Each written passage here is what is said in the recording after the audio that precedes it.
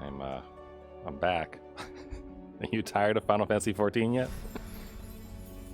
Don't be, please. I really like this game. Yeah, so it's Sunday.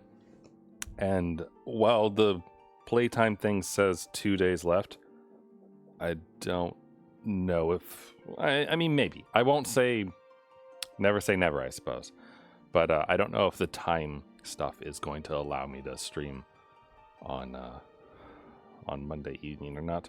I'm assuming not. So I'm assuming this is going to be my last day to play for a good long while. So I'm going to try my best to get, far into the story where I can get. So, we last left off. We are about to go see the dragon reveal himself to people, basically. I believe was what was going on. Not gonna lie, it's tempting. You know, yeah. Let's go talk to our retainers first.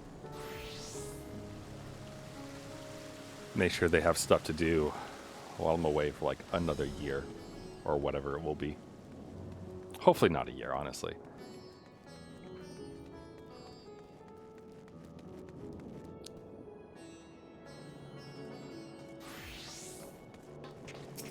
There it is. Summoning bell.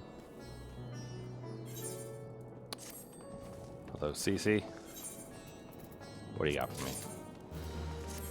Nice job. Do it again. Okay. And did I get anything new that I should consider selling? Sure.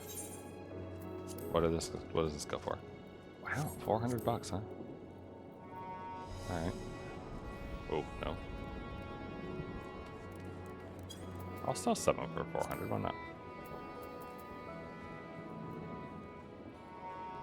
Control food. Oh, that's nice. 680, wow. All right. I'm fine with throwing things up for the market price. 374. Ooh. Oh, you want queso? All right, give me a sec. There you go. Better to come in a sink than to sink into the cum. I got you. I got you, buddy.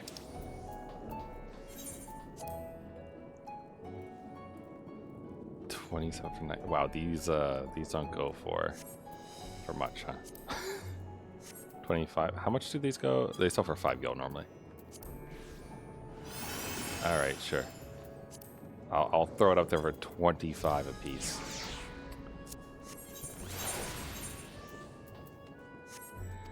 All right, thanks, Cece. Let's chat with Ichisugi next. How's your weekend been? Oh, I guess I should have maybe spread things out.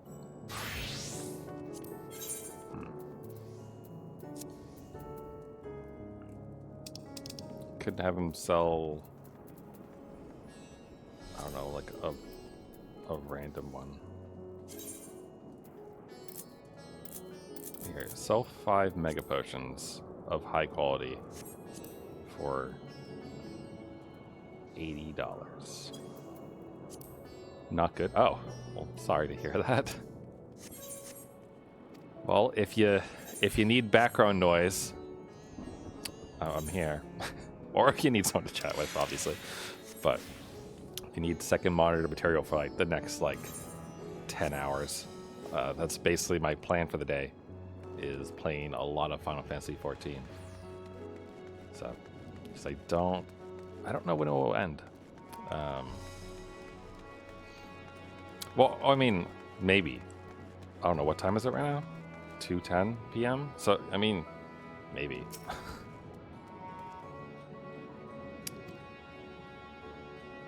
Did you catch any of the stream yesterday at all? Either of the two that I did? Or do you need a quick summary of where we are in the plot here? tune in for a brief moment. Okay, did you see the horrible berserk moments, basically? Because we're dealing with the fallout. Okay. You see how the sky is ominous and lightning-y and stuff's falling from it and everything? So the world's ending.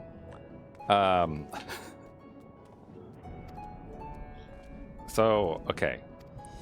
This is going to sound weird. We went to the moon, all right? And, all right, this guy saw the leader die. Okay. So we went to the moon, and we defeated the Ascian there, whose plan was to kill everyone and such, who's been working with the big bad Xenos man. And Fandaniel, the Ascian, who was, you know, the one doing all the evil plot stuff,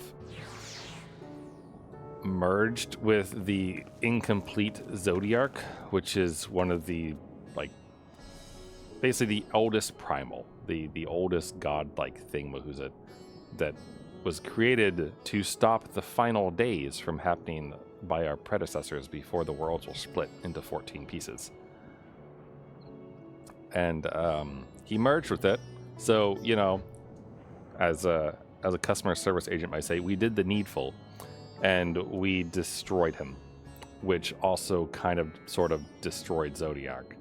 And Zodiarch's role in the world was to make umbral energy, I guess. Like, he's basically the source of umbral ether, which is like an agent of change in the world and provides chaos. Like, not necessarily a bad thing, just good, you know, change and stuff. And he's the opposite to Heidelin, who's the goddess who has blessed us and everything, / primal, who's the goddess of stasis, essentially. So he's dead, and so he's not able to, like, govern the laws of nature for that anymore, because that was his purpose in life.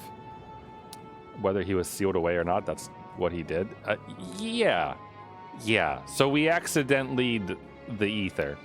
And so that was the only thing that was, like, stopping the world from exploding and dying, basically, from before it was sundered. So he's gone now. So it's gone back to that state of trying to off itself, which the ether currents all across the world are kind of screwed up. And the ones that are weakest, if someone starts despairing, they mutate and turn into, like, horrible beasts in their ether, like disappears, and they're kind of taken out of the cycle of I don't know if it's reincarnation in this world, basically, but, like, they're normally, when you die, your soul becomes ether and goes back into the, like, live stream type stuff. Typical Final Fantasy fare. That doesn't even happen if you die this way. You're just gone. You fade away to nothingness entirely. So that happened, and we got a call from everyone here that, you know, shit's fucked, and we showed up. We helped defeat the beasts, but the beasts are actually all transformed, like, town people and whatnot, who have given over to despair and have lost themselves, and there's no way to turn them back, and they just die. So, and a good merchant friend of ours was the catalyst for that happening in this thing, and now they've lost, you know, the head of their government because he got eaten. So, you know, bad things are happening here, basically. Oh, also the moon is a ship ran by rabbits who are gonna take us to another star if we don't fix this one.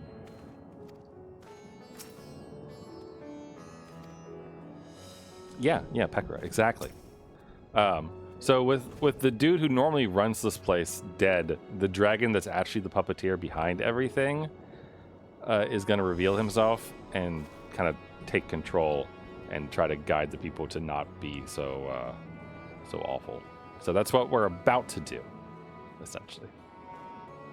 And yeah, that sums up kind of what happened yesterday. I think I might even have a screenshot or two of some of this. How do I manage my 23 screenshots? Can we just open the folder, dude? Like, there's a perfectly good photo viewer here, you know? Come on. Let's see here. We were frogs once. That was a good time. Let's see. Yeah, so moon. See, this was on the moon. We went like full Mario Odyssey. There was a church up there. Did not get married though.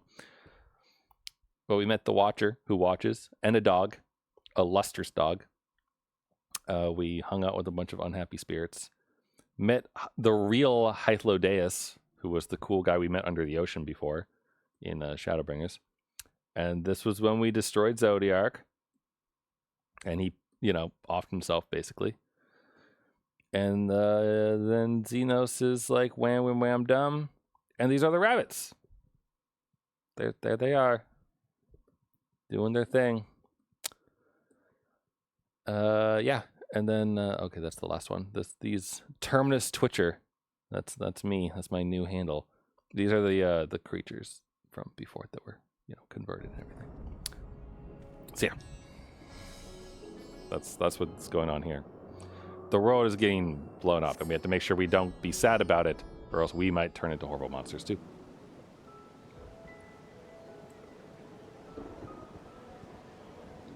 Also, I have Swedish fish.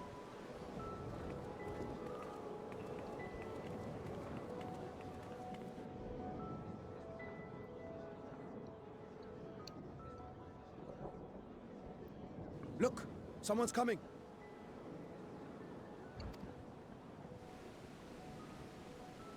Always going to use the little child body thing to do it, kind of.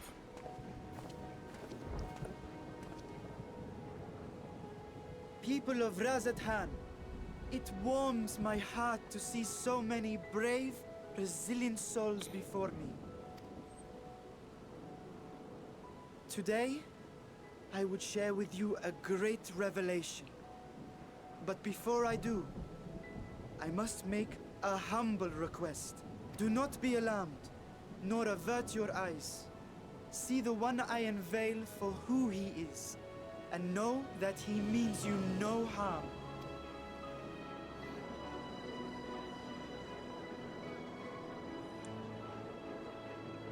Wouldn't want anyone to panic again. Very well.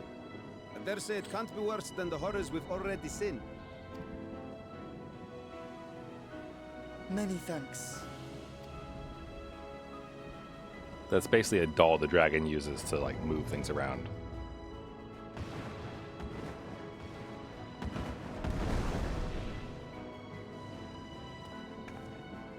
A dragon.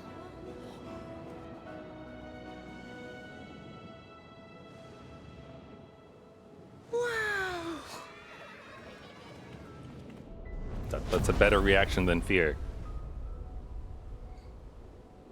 People of Radzathan, I am Vritra, and for years uncounted hath this isle served as mine abode.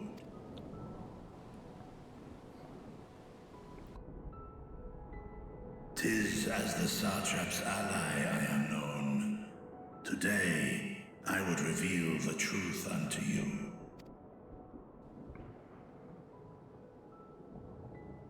Let us hope they accept him.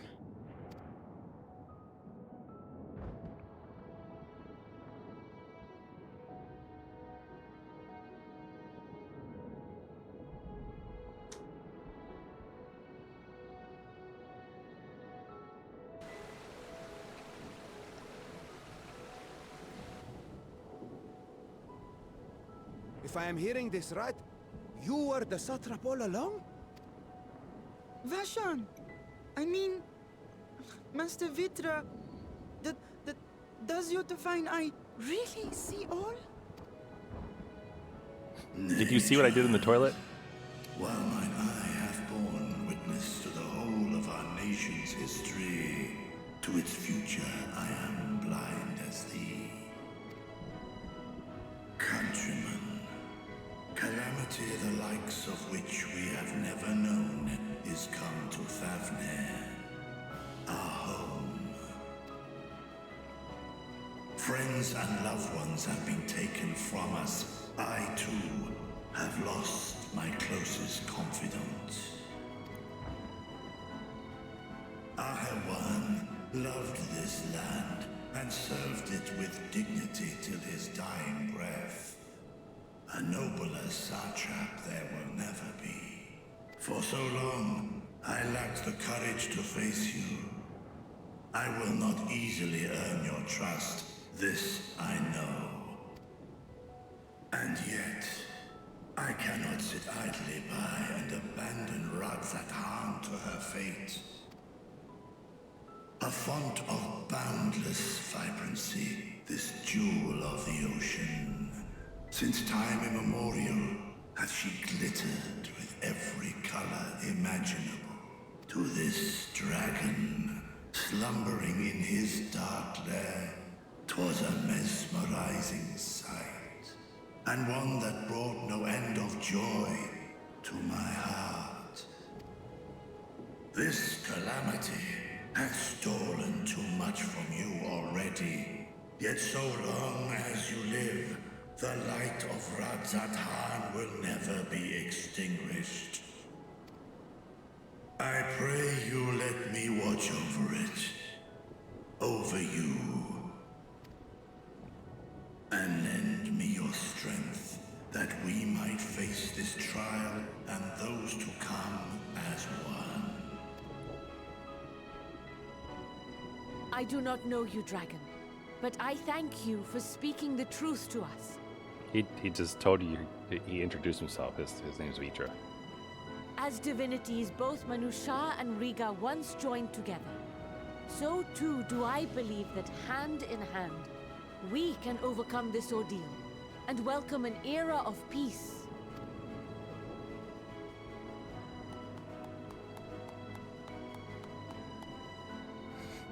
One guy clapping. A sight that would have surely brought a smile to Azale's face. Indeed. It's really, really weird when Alphino grows that tall, just saying. Who do we have here? Are they gonna mess it up? Wait, no, oh, it's the Charlians. Excuse me, but I must speak with the satrap at once. Father.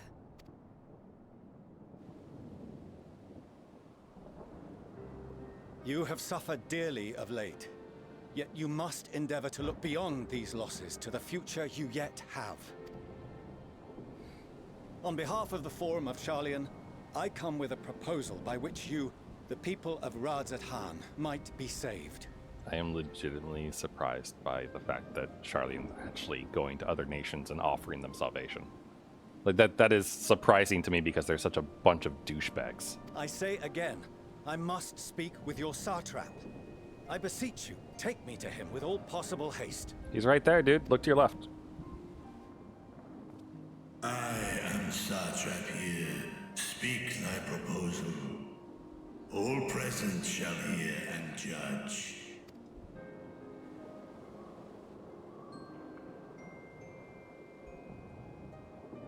If I have given offense, then I apologize. First, allow me to share with you what knowledge we have of the phenomenon responsible for your woes. The final days. 'Tis an affliction of stagnancy and rot, sown into the currents of the star. Though the first prominent manifestation was here, in Thavner, it will invariably spread to every corner of the world. The Forum was forewarned of this apocalypse several centuries ago. Thenceforth, my predecessors sought to prepare for the end times in the only conceivable fashion, by securing a means of escape.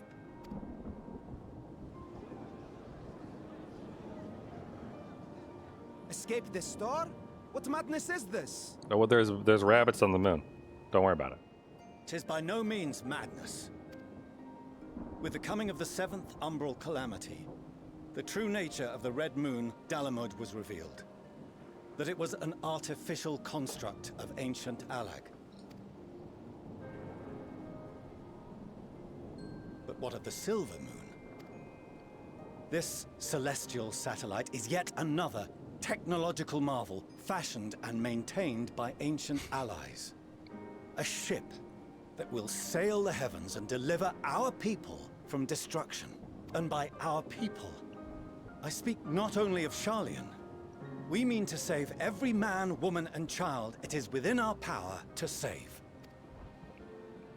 Including you, our dear friends of Radzat Han. Recent events necessitate adjustments be made, and quickly, but we can and will escort you safely to the moon.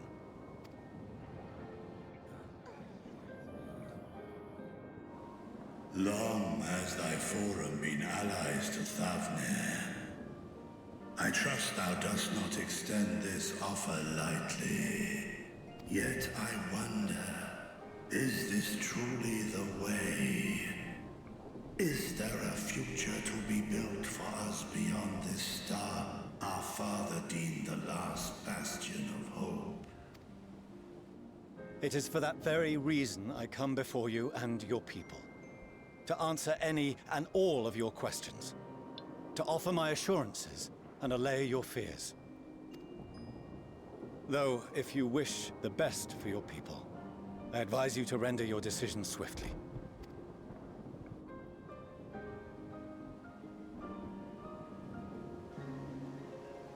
Show our friends to Megaduta. They are to be received as honored guests.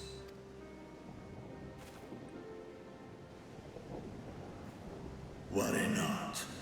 Whatever decision is reached, your paths shall be yours to decide. Until then, heed the warning of these brave heroes. Guard your hearts against fear and despair, for it is within such fertile soil that the seeds of blasphemy find purchase. Remain calm and attend to your daily tasks. I shall return anon. We'll do as you say, Master Vitra. We believe in you.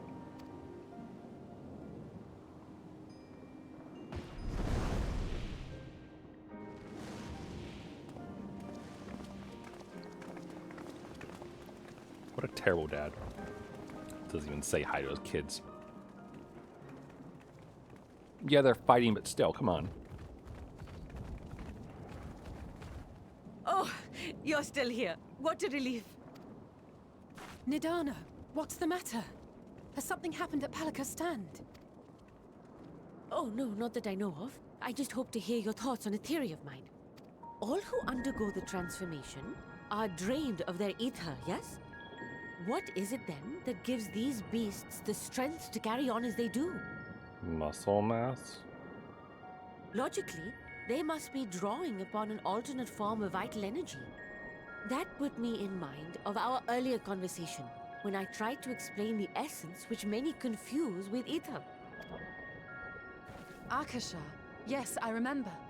The unseen gift bestowed from on high. An energy influenced solely by emotion. Yes, yes. In this instance, negative ones set Akasha into motion, thereby infusing the beasts with vitality. I posit this as the mechanism by which the beasts are born and sustained. Ah, do you still have that flower?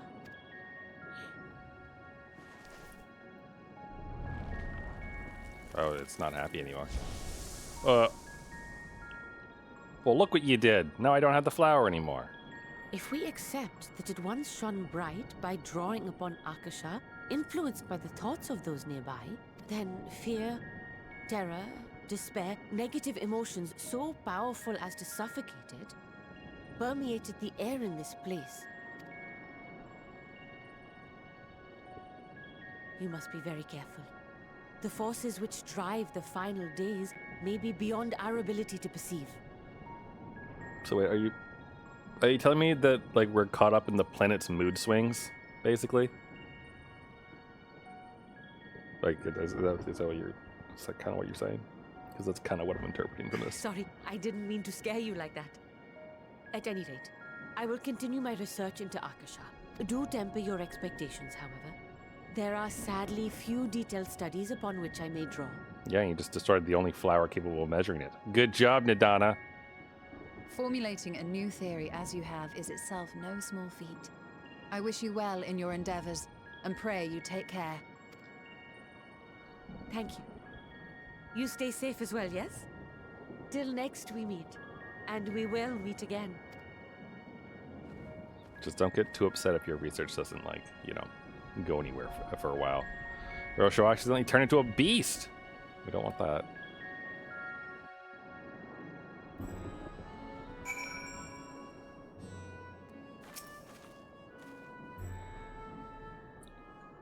Their solution sits ill with me, but if life has taught me anything, it's that there's little gain gained from arguing with Charlians.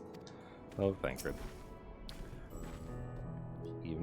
Even were Vitor to acquiesce to the proposal, just how do the Charlians intend to transport the nation's entire populace to the moon? The rabbits probably have something for that. Oh, he's got a message for us. Okay. We have no better, safer course of action to offer them than the fleeing to the moon. I know this, and yet Vitor and his people love their home. There's something we can do. Okay. As far as we have come, and after all the horrors we have seen, there is still so much we do not know about the final days. Could it be, as Nidana said, the cause of this phenomenon is beyond our comprehension? And if so, are we powerless to forestall it?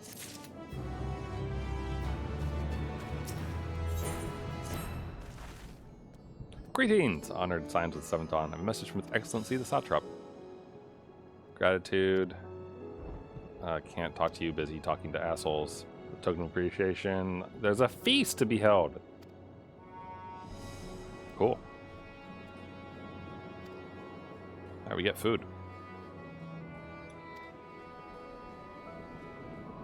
And to you, there's someone we'd hope to introduce to you in particular.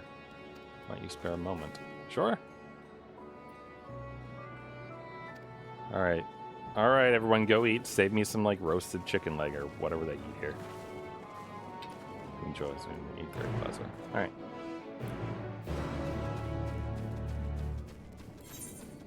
I like the way my ninja looks right now, but also the other day I was looking through my glams.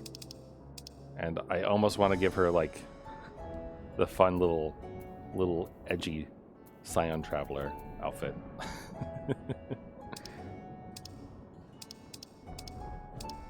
We could also have her run around as a bunny, but I don't know. This seems like serious business. I don't know if I want to do that. Though I do like this one's like piratey ninja, or I guess it's very roguish, more so than ninja. But still.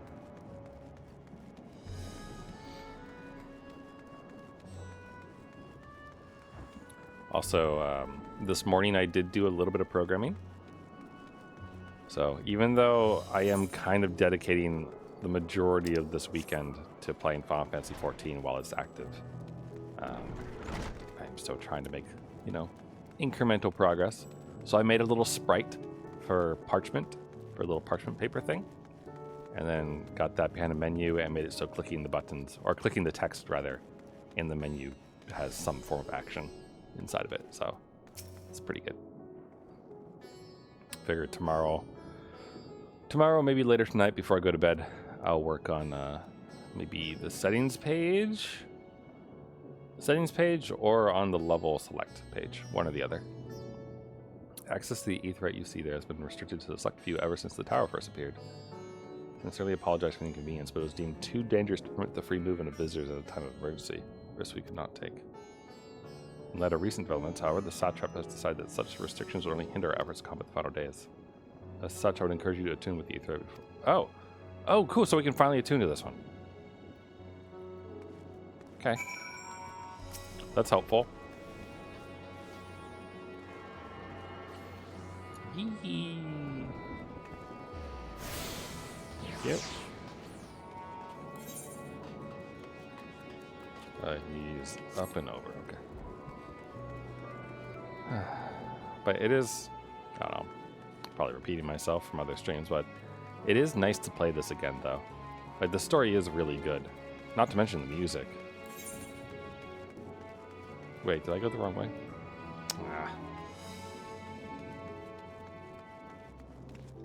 Can I fit through here? Yes. But yeah, they give you 96 hours, right? From like the moment when you log in again for the return campaign. So I don't know if I'm actually going to be able to play on Monday. I'm assuming not. So I'm kind of anticipating doing Yakuza tomorrow or Xenosaga, one or the other. Xenoblade, sorry.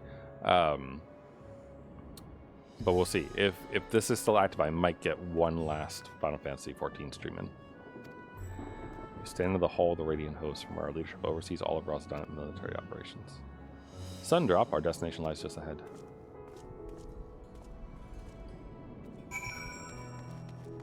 That this one? Oh. Hello, from Ishgard, are you? Ishgard remembers. I like seeing lads from Ishgard showing up. Shirabot. Okay, I don't know you. Doman. Who else you got here? An Alamegan. Oda.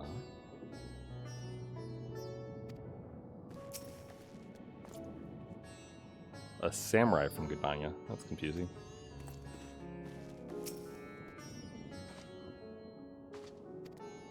The Lominson. Alright, we got like all the Alliance members here. Whoa, music.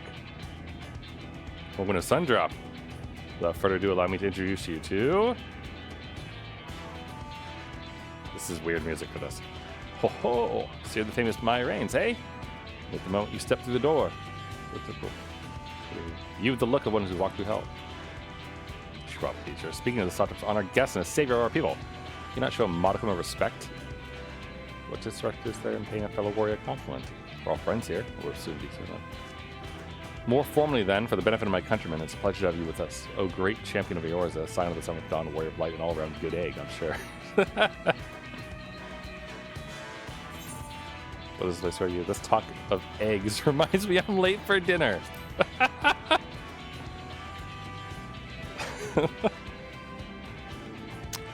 Good. Don't you worry, I'll keep it short. Just a thing or two we'd like to remember. That's all about the room you're singing now. You're Han, welcome to delegates from other lands to oversee trade and diplomatic dealings. Blah, blah, blah, blah. Okay. Got representatives from Doma, Ulda, and Alamigo.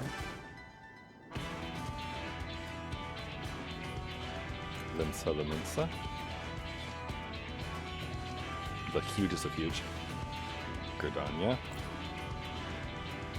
I like that they're basically doing what I did already accidentally. And last but never least, Ishgard. Do love me an Ishgardian. Well, you know what? All their leaders requested a few words from you, specifically. So do you mind regaling us with your own account? Oh, well, this saves us time.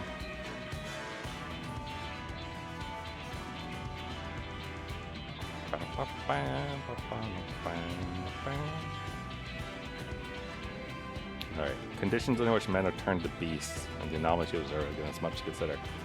It is concerning that the first transformation apparently occurred before the skies turned red. It is contrary to what one would expect. Thankfully, the information you conveyed to Lucia upon your return from the moon has already proven valuable. As soon as reports of calamity here in Thavnir reach the ground company of Orza and our far eastern allies, our leaders know at once that the final days are indeed upon us. Oh joy. Confirmed that for the time being, the skies burn only over the bounty, including this island in Corvos. Alright. Everyone's turning to beasts. From what little we've learned, these incidents are similar in nature to that involving the merchant Khazal. As was the case here, the victims underwent the change prior to the heavens being set ablaze. And so while the burning skies have yet to manifest beyond the bounty, the transformation is not appear to be subject to any similar restriction. If anyone, anywhere, overcome by despair can turn, then nowhere is safe. Imagine a world where if anyone's depressed, just shit gets fucked. We'd all be so screwed. give the creatures a name. Well, I've been calling them blasphemies. Like, can you imagine the amount of antidepressants sold everywhere if something like this was happening? Like the marketing campaign to help people not transform to a beast. It would be insane.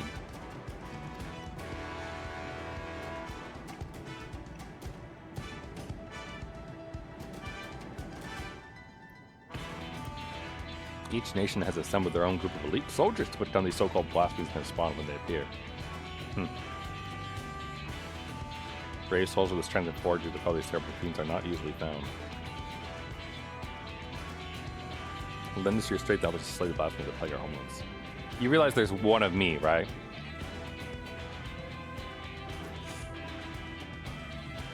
Each blasphemy seems to possess wildly different characteristics. So before you go rushing out to save everyone's day, have a word with Delius. They'll tell you what to expect.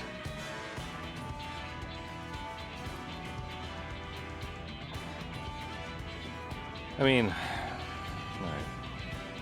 I do believe our friend has a feast to attend. Alright. Gained access to the role quests for Endwalker. A separate quest line and story is now available for tank, melee DPS, physical range defense, medical range defense, and other roles. Oh, I remember these. Okay. I remember these from Shadowbringers. Okay. That's cool.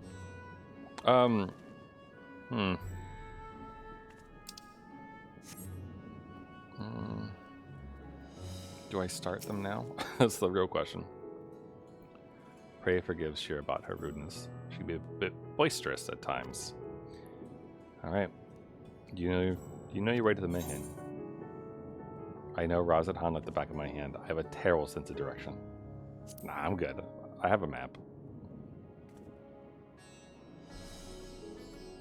All drinks are on the house. Sweet.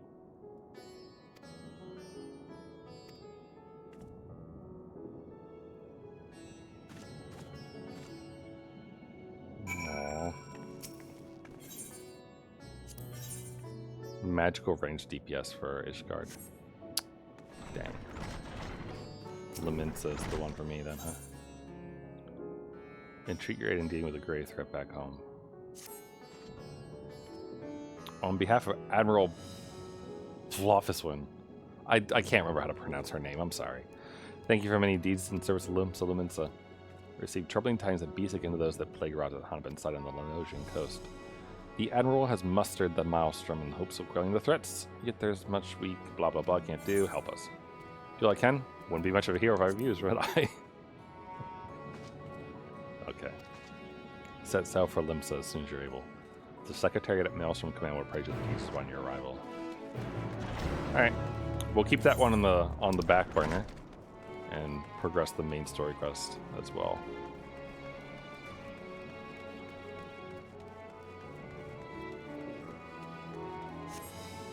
I do remember those being pretty fun. Like in Shadowbringers, they were primarily like hunting down and defeating Sin Eaters. And that one really interesting quest with the archer, or like he was the dude who like boasted a bunch, and no one wanted to like make a party with him, and we made a party with him to help him, and then he eventually became like an actual like capable warrior rather than just being like someone with a bunch of money or something. I have vague memories of what happened. It is impressive, like, the story in this is really good, but also, it's been long enough that I don't really remember a lot of the details, but it definitely made an impression, and enough of one, that when, like, stuff happens, like they mention Emmett Selk, or, like, make references to some of the things, it triggers the emotions. And it's like, I'm like, I don't know why I suddenly feel sad, but I recognize that these people, it's just good stuff. Or why I feel happy. I like running into Hydelith Saith, or however you say his name, for example. Our little friend buddy we met through Emmett Selk in his simulacrum. When the satrap asks asked us to entertain a party of honored guests. I was wondering who it might be. Lovely surprise to say the least. By the way, I heard all about Kazal from your friend Grahatia. I understand there was nothing that could be done, but I was heartened to hear he meant us no harm. I can't thank you enough for dispatching the beast. As the smallest token of our thanks, your food and drink tonight are a treat. Speaking of which, what shall I start you off with? Piping hot mug of chai, please. A glass of your finest local spirits. Water. Just water. Oh, I don't know. I have a like sliver of Diet Pepsi left, a small amount of Hojicha tea to my left, and a bottle of water to my right. So I kind of have similar options here.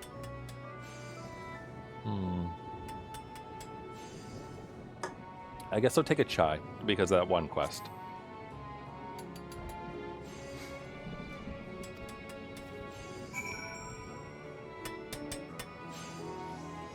Oh, there you are.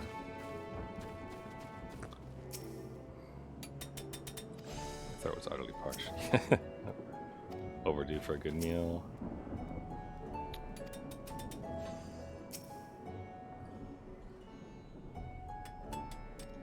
Hold on, can I actually...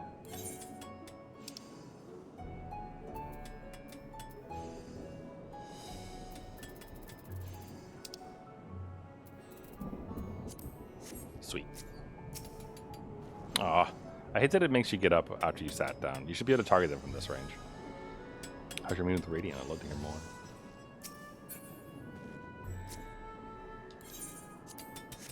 Can I at least talk to Yish? Nah. What do the Radiant want with you, pray tell? Oh, just a quest. Our allies have sent military delegates. News to me. Mind sharing the details? I assume that some main story quest progress will be blocked off accordingly, like they did with the Shadowbringers. So blasphemies now plague all the realm.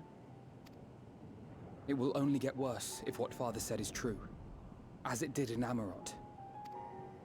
If that's our model, then shouldn't we expect the effects to grow more severe as it feeds off its own spread? As if people transforming into those monstrosities wasn't bad enough. If the flora and fauna, if the land itself turned against us. No one would survive.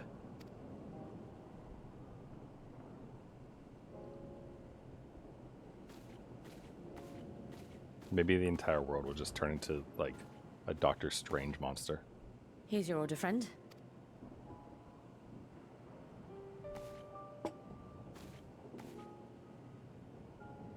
Nice cup of chai. May you find comfort in these dark times.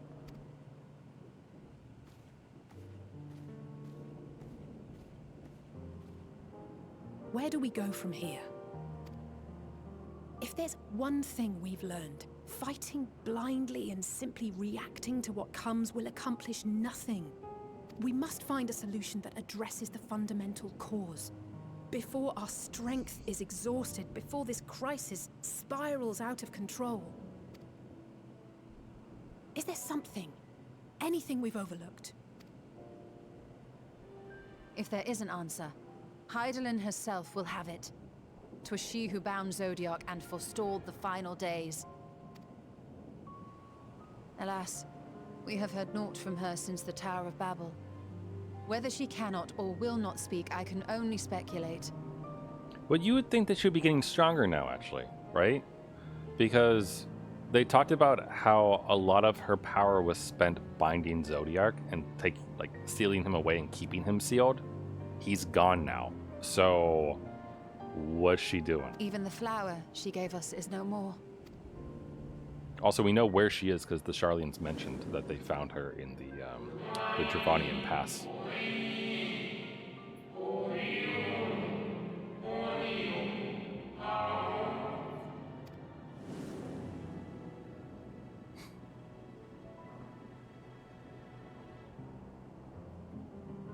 So advised the Watcher. But what could be the significance of that name? It is entirely unfamiliar to me. To me as well. Ooh, like that motif. It meant something to the ancients, though. In our time. Most surely. Yet I do not recall a single mention of it in the records of Anida. Another dead end. And quite literally. It's not as if there are any ancients living we could go and ask. Go ask the Watcher. He's alive. Not alive as such, but not quite dead. Who are you thinking of? Care to share, Tia? Elidibus. I sealed him in the White Horusite of the Crystal Tower back on the first. Contained within that reservoir of ether that maintains it, ether that is returned little by little to the sea. Naught may remain of his soul. However, if part of it lingers, we might be able to speak with him there. I know we can no longer make that journey, but you, my friend, still can.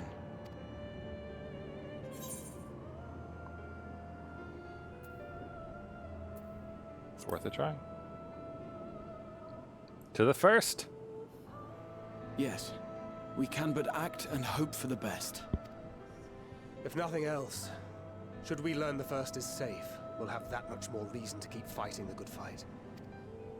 That said, the odds are not in our favor, to say the least. Which is why we're fortunate to have Urianger up there on the moon, working hard to make all the necessary preparations for our departure, should it come to it. And why we have nothing to lose by staying the course till the last instant. Indeed. To the last, let us all do what we can. I will consult with Master Matoya and see if she knows of a way to reach Hydaelyn from the Ethereal Sea. And I will visit the nation's leaders and attempt to ascertain how far the final days have progressed elsewhere.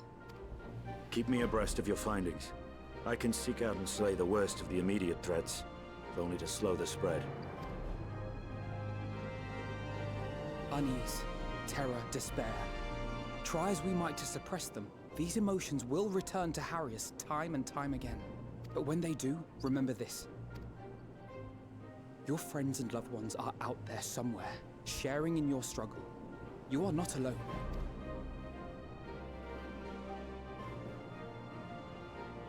So ends the brief respite before the next revelation.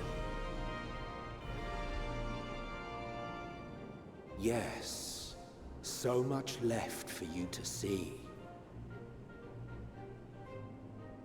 Where beginning ends, and end begins.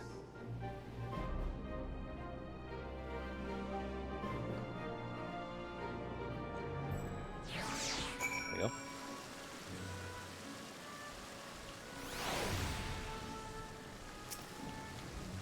Ah! I suppose I do feel better on a full stomach after all. Burning skies, blasphemies? Not if I've got anything to say about it. The final days. How far has the phenomenon spread and how does it manifest itself in each land? I must reach out to my friends in each nation to find out all I can.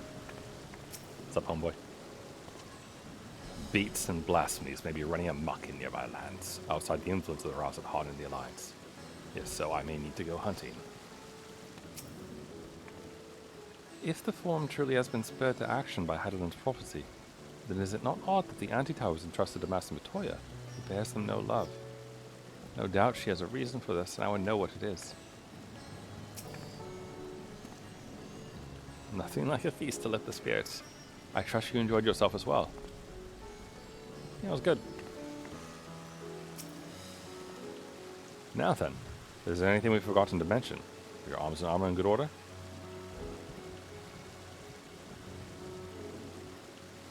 In that case, it's time we each attended to our tasks. And you arrive on the first. Give my regards to Reen. Tell her how I miss her. You got it, buddy.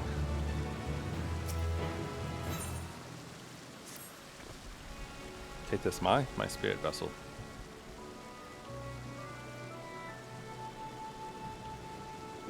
Empty now, of course, but it should allow you to operate the tower systems in the umbilicus. If even the smallest fragments of Elidibus essences remain, it should be possible to locate it. As for access to the umbilicus, pray seek out Lena for assistance. Chances are she still stands watch at the essential gate. Could she or anyone ask after me, tell them I'm living my life to the fullest, that I'm happy, hardships and all. Well, best be on our respective ways. God's willing we will see each other again ere long. Wait, what's your name? Ms. Niz. With a lot of Z's, eh? Speak with Lena. Alright, here's the question. Should I do Stormcloud's Brewing first? Or the Crystarium?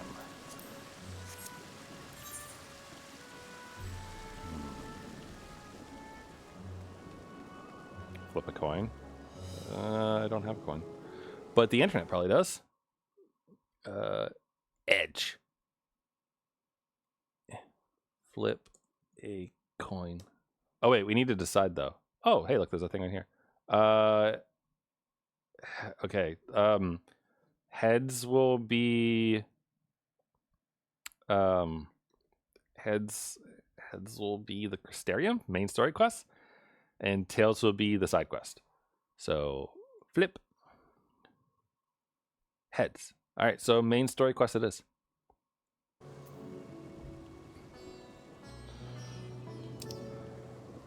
Now, as far as getting to the Crystarium goes,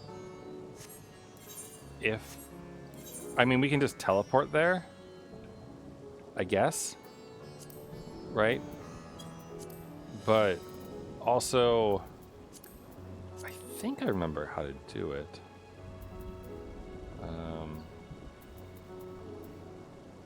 Is the pillars or on bottom?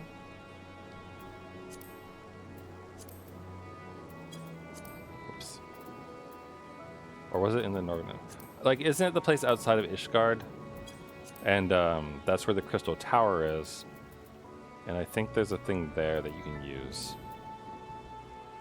Where's Mordana? Yeah, like, Korthus. And then you, like, go here, I think it is. This is the tower. So to do that, we can free teleport to Gridania. And then Korthus is around the corner from there.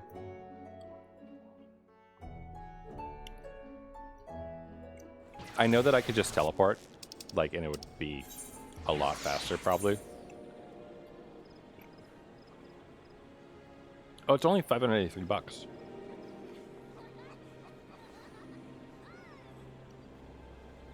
It's actually, like, not the worst.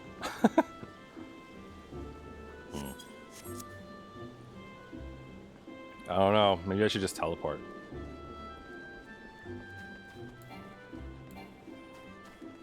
Though, I mean, we do get to wander around Gridania again for a little bit by doing this, so there's that. Also, I do have to decide at some point when I'm going to open up all these chests. Because some of them might have stuff that's actually better for me right now.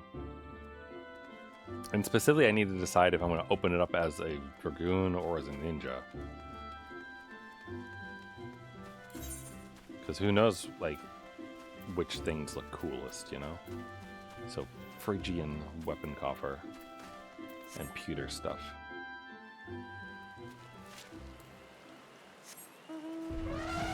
Yes, the flying elephant. I think it's this way, right? Like we head towards that tower right there. The muscle memory. Oh, no, not like that, not like that.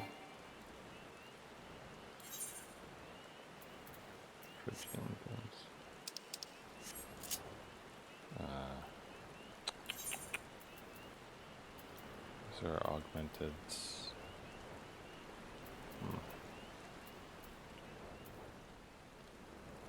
Yeah, like most of the stuff isn't the like fancy script stuff. So it probably could be better if I use those chests, but I'll wait till, you know, we need it.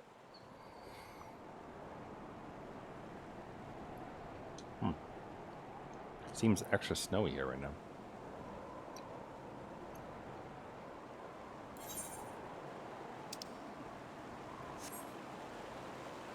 That's just kind of weird. It's not normally like that, right? It doesn't normally have weather like this.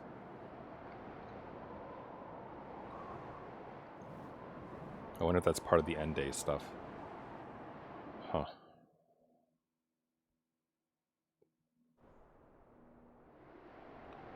Alright. We're here. Oh, there's a Song of Steam and Seal, level 60. I don't know what that is, nor do I care. The Crystal Tower.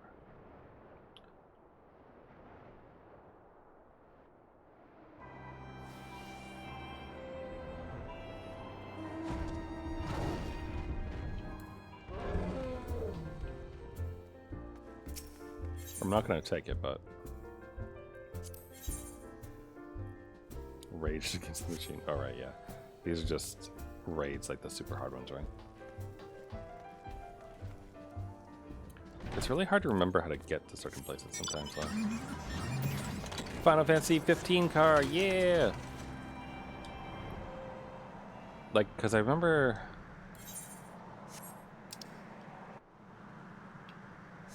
Isn't there like a boat over here too or something like that? Yeah, it's like right here, right?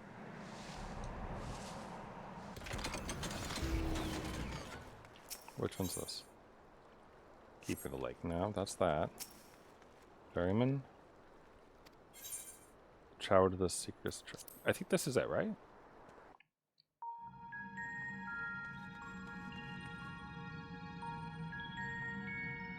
Shiny. Actually, these walls like this remind me of a tweet I saw that someone made of a mall in Thailand, maybe I think it was, or something, where like the entire ceiling and parts of the wall are displays, and they change it into like aquarium with like whales going overhead, but then also make it look like the water like comes crashing down and then changes the scene and stuff. It's so like I would hate to be there because it was like if you just did that randomly, I'd be like, oh god, everything is coming down, I'm going to die. Like it would not be good. Is this not the place? I thought this was the place you go to. Beacon Keeper? Yeah, okay, it is. My memory still works. After however many years it's been since I played Shadowbringers and had to, you know, make this way. Again, I have terrible short-term memory for a lot of things, but video games and programming, it's the only thing that stays in my head. Alright, Lakeland.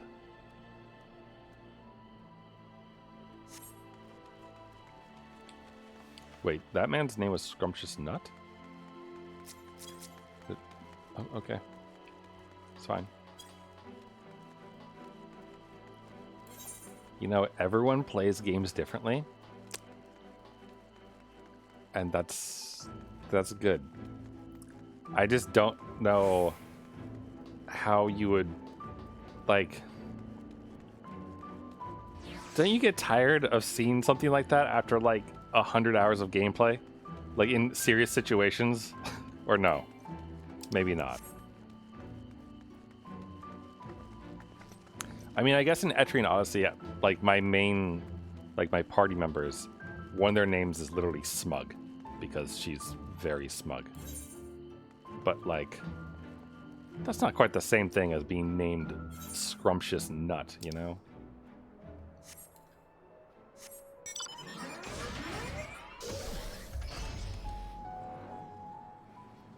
I wonder if I wonder if we're gonna chat with our fairy buddies.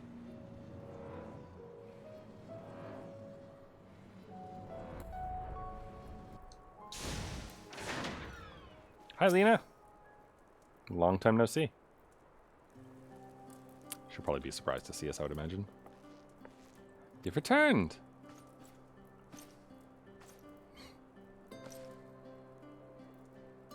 Have you been well, you and the others? As well as could be with no shortage of troubles, but we're well enough.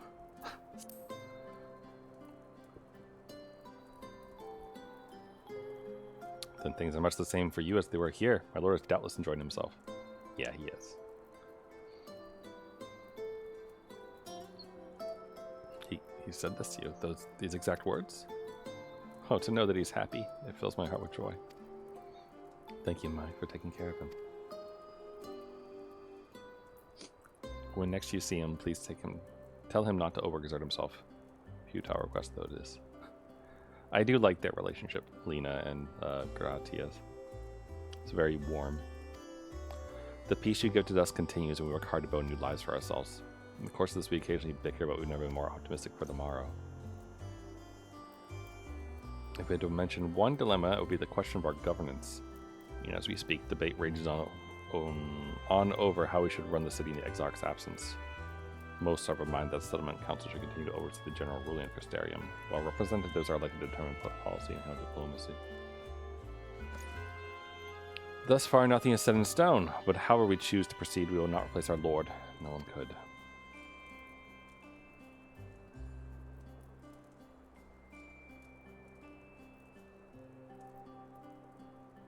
Any unusual phenomena? Can't say there, Ben. Curious that you should ask me this question, though. Some days ago, Reen came and asked the very same. She was rather unsettled, in stark contrast to how cheerful she has been. Oh, don't! I hope Reen doesn't transform into a beast.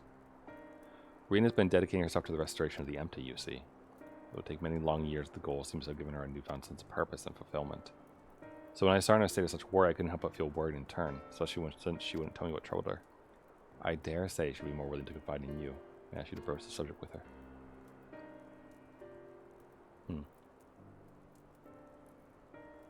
You wish to enter the umbilicus? Very well. I shall fetch the key at once and take the opportunity to find Rain.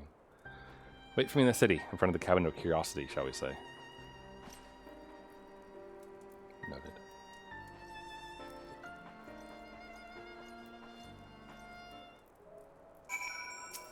Sup, Frannard?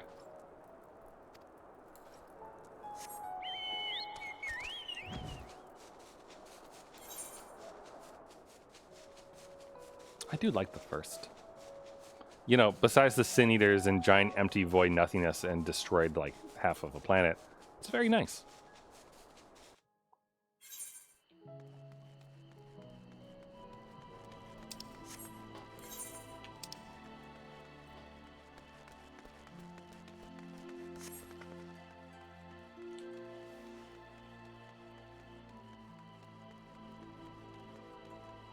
And again, while my time is limited, that doesn't mean I'm not gonna, just enjoy the sights and aetheryte around everywhere. Because, the game looks good. People put a lot of effort into making it look good, so you might as well appreciate it,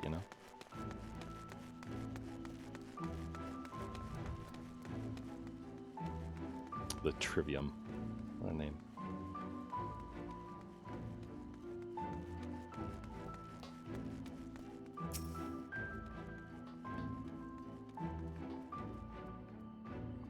The following event cannot be skipped. You may wish to cancel any pending Duty Finder registrations. Let me get on that. Wait for Lena? Yeah.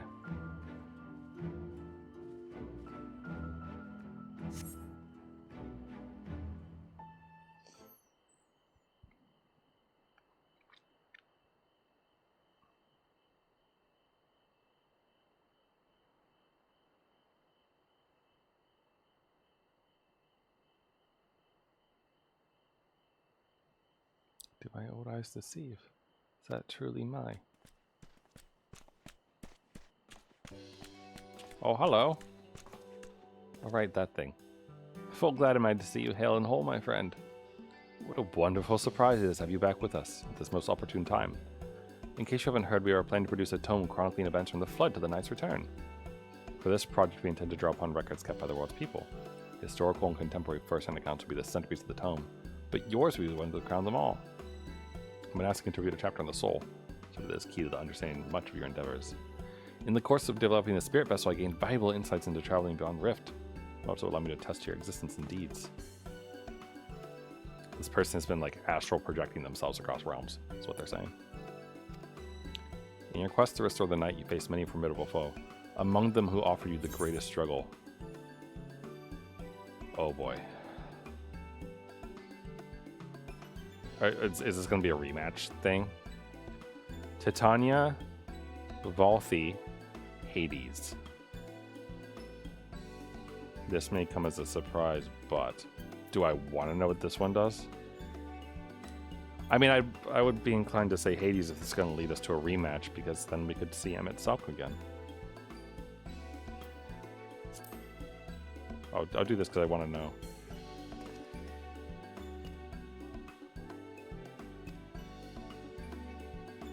Okay. 40k to driving 50.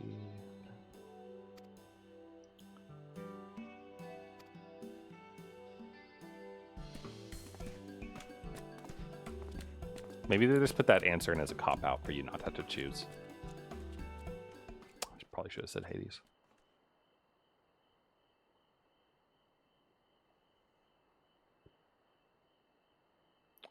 Is that the Warrior of Darkness? Oh, hi! Tara, it's really her! What are you doing here? You're kind of bad. I can give you some medicine. I made it myself. Best not, Riki. You only give her a stomachache. We've come to see Morin to get his advice. One of the guards finally agreed to teach us how to fight. But first, we need to choose a fighting style. Well, I know that I want to be a mage. Arkiel isn't sure. Magic isn't really my thing, so I think of taking the axe or the sword or maybe the bow.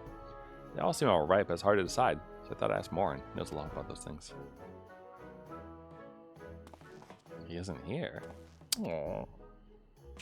Oh, why don't you have the Warrior of Darkness choose for you? What do you think suits Arkiel best? Axe, sword, or bow? Gosh, I don't remember what you're good at, but you're wearing leather. So, take the bow.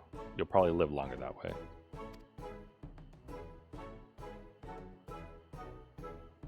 Rend of Rye, the Warrior Flight. Oh yeah, that one. I love that tale. Let's borrow the book today. Really popular though, I hope it's still there.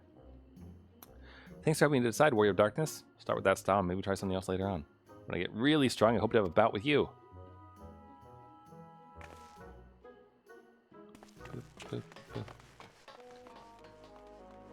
It's kind of nice.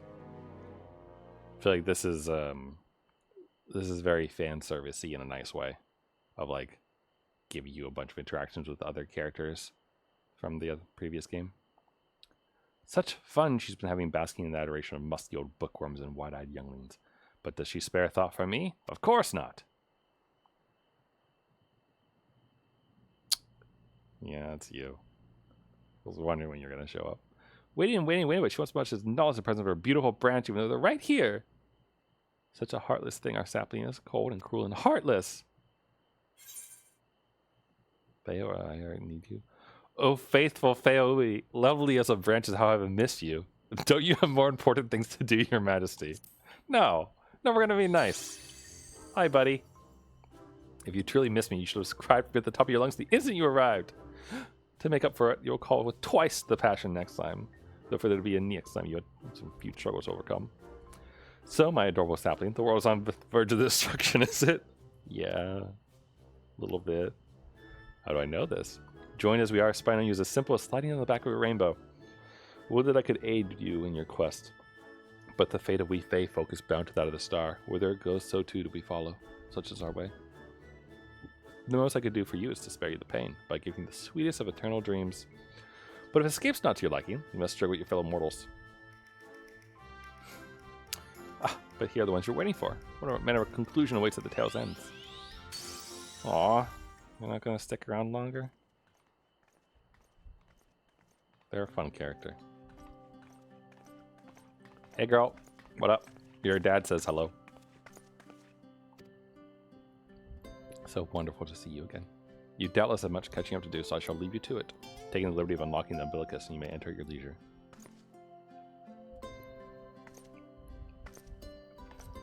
Should you like guard that so no kids go in there or something, or? Uh-oh. I can't do this as a ninja.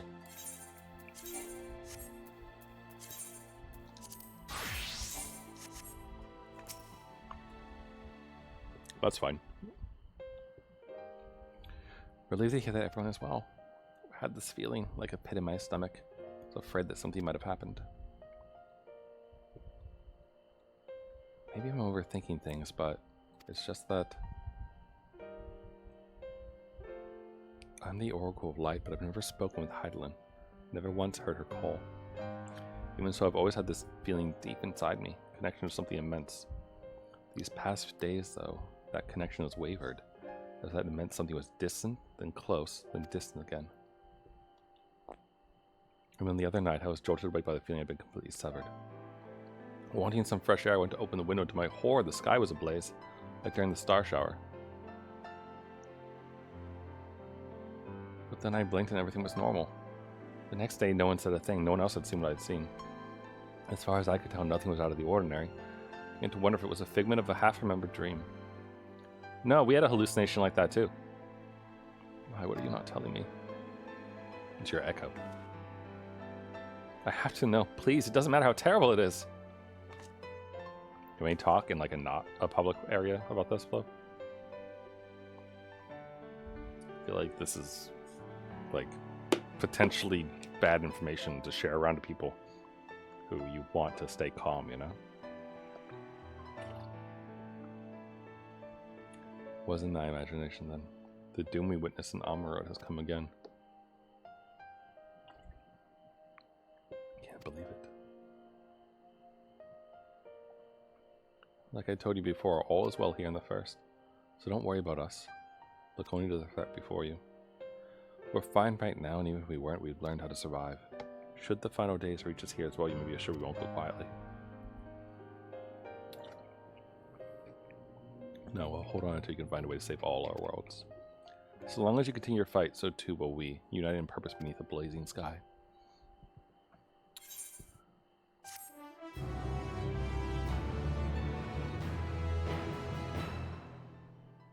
So what I'm seeing is that I need to do the ninja side quest, or do the Stormcloud's Brewing side quest with my ninja probably to get them more experience so that they can do main story quests.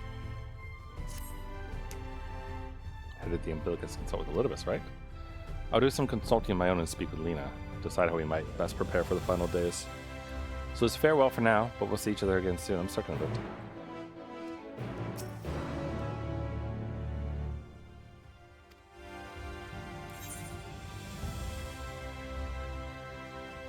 Where am I going?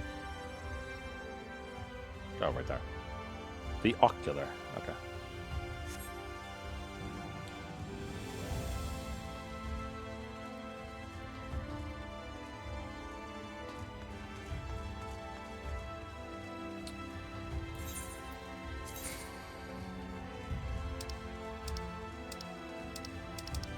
There's something good just about like plain old like Ishgard maiming stuff, you know? This looks good. But I do really like the one that I have currently as well. Which is this one. Like, I just don't have the body on it, I'm actually wearing it. Because this one's more sleek.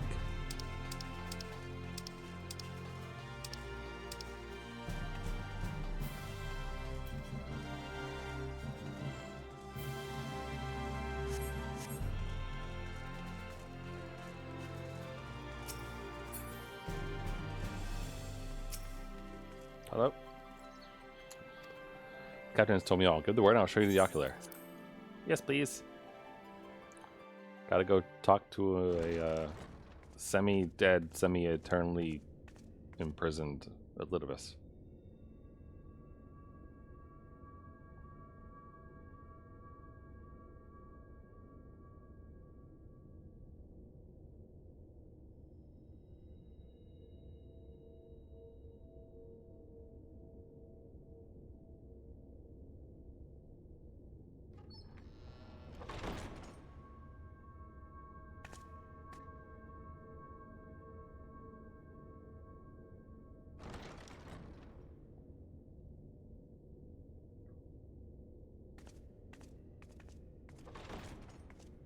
It's a good thing I didn't put on the bunny outfit here.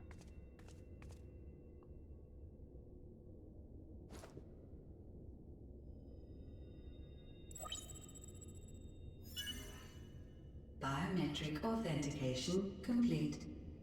Please state your business. Okay, GLaDOS. Acknowledged. Reinitializing Silco's tower systems. Searching for Elidibus entity.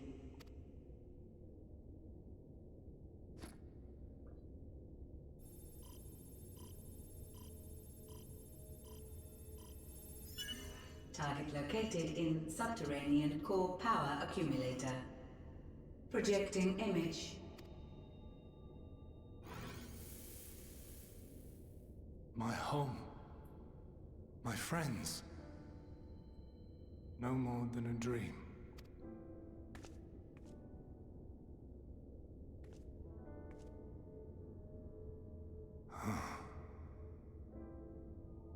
You. Why have you awakened me? Shit's fucked. I no longer sense those places beyond, or Lord Zodiac. You must explain all.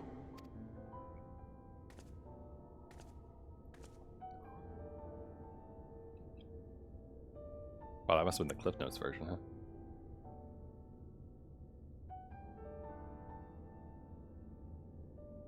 So, he is fallen, and my brethren's souls returned to the star.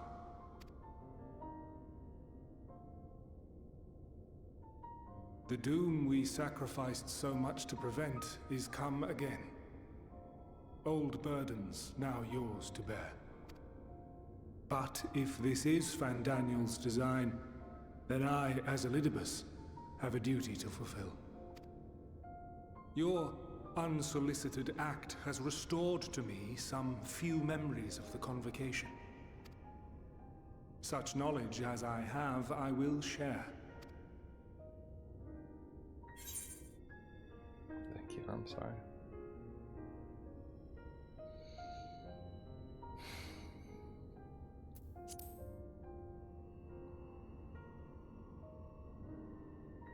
Why apologize for receiving a favor of the defeated? If it sits ill, consider it payment for freeing Lord Zodiac from servitude. Where to begin? Ah, the end. Your understanding of what caused the final days is consistent with our own. The decay first took root where the currents were weakest. Yes, a conclusion drawn by him, Fandaniel. Not the him of here and now, but as I knew him, long, long ago. Having shed light upon the phenomenon, he dedicated himself to devising a countermeasure. Were it not for his knowledge of the Celestial, we would never have made the connection, and thence forestalled the final days.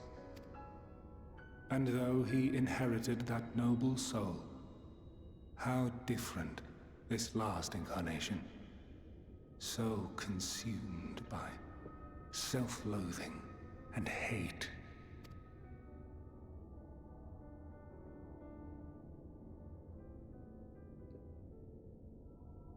Elpis. Yes, the name is familiar to me. Yet I know it not as a flower, but a place. A testing facility for determining which of our creations were fit to be released into the world. Oh, we've been there before, I think. Or, well, in the simulated Many one. worked there. And before joining the Convocation and assuming the title of Fandaniel, he was their chief. He was Hermes.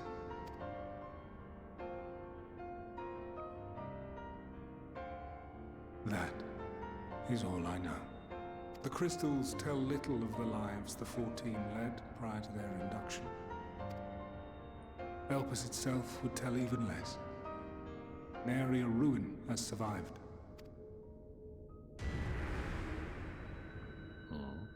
Wait. I saw you there. In Elpis. No. I did not. But I did. I did. A lingering trace of impossibility. And a truth that fills my heart.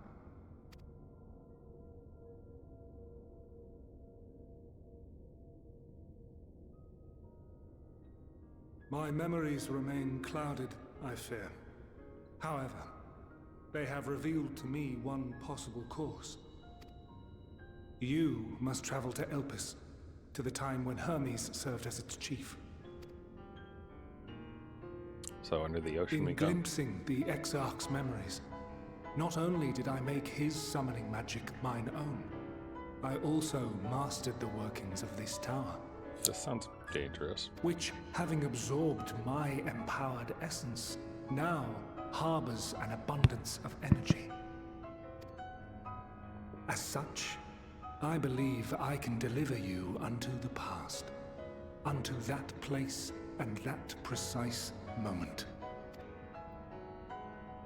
Given the eons that must be traversed, the gateway will not be fully formed. Your form will be less tangible still than those warriors of light I had summoned. In all likelihood, none will be able to see or hear you. Yet even should you manage to interact with others, you will be unable to effect meaningful change. For the reality you wish to save, the reality to which you must return, exists as a result of the final days. You cannot reshape the past to undo the tragedies of the present. Cannot unmake the sorrow and suffering fated to come. In full knowledge of this, will you still entrust your life to your foe and make the journey?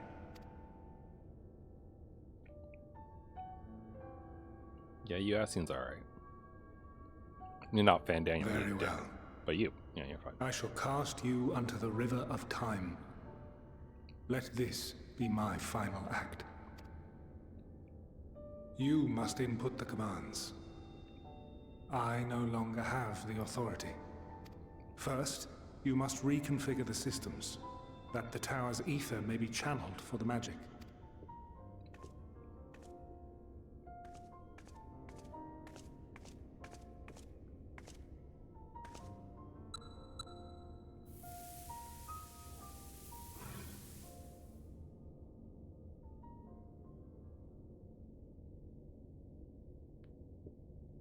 The preparations are complete. The gateway will soon open. Return at once to the ocular.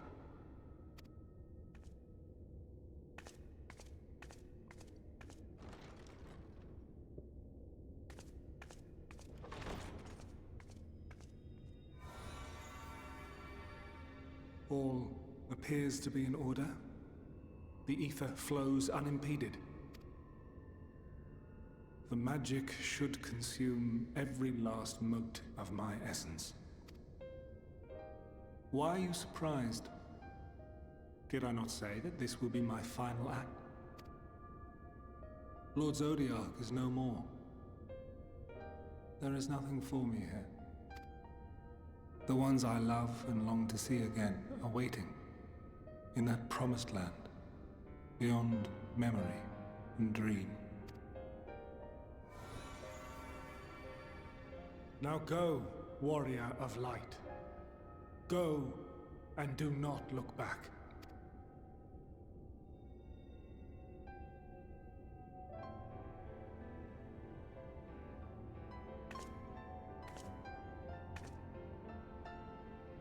Well, Hydaelyn, I take my leave of you. Yours is the mantle of the last of us. May you have the joy of it, the burden, and the solitude. It falls to you now. You and your champion to save our star.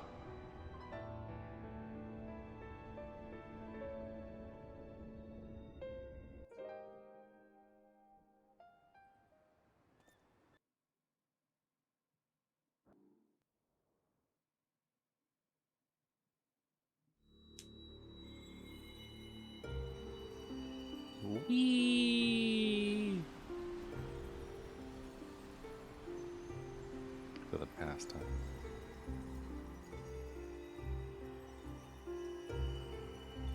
And we're going to the past when the world wasn't sundered, too.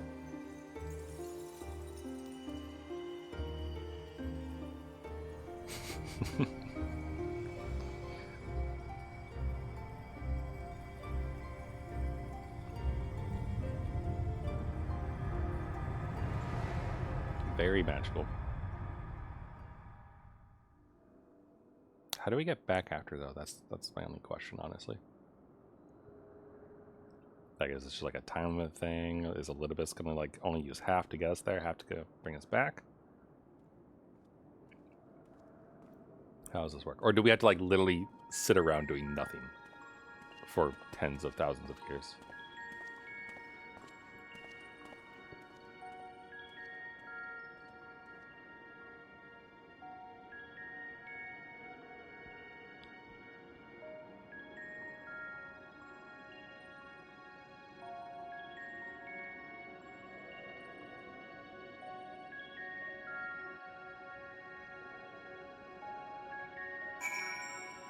Guide like man. Oh, hey, my Mega Potion's sold. Oh, good to know the market works here. Okay, we can still dance. The world is okay.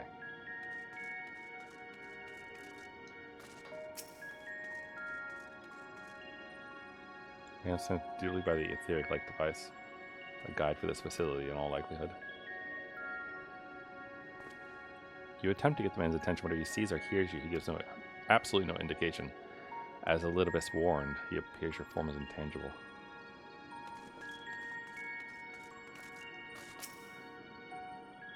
Perhaps it's possible to attune with it.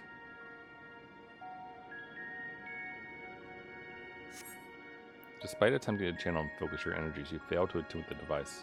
You can only assume it operates differently. I don't know.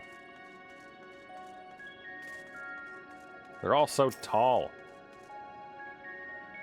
The remarkably large man wears a black robe and a half-mask, much like the phantoms you encountered in Merilarum Torum and the recreated Amaro. You seem to have made your destination.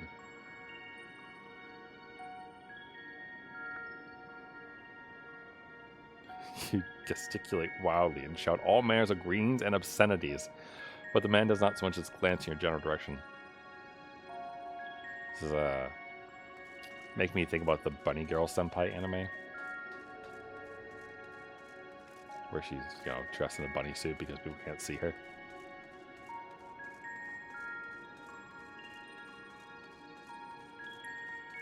Am I supposed to try to leave, maybe?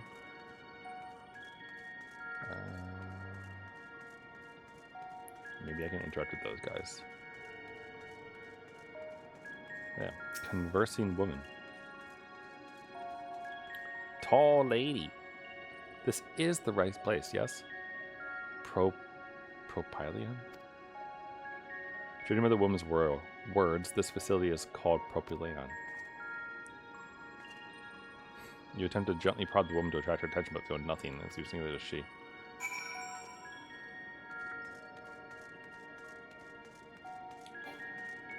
Oh, I can't sprint. Seems like a weird action to disallow. How to open the door? I mean, we could probably just like walk through it, right?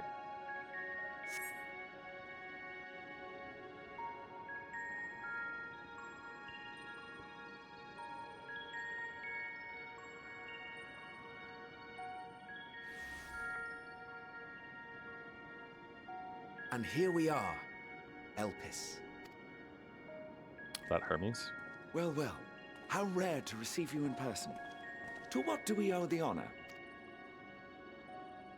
Oh, just a few odd tasks. We'll be here a while. You're welcome to stay as long as you see fit, of course.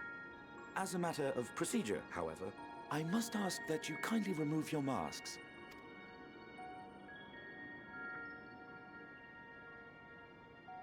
Come now. Is this truly necessary? Surely you can tell who we are. Who you are, perhaps, but I am far less infamous. Regardless, if we do not follow protocol, 'tis our hosts who would be held accountable. So, please, do favor us with your handsome face. Oh. Don't hit me in the feels like that. We're like Emmett Salk. Hades.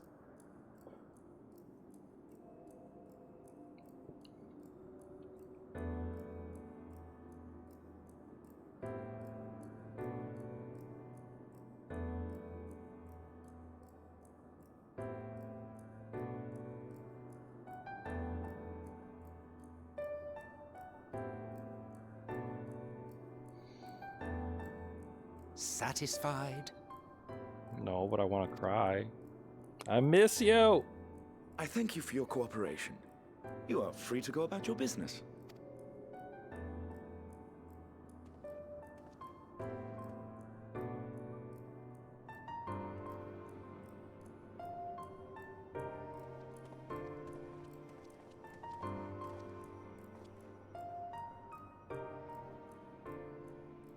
By the by, you see it too, yes?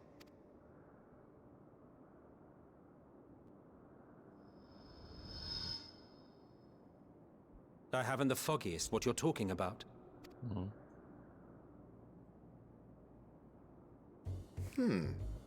That's odd. It's right here. A bit thin in the ether, but there's no mistaking it. The color of its soul is almost identical to Azem's. Do you suppose she created it? Rather unusual for a familiar to have a soul, though.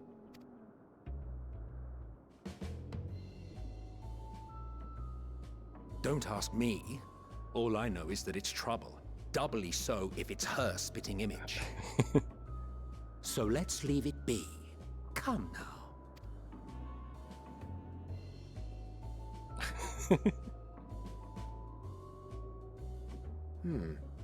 It's trying to say something, but it's literally too intangible to form words. Why don't you give it some ether? Spare a snifter of your bounteous reserves. Who do you take me for? Why, a dear friend, of course. One who wouldn't let acts of kindness, such as my accompanying him on errands to far-flung outposts, go unrewarded.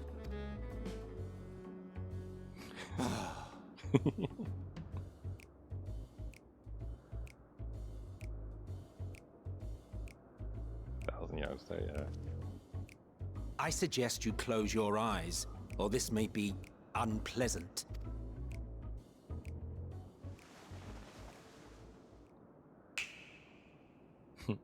Oh, it's with the snaps. Well, this is interesting, though. You may open your eyes. Getting more ether from him.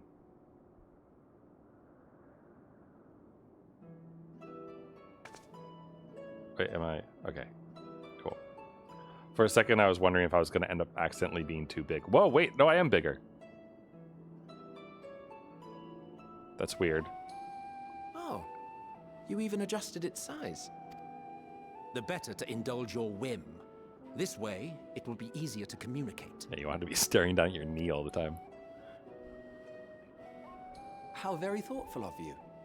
And may I applaud your artful reinforcement. Gosh, is this going to make us ridiculously strong when we go back to the future? Like being strengthened by something like this? Without further ado then. Greetings. I am Hythlodaeus, Chief of the Bureau of the Architect. It's our homeboy. It's our best friend from under the ocean. Sulking beside me is the most honorable Emmett Selk of the Convocation of 14. And how might we address you, my new friend? Your old new friend, I think, is how you generally address me. A fine name. Yes.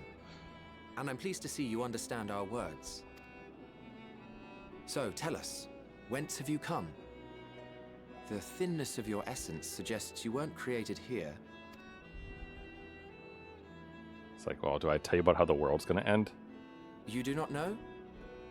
Or cannot say? Allow me to ask a different question then. What brings you here?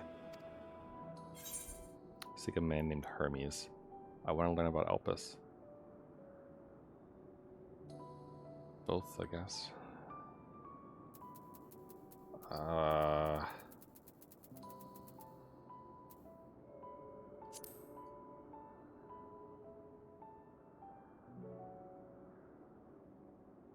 Well now, the same as us. Perhaps Azim wished to come too, but had to settle for a familiar. If she truly wished to be here, then she would be.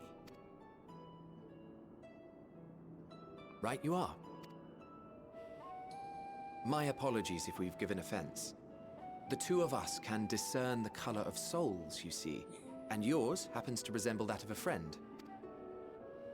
And with your purpose matching our own besides, we jumped to a hasty conclusion. We're literally friend-shaped, is what he's saying.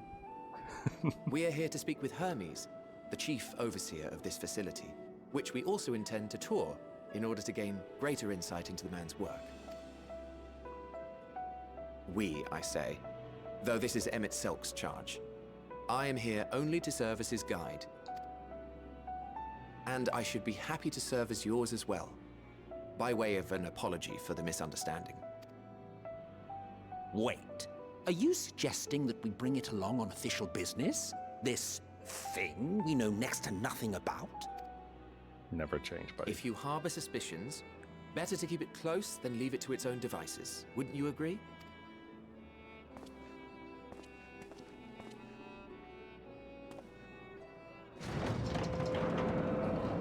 Besides, having a mysterious life form in tow is the norm rather than the exception here.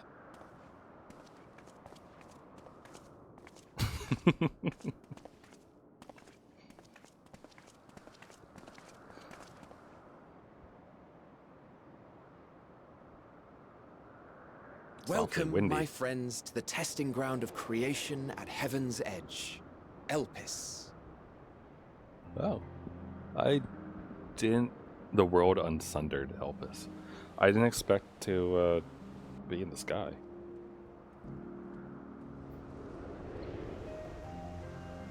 Wait, is that Argos? Looks a lot like Argos. This presence. Whomst? Oh, whoopers! Whoa, what are you? You little. Visitors! We have visitors! Wait, cute bird girl! I need to know more. Eat them? No! Not the axolotl. No! I don't know if I got them or not. Wait, it's a cute little, like, birdie girl. I want to be friends. What secrets are you hiding, I wonder? I had to take a picture of the axolotls. We're like, oh, so much. Take a long time to explain to you, though. We probably shouldn't, you know, future and all that.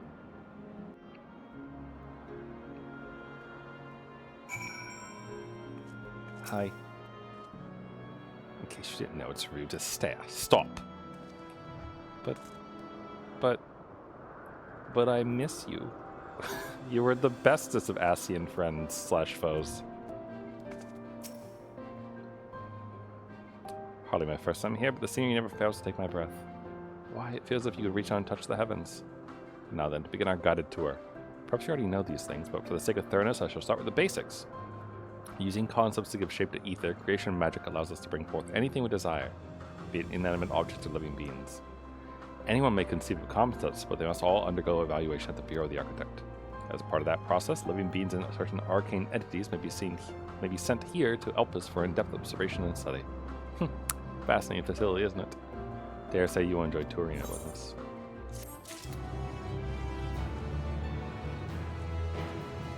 Demokritos.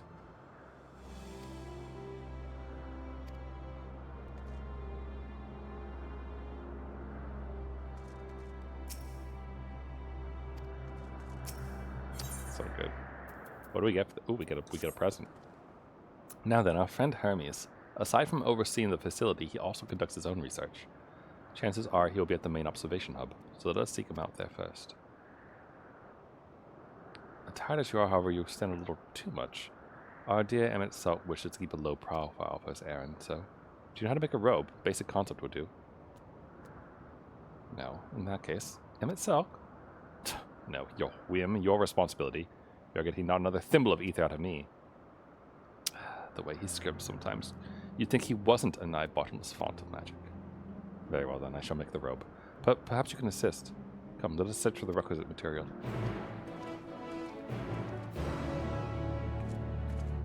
The ether magic thing, or the creation magic stuff, is always a little bit confusing to me because they're like, we can make anything. But then there's also, we had to go get the materials though. It's like, can't you make the materials? And then make the thing? Like, where does it stop, you know? Look, we have butterflies. It's Mothra! Hello, giant bug.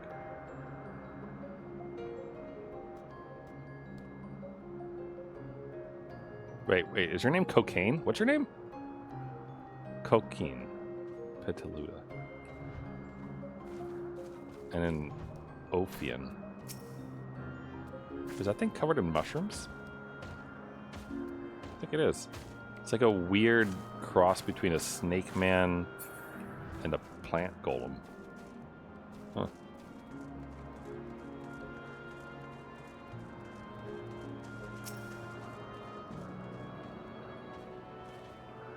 No means no. Just be grateful I'm even willing to wait. These creatures should suffice. Just consider. Oh, I'm sorry. An etheric rope. I want you to use it to capture, shall we say, 2 petalodi. There are 3 specimens here, I believe. Any 2 different kinds should serve. The strength of the rope is tied, no pun intended, to the strength of its user. As your ether is still compared to ours, you'll need to weaken the petalodi first. Good luck!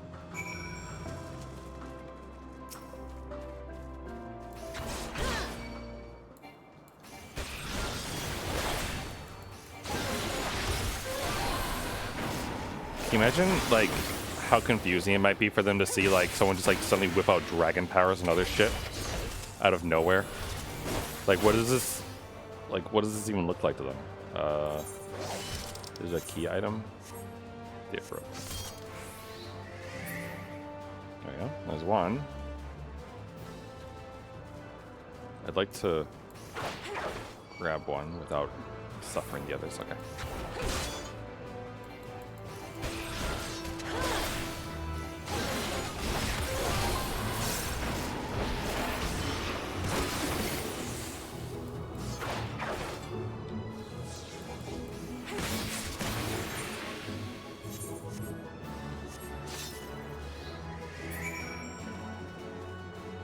Got him. So their robes are made out of moth creatures? Or I guess mine have. Mine are. No. Both of them, right? Got the petalodi.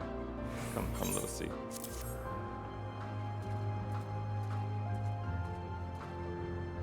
These fine bills would do nicely. Now for a spot of reversion.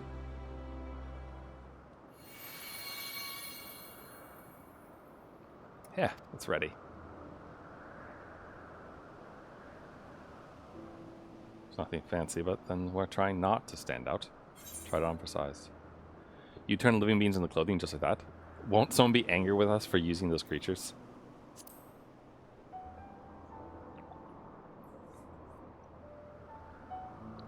Oh, it's fine. There's no one around to tell us off. Besides, we can always make more petalodi. They need only a tiny amount of ether. It may take some effort to get the form and composition right, but anyone familiar with the concept should be able to manage. Well, and good to disguise and educate it. Won't fool anyone who can see worth a damn. Fair point. At the very least, it should spare you unwanted attention from casual observers. Emmett Salk speaks true. Even dressed like us, your unusual nature will be plain to those who think to look. Should someone question your presence, don't make up excuses, much less try to explain what you actually are. No. Best to simply say that you are familiar. The question is whose? Of course, Asm's. If you say you belong to her, people will give you the benefit of the doubt for any and all outlandish behavior. Exploiting our associate's absence. For lack of her presence, absolutely. Were she here, she'd have been the first to propose the idea, and you know it. I want to meet myself. I want to meet Azum. With that, your story is settled. Let's continue with our own errand. Sophist robe.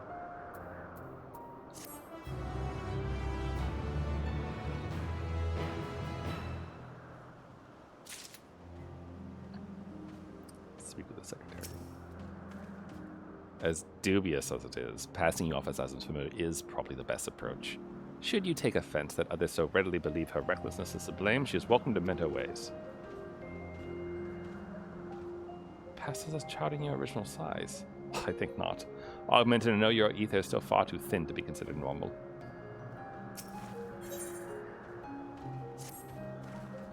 If you are ready, let us continue along the path to Ananorisis. The place serves as an observation hub and residence both. Someone there should be able to point us in the direction of Hermes. Should I change my clothes, though? Like, I was kind of expecting them to, like, force a clothing change on me.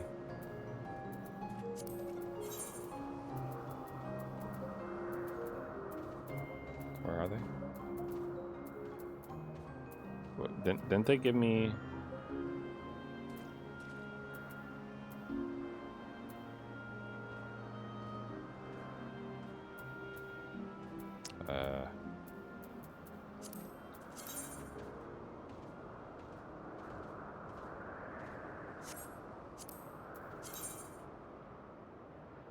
That works. Hold on. Throw those in the inventory. Those are definitely worse, right? Inventory. Though one of them I need to convert into a glam, though. Because we did get new things, so. This one, okay. This is also a glam.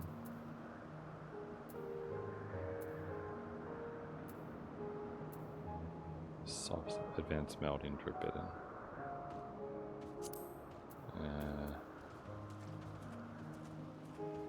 Okay, well, I mean, at the very least, I've made room.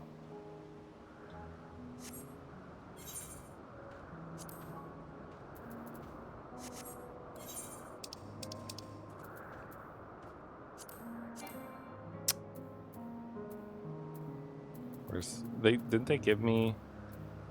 Am I dumb? I thought they gave me sorts.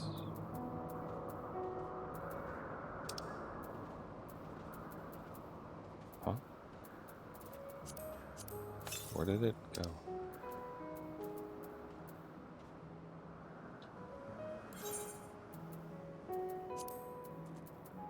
Wait, these aren't even full. Why won't you let me? Unable to change gear. No. What do you? No, it's not. For feed. Okay. Sorry, I was on the wrong thing. It's correct. Don't mind me. Which can I get rid of? Aiming? Yeah, no, we don't. If it's for some random ass class that I'm not using. I mean, those are Android boots, but still.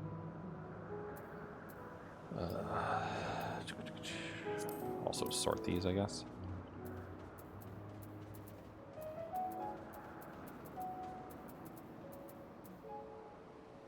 These are for casters. That can go in the inventory. Equip. Wait, they gave me 3 things though, right? Sophist robe, Sophist Podea? Oh, they're pants.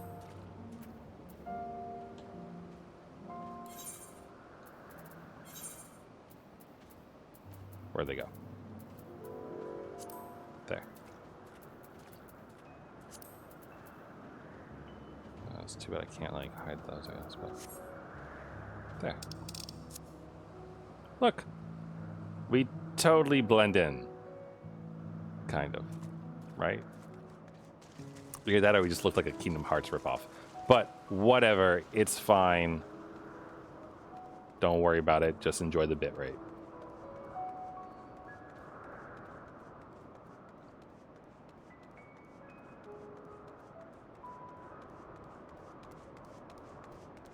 It's nice though. Though also, I hope they don't expect me to have to like fight anything while I'm wearing these. It's not like I carry glam crystals around wherever I go. And if I do, then they're in here somewhere. Oh, wait, I do wear glam. Well, no, I have glamour dispellers.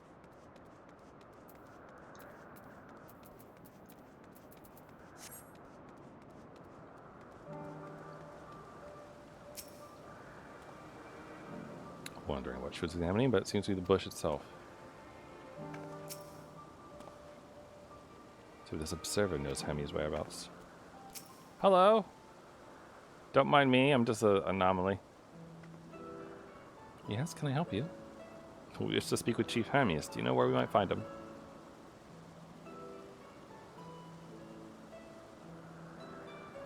Wearing a mask, I assume you're one of the 14. It's not where there was to be a visitation. Between you and us, it's something of a surprise. Your discretion in the matter would be appreciated. I see. I see. My lips are sealed. The Chief should be out conducting observations as usual. His focus of late has been aquatic creations, so I expect you will find him at one of the pools here. The pools, you say? Many thanks, and apologies for disrupting your work. I say, hello, Deus. Well, I've never met Hermes. You know him well, do you not? That being the case, couldn't you simply find him by his ether? Why, that I could. As you know, Emmett Salk and I can discern the color of souls. By the same token, we can also see ether quite keenly, and from great distances. With this skill, I could readily locate Hermes, but I felt it would be a waste of an opportunity. We're here to perform an assessment, after all. By searching the ordinary way, we stand to gain insight into Elpis and the man in charge of it. This is as much for your own enjoyment, like as not. But point taken. If you're going to accompany us, make yourself useful and help us look for Hermes. According to his profile, he has short, dark hair. So you know it's because we're at Elpis that we don't have our cows up. A special exemption due to the need to be aware of dangerous creatures.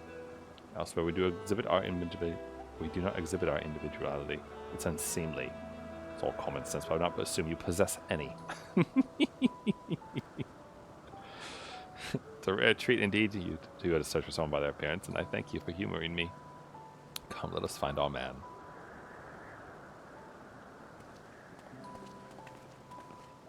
Man.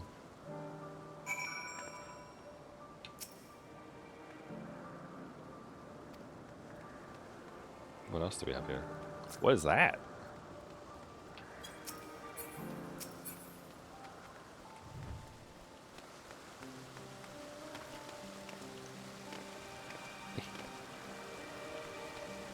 Oh, it has eyes. Oh, it's spoopy. It kind of looks like a Nemoidian from Star Wars. You know, the Droid Federation? The droid / Trade Federation people? Like its face and everything? It kind of looks like a Nemoidian. Oh, you lost my familiar friend. Anagnorsis is not the safest place to wander unattended. You best return to your master's side. Oh, look! It appears to have moss growing on its head. Wait, how come you're wearing your mask? Nom nom. So somehow these creatures managed to survive the sundering of the worlds, huh?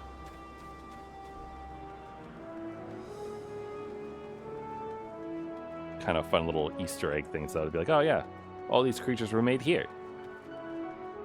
This is very, what's it called? The Hitchhiker's Guide to the Galaxy. When they go to the place where they're creating new planets and stuff. It has, it makes me think about that. Ooh. A mender.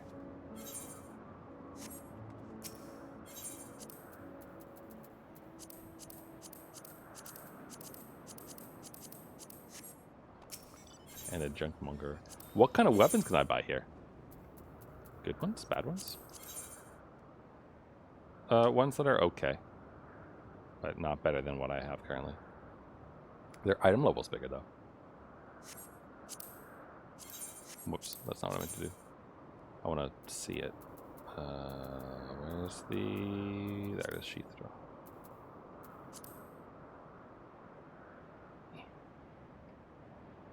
I mean, it's kind of cool looking. It's pointy, at the very least. Not as cool as the one that I have, though. The daggers I am very curious about, though. So they're 197. Where are my daggers that I'm wearing right now for my ninja?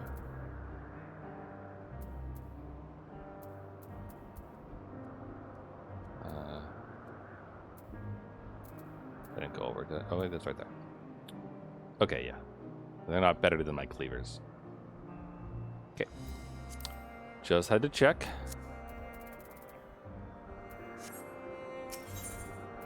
What about, well, gear, though? Helm of the Behemoth Queen. Ooh. Pointy. It's cool looking. Very much a, like a warrior thing. How is it comparatively? Not as good. Item level is still better, but not as good. Though it does give critical hit, which is nice. Worse defense, though. But the real question is, does it look cool? And the answer is yes. Yes, it does. Should we buy it just to turn it into a glam?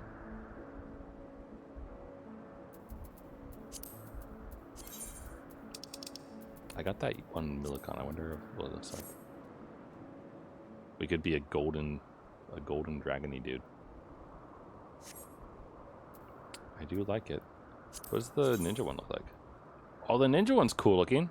Although it's kind of Batman-esque in that like it has the sculpted abs and what is going on with the neck. Like, boy, did I do my lat pull downs, huh? Oh, there's like a thing on the back. It's kind of cool.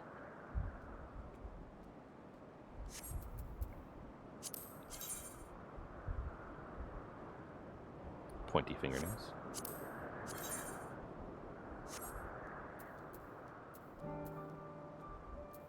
What do the pants look like? Normal-ish. And not too poofy, which is good. And lastly, the shoes. Very important that the shoes look okay. They're a little short.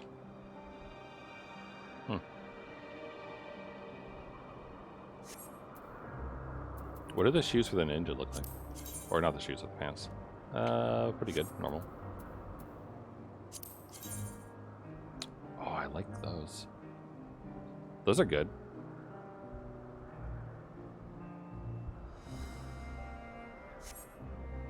Oh, I want to glam this stuff. The real question, though, is do I like this more than the slim body line that I have with my current armor? That's the real question.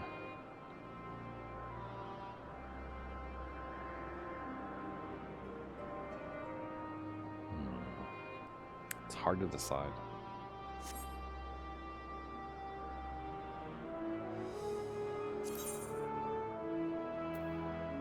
So we're gonna drop a good amount of gil. We'll buy the full set.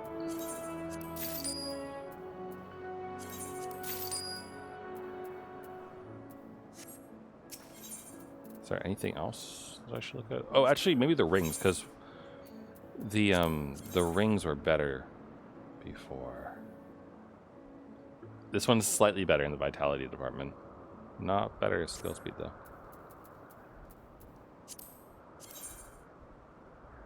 Nope. Was it the rings that were just straight up better before? I mean, they're slight. The determination's better. And it actually gives critical hit. So that's tempting. Because I assume that would be good. I'll buy one of those. And this is not better.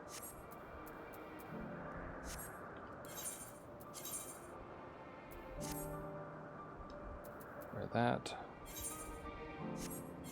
And then, where's the thing? I know they're not like enforcing us to wear the SoFit stuff right now, but I do like to play along, you know?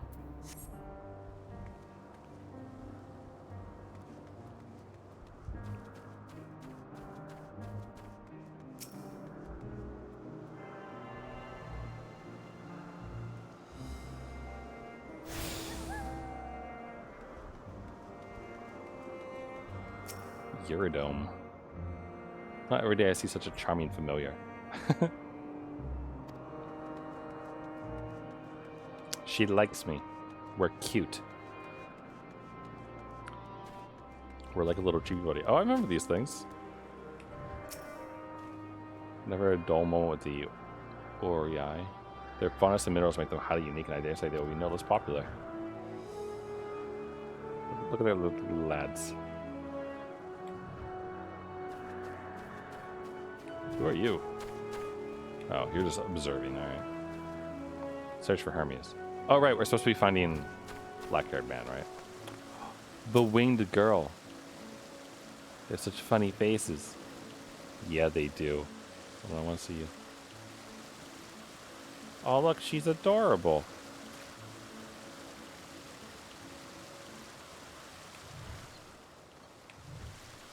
And look, the axolotl are here. Hold on, I wanna.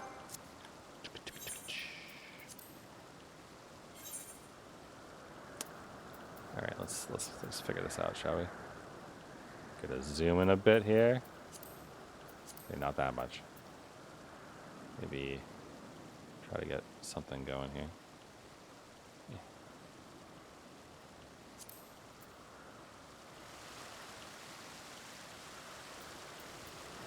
Let's not do any color filters.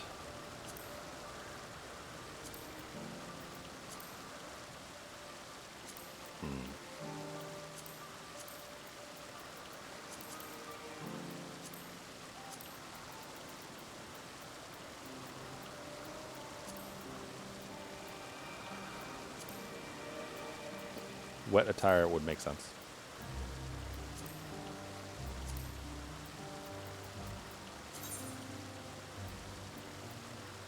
Squat. Oh, not squat. So I want to do sit on the ground, maybe. Shoot. At ease, maybe.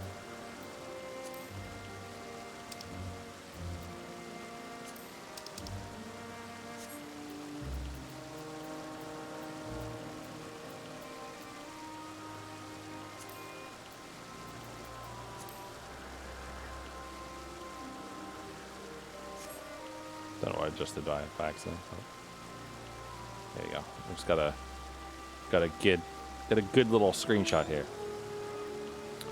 Just like that.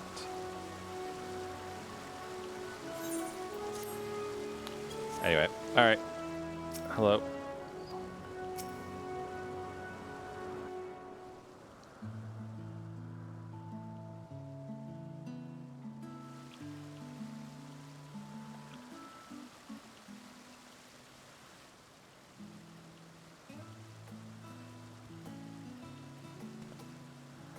Huh. You are... Oh. Different.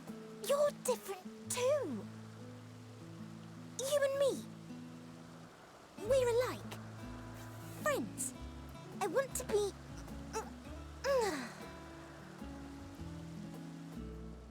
Wait. Please. Wait. Will you be friends with the harpy? / whatever she is. Greetings and salutations. Can you hear me? Do not be alarmed. I mean you no harm. I wish only to hear your words. share your feelings, and know your thoughts. May we please be friends? May we please be friends?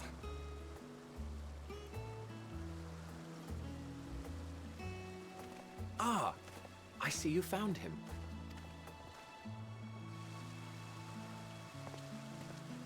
Hythlodaeus.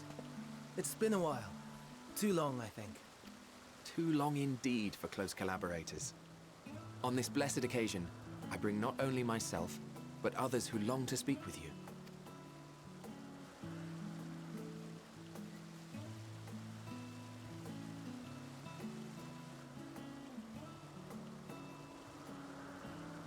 You were of the convocation? Emmett Selk at your service. Do I have the honor of addressing Hermes, Chief Overseer of Elpis? You do. You have traveled far for it. Given your facility's purpose, its remote location is something of a necessity. Would that I didn't have to rely upon a guide. Oh, you wound me. Have I not ever been an attentive and helpful friend? But moving along to more agreeable company, this one we chance to...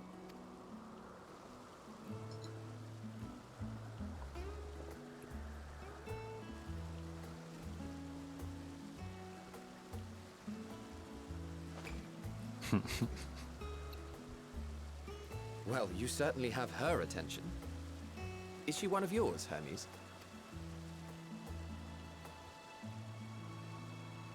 Her name is Meteon. It means shooting star.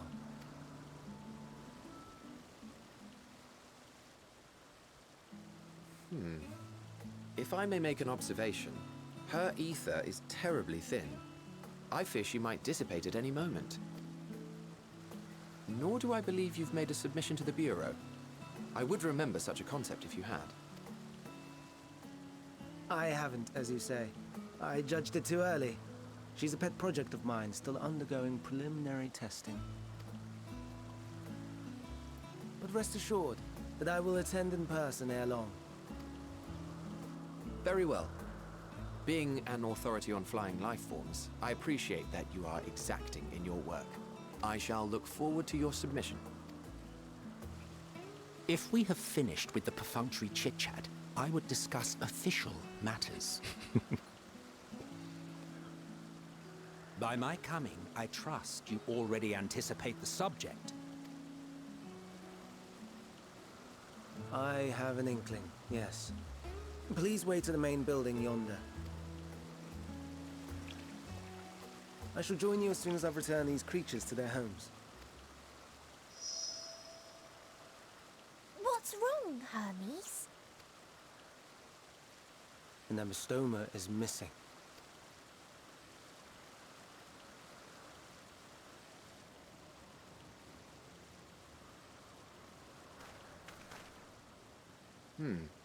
I may have found it. A creature with the self-same ether as those there, nestled in the boughs of a tree outside the grounds. How did it get there? His face. You're saying they can climb with their sorry excuses for limbs? Sorry, his face. It makes so just like discarding the Hythlodaeus with like complete disgust. For like, it's like, oh, you'll find the stupid creature with ether, but not the person I'm here to see. Fuck you. The fashion has been to imbue aquatic creatures with the power of flight, ever since the words of Metron created a sky-swimming fish. The ambystomas too can fly, if only slightly, and they could conceivably climb a tree. Whether they can come down safely, however... Excuse me.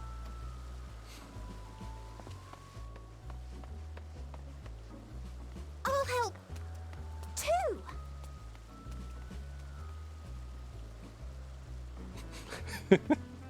He has such like a supreme look of annoyance. It's so What good. are we supposed to do with this lot? I don't know, ask him a question. You can ask them a lot, you know. May I suggest we split up? If you would be so good as to assist Hermes, Emmett Selk and I shall keep an eye on these adorable creations in the meantime.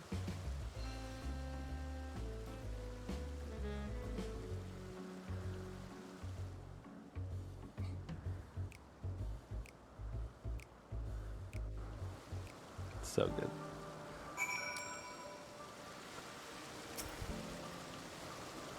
The tenet of the words of Metron is to create aquatic life, both unique and beneficial. Aquatic. What possessed them to put this creature in the sky? Is it even aquatic to begin with? The ambystoma was submitted to the Bureau not long ago. I'm pleased to see it has found its way here. Make sure these little ones don't wander off like those adventurous fellows. Go on and lend Hermes a hand. Sure. Will do. Give me a quick second though, I gotta pee. You know, drinking all the tea and the other liquids and things and being hydrated is hard work. So, I'll be right back.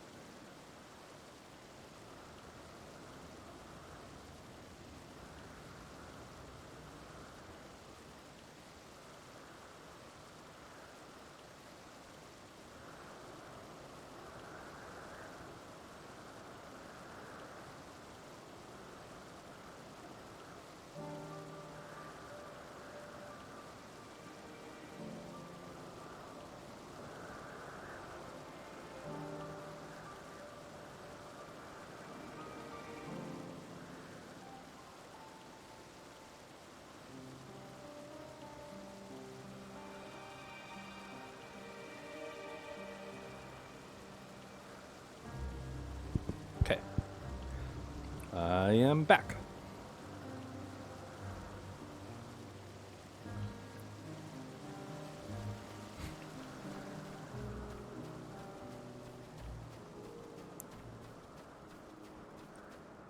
Bird of Elpis.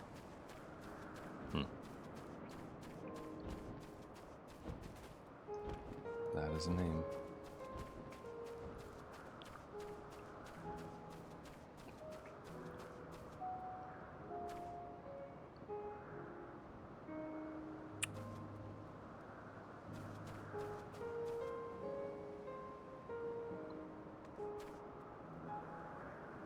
I mean, I expect it to be in the big... Oh, there it is.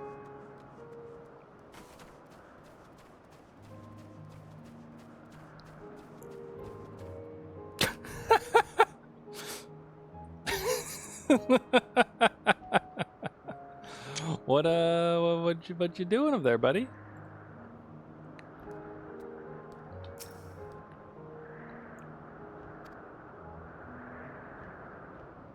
He looks like he's enjoying himself. Seems Hermes and Meteon have found their quarry, creature known this age as an ambystoma. Yet though it has been safely extricated from the tree, Hermes appears to have found himself in quite the predicament. The ambystoma. Hermes saw it high up in the tree. He climbed up to get it, but it jumped on him and he slipped. You need a hand? Everything is under control, I trust. Do you need a hand? No, I'm fine if a little embarrassed. No safety, please stand back.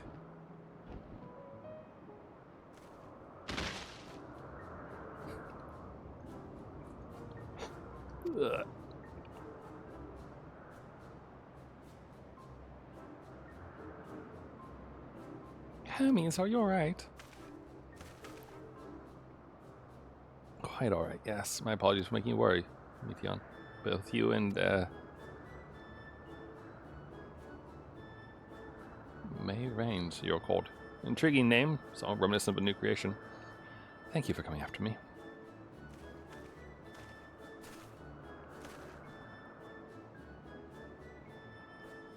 As for you, little one, you must be more careful.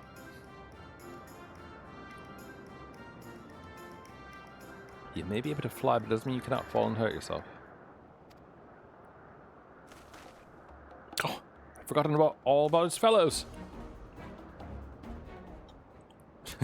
I like how they start doing the battle music. Truly, a relief. I must thank Emmett Selk and Hithlo Deus when I return to them. First, the distractions out of the way.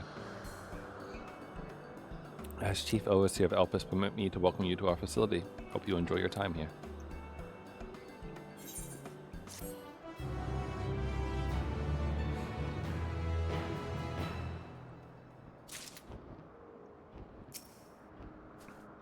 Glad they're safe. Hermes and the Ambystoma.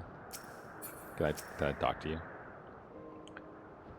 The Ambystoma stares at you unflinchingly, as if regarding something novel. Regarding it in turn, you notice that it appears to be floating, ever so slightly.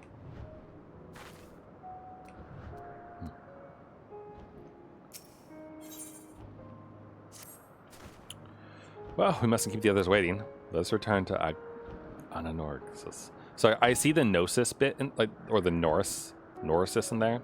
It's just hard to say Ananorixis. Because I see it and I start wanting to say Anig. But I imagine this place isn't Anignoris. Ananorixis, I assume is how it's supposed to be pronounced.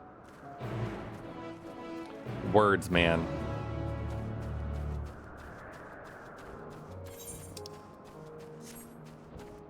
A little concerned about being attacked by birds, but guess we'll be okay. This is a pretty area, though. Bitrate or not.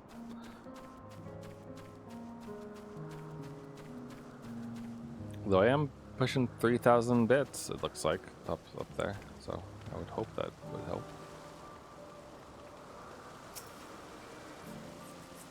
Some creations stay outside, others stay at Kitsis, like the Ambystomus. 'Twas blissfully uneventful in your absence. The little ones were on their best behavior. No more errant creations to distract us from matters of actual import, I trust. My apologies for the trouble. Owing to your kind assistance, all the Ambystoma are safe and well. I will presently send them back to their space. You go on ahead to the main building. Upon entering, you'll see a table and chairs, a meeting area. We may speak there. Very well. Take care not to let the creatures slip away again.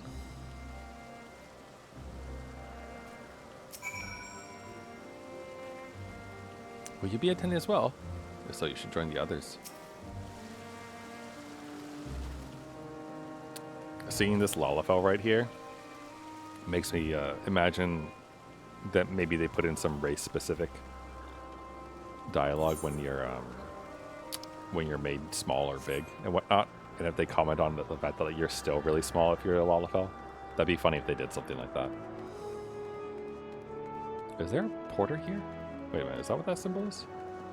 Oh no, it's a gemstone trader.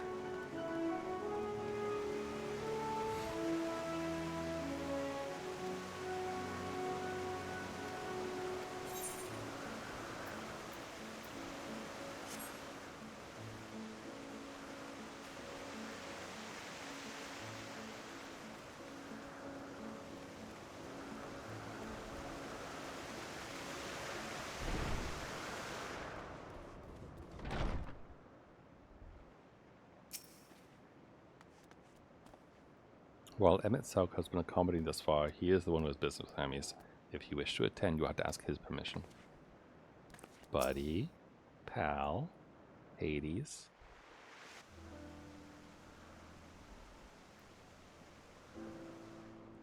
This appears to be the place.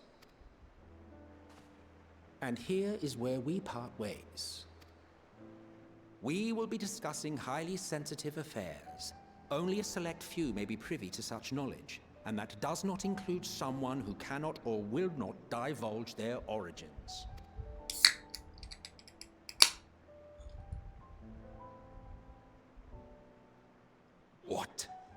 Will I have to remove you by force?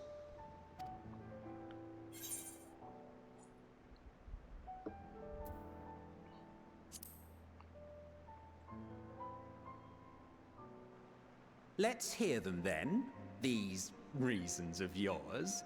Who knows?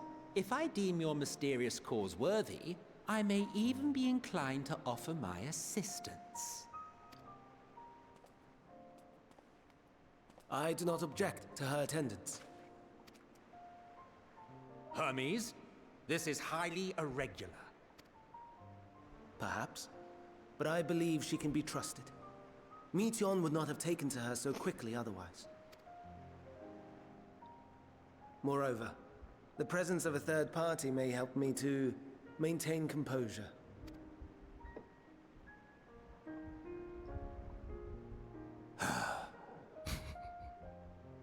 As you wish, then. Behave yourself, do you hear? Okay.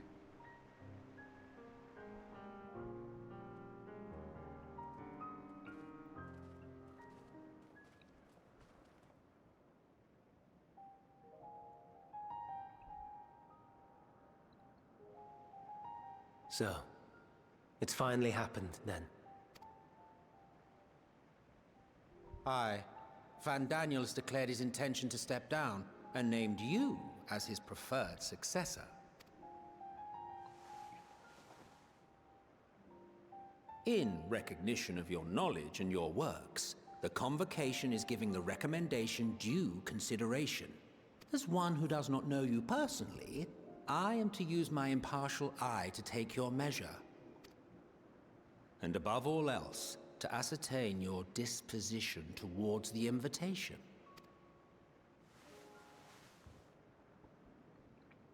I understand that you and Fandaniel are close.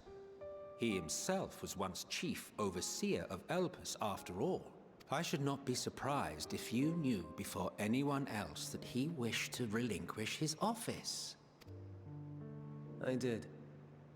He told me that when he fulfilled his purpose, he wished to pass the torch to me. A torch you seem none too pleased to accept. Are you so averse to serving on the Convocation? No, it's not that. For a humble researcher like myself to even be considered is an honor beyond words. No. What troubles me, what I struggle to come to terms with, is the very fact that Fandaniel is stepping down. Does this not mean that he will return to the Star?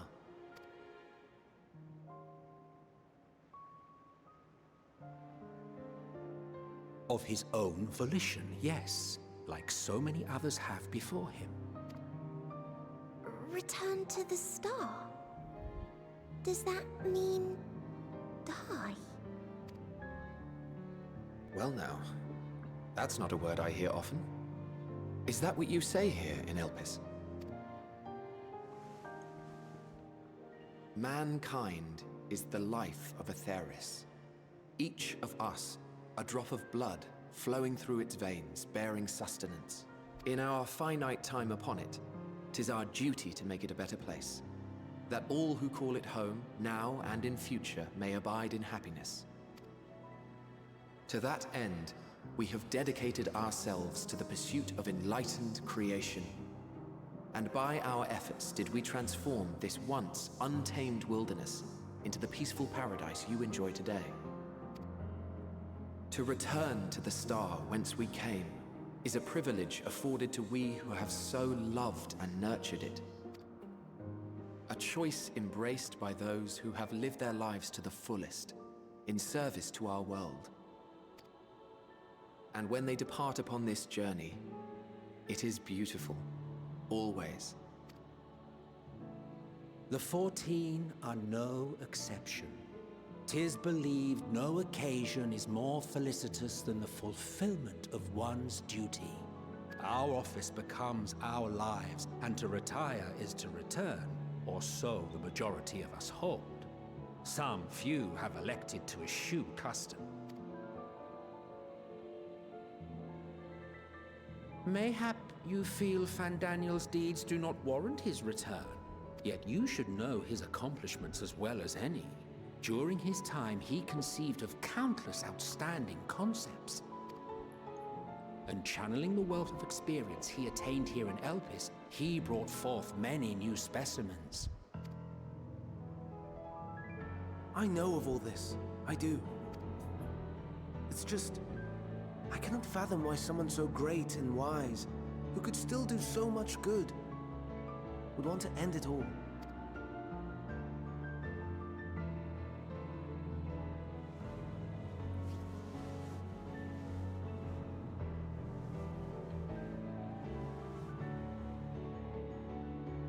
Oh no. I've made her upset. Forgive me. I know I requested your presence. Might I trouble you to take Meteon outside? A change of scenery would do her good.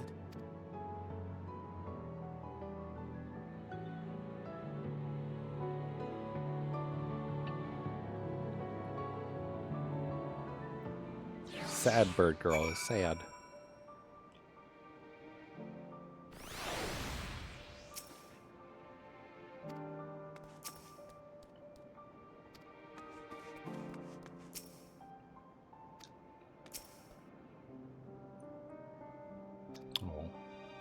Alright, let's go for a walk.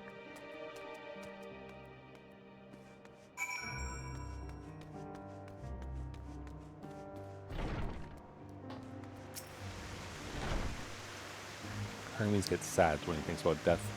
When others are sad, I'm sad too. That's how I am. That's how he made me.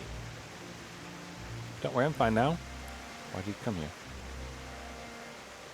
Oh, we've got a similar problem with emotions. Take turns. I'll tell you something, you tell me something. Sounds like fun to me.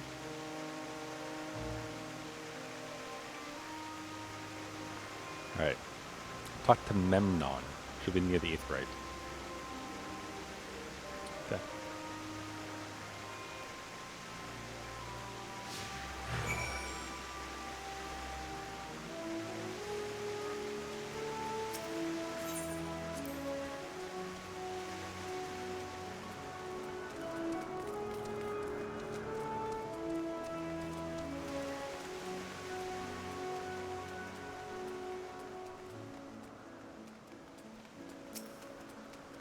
Hello. What have we here? Though you look like a person, you have ears and tails of a beast. I assume you are familiar like me, Theon. Something you need. This is mine. Could you teach her about Elpis? A newly arrived familiar, is she?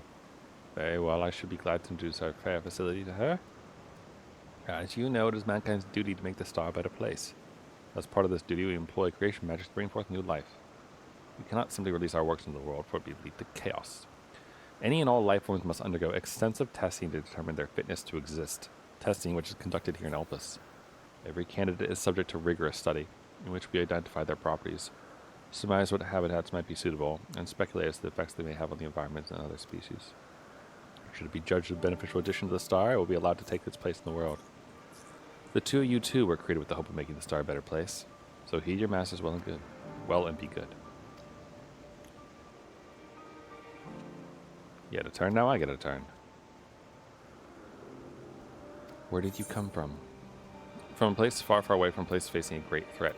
From the Crystarium, I guess.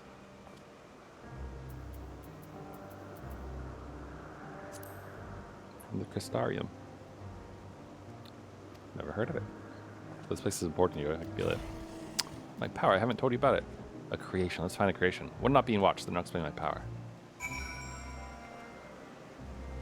So, I really hope it's not the case, but given that she's like very emotional, powered, fueled, whatever you want to say, I hope that like Hermes becoming Van Daniel and having to leave this place or whatever isn't like a trigger that causes her to become a beast thing and cause the final days or something like that, you know?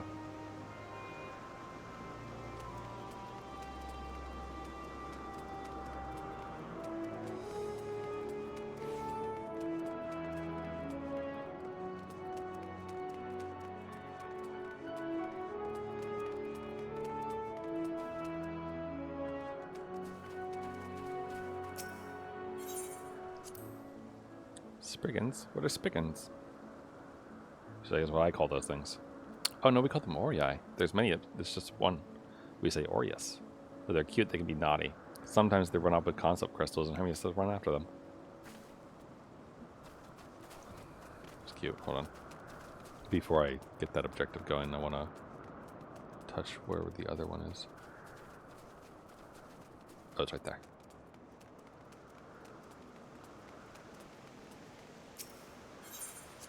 Discuss the etherite. Anyone can use it to teleport anywhere. You need teleporters and permission. Let's see.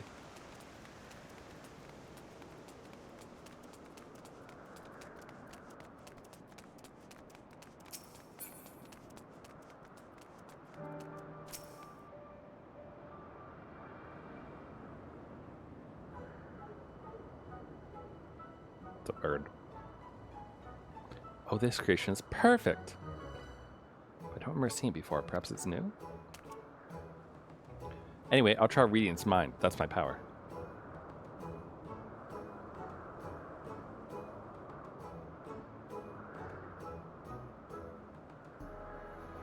Isn't that Emmett Selk's thing he uses to watch stuff?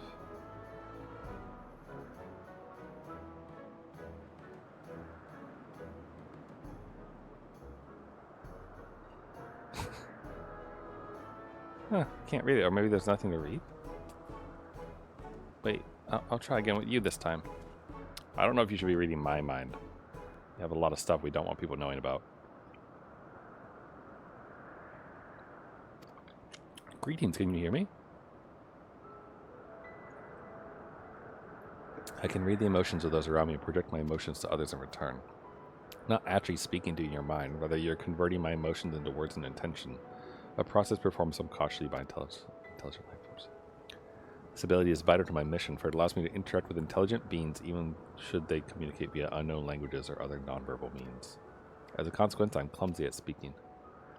Yet though I struggle to express myself in this fashion, Hermes wants me to speak as much as possible, for everyone has thoughts and feelings that they wish to hide. I harbor an affection for you, one that is difficult to define. Aside from the fact that you share common traits with us, your thoughts are more complex, prismatic. They draw me in and leave me wanting to know more. Out of respect for your privacy, I will refrain from using my power when speaking with you. Nevertheless, I want you to know that I wish to be your friend. Did you hear me? Uh-huh. Good. Now it's my turn again. So what are you good at? Murdering things? Fighting, crafting, gathering, playing. It's a secret. Well, I'm good at fighting, I guess, but playing. I'll say fighting, why not? Let's see where this goes. I kind of want to say playing instead, but curious what her reaction will be. Well, fighting, that must mean you're strong. Hermes is strong too, but he doesn't like to fight, even when creations fight him.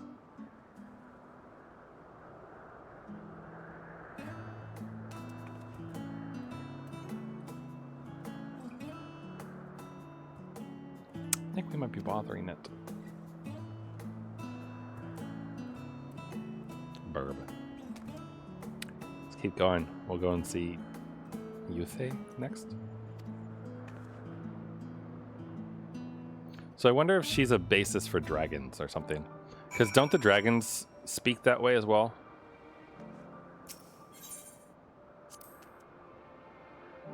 One on the west, okay.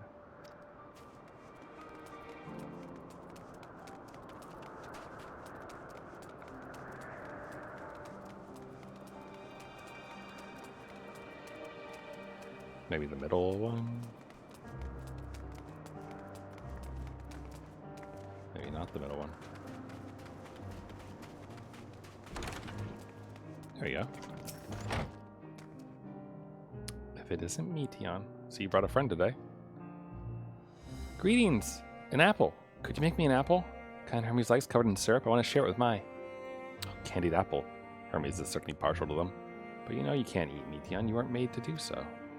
But I like it. It may seem that way, but it's due to your ability to share others' feelings. You've taken Hermes' likes for your own. In any case, I can't prepare an apple right now, but I'll bring one for Hermes soon, I promise. Sorry, I wanted to show you my favorite thing. I could ask about yours, but I failed. Tell her what you like. Oh, That's what you like. Oh, I can feel your joy and happiness. That makes me happy too. Thanks for sharing. Maybe Hermes is finished. Should we talk to someone else now? Okay. Can I have an apple anyway? Between you and me, Hermes' eating habits are atrocious. We may not be reliant upon food to the extent that our smaller creations are, but our diets eventually catch up with us. If we don't consume the requisite balance of nutrients, we grow weak and lethargic. Yet Hermes consumes candied apples as if they were a staple.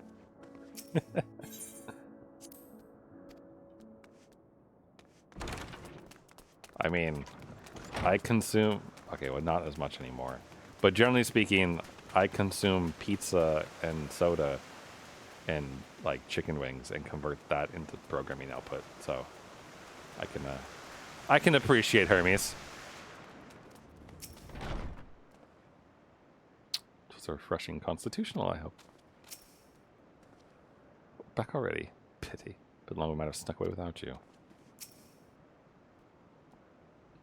Always such a cheerful man, Emmett Selk is.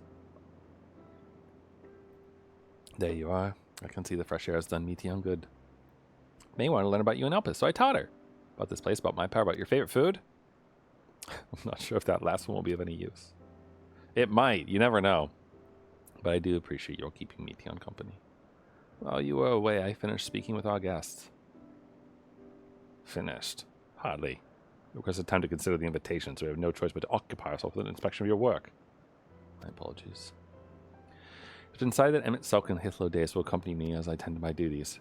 If you wish to learn more, perhaps you would like to come too. I'm compelled to remind you that she is in no way associated with the convocation. We simply chance to meet her appropriately, and there is no guarantee that the matters we discuss will remain private. I do not mind. To see the joy her presence brings me again, I cannot imagine our mysterious friends harbors malicious intent. May is kind, really. Truly, she taught me as much as I taught her. You're coming, of course, to watch Hermes? You're bound to learn lots and lots.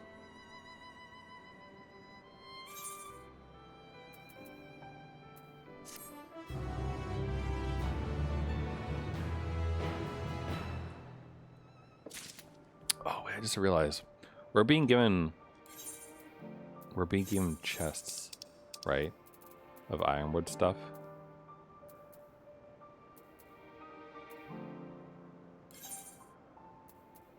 What's this type of stuff I bought? Manganese.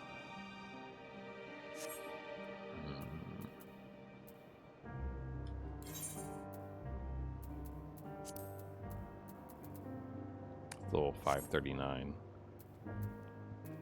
Yeah, I kind of feel like this is probably that. Damn it. Probably didn't need to waste the gill. This time we'll all go for a walk.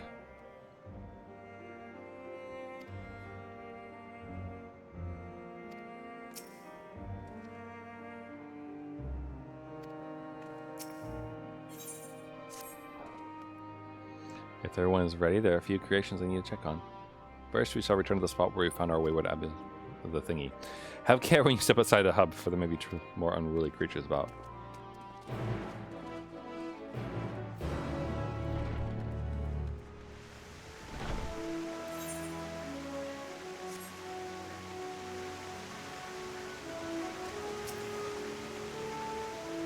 Vivacious observer. What do you mean, vivacious? Nope. Though it wouldn't be bad to maybe get the ninja up using some of those quests, but I don't really want to spend time on that right now. Keep doing the wrong thing. Now, stop. Okay.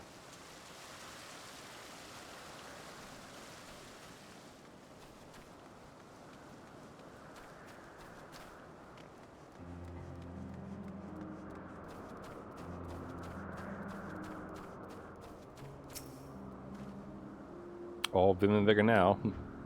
We're discussing his nomination was melancholy incarnate. Yes, the Anthine Petaluda, one of the newest species of the ever-popular butterfly. You're so bothered about your robe. Don't be. The few specimens we repurpose won't be missed. So beautiful. Hope they make it into the world. Probably will. This here is a new species of Petaluda we recently set loose. been doing very well, managing to maintain a stable existence thus far. If it can see its observational period to the end without issue, we shall release it into the world. Tell me, do you know the difference between living beings and arcane entities? The presence of a soul. The soul isn't something you can choose to have at will. It manifests only in those beings whose forms adhere to the laws of creation, that can endure on their own. Beings that do not fulfill this requirement, such as those spontaneously born of magic or natural phenomena, do not have souls. No matter how much it might resemble flora or fauna, if it lacks a soul, it is considered an arcane entity. So you see, it's not for mankind to decide what is living. That domain lies beyond our manipulation. It is hubris to assume otherwise. But come, let us heed to the nearby beacon, to report that arcane entities have gathered there.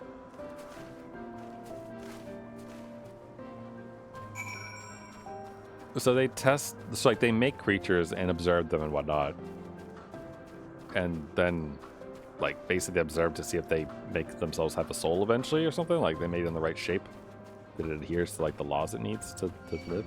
Oh god, no, I'm not dressed for this. Not dressed for this. Okay, we're good.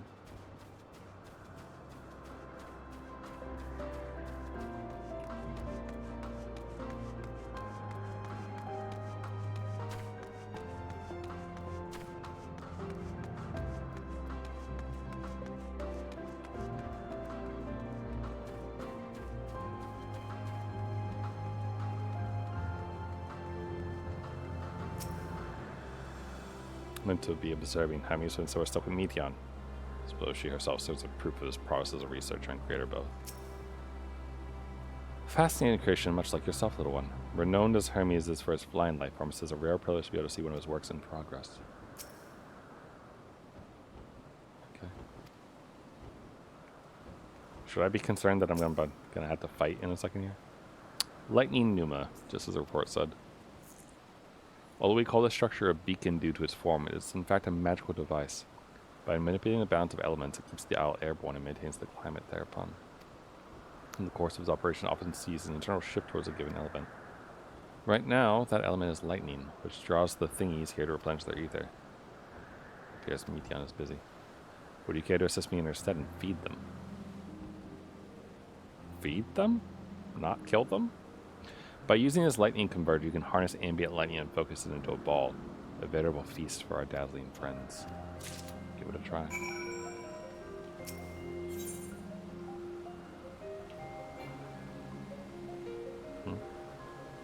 Oh.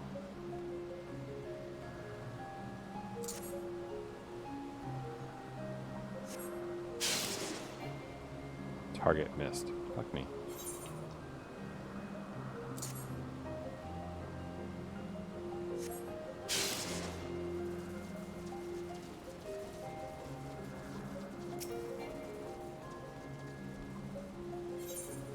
Oh, so it doesn't want you to hit it on them, it wants you to hit it on the destination?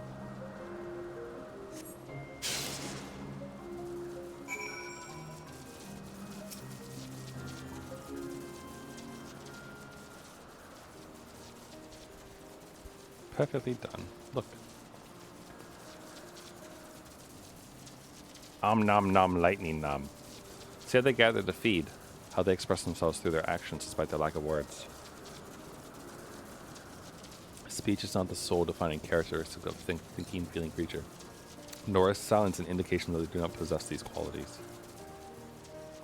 Be it a soulless arcane entity such as the Pneuma, or an ephemeral life form such as the Petalota. All seek to perpetuate their existence, to survive. Like Jar Jar Binks. Is Media an arcane entity? Is Meteon a living being?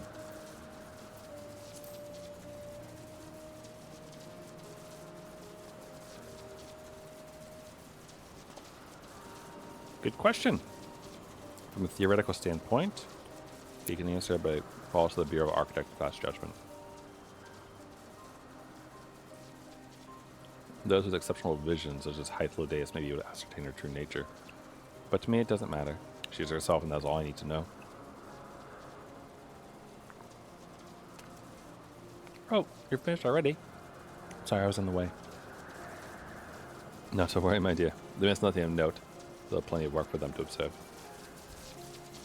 Next we head east in the morning dew. Need to speak with some observers there.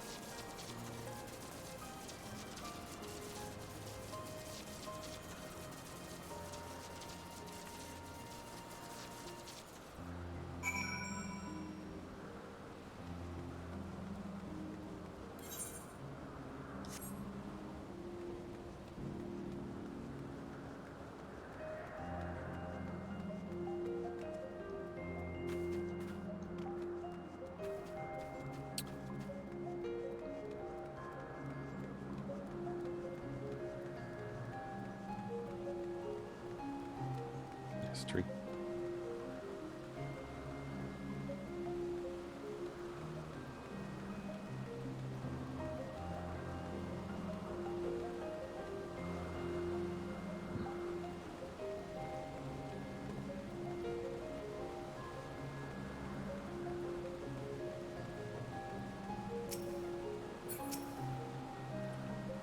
This fellow's been the talk of the Bureau. Combination of a carefree aspect and endless rows of fangs is strangely charming. Is there a guiding theme or any method to the madness that this is the random assortment of features? Adorable, but beware its sneeze. Hermes went flying once. Yeah, I'm familiar.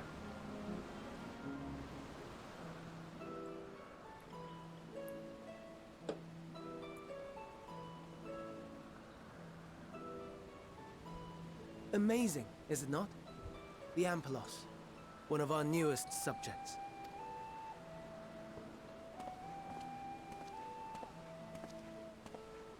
So, how are we coming along?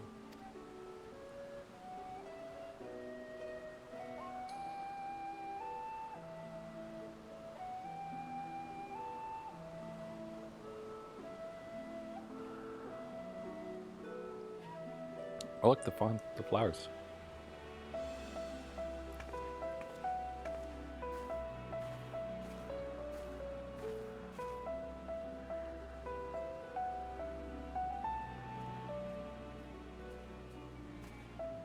This place is Elpis. Those flowers. Elpis. Entelekis. Like me.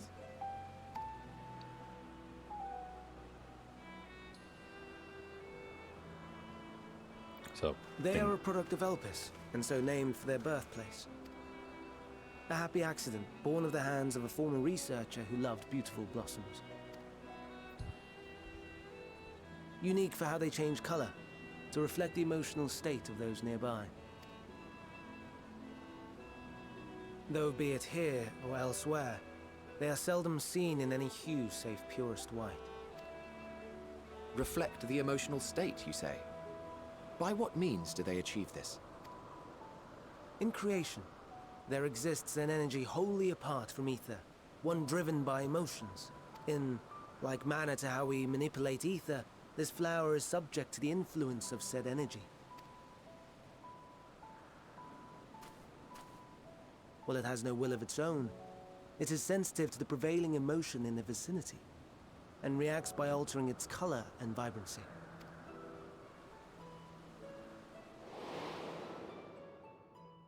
Akasha? It is one of the unseen energies defined by Harnish alchemical theory. Though a gross oversimplification, some describe it as an essence influenced by feeling.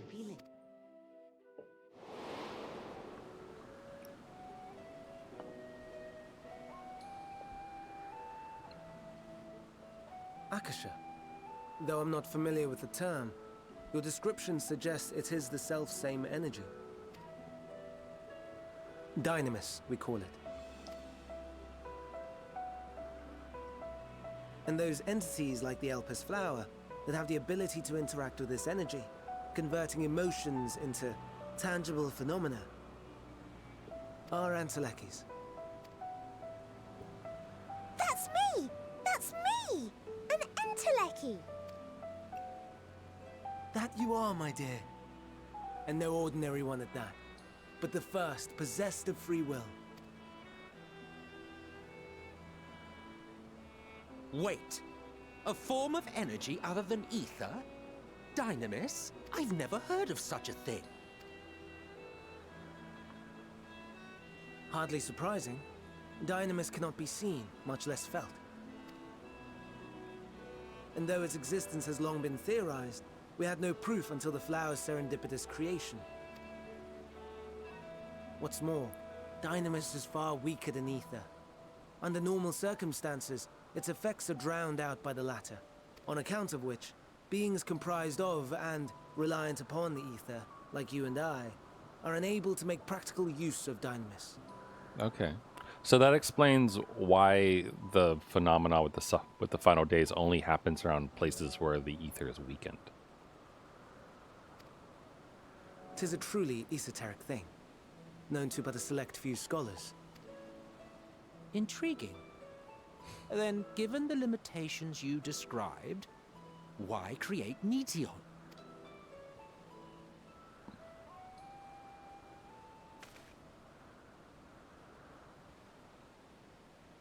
Our star, Aetheris, is especially rich in ether, so much so that its name is derived from it. However, when we consider all energy in existence here and in the vast space beyond, Dynamis may account for as much as 68.3%. How are you calculating that? The more abundant form by far. Were we able to control it, we could open the door to limitless possibilities. 'Tis not unlike a gently flowing stream, unable to break through the dam of ether barring its path. But if we could imbue the stream with the vigor of a raging river...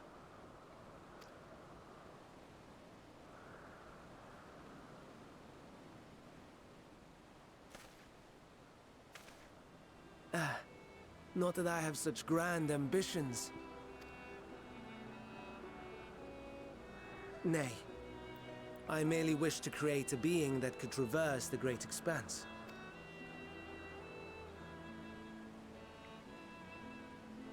The relative scarcity of ether beyond the bounds of this star was a concern.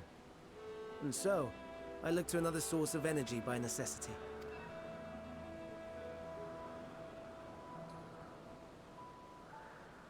That being Dynamis. No wonder her ether is so thin. Precisely. Yours is thin too. Like an entelechy. Like me. So...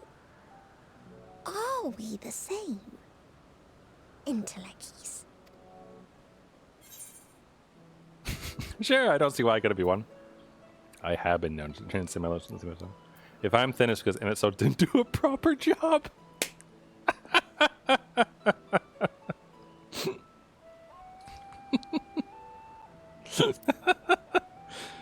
I gotta poke fun at him. I gotta see what he says.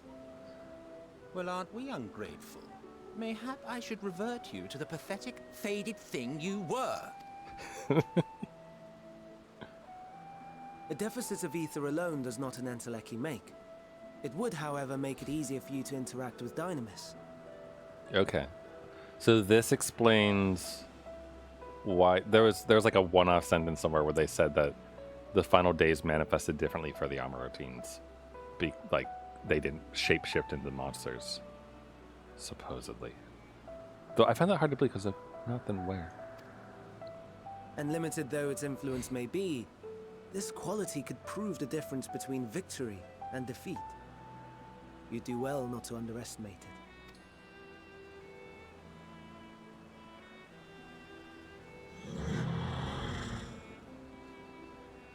Oh dear. I'd forgotten about the poor fellow. You must excuse me a moment while I go and verify a few more things. Does anyone not choose that option for Emmett Silk? Like, hold on, I'm curious. Emmett Silk, too thin.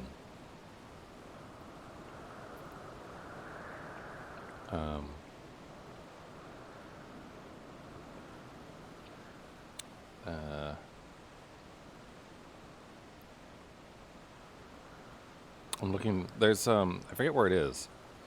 Final Fantasy 14 Lives Apart. Is it Gamer Escape? There's a place that has all the dialogue options recorded and everything. with transcripts. Here we go. I think I found it.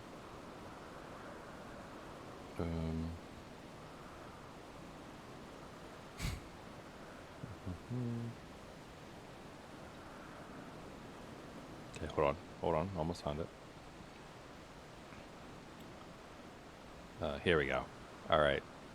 So if we say, sure, I don't see why it couldn't be one, it makes Selk will say, I think not. Your nature remains a mystery, but ere I reinforce you, you appear to be a little more than a common familiar, and a fated one at that. Next one is, well, I have been known to transcend my limits with nothing but determination. He says, that sounds more akin to the desperate flailings of a wild beast when facing imminent death.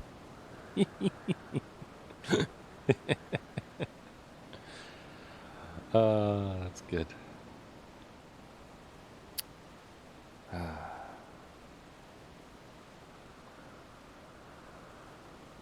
That's good. All right. Anyway, let's continue.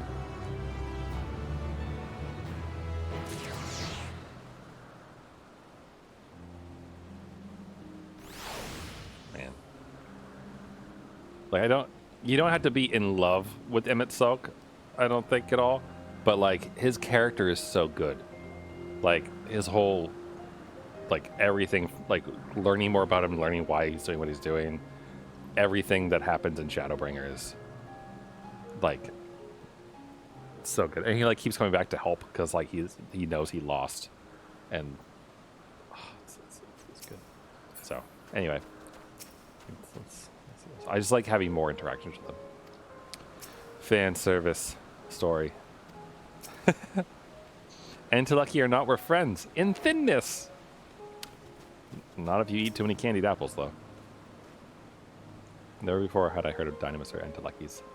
I only assumed the Elpis flower was submitted to the Bureau before I joined. Not that I or anyone else would be able to make use of it, even if we knew. But it irks me to think there was an entirely different form of energy, and no one told me. That personal annoyance aside, Henry's knowledge is undeniably impressive. Given that there are none among the 14 who specialize in the Celestial, he'd be a welcome addition. Assuming he can be persuaded to join, that is. Still can't understand his hesitation. Why did you join the convocation? What do you specialize in? Oh, I want to know both.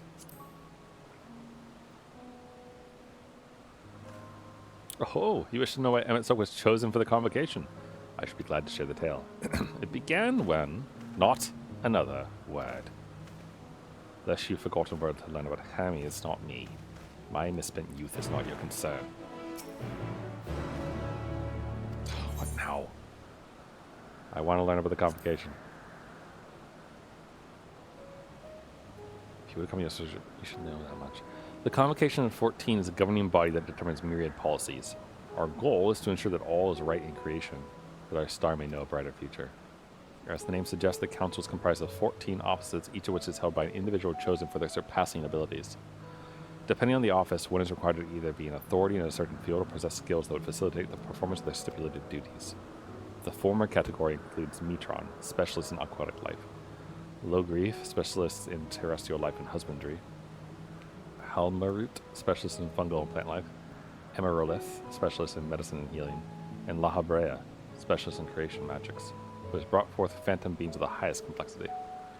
As for the latter category, there is Ultima, advocate of the arts.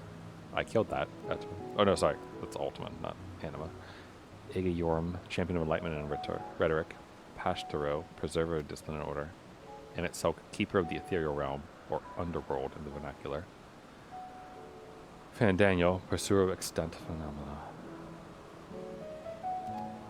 and Azam, traveler of the world and counselor to the people. What? Should I be relaying such details to you? Don't be silly, even children know this much, and you would do well to remember it all.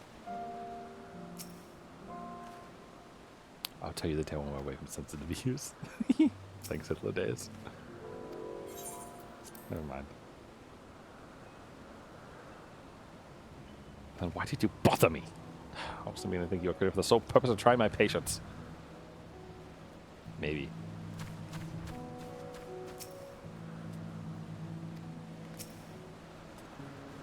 My apologies for the wait. I expected the Ampelus to my satisfaction.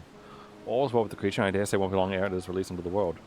The creation, however, reportedly isn't faring so well. The Carabitus. What should we attend to next? If you would follow me, my friends, we should return to the main island and head north.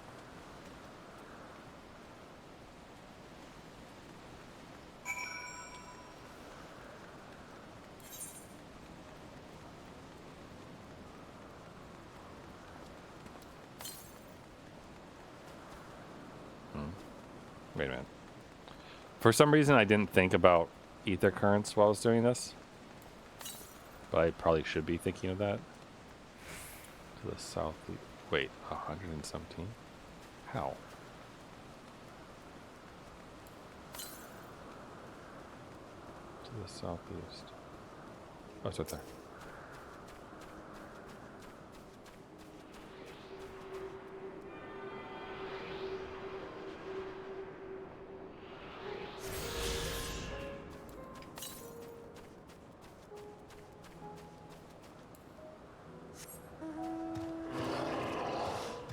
Imagine what Hermes would say if you just randomly summoned a mount like that.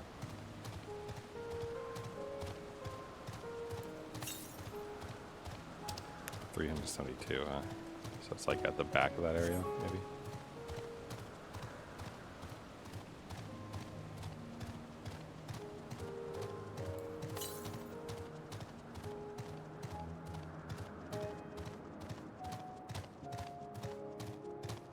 It cracks me up that there's like an armchair on it, you know?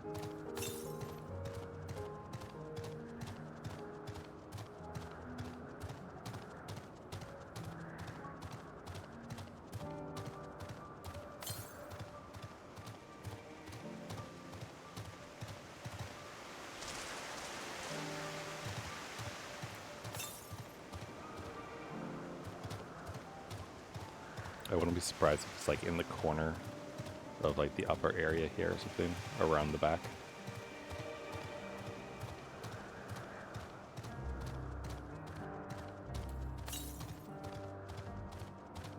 It's not. To the northeast.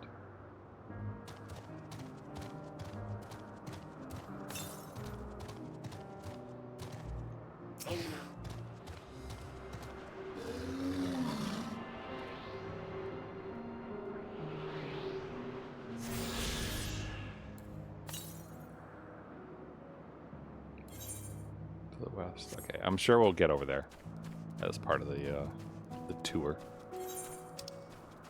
So I'll hold off. Nature's stock protection.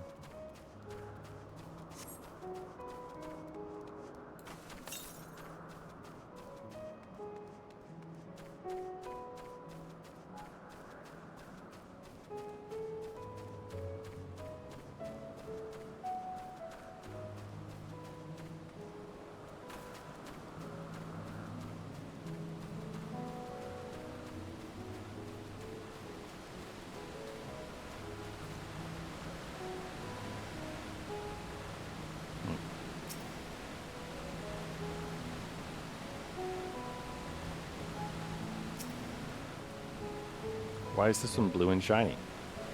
Good question. Serpentine bird or a winged snake? Slight difference in the etheric balance between these. This may assume that they aren't the original creations of their offspring.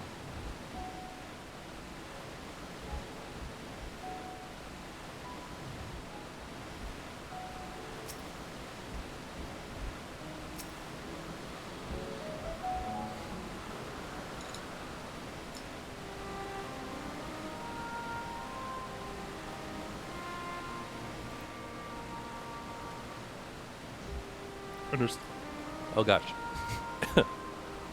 Oh, sorry. I understand there's a problem with the Caribus. As you know, they're based on a sea creature, and now they can fly. Specimen created from the concept of fly out, all fly without issue, but a problem arose in subsequent generations. This third generation creature was born with an etheric balance leaning strongly towards water. The aquatic origin reasserting itself, it would seem. The result being its affinity in wind diminished and it cannot fly. No matter what we try, we can't get it to rise in the slightest bit. For such change to manifest in so few generations, I fear they are too unstable. With your permissions, I'll revert the creatures and recommend the Bureau that the concept be revised. With its etheric balance leaning towards water, the Carapace would indeed struggle to manipulate wind. Yet it's too early to conclude that it cannot fly. Having failed at first, it may someday develop a fear. I shall transform and fly with it, helping to manipulate wind until it finds its own wings. What? You didn't go to such lengths.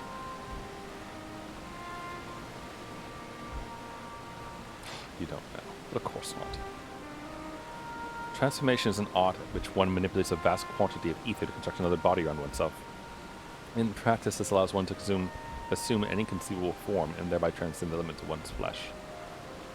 Yet convenient though it may be, transforming in the presence of others is considered vainglorious and extreme, as uncouth and unseemly as running around robless. Shameful. Am I to understand you make a habit of this? Nothing of the sort, it's just that when transformed I can wield the wind and fly. It may seem excessive, but what is our shame next to the lives of these creatures? They deserve a chance. We owe it to them to do it all in our power. Be that as it may.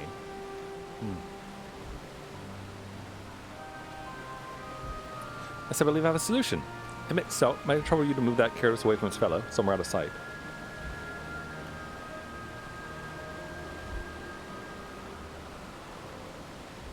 Meanwhile, I'd like the rest of you to help me prepare here.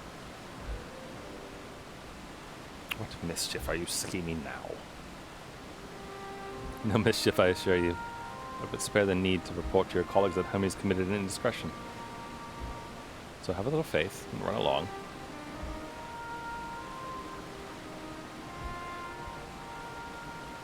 Trust you don't mind.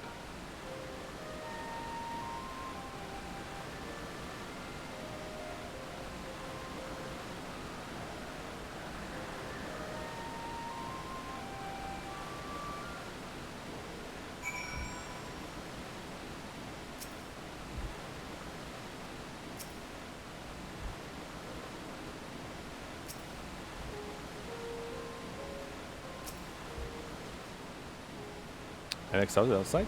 Good. Let's begin the plan. Stroke of genius, really. We met Emmett Soak. We have Emmett Soak train the Carapace. Aside from being able to fly untransformed, he can readily see ether currents. And with his adept spellcraft, he can also employ suitable wind magic to guide the creature along. While he's indeed capable of all you described, it's not his duty. Loath to trouble him with it. Don't be. Mention it would also be for his own sake. With that settled, let's begin at once.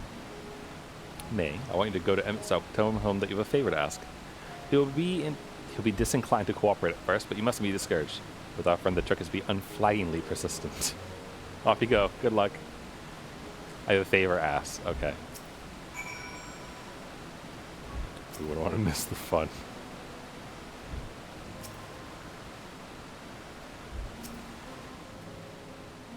I'll persist too. Well, if he does have a thing for people who are overwhelmingly persistent, then that explains why we kind of became friends then, doesn't it? If anyone's persistent, the Warrior of Light is. That's for damn sure.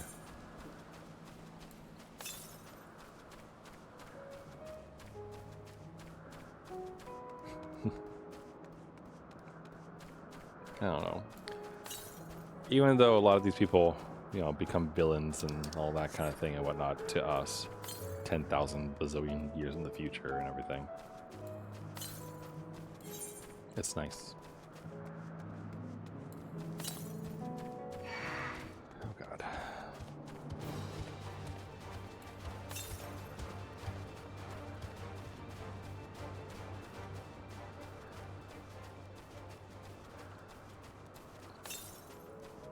I assume it's up there then. Well, your preparation for the scheme that is clearly not a scheme complete.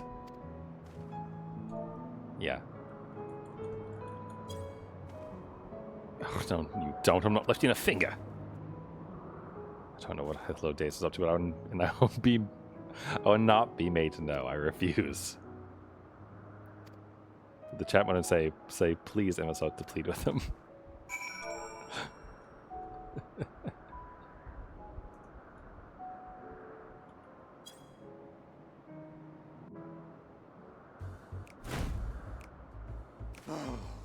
No, no, no. You are not foisting this nonsense on me. I'm given to understand you have the power to help the Charybdis. and should be quite willing to do so. And so I appeal to your better nature, most benevolent Emet-Selch.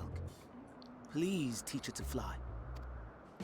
Or else Hermes will transform. Right now. Now, there's no need to go quite that far. Altruism is its own reward, as I'm sure he would agree. Oh, would he now?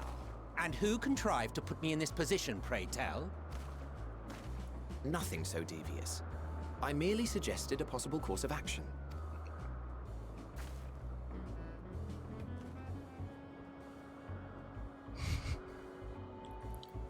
Please, Emet-Selch.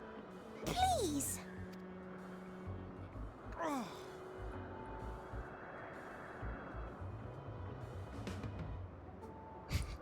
I did not come all this way to play nursemaid to your creations. I'd thank you to remember this favor and let it be the last. Make the bird girl happy.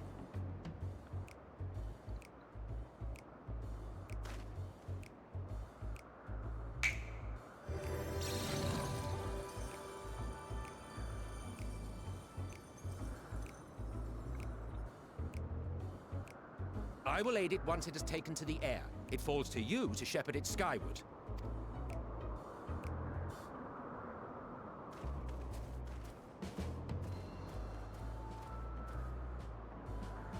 Well, let's relax and enjoy the spectacle, shall we?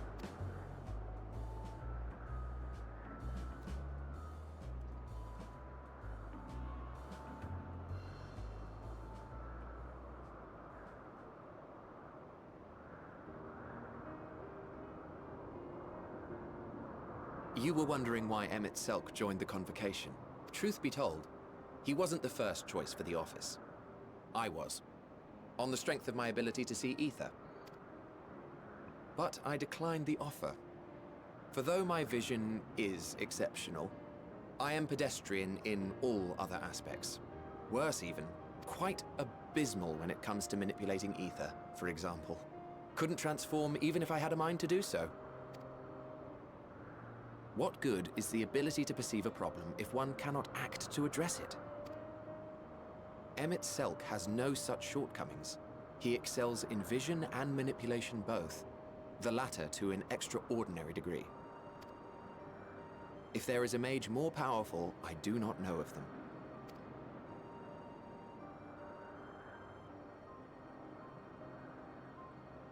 Thus did I recommend him for the office in my stead. And I wasn't the only one. Far from it. Countless others vouched for his skill and character. People the world over, to whom he had previously lent a helping hand. Oh, how surprised he was. Claimed he hadn't done anything remarkable for anyone. Modest to a fault. He deserved every bit of acclaim he received. Yet he may well have gone unappreciated were it not for a mutual friend. A singular soul who can't help but involve herself in the business of others. Where she walks, excitement is certain to follow. Her antics irritate Emet-Selch to no end. But much of his grumbling stems from genuine concern. When our friend calls, he never fails to answer and lend his talents. And in the course of doing so, he himself came to be recognized and respected by those around him. They are truly remarkable individuals, and I'm proud to call them friends. To help them realize their dreams. This will be my greatest contribution to our world. And when they have fulfilled their respective purposes, so too shall I have fulfilled mine. And together we may return to the star. Look at me, spilling my innermost secrets. I can't seem to help it with you. I can only assume it is due to the color of your soul. I just don't understand how you can be so alike and yet so different. Well done, my pet. Well done!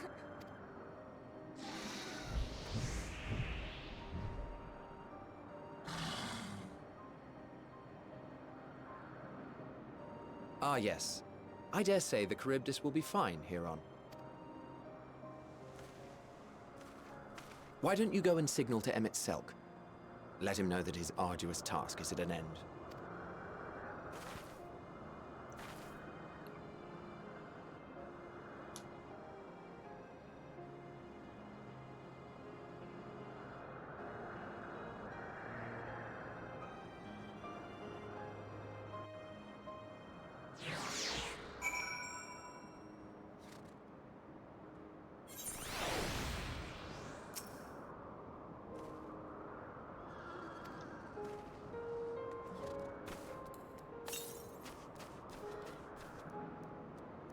Yeah, it's over there.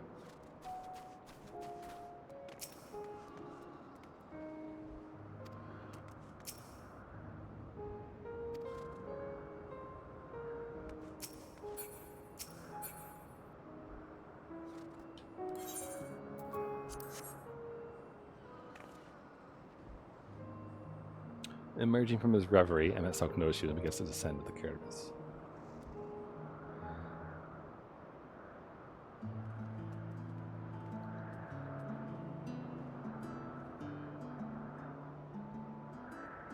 No words to express my gratitude. Thanks to you, the Charybdis has learned to fly.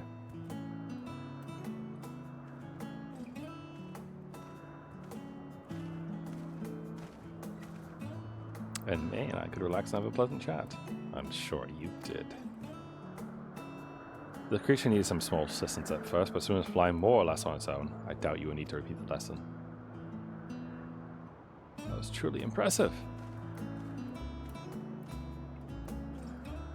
But this is all from afar. The Charybdis flies. Indeed.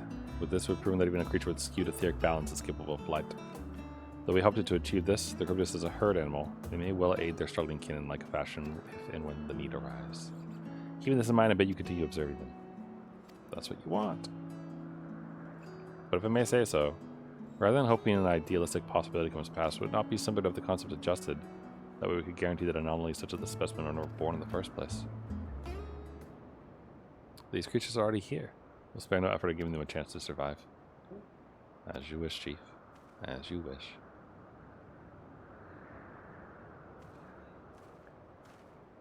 Makes me think of the Princess Bride. As you wish. Hermes. I'm fine, don't worry. Well, that concludes all my present tasks. Let's return to Ananors for now. That word trips my brain up. Doesn't know whether to go for Anig or Anano. English, man.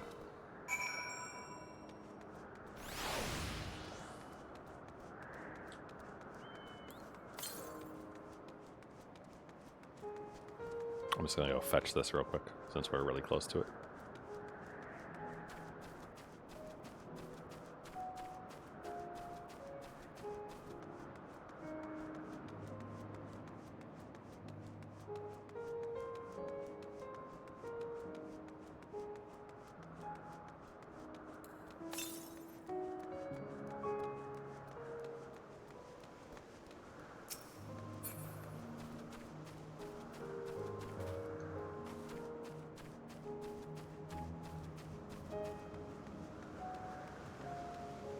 Am I blind?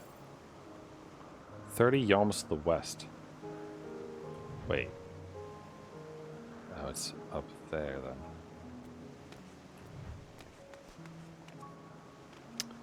Alright then.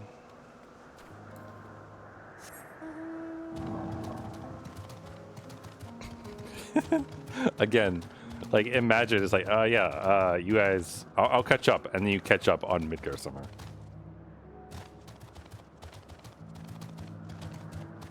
Don't mind me, I just, can summon a dragon at will. What's that one?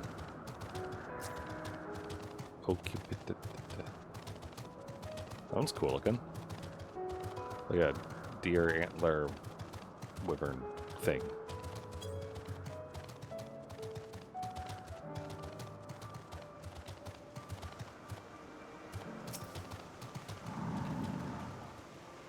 All creations are happy, and that makes me happy too. Now you see what I do. Was it everything you were expecting?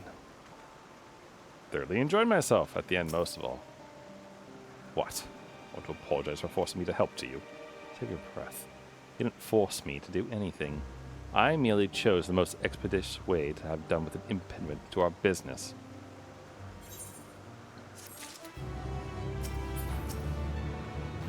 I'm tired. Leave me be.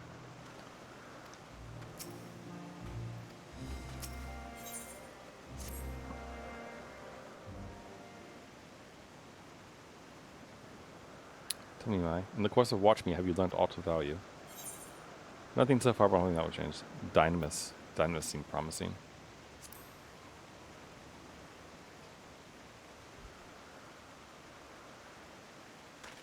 Dynamis, you say? Curious that such an obscure phenomenon should be of interest to you.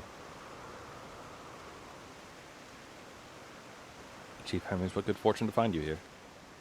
Something the matter? The Icone. I'm afraid it's done it again. No sooner do we release one for the observation that it's upon the nearby occupantes slaughtering them. Was the creature hungry or somehow provoked? I just fed them myself. And the occupantes were keeping a wide berth. It is the nature to blame, their innate viciousness. Temperament aside is an outstanding creation, perfect in form and function. It may not be suited for release. I have no doubt that the Bureau will accept its concept for preservation. In case there's no point in postponing the inevitable. Doors will revert them all once the paperwork is in order. Where's the scene of the incident? Just off the path of the 12 Wonders. To make your way, you should see it on the left. I don't know if Doors is still there, however. I mean, just wait.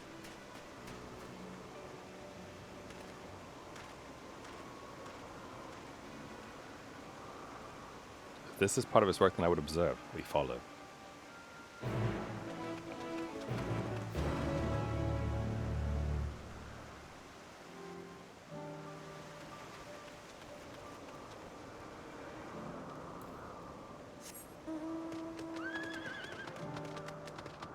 Man, that robe goes out real hard, huh? Earnest observer.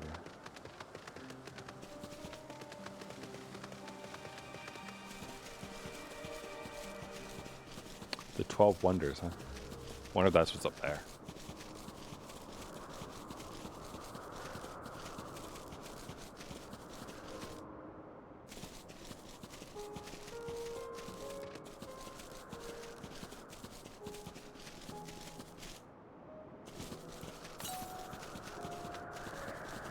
To the south.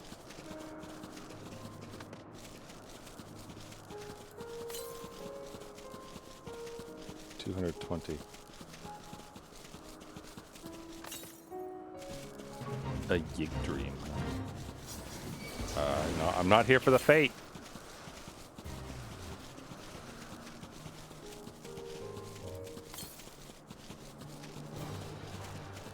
There it is.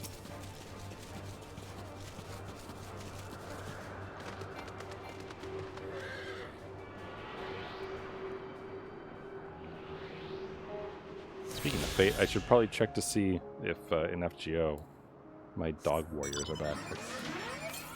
They probably are. 341 to the west. I think that'd be across there, so.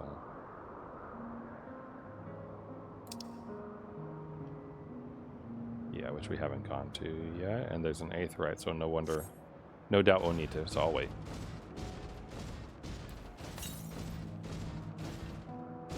Where did I put my phone? Let's see, right there. Hold on, sorry, I'm just looking. Where did I put my phone? Smaho wa doko desu ka, as one could say. Smaho, where's my damn phone? Did I put it somewhere else?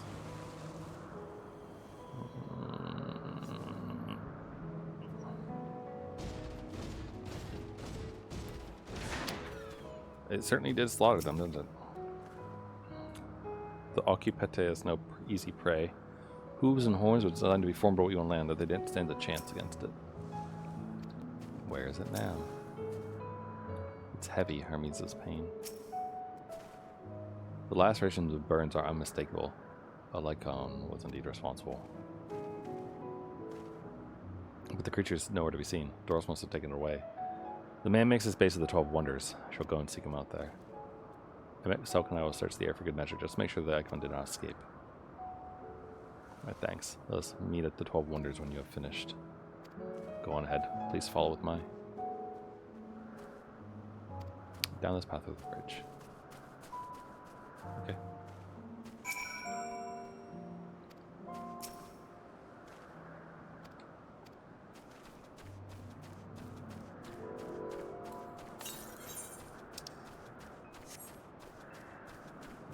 It's also 5:30, so I should eat dinner soon. I do kind of have I don't know. There's something, to use a word that was just used a little while ago, vainglorious, about having your stream go really, really long and like not taking a break in between. Like 2 4-hour streams is cool, but 1 8-hour stream is really cool. You know? So part of me wants to just like make dinner and then eat it. But it's also like poor manners to eat on stream, I think. To the southwest. It's a grips. Oh, I think I see it.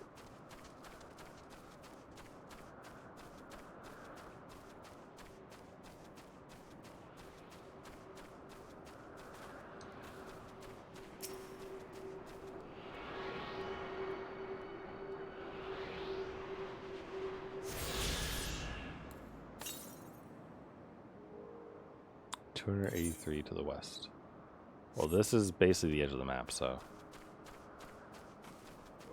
we'll look at that a bit later, I think. I do have to pee again, though. There's man with long blonde hair. Okay.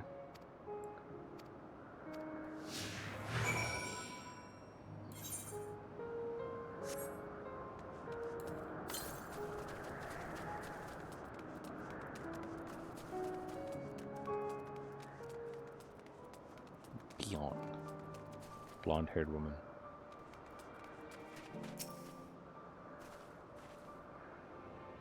What can I do for you? Wrong person, looking for Doris.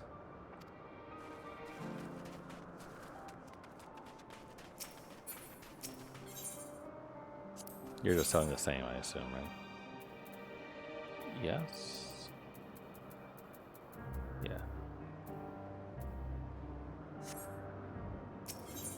But definitely like nothing special.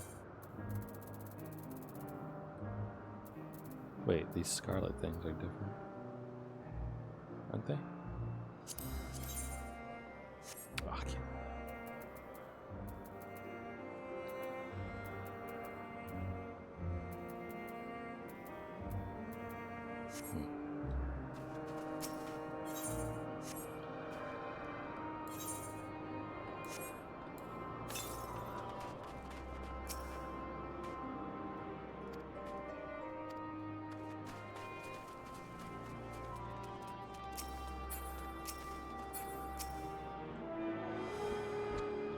Oh, I see the blonde-haired man over there.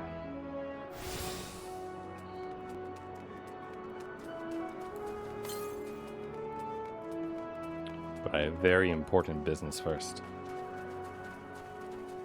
Finding the ether current.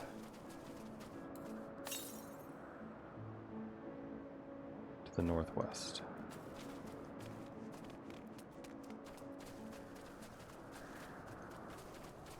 Nice place, though.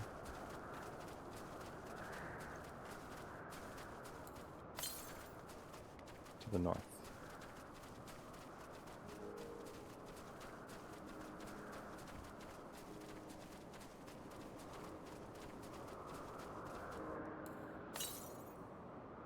To the west. Oh, there it is.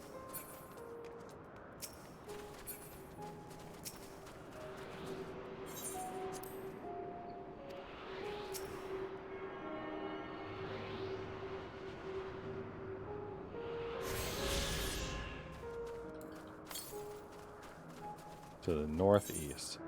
So that's up in that area. Okay. What happens when you mount up? Does Medion still follow you? That looks angry.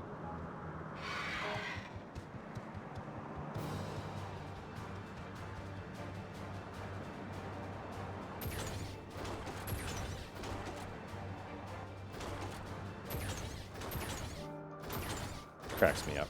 Sorry, it always does. Even has a little sound effect. Doris, that's Doris.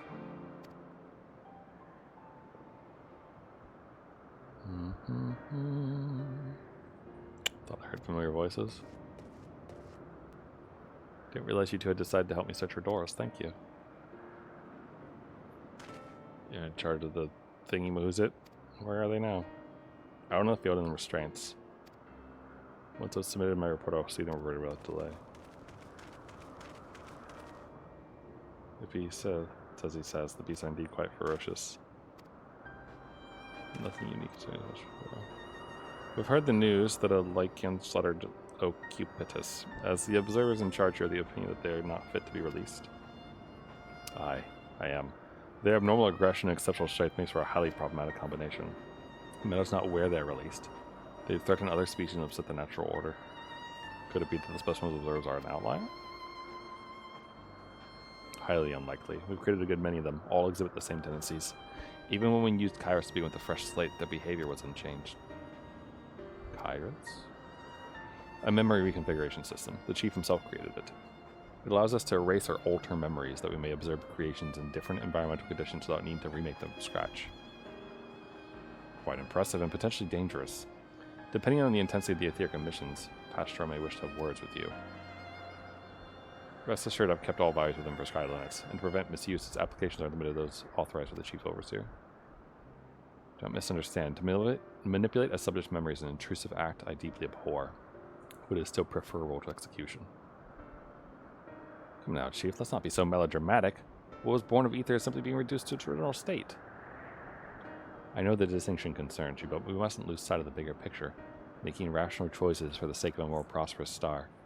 If a creation cannot be properly studied, even with the aid of Kairos, we remake it. If a creation is deemed a detrimental existence, we unmake it, to solve for the greater good and unquestion the necessity of such routine processes. I understand these things, I do. Never think to unleash a clear and undeniable threat into the world. Yet insignificant though their individual lives may be next to all creation, it is all the Lycans have. Before we see their fates, we owe it to these beings to exhaust all options, to ensure that nothing has been overlooked. You insist.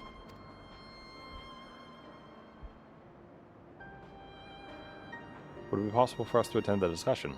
That Emmett Selk may better carry out his duties. By all means. Pray show them to the meeting room.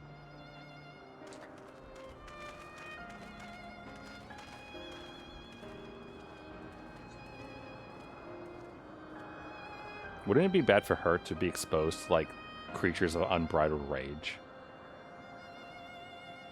Like, that'd probably be pretty bad for her, right?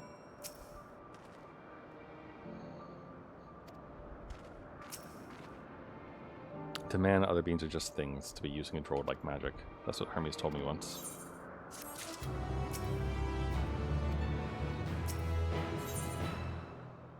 Medion is literally one of my favorite characters. She's adorable. I was very happy when we first meet her and she's immediately like, I want to be your friend. I was like, I want to be your friend. You needn't be an Entelechy to feel the weight bearing down on Hermes.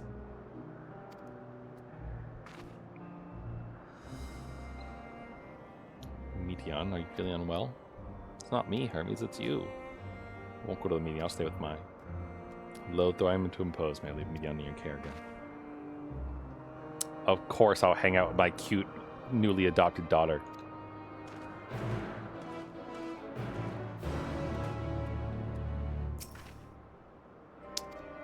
Me will make Hermes sad. I want to cheer him up with a flower. Hermes likes flowers the most of all the creations in Elpis. Most creations are expected to be interesting or beautiful or strong, better in some way. But flowers are different. They're designed to suit our emotions. What we feel in logical way, Hermes likes that. I can't make flowers, so I'll search for one. I want you to search for it with me. Okay.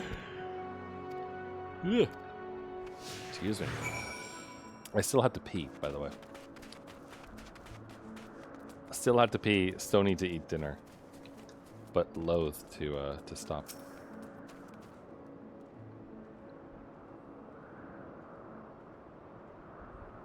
I have shredded chicken and takui things to eat. So big and bright, I love them, but they won't be too bright. You have to think about the recipient. All right. A chloris. Oh, this is a person. I thought that was a flower. My bad. Slender tree. Does Mia have anything fun to say? Nope.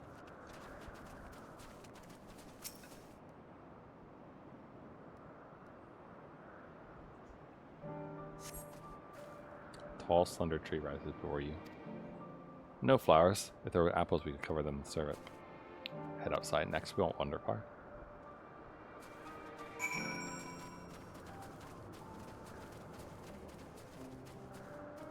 It'd be fun if you could get Medion as a companion. Or not as a companion, sorry. A minion, like the wind-up ones and those kind of things.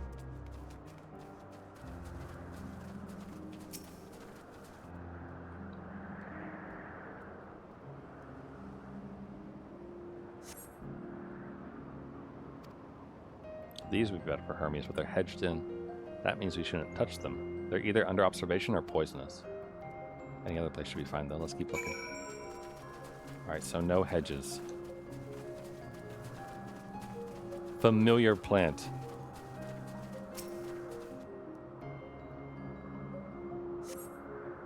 Set on a tall, thin stalk, the oddly shaped flower is mesmerizing and is undulated. A conion, a flower that can move. When Hermes wasn't looking, a shot seized him. Not a good gift, maybe. But you're good, Mai. Spotting flowers. We'll find something soon.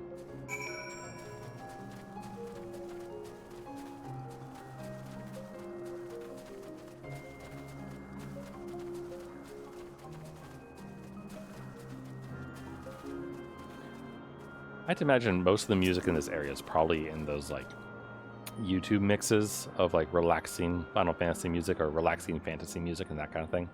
For working and studying. Best common looking grass with some few tiny flowers. Something big and huge. Wait, that? Are you talking about that?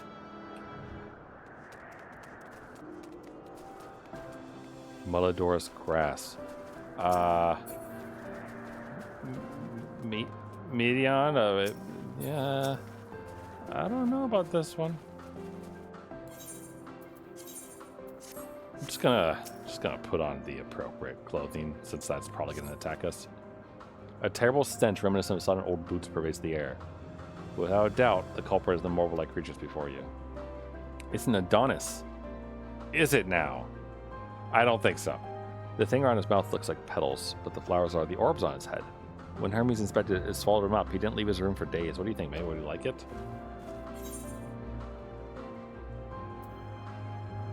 Rather not.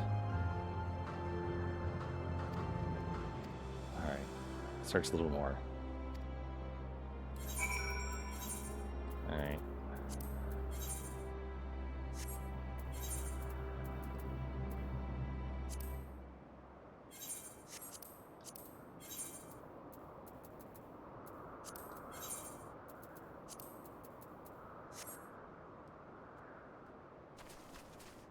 Probably like the only time you could like G-pose it up with one of these things.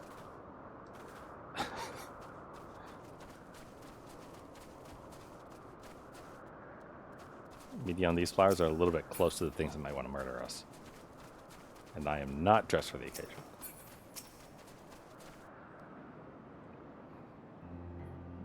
Please don't turn around. There's nothing. A shiny thing over there, what could it be? I wonder if we're going to give him an Elpis. That's kind of what I assumed when the whole thing began, but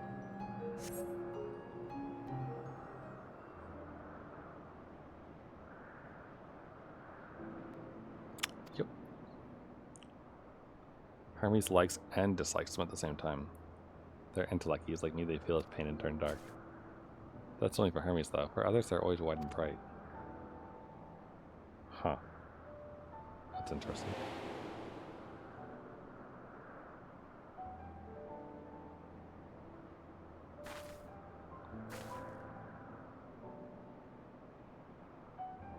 It's really the flowers darkening your home? Then do you have it too, a dark emotion? And the pain and sorrow of loss. Great fury and frustration are played by dawning sun. I dare say I have a few. Yeah, all of them. I'm just thinking about Hauscherfont. And Amazon. See, Hermes has known the same. The feeling that a part of you is gone. Again and again, but no one notices. Won't you lend it to me, your pain and sorrow? Won't you make the flower dark in front of Hermes? He's been in a dark place since before he created me. He needs to know that he isn't alone. The others are sad too. She's like, sure, I can get depressed around a flower. Still, some of this feels dangerous to me to do that though. Can't wait to see how Hermes reacts. I don't feel like it would be a positive reaction.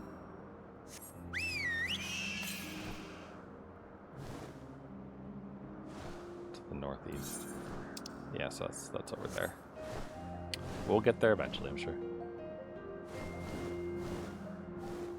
Also, I feel like, I mean, even though my soul is like reinforced and her ether is reinforced right now, and we're in the unsundered world, it still like feels kind of bad or like risky, I guess, to channel like bad emotions given that she like where she just came from, the final days and everything else, you know?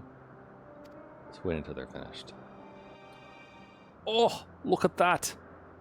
Best viewers on some random link that's definitely a spam bot. Very nice. Enjoy your ban, my friend. Hold on. Hermes!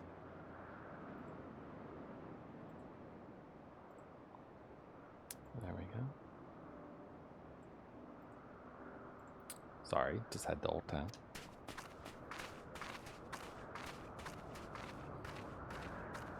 Oh, you were waiting for me. Mm-hmm. You've finished talking? Yes, we've come to a decision. My thanks for keeping Meteon company. Emmett Selk and Hythlodaeus have already retired to their rooms. There is room for you too, if you would follow me. Don't sound so happy about it. Wait! I want to show you something first.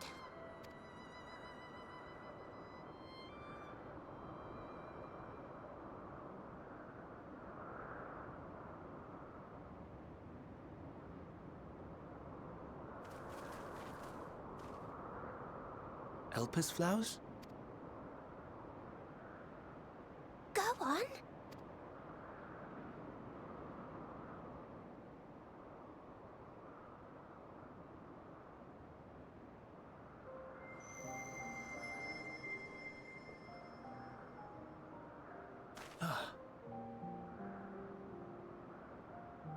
You're not the only one, Hermes. Others feel sad too. You're not alone.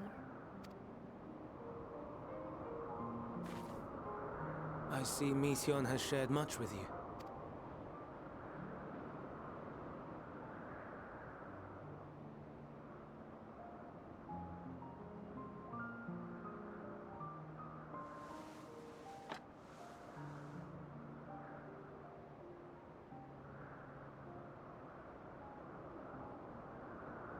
May we talk a moment?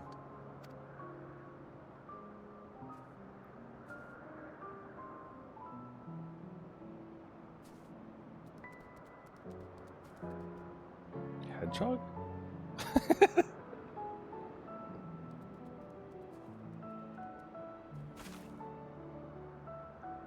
I do not think it wrong that we live for the star, that we strive to make it a better place.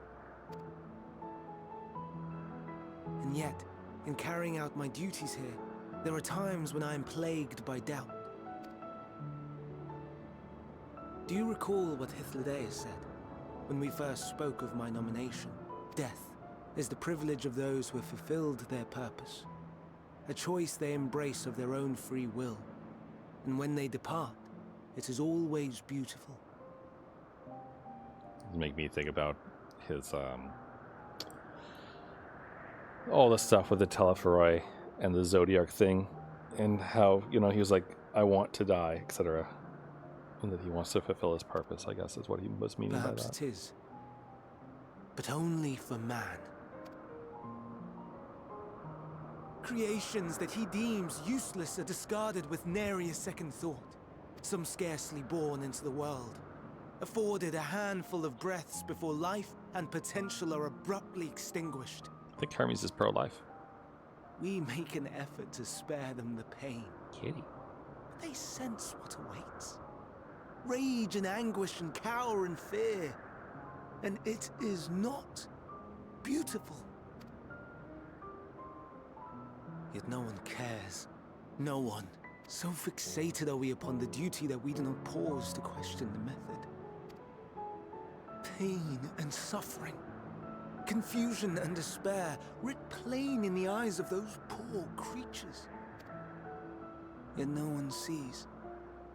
We turn a blind eye and carry on in blissful ignorance. Not amiss. And always, always the blossoms shine pure and white. A contradiction so blatant I could scream, want to scream. How can you all accept this aberration? Then I wonder, am I the aberration for thinking thus? And I'm filled with dread. Oh, now, don't cost the final days, Hermes. But now I know I'm not alone. Not the only one for whom the flowers weep. I won't ask what you thought as you kneeled beside the Alpes, or if you only did it at Meteon's insistence. Nevertheless, I thank you. To know that you too have experienced suffering. Yeah. Is a comfort. What terrible thoughts were you thinking when the energies took form and transformed you into a beast? Thought I could be of service. Let's have no brooding, eh? Oh, I could tell you all about suffering. Perhaps we shouldn't, though, yeah? Lest you misunderstand, I derive no pleasure from your pain. It's just the fact that you are still here in spite of your suffering gives me heart. The stars in the heavens. Know you what they are? You tell me, because this world is different than mine. Though it is too far to tell, each glittering light could be a world not unlike Aetheris. A world filled with life. A world filled with Korean barbecues. So many stars, so many lives. For us, there may be no higher purpose than to live for our world. But what of the other living beings out there? What is it that gives their lives meaning? That drives them day after day after day? To pose that question to our undiscovered cousins, I created beings of Dynamis, who can traverse the vast emptiness between the stars. Meteon and her sisters. Sisters. She has a great many of them. And they have already departed on their journey, traveling to one star and then the next in search of life. As one might expect, exploration on such a grand scale is rife with difficulties, and thus far I've naught to show for it. Are you sure this guy shouldn't be named NASA instead of Hermes? But I have faith that we will make some manner of discovery ere long. And when we do, I should be glad to share our findings with you, in gratitude for your kindness. It's getting rather late. We had best find our beds. It would not do for both of us to be sleep-deprived on the morrow. Come, Meteon. Let's head back. Stop talking to the bugs.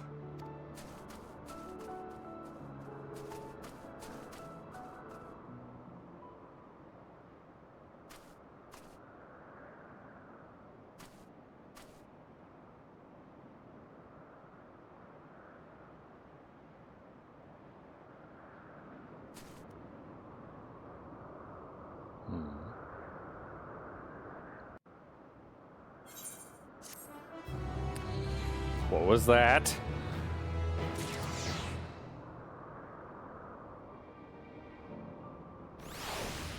Gosh, I hope we don't have to go through the final days twice. Oh, there's a blue quest here. You and the Iloros. Should I do it? The blue quest?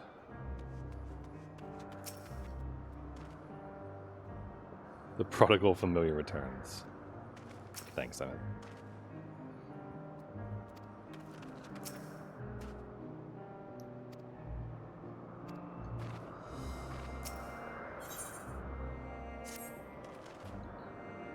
All too brief interlude.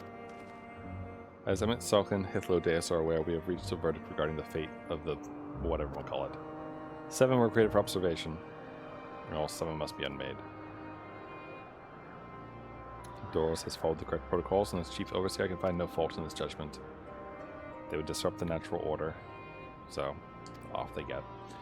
I intend to petition the Bureau of the Architect to have the concept preserved as a restricted purpose hazardous life form. With the days of pledge to support me in this endeavor. Yet, whatever the Bureau decides, the existing ones have served their purpose. Alright. They've been isolated. Alright. Return to the main isle.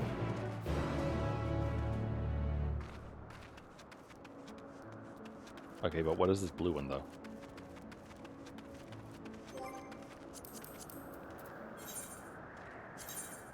Wait, no, not you. Ellipsis. So that's probably for that, right?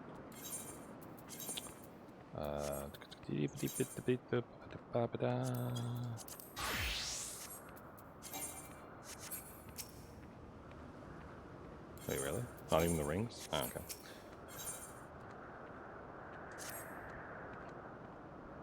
What a familiar essence you have. Alright. Mew.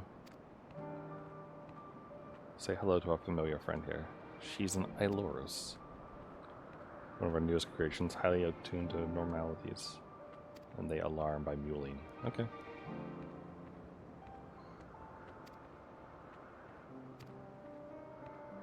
Pinpoint sites of conflict, huh? Alright. Sure. Follow it and try not to fall behind. Oh boy. Probably shouldn't have taken this one when I really want to go eat dinner. Thought those were called K-Cats. I don't know. I mean, everything has a different name in here, right? So, could be named something totally different. In regular Sundered world. Excuse me. First we follow Argos the dog for the problems with Lassie that solved. Now we're following a bat.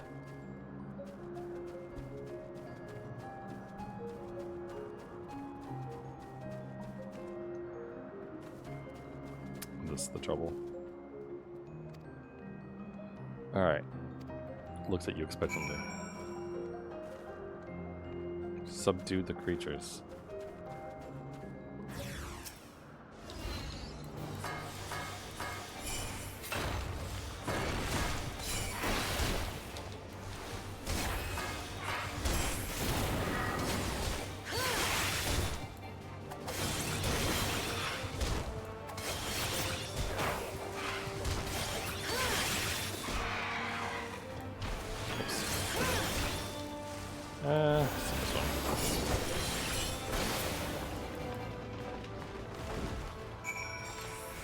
They're subdued, and by that I mean I killed them. Posture check. Oh, I'm up. Don't worry. I got my cool floor chair.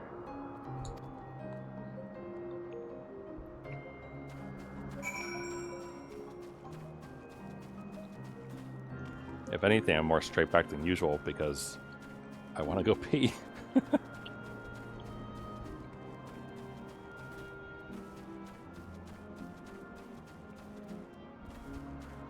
I want to pee. I should make dinner.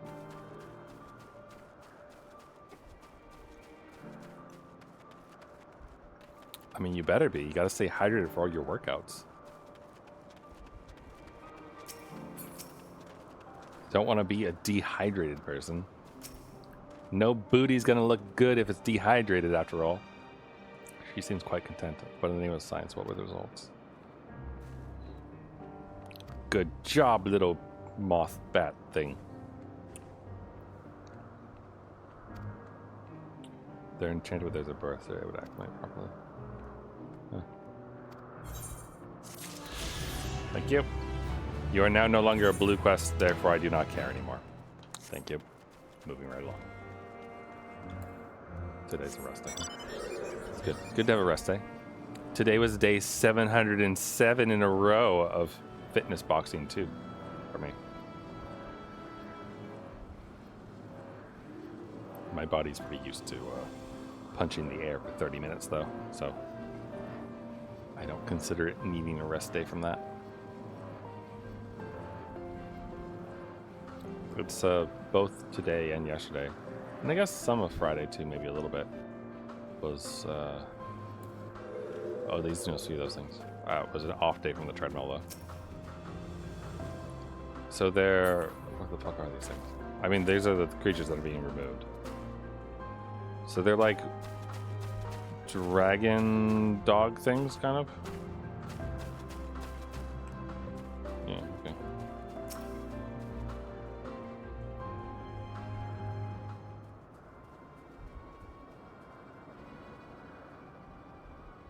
So you heard what happened here?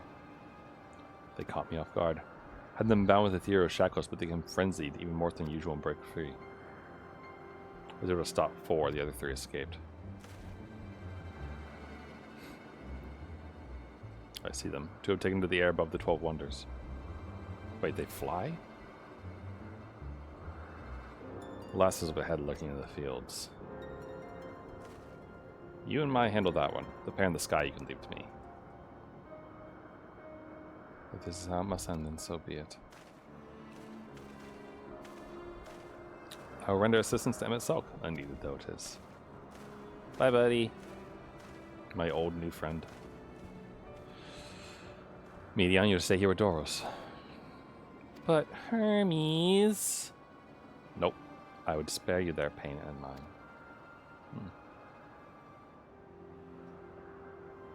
My burden, not yours, but you're into how it is. How do you do that? Well, thank you.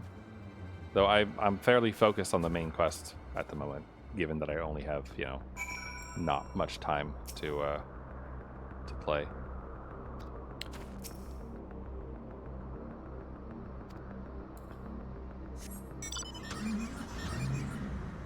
But thank you. Can always take a peek at something. Oh, thanks.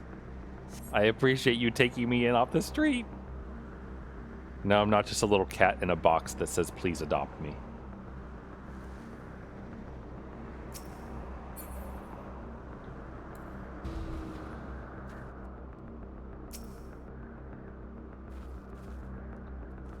A hidden room, huh?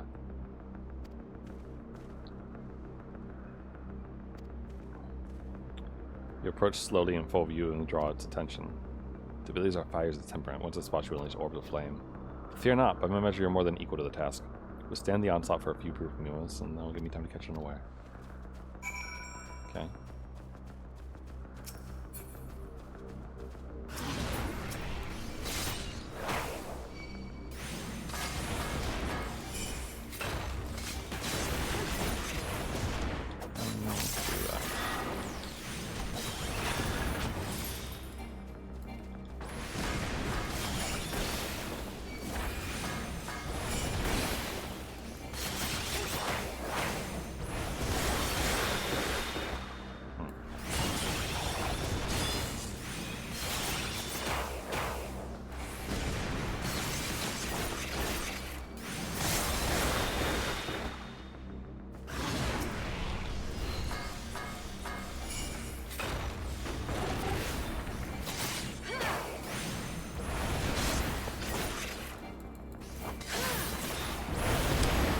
Probably not a great idea, but...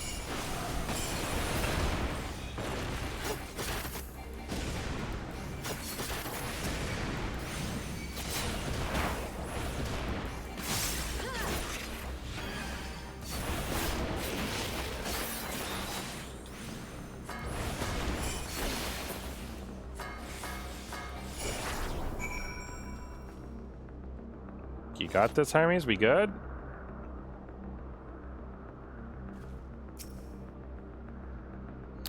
Is it a hidden room that can't be shown on stream? One of those rooms. Oh, it even has a little staff like her.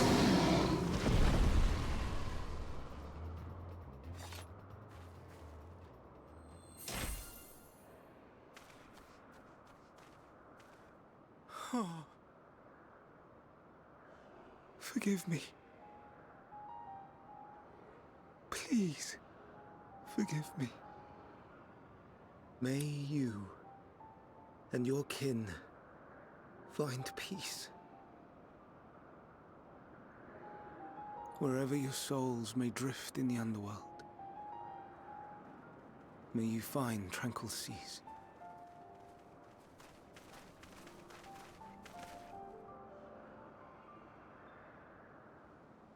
Be not forgotten, in concept endure, to reclaim form and one day live again.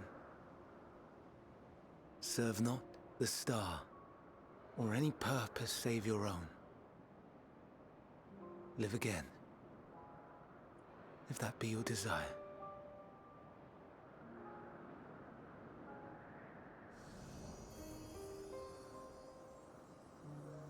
Hate, if that be your want.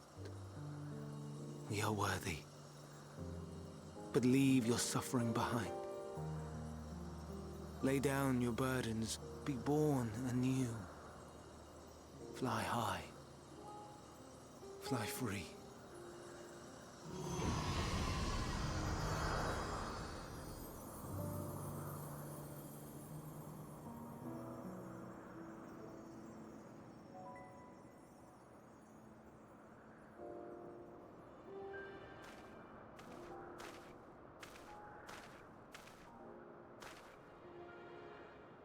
Join the convocation, Hermes.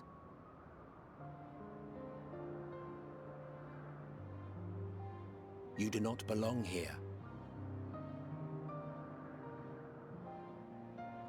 Leave to replace another. To be replaced. It changes nothing. Tell me, do you think it right that we sacrifice all these lives for the sake of the star? And when the star has reached perfection, what then? If all who are satisfied choose to die, shall we all die in satisfaction? There's the fan Daniel we know. I do not know. Were I to take up the seat of Fan Daniel, it would be tantamount to approving my predecessor's death. I do not know if it is right. And to be torn by such thoughts, I do not know if I am fit to represent mankind. Hermes! Please don't be angry. It hurts so.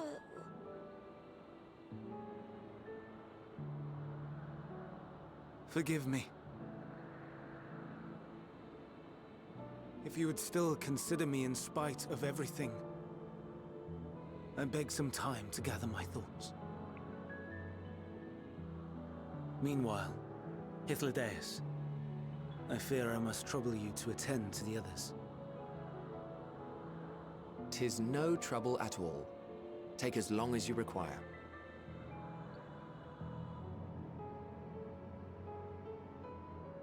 And you, my friend, I pray you find that which you seek. Yeah, a way to undo your fuck-ups later. Maybe we just need to find Meteon. We have some few matters to discuss. Shall we return to the 12 Wonders for a time? Aye.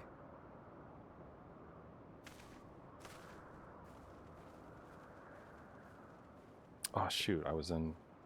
Oh, I'm not in my fancy robes.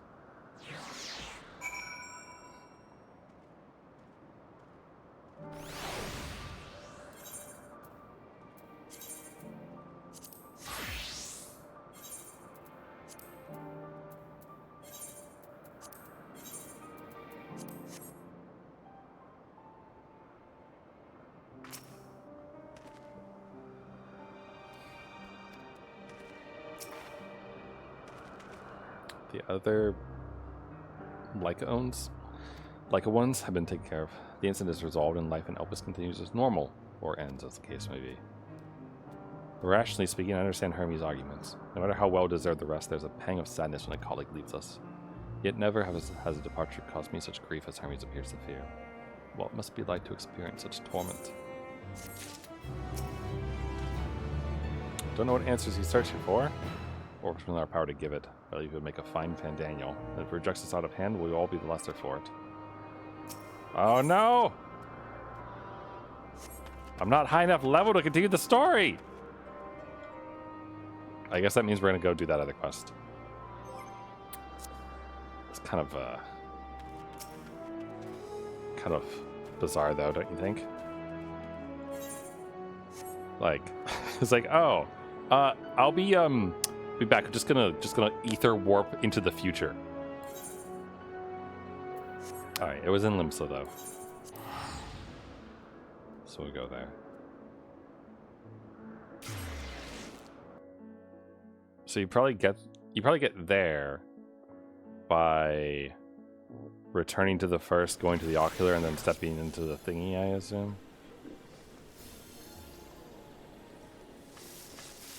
God, there's so many people here. Alright,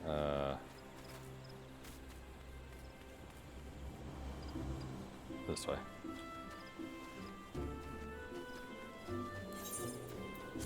Well, see, now the hard part, right, is that I need to level up the Dragoon in order to continue the main quest, but I was originally planning on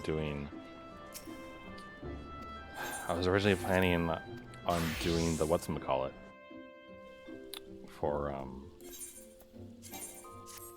the other bit, right? Oh. Hold on. Okay, so okay.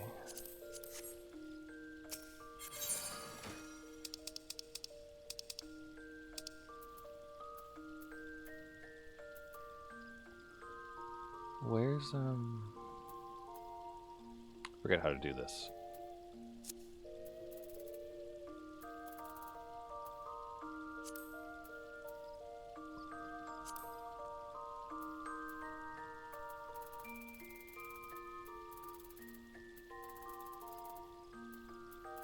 If I...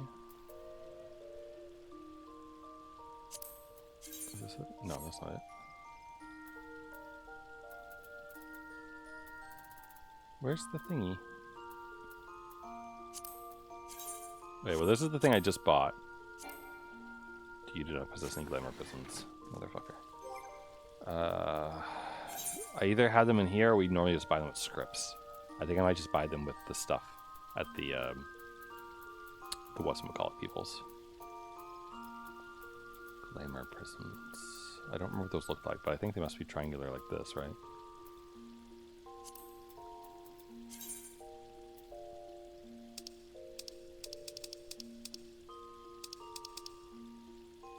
Learned as a carpenter.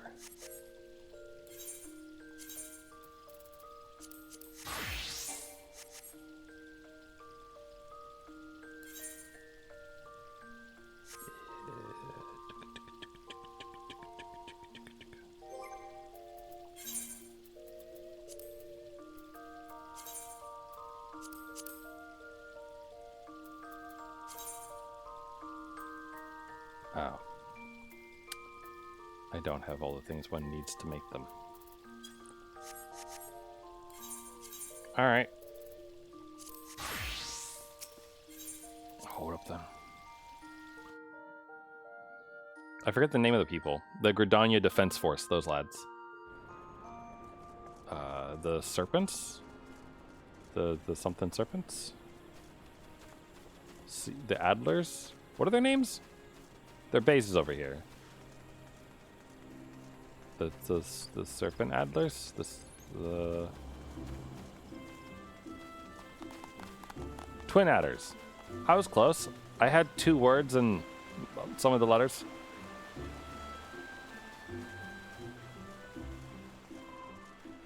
Alright, one of you lads, I don't remember which, one of you lads sells the thing I need. Nope.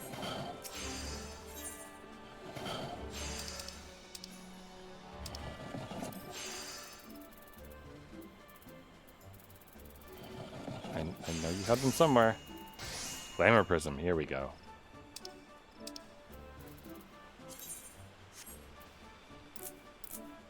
Oh, we need at least 3, at least 4. And then I want 3 for the other thing. Let's buy 10. Give me 10. Thank you. I forget, can you do it from in here too? The whole chesty thing and everything like that. Also, hey, how's my troop doing? Been a while. Holy shit, they were successful. Good job, lads.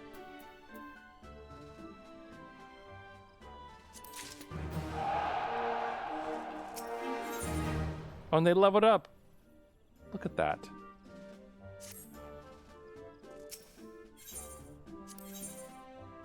I don't know. Probably just comprehensive.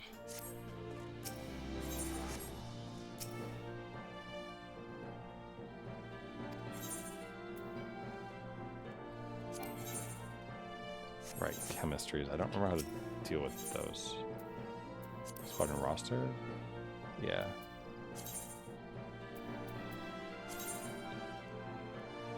Accept new chemistry. When accompanying a Rogadine, party chemistry trigger rates increase. Do I have more than one level? I do. So, no, you can lose that. That's fine. Yours is...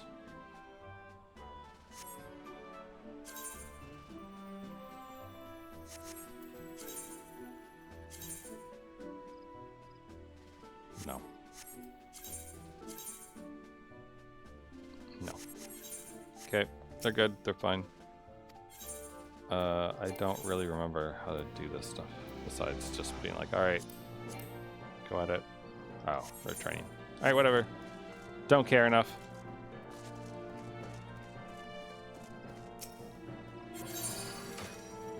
Hold on.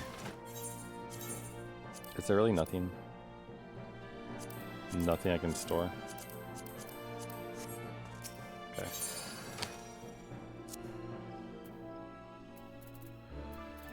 Okay. Don't remember what those things were then.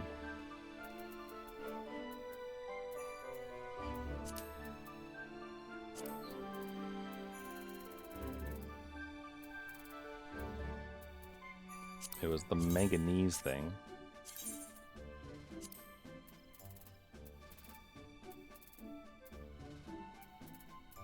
And the Sophist robe.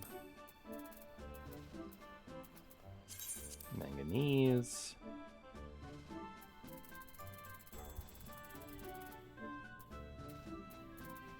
I didn't buy the hat, okay.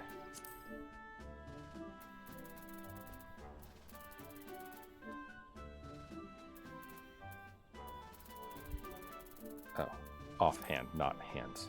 My bad.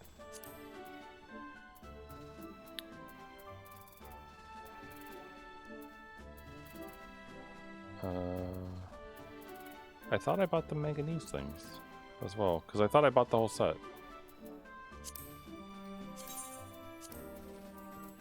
The sofa stuff goes in.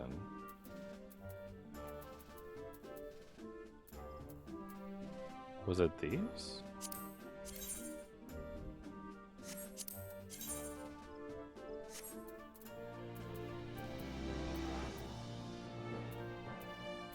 Confused. Oh, these I bought. These I bought for Glaming too, actually.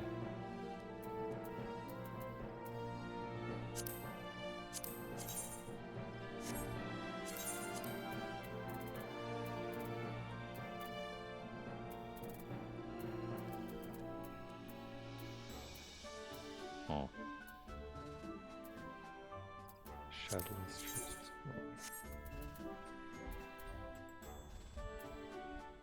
Okay. I'm confused by the lack of the thing, but you know, it's fine. Where's the thing I bought? This one? Yeah. So I mean, it all worked out, I guess, but still. I could have sworn I bought the entire thing, though. That's the thing that confuses me about this. So I was pretty sure I bought...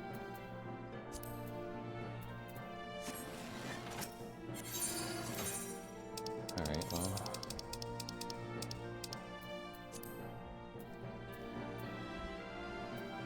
Where's the thing I just put in here? This one? This one. No. Where the heck is it? They're not in order.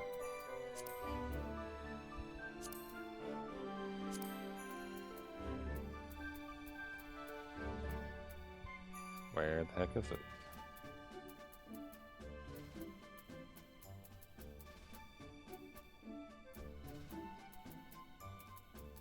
Am I dumb?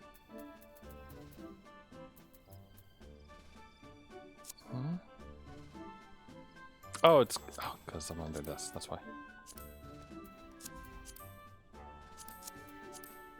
See, I could have sworn I bought the manganese pants too.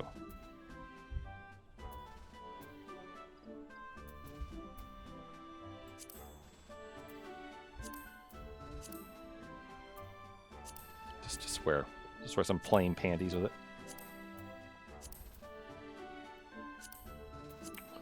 Those actually almost work, besides looking like a little bit odd.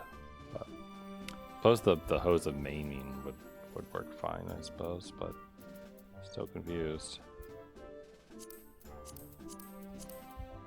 Actually, does fit. Okay.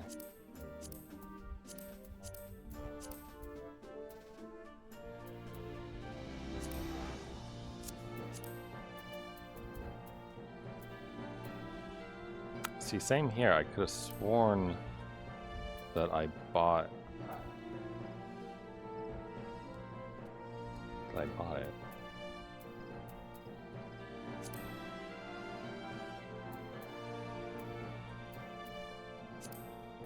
Just for some pumps, you know.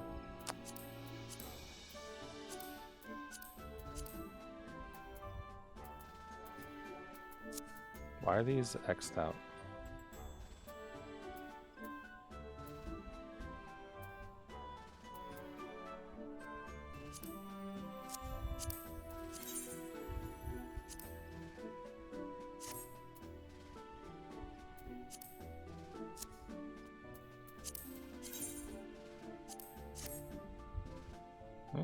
Maybe. I don't know. It's not terrible looking.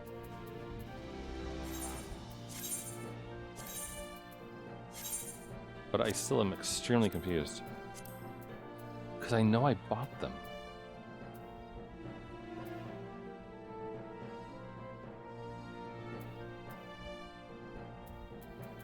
I definitely bought them.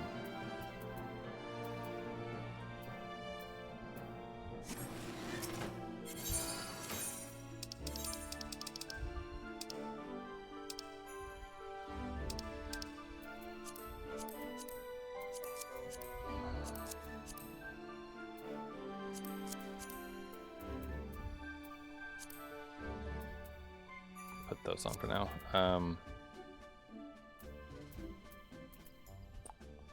So they're item level 539. Item level 539. Leg gear 539.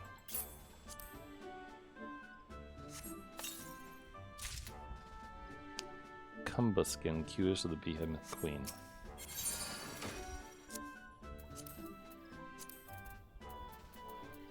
Yeah, these.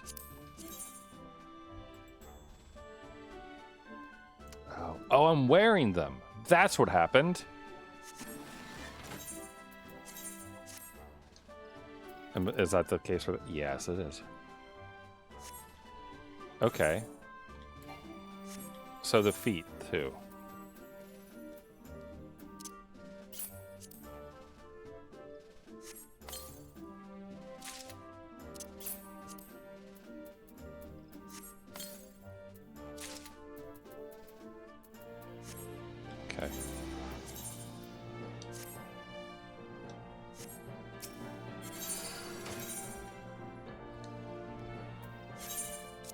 And now we can find them.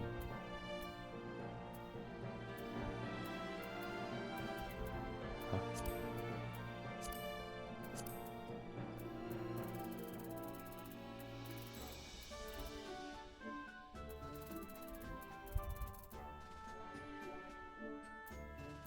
Am I blind? Or no, I already legs. These.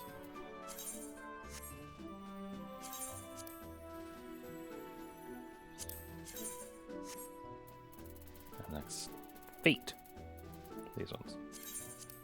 There we go.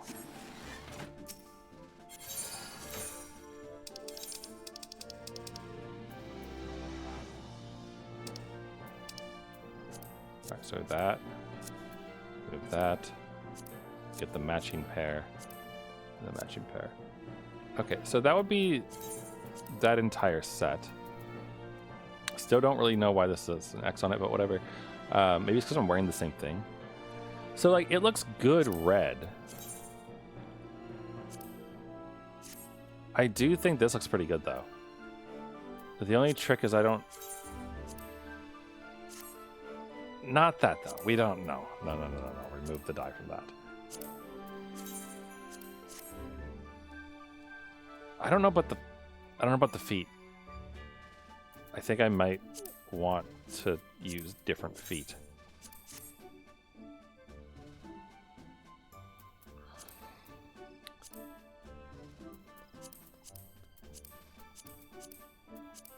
Like something more like that. Maybe I will use 2B's stuff. Cressarium Greaves are okay looking.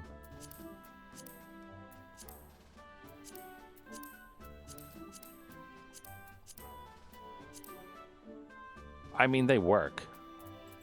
I don't know. What do you think? You still around, Allie? The actual set, or go with the heels? I don't think this will look good. It looks a little ridiculous like that. It doesn't not fit, but they're probably better off being a different color, you know? I know I don't possess this dye, but it would look better that way. Alright.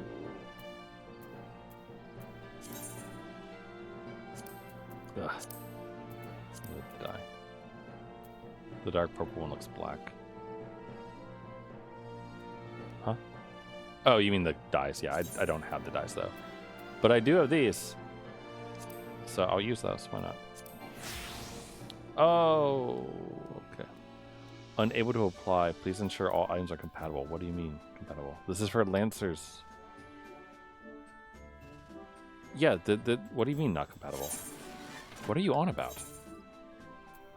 Gear set, Dragoon, equipped, besties. Oh, that's okay. I don't need it. I'm just confused. Why can't I? What is wrong with this one? I don't. What's the problem with this? Why doesn't it?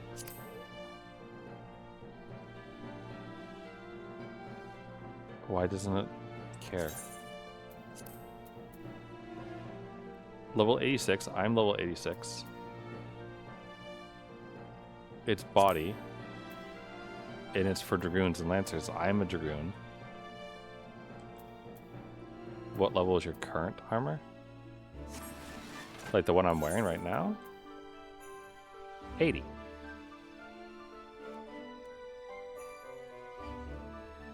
But I can wear these fine. It's the same set.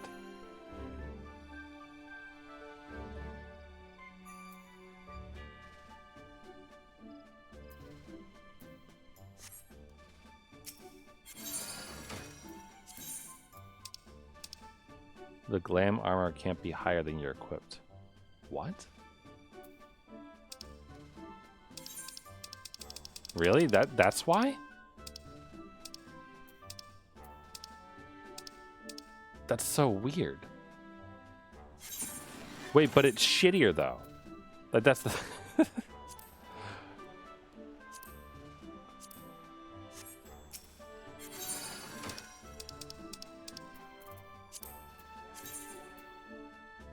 I hope this doesn't undie it.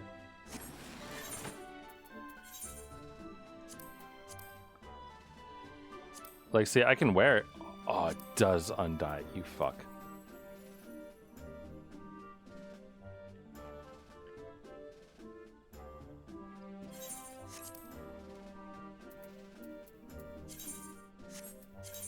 See, that's so silly.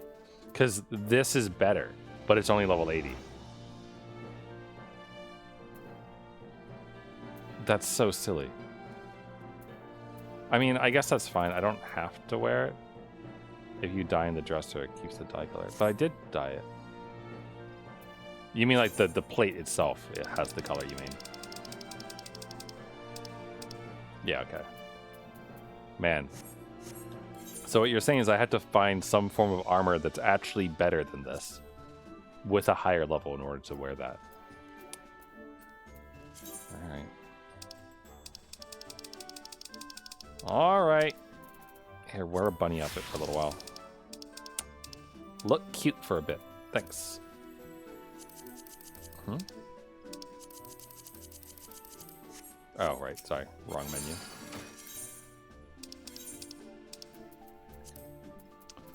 Where's the ropes? Oh, we just need to wear the ropes. Suppose you can wear those. Or some nails. Or just nothing.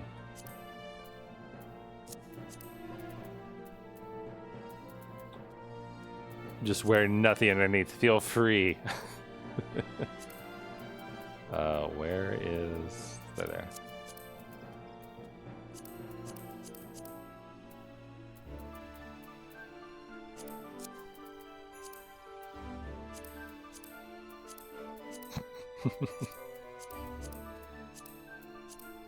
Just wear some nonsense here there.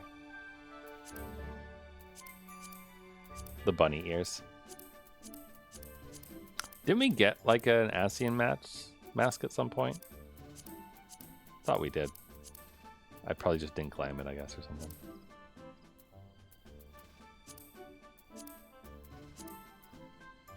I do enjoy myself a monocle.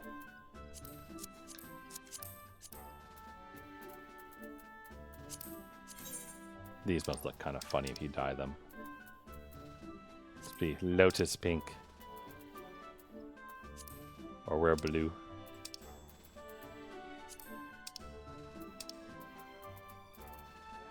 Let's be cherry pink. Be the cherry pink ASEAN. Alright. Save that plate.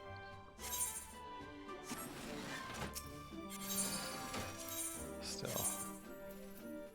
Man. I guess I never realized about that restriction.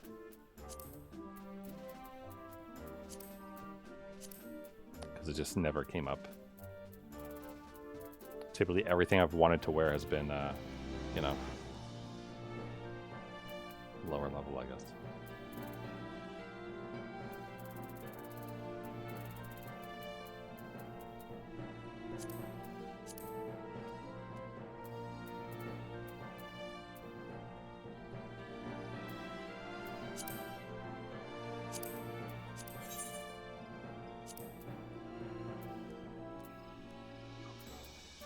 Really calls. Oh yeah, here. Kind of. Yeah. But that's an archer's though.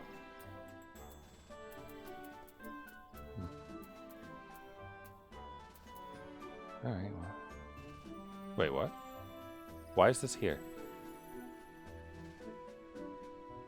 Aren't I wearing it? Oh, right. Right. Yeah, put that in there. Okay. I'm not wearing it, that's why. Okie dokie. Oh, I wonder if the... Oh wait, now I'm curious actually. Is the version...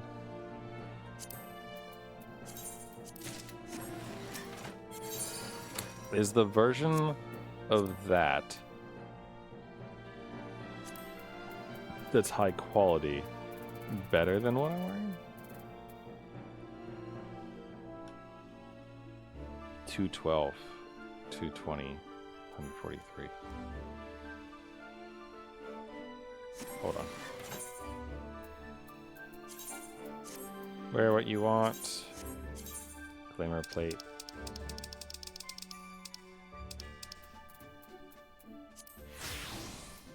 Oh, that's right. This one.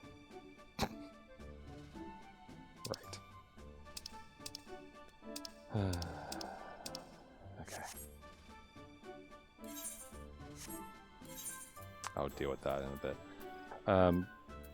Do I have a chest coffer for it? No, right? We haven't gotten that yet. But the weapon.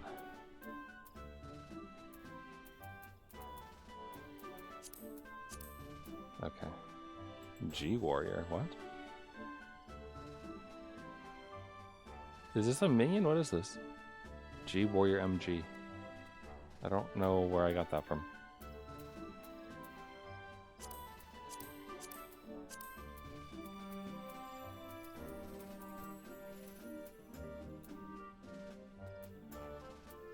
Okay. Like the fact that these chests give us high quality items does make a difference. So, we need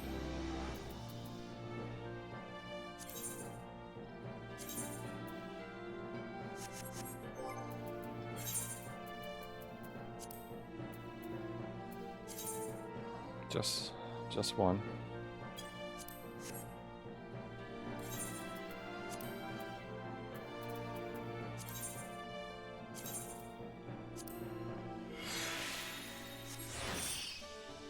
Thanks. There. Now we have our good armor back.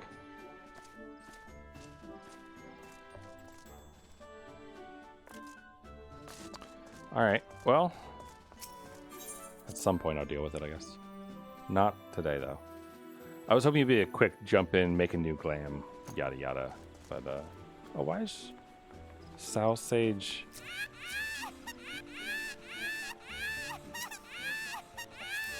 Hi.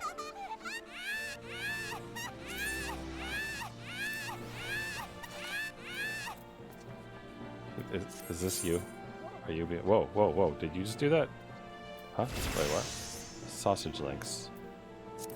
Okay. Would you like some green tea?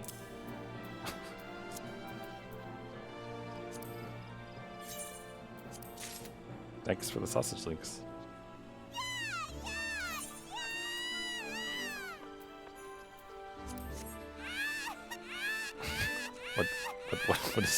What is this?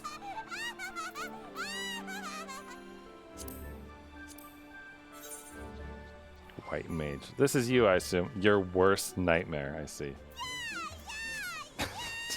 Oh, God. Not you? Oh, this is someone else then. This is one of the other, like, long ago friends, I guess.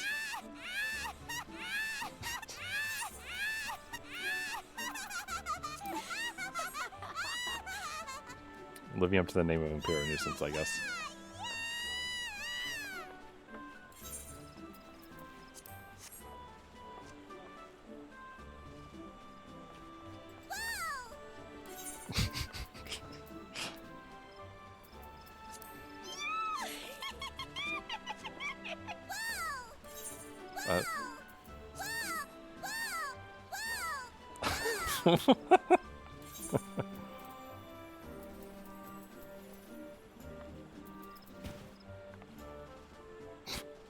Oh no!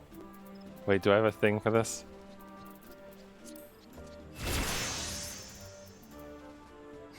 They died.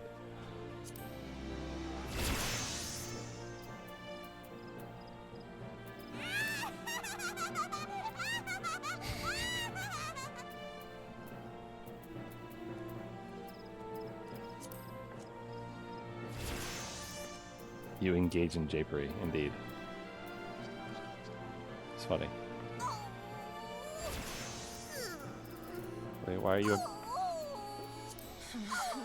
Why are you mad? I'm confused.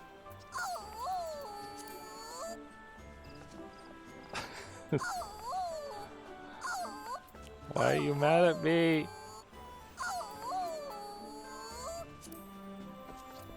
Do I have a dying emotion?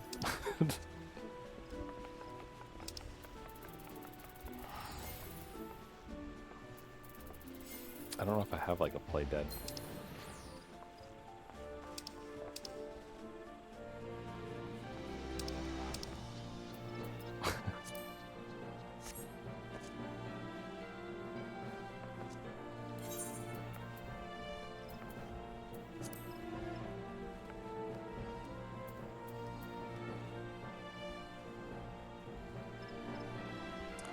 I hope that my log thing doesn't have anything like dumb or bad that's like missing if they're talking to me at all, you know?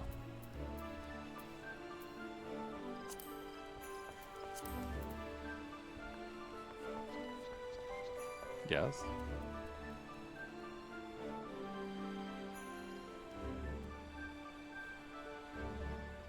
I don't know what to do. Hi, mommy, baby want milk. How do I give her milk? How do I give her milk?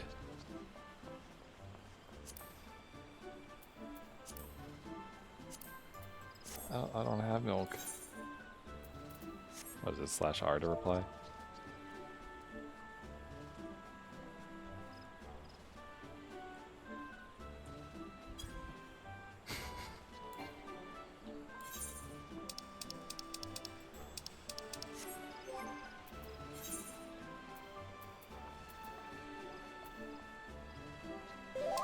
Sausage links on. But you're a woman.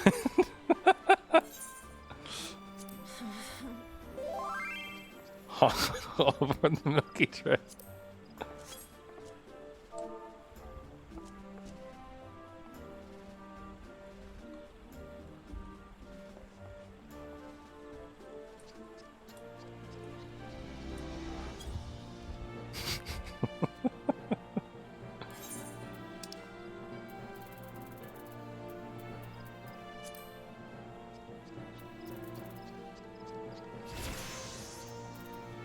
Just normal Final Fantasy 14 interactions here.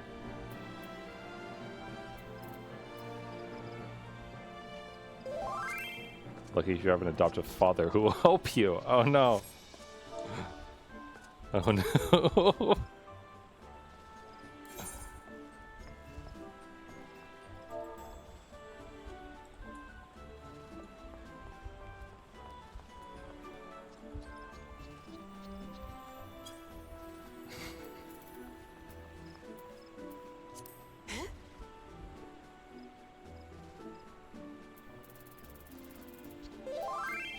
Marry him.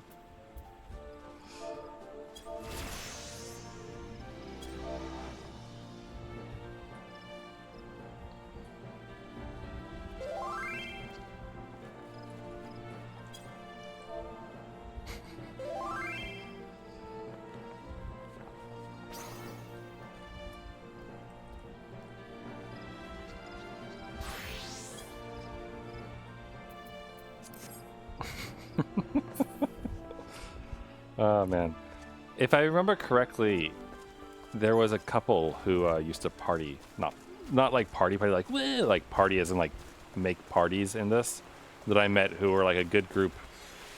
I met her and her husband while doing a dungeon or something similar before, and they friended me. I think that's who that was. I think I could be wrong. It's been a long time, so I feel bad. But yeah, she's nice.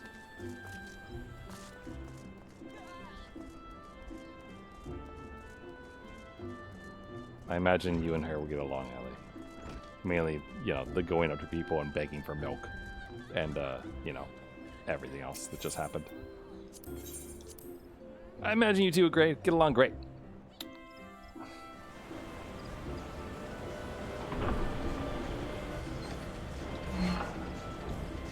So, Limsa Laminsa for the Disciple of War quest stuff.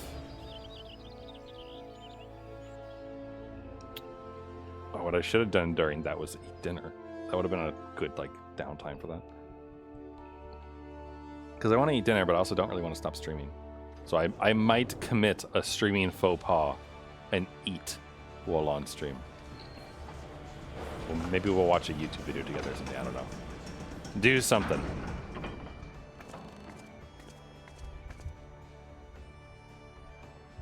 Like AFK for a hot second on inside here. At Maelstrom Command. Is that in the Bulwark Hull? No, probably. It's in the top, right? Maybe? Or maybe it's the lower decks. I don't remember.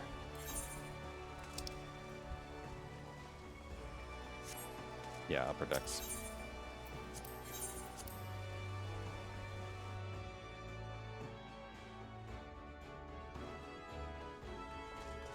But yeah, I gotta eat something besides Swedish fish. Which way am I going? This way?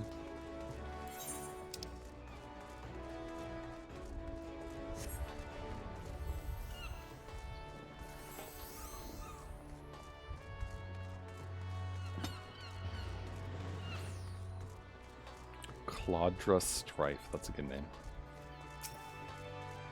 Cloudra. That makes me think of Crush Crush, because they have a Cloud knockoff girl in that one. That's pretty fun. Our man in Razat Han told us to expect you to inform the Admiral of your arrival. Head scratch. Oh, Link Pearl. Sorry, not head scratch.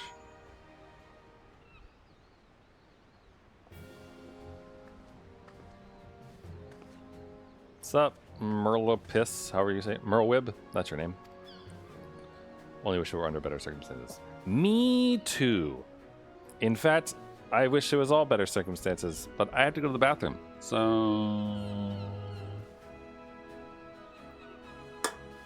I want to be right back, if y'all don't mind. Hold on. Let me just open something to entertain you with. Let me get the jingling keys for you, as it were. Shiki noko kush tan. Here we go. Perfect. This one.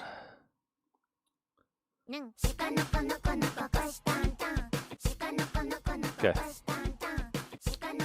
Gonna be right back.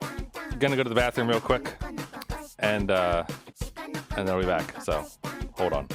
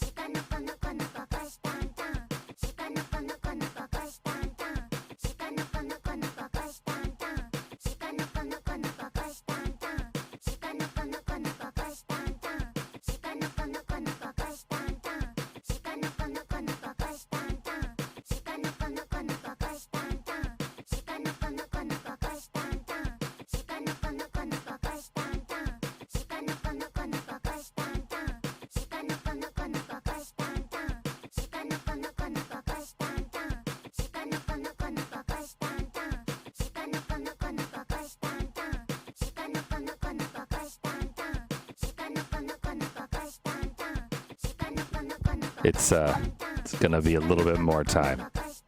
See, I thought I would kill 2 birds with 1 stone and go to the bathroom and also like throw dinner into the microwave. Except I put the dinner in the microwave and then I didn't hit the button to start the microwave. So I finished going to the bathroom and the dinner is still cold. So, you know, that's how it be. So please continue enjoying the deer dance whilst I acquire dinner. Thank you. That is all. Be like a minute. So just do a dance with it. It's good. Shiki shiki. Shiki noko noko noko kush tan tan.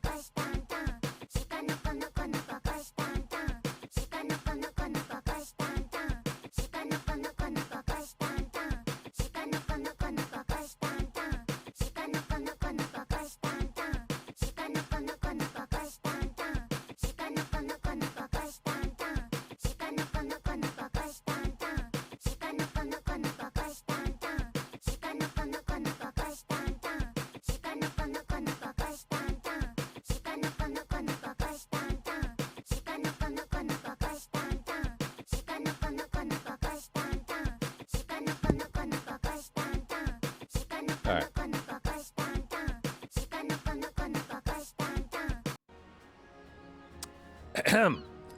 Back to serious business. All right. I'm refreshed. I have a meal in front of me, and I'm going to eat said meal. But also, you gotta give me a moment here. Also, I just saw the pictures, Ali. Your dinner looks delicious. Can you email me some of that? Because I want to eat it. Okay.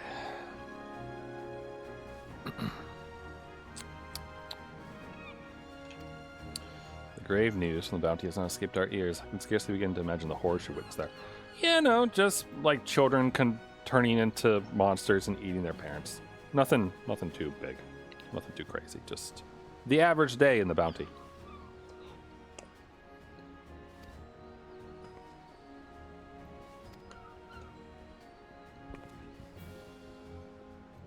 First report came a few days ago from one of the men patrolling Skull Valley. Fearsome creature, not native. It was only later that the connection found was confirmed by most likely in source, the Sahigan. Oh, Our good friends, the fish people. How lovely. We've been treating their temper for some time now, and many have made a full recovery. It's good. Owing to this, some factions are eager to improve diplomatic relations with us. Oh, well, isn't that just nice? Man, when are they going to let people make Sahigan characters?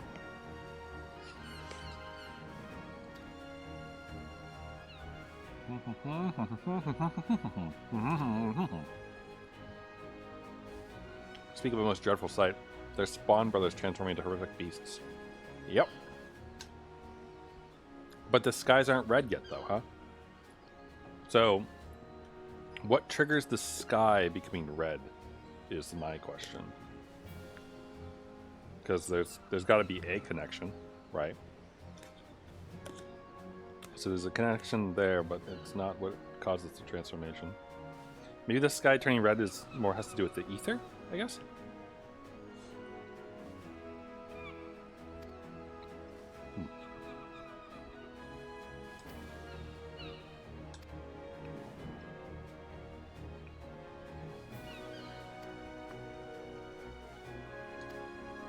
Oh, cool. Heck yeah. Let's go hang out with the Admiral, do neat stuff. Oh.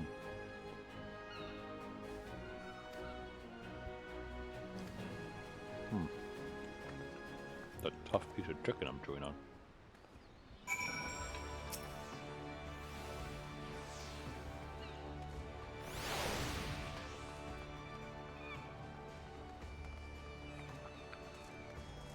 The smell. Oh.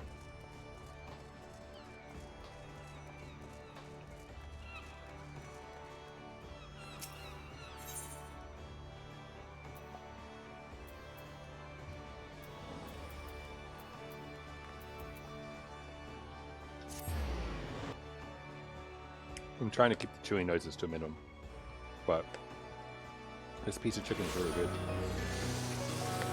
Oh, so loud! So loud! Make it stop.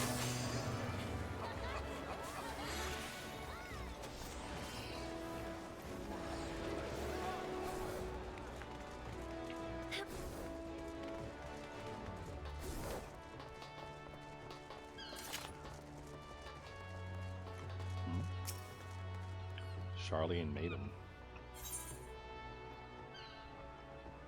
This quest will unlock the Sage Shop. Oh. No. I don't have the inventory space for that. Oh gosh. Man.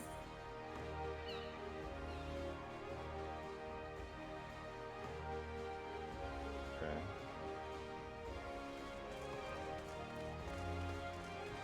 No, not that way.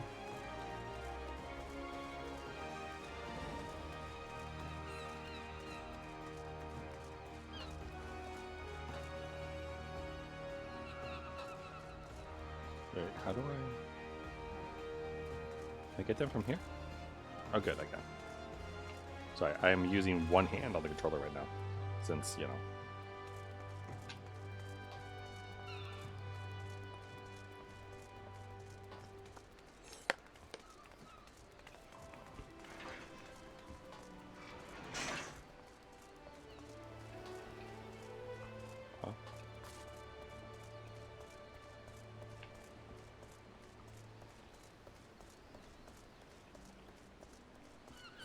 Thank God for the auto run button, you know? He's screwed without it.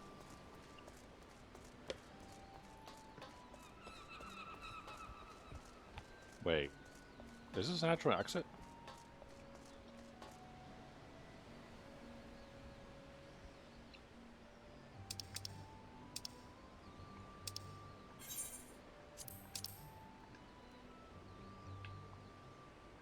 Skull Valley. At Alaport. Okay, thank you. To the boat!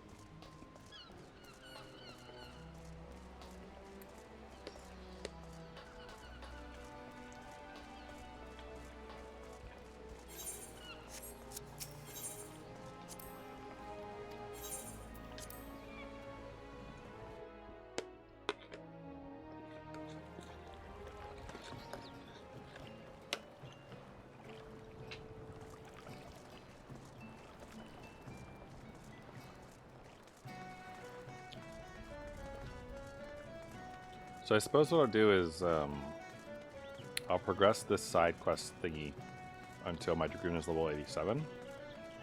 And then progress it further with my ninja, maybe? I'm a little bit... I don't know if I should do that or not. My main thought is like if I get roadblocked by like a level 88 requirement, then I'm going to need a quest to do it, you know? Because I don't really want to go grind a duty to get experience or anything like that. Because I don't want to do that. I want to just play the side the quests and everything, so...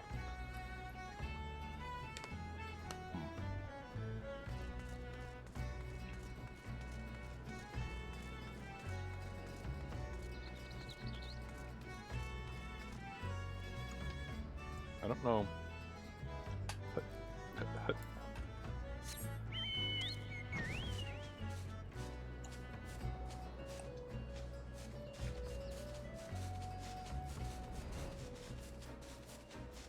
Chicken's good though. Besides that one particularly dry piece, it's like chicken, cheese, and rice. Chicken, cheese, rice, and corn. And, like, what is it? Lime, like, sour cream or something like that? It's good.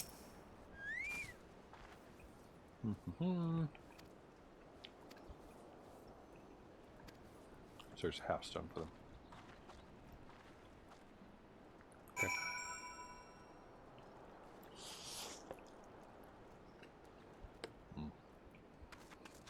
Oh my.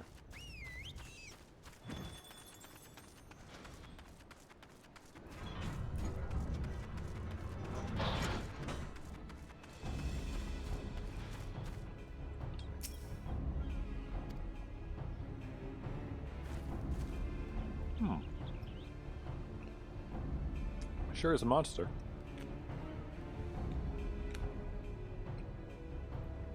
Give me a minute. Just want to get another big bite in my mouth. I don't want my dinner to be cold, you know.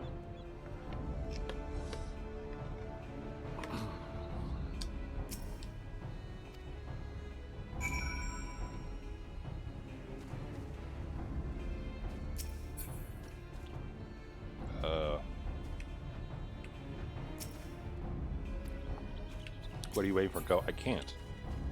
I can't target the fucking thing.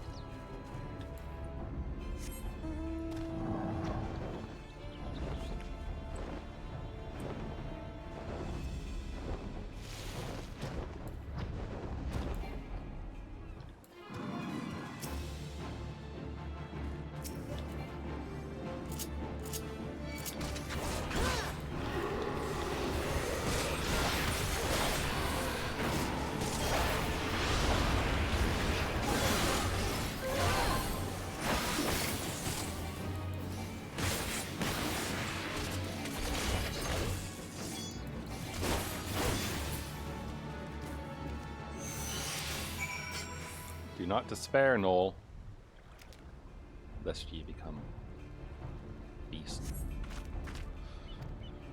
It tells my companion safe. The one up there, yes.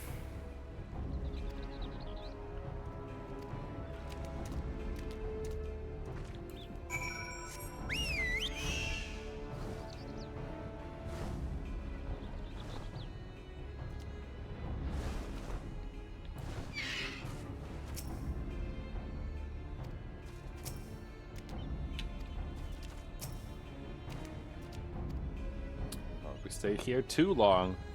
Inside, quickly.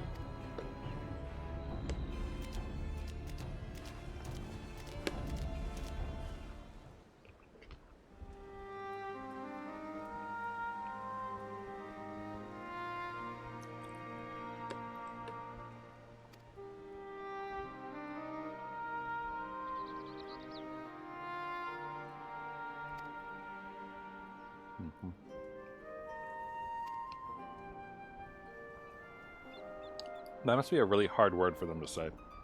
Blasphemies.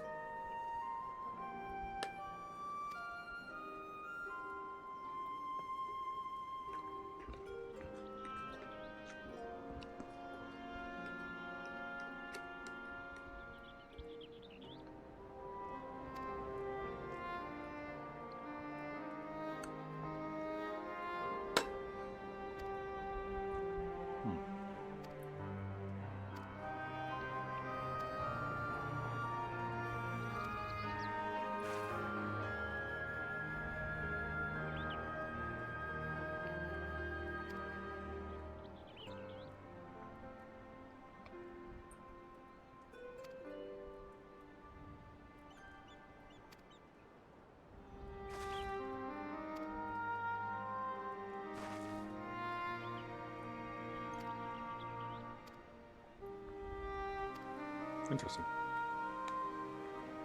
Wonder we'll have to fight the primal again for them.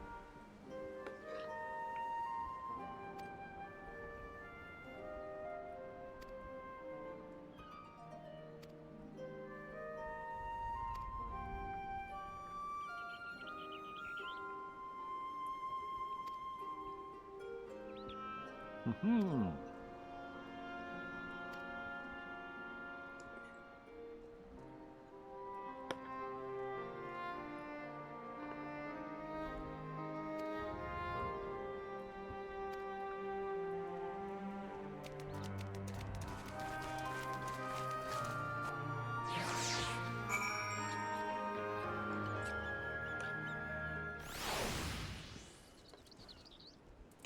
That Maelstrom command. Meh.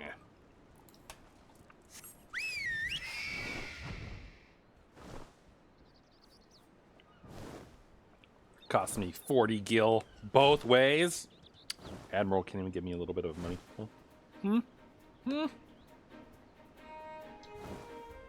She won't even pay my bus fare.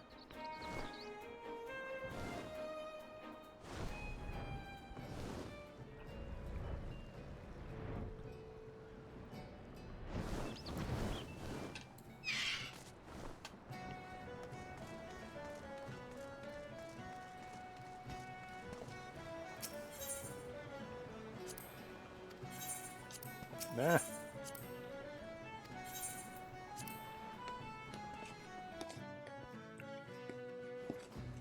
One of the there's a YouTube channel on YouTube.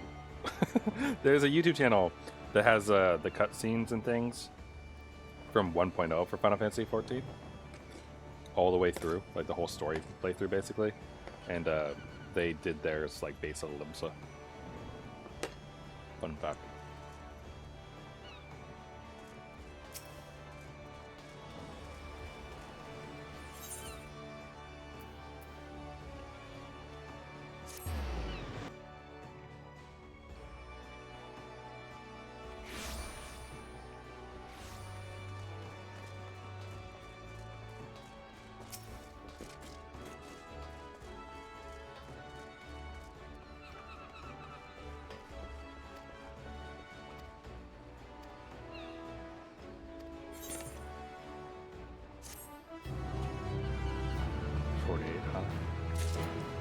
I mean, like, close to 500,000 points is nice. It doesn't change the fact that I need, like, you know, 3.1 million to level up.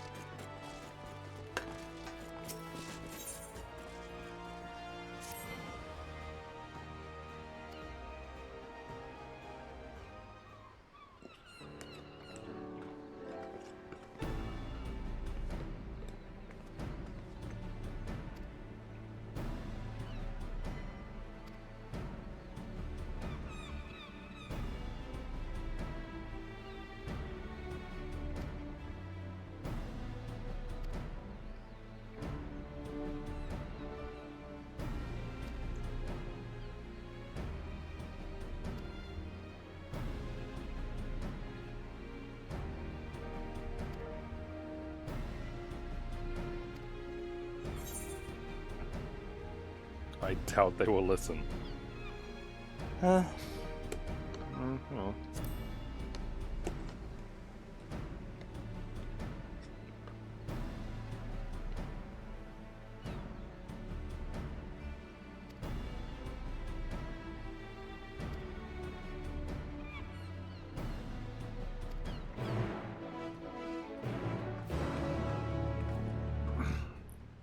I wonder if he's going to try to do the usual thing where they try to summon Leviathan and then like brainwash everyone. I'm pretty sure they did that before, because they're kind of dicks. Stupid fish.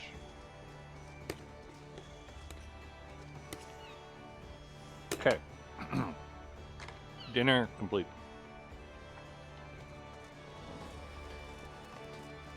Apologies again.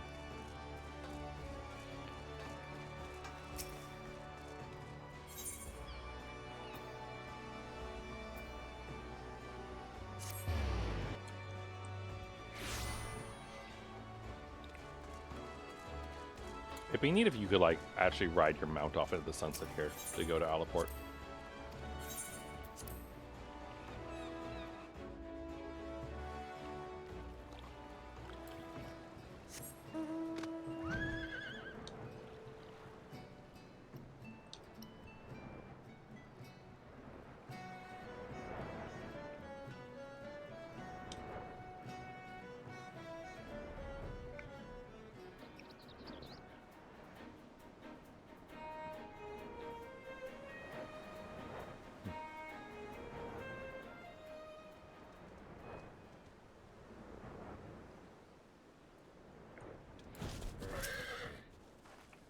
All prepared.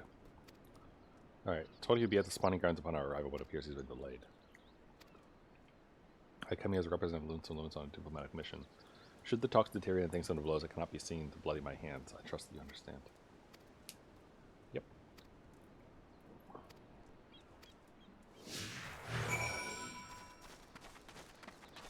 Does this mean I can't fly?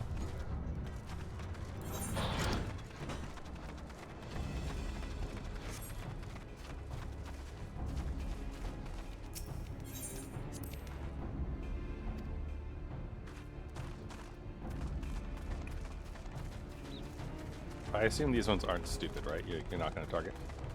Good.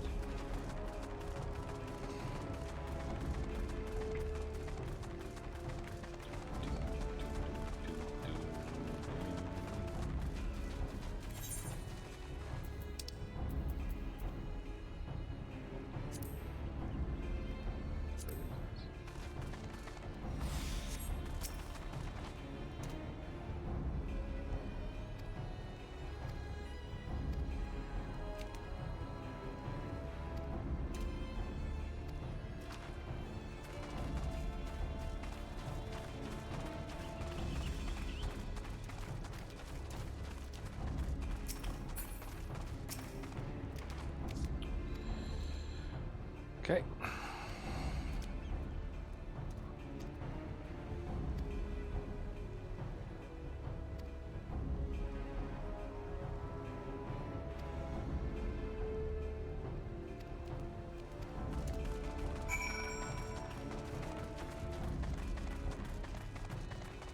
It's not like any of these he can do anything to stop us from doing this. So they're not very good at this, are they?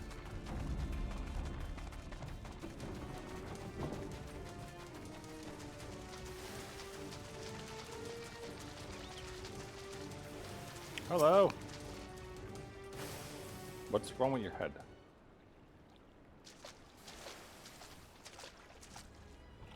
What is that? To what do I owe the displeasure? Our apologies for entering your home unannounced. Blah blah blah, blah blah blah. I want to seek parley that might strive for peace between our people. Parley.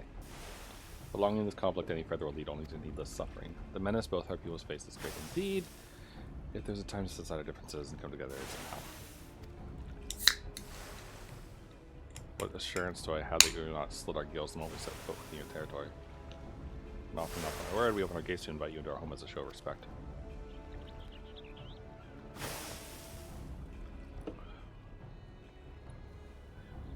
Do not trust you, Shorewalker. Let it not be said that Dao the Crushing Dao was a coward. Accept your offer, but attempt any treachery or subterfuge and your people will drown in their own blood. Good. Looking forward to productive discussion. Wow, that actually didn't devolve into bloodshed. Color me shocked.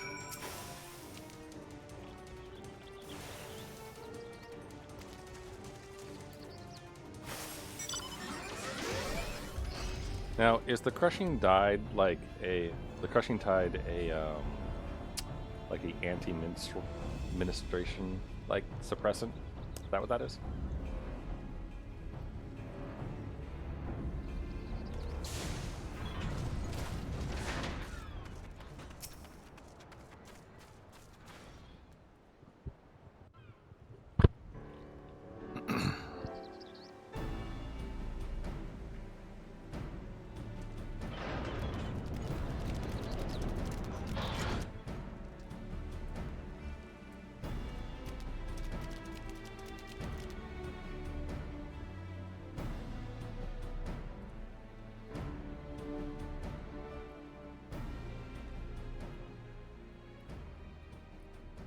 Thanks for joining us, Master Dao.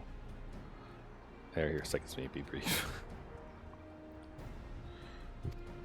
Common threat looms before us, one more powerful than any primal, with the potential to bring death out and to both Sieg and Illumines and alike. You want swift and united action? Mind you that we have liberated many akin from Leviathans and Thorment. They and countless others seeking to join us of their own free will, that we may ensure the survival of both our peoples.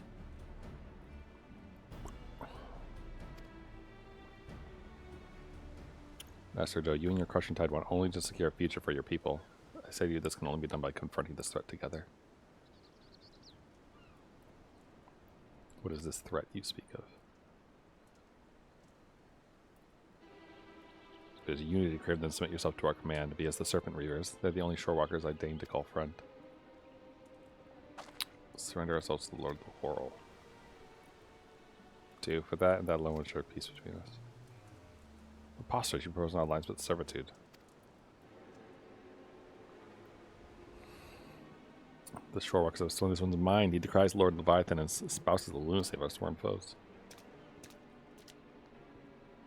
Treacherous archers have abandoned our god and must and conspire to drive away faithful alliances from home. Can't let this stand. Oh, okay. Yeah, see, this is the problem, dude. Well, at least he'll get to see it happen firsthand.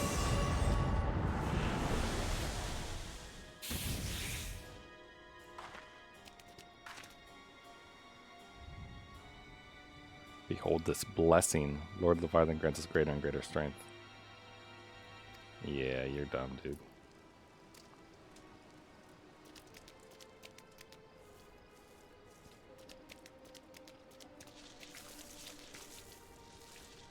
Beast makes for Alaport. Leave this place to you.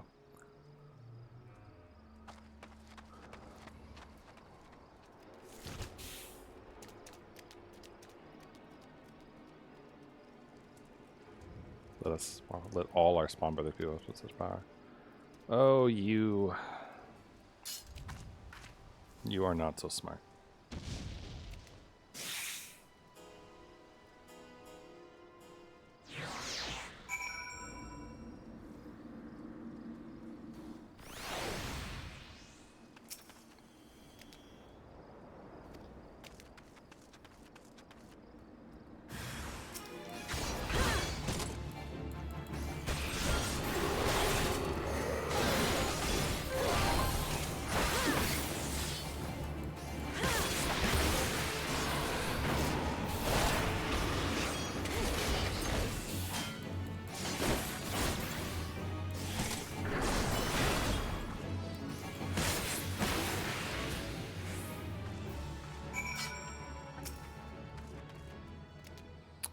Second time you saved my life.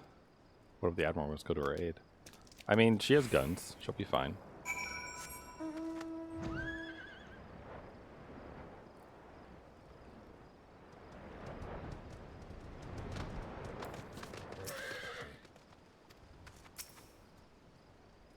It's too late, I'm sorry. Cannot fathom his Dao's response, how pleased he was to see his brothers becoming slavering beasts. Alright, any hope for a peaceful solution will be lost should Down his crushing tide manage to wield those transformations as a weapon against us. Alright. The true threat, the blasphemy is still out there, yes. Mm-hmm.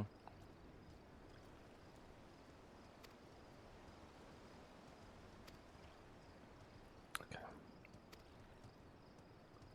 If the blasphemy 2 is born from a Sahig, and it could be sheltering the depths beyond reach of our ships. Okay.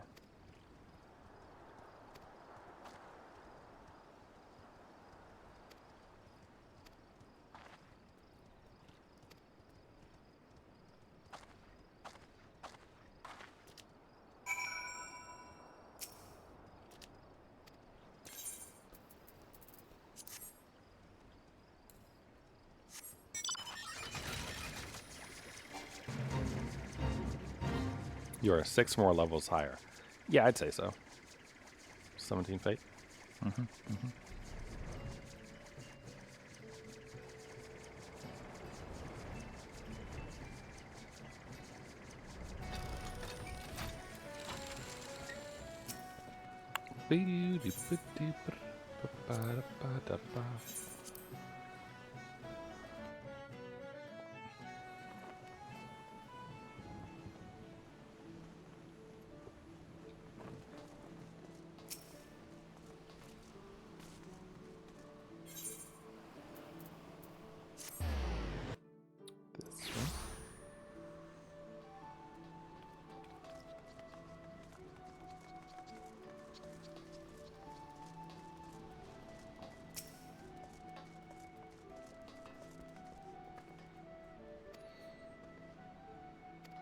Alright. Dallon's outcome no means of forcefully triggering the phenomena present, displaying the intent to seek one out.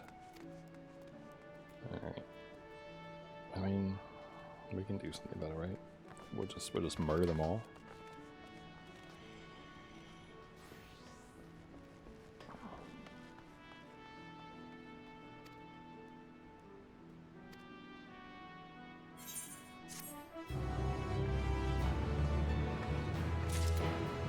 Oh, fuck. This one also needs low 87.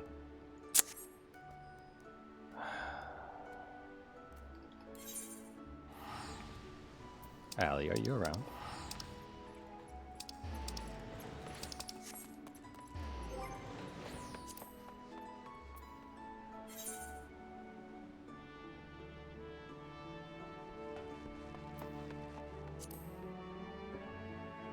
It's not really.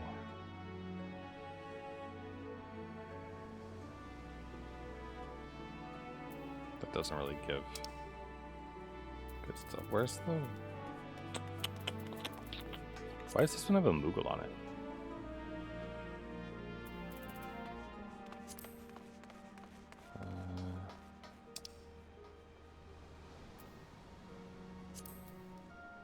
Develop panel. Spotty. I mean, I could run them as trusts, I suppose. The darkened.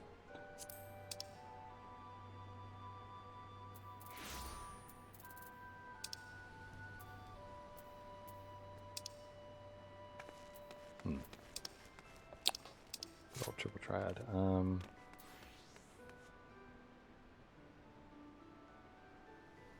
I mean, I guess that, like, all I can really do is run some duties to level, right? Hold on.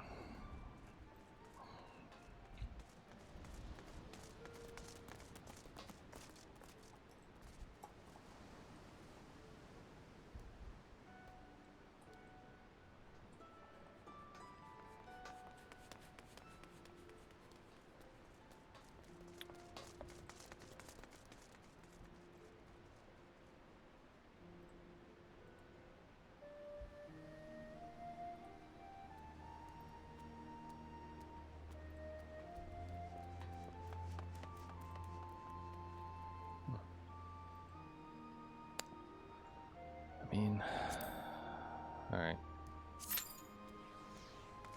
Whoa, why? Okay. Good God. Sorry. Just being unhappy.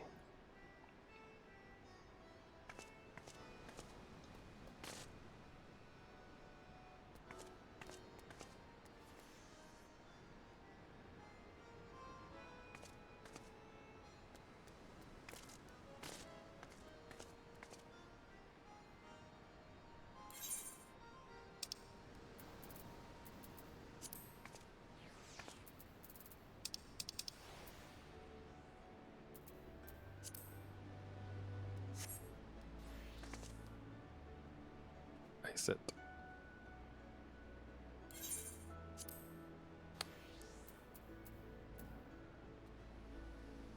A bit of aiming.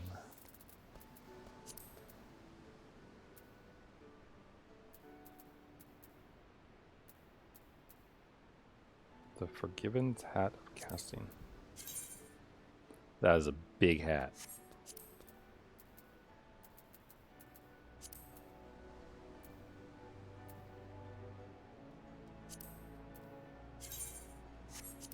That is a silly looking hat.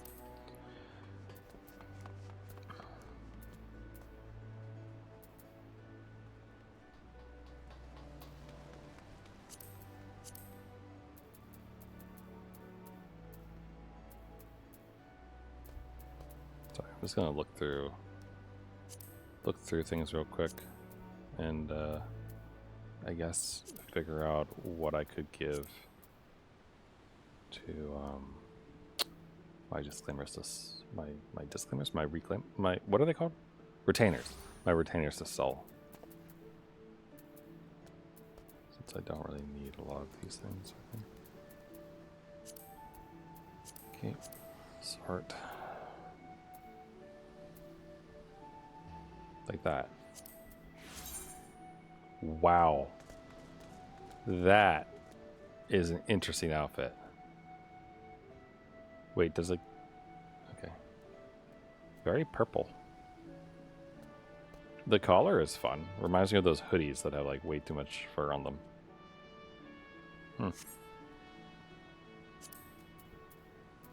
It's very actually, is Y'shtola wearing something?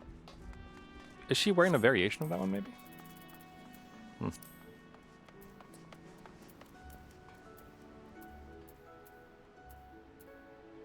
Conjurer. And my conjurer isn't that high, so probably won't be for quite some time, so. DNC. I'm not using this anymore, I assume.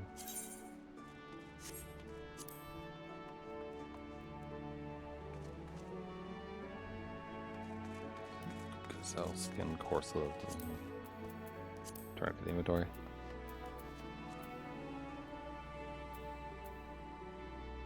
Like, this is a glam thing. Can I sell these things that I've glammed? Or... Yeah, I already have... Oh, it's this one. Oh, I like this one. Okay, I should put that in the glam. So we'll hold on to that for the time being. Adept's gown. Oh, it's just covered, okay. Black dye, craftsmanship up. Oh. Wait, but it's not being used though. It's only level 58. So return to inventory, I guess. Same with this linen shirt.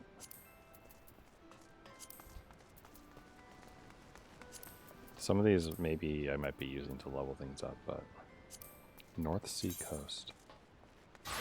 No. Okay. True blue. Right, this is the blue mage stuff. Yeah, I don't really want to get rid of that. Blue mage is an amusing thing every now and then, so. Don't need that either.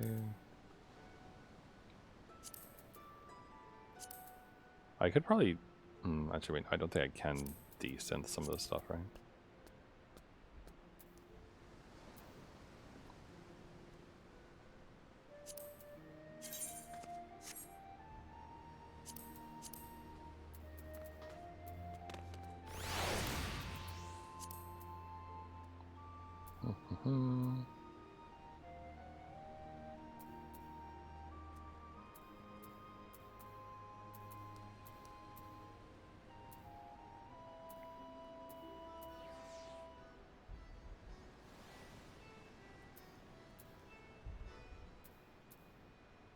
Weird. These are the better ones, though.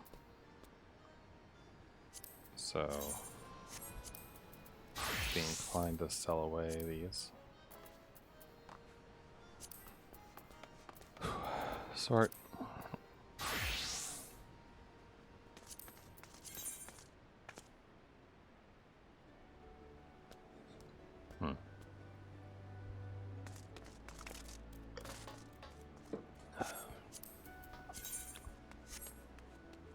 I mean,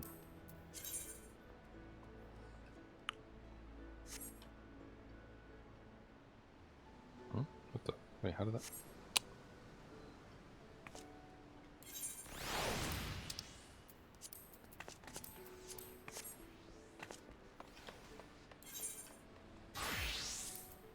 Boy, this is even worse, right? Fey sword. Bravo Keeper's Guillotine. Oh, there we go. Commence, please. Alright. Log. What are we doing?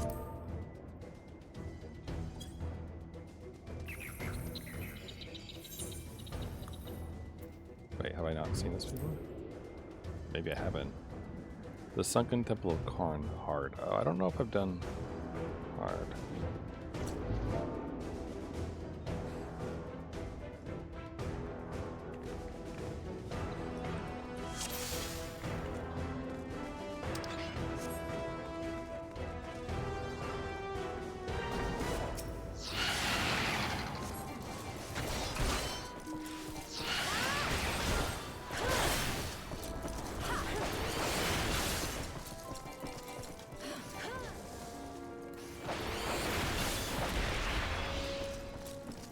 Oh, right. We're only level 50, so I can't use all my ticks, trips, and ticks.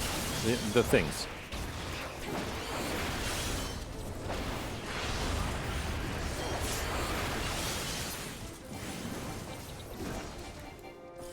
Oh, I don't really think it's like it. This is the worst when that happens.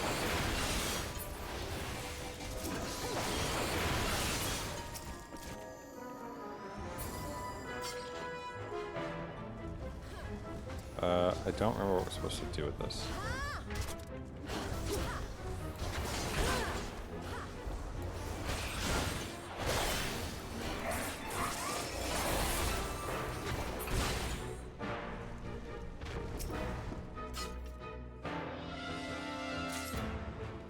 Let's make sure we grab the sphere, lads.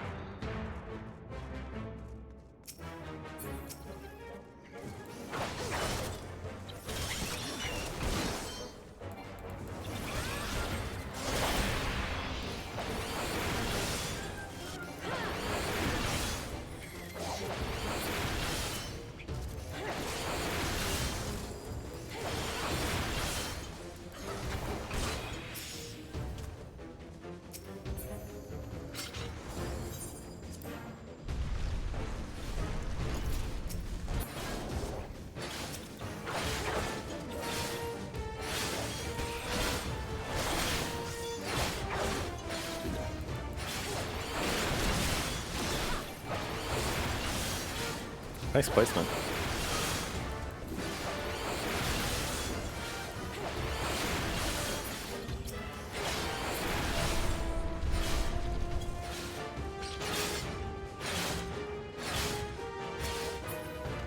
Oh.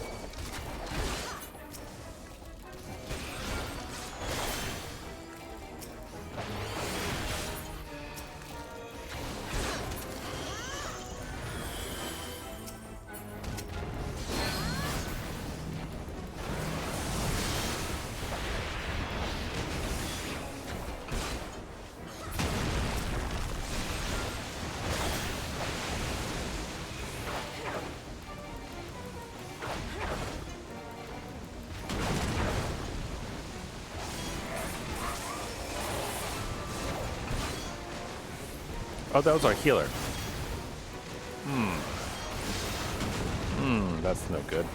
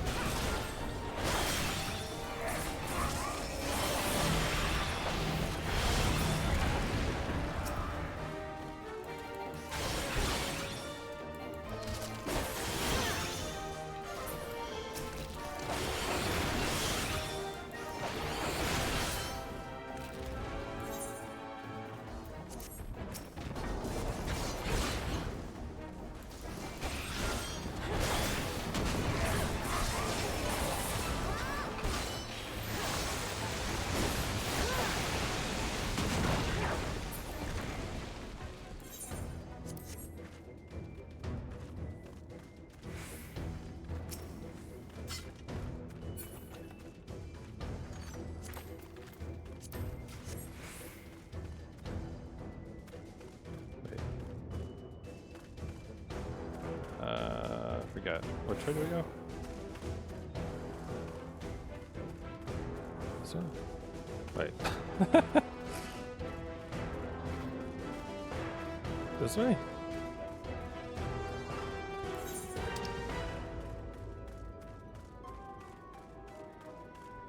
Both lead to the inner sanctum. Oh god. Whoops. I didn't mean to. I'm sorry.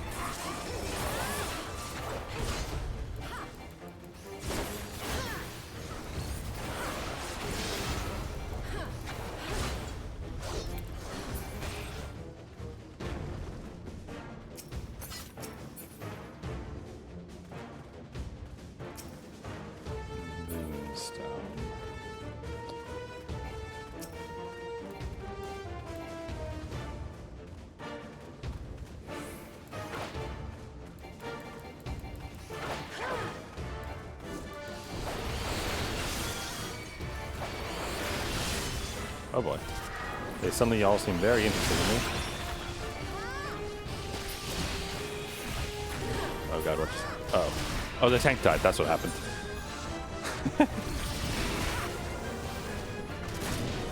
Maybe. I don't know. We'll see.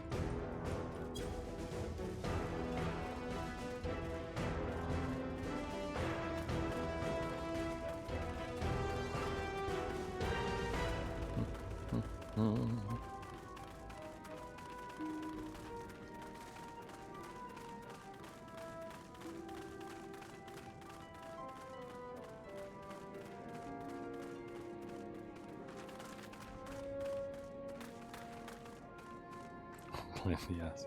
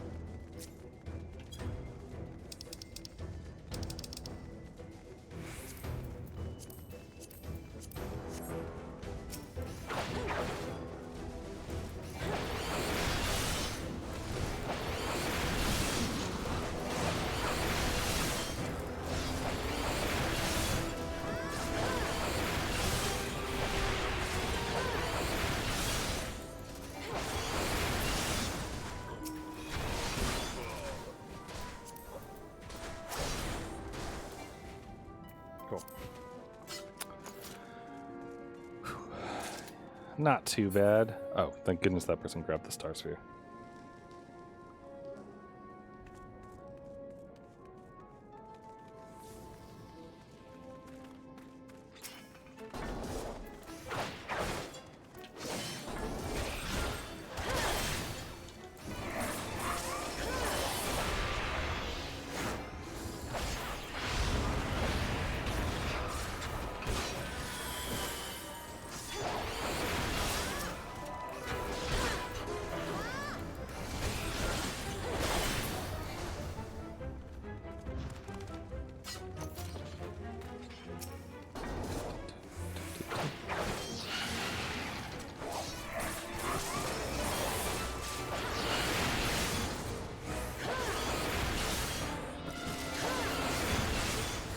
That mummy seems thoroughly disinterested.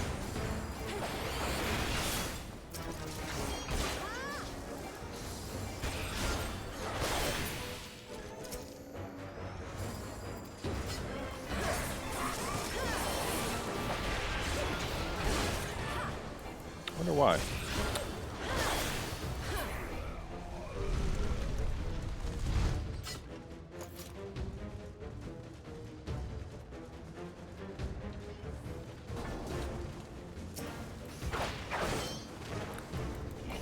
The pedestal thing. I don't really remember.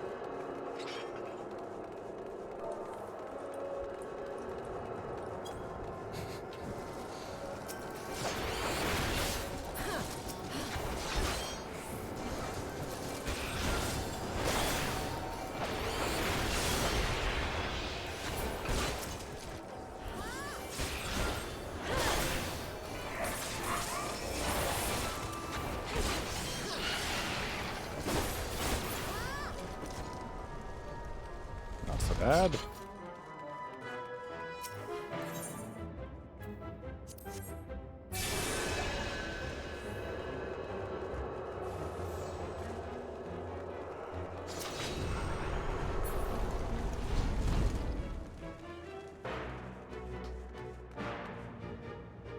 Do do do do do.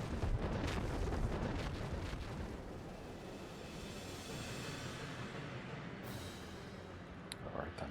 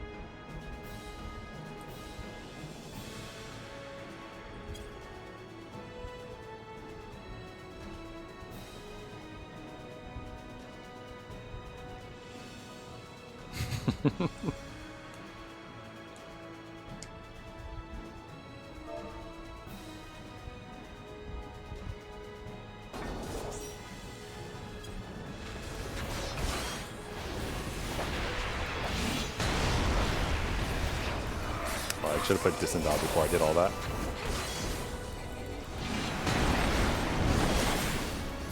Is this the one where you have to get into the coffins? No. You have to dodge the lads.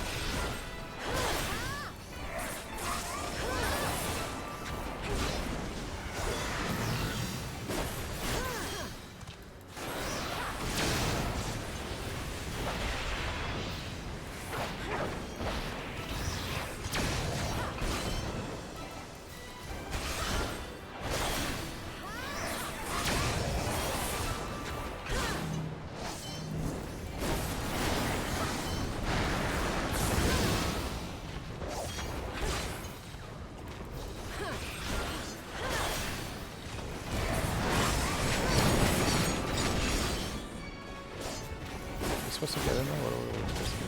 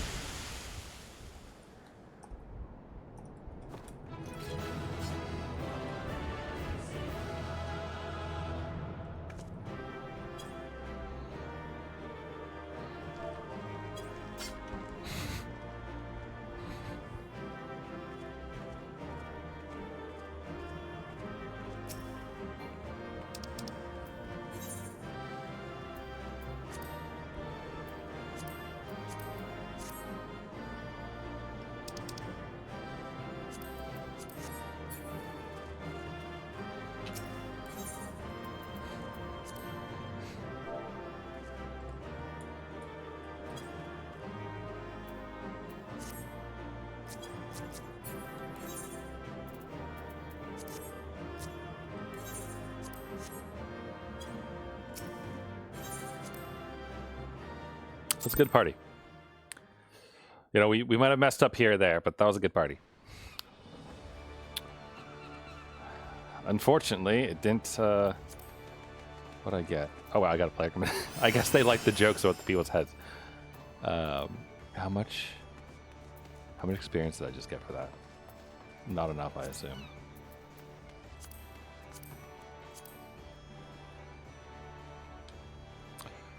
I mean, I need another 5 mil-ish, I guess,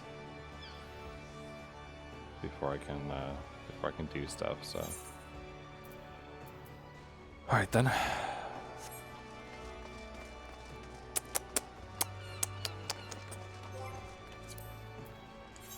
This is back to the duty finder. Oh, hold on. Cost.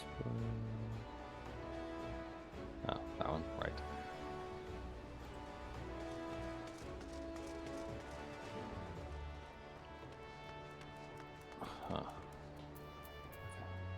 Huh. Leveling maybe.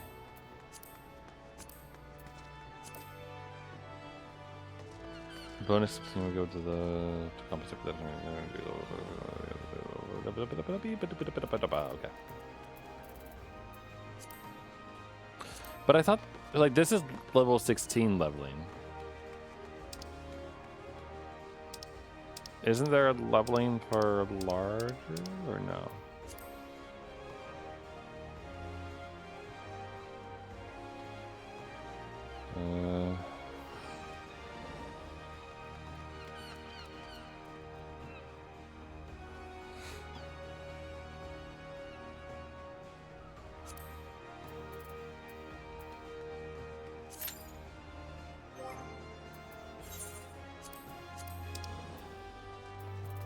I don't have any food, right? Oh, wait. Guess I could use that. Oh, I can't? Really?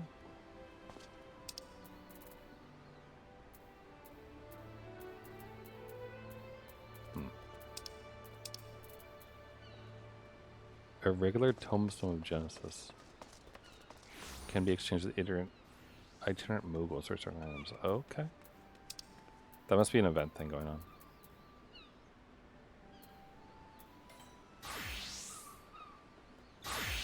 I am confused why I can't use this though. So I can use the party seal alliance. Oh no, oh, there we go. Okay, that was weird. There's a bell somewhere around here, right?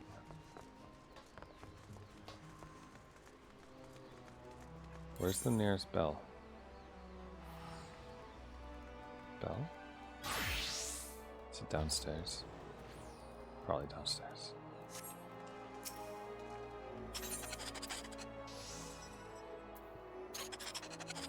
Is there one? Oh yeah, oh yeah, there it is.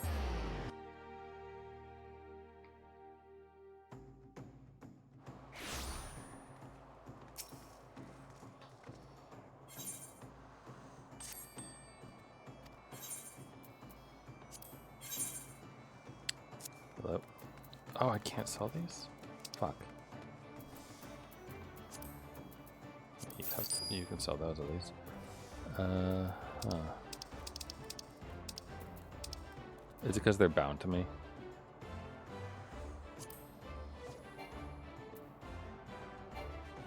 Damn.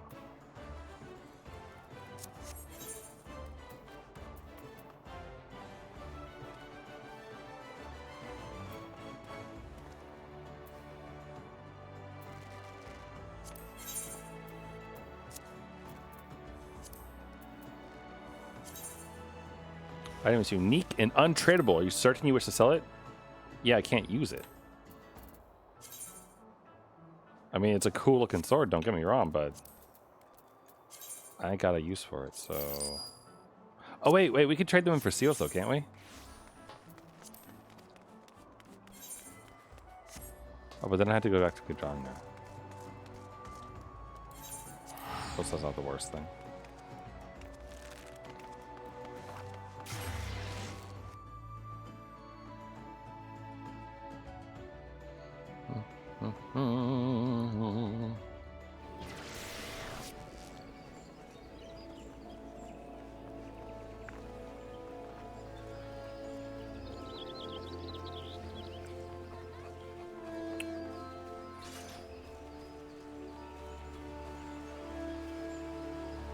Die. That's a name.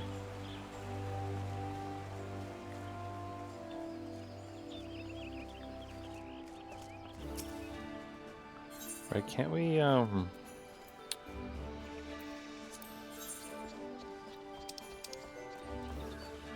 is it this?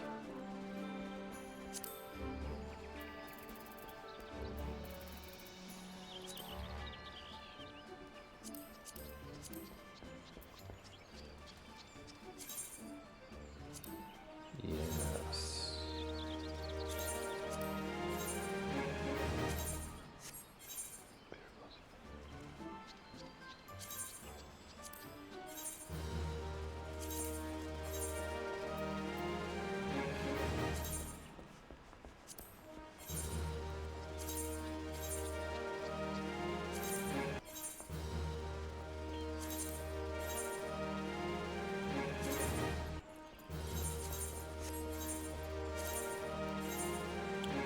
I mean, at the very least, I get scripts from this, and scripts can get us glamour stuff, right?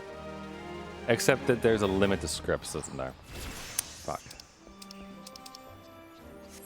Okay, 1 second.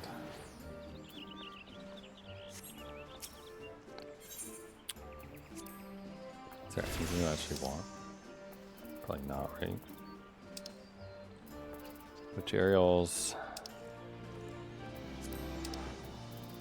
I mean, literally just glamour prisons. Like, that's the main thing I want, I guess.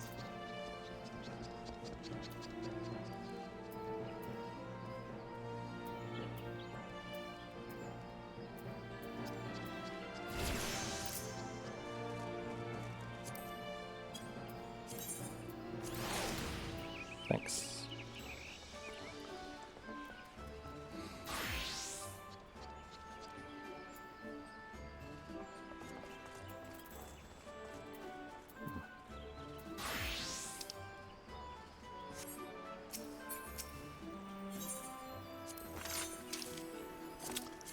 Yep.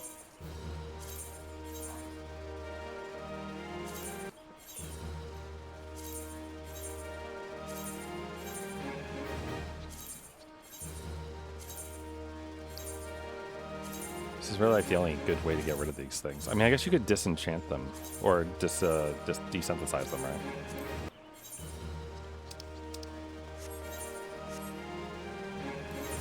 But man, I still have like so much crap that I could get rid of, you know?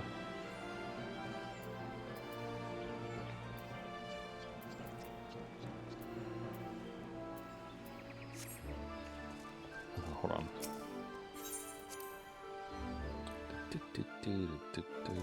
I should probably be doing it up, honestly, while I wait and do things, but yeah, so I already have the high steel mail and high scale mail of maiming in here, which means the one in my inventory is unnecessary, right? Like this one.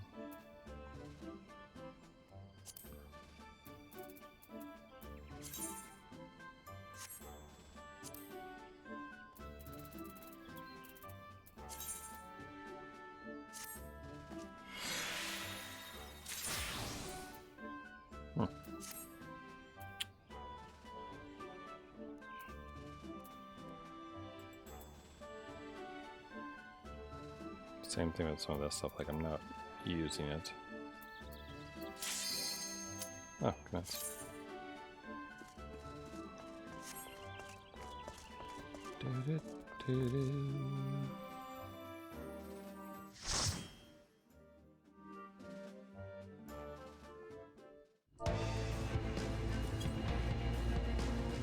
Holman's or Switch. This is Sin-Eaters? Sterilization suit. Interesting.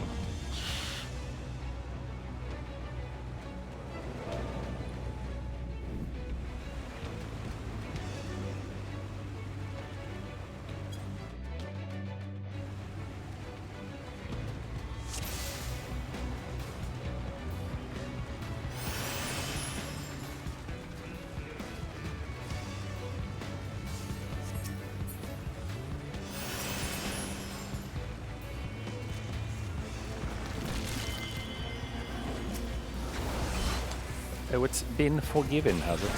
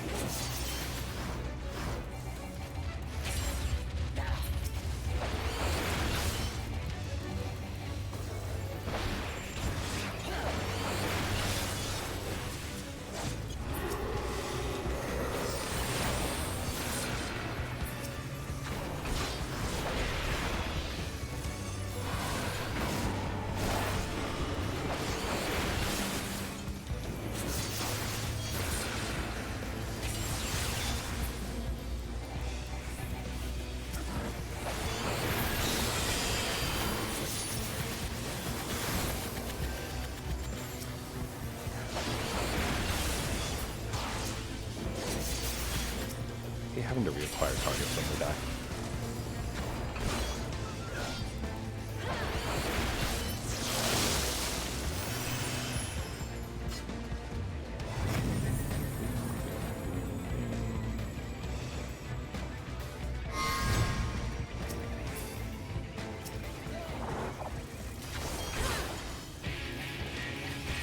Oh, we get the good music.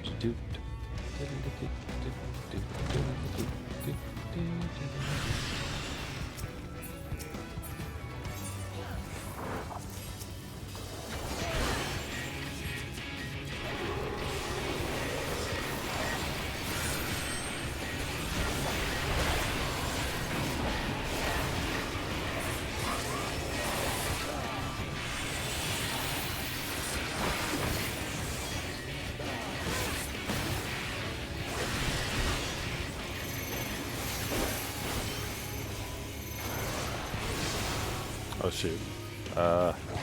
Wait, I don't remember what you're supposed to do there.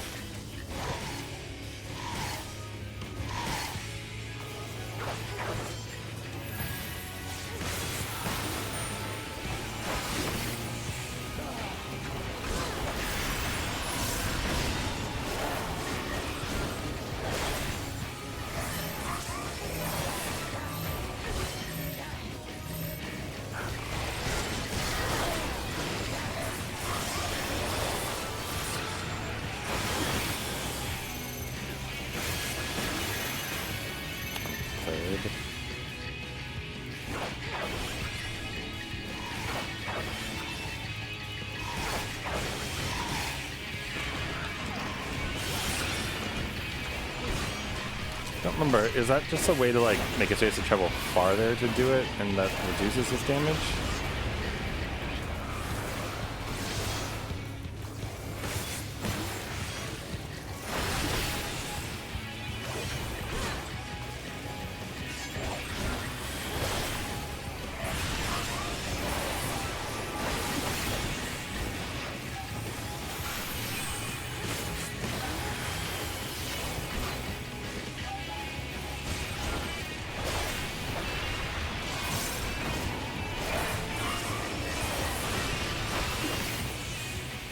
I don't really remember what this thing is.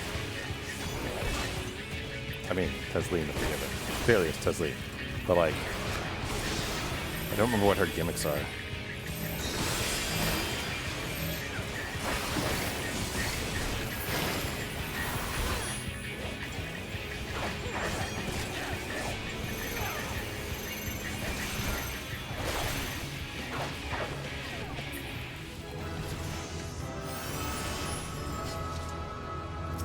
I leveled up.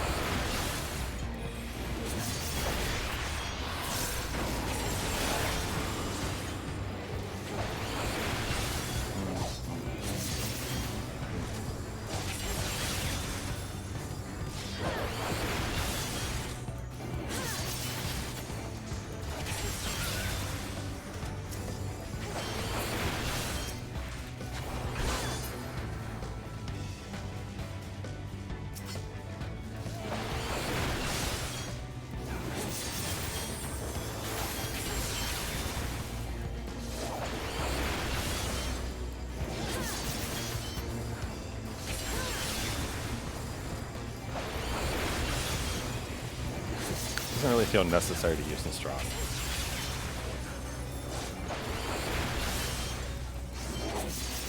I mean, I could, but should I?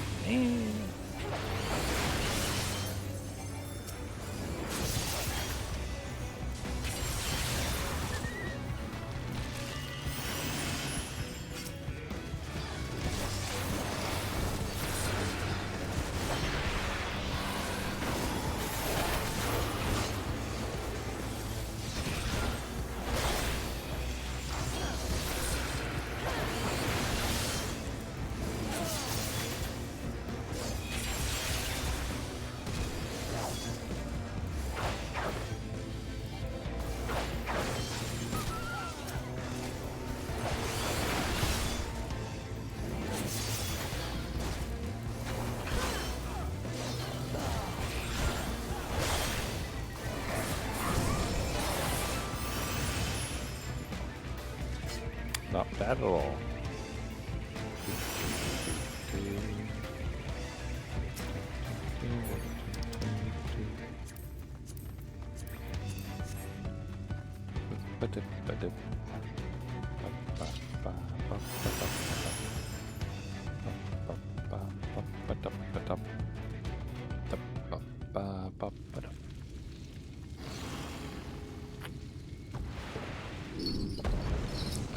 All right, her.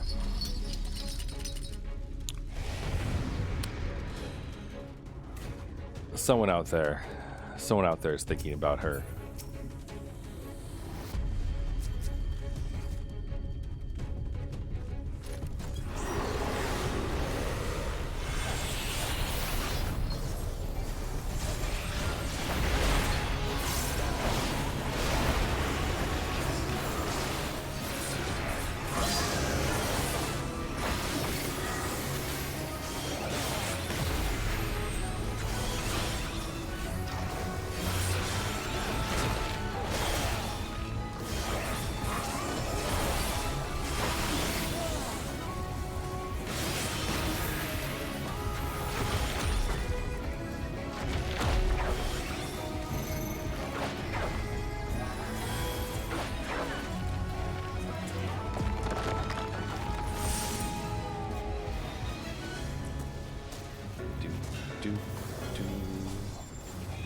Thank you.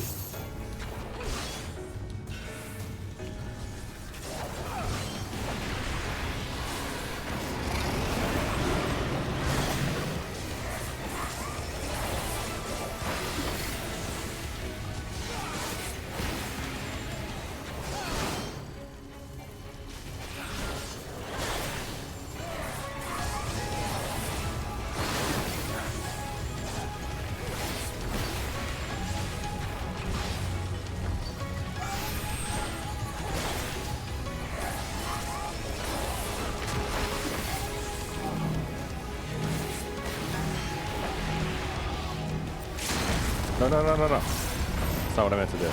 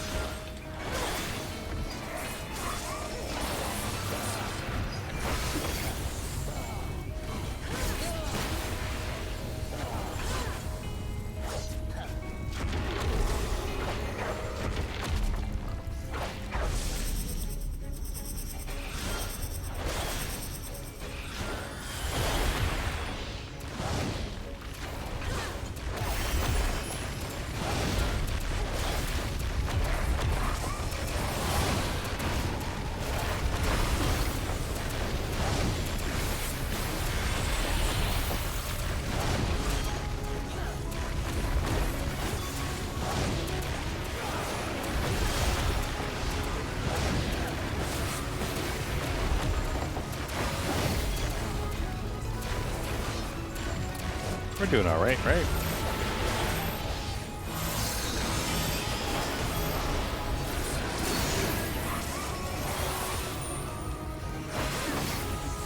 His level.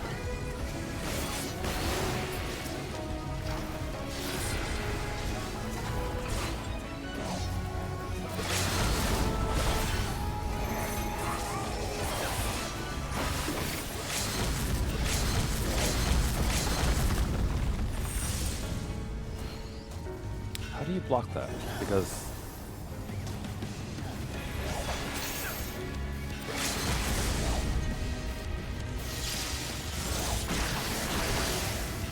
Nice.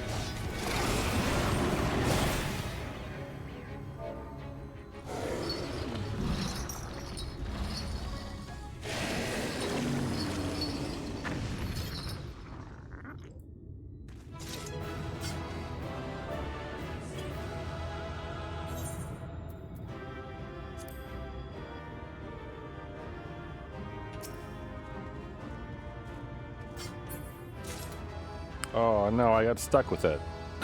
Yeah.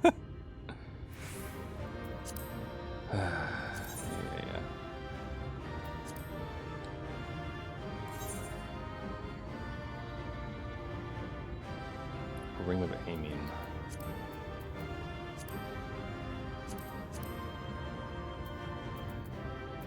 Lakeland.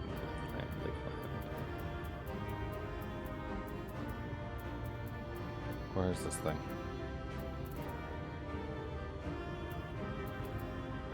A composite bow. Oh, it's a bow. No. The heck is this thing?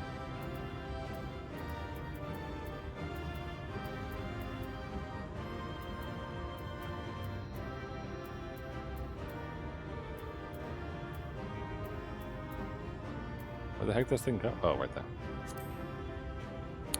Return to inventory. Alright, thank you. Ring of Aiming. Also unnecessary.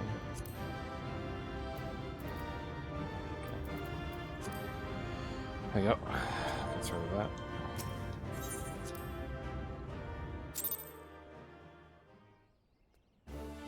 Okay, the important thing is that I did level up though, so I can go and proceed with the stuff. Whew. So that's good.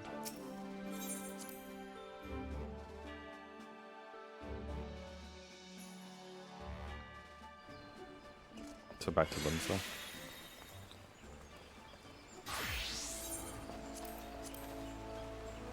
Sword, everything there.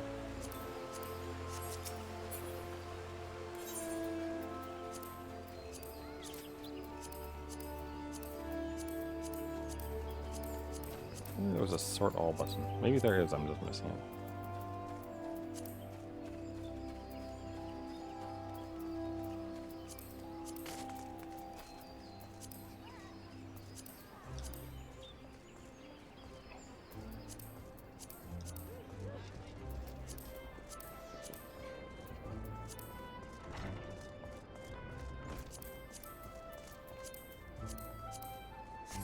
There. Alright, we're good. Limsa, please.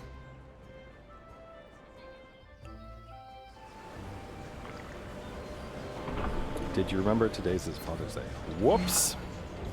No.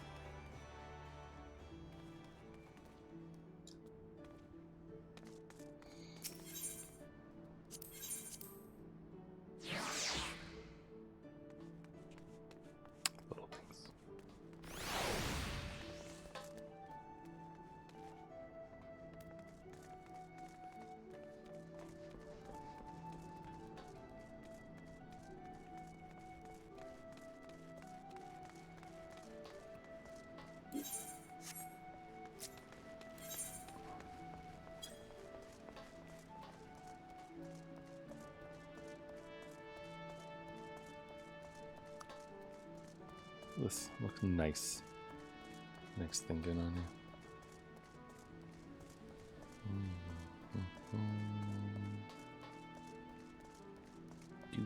Do.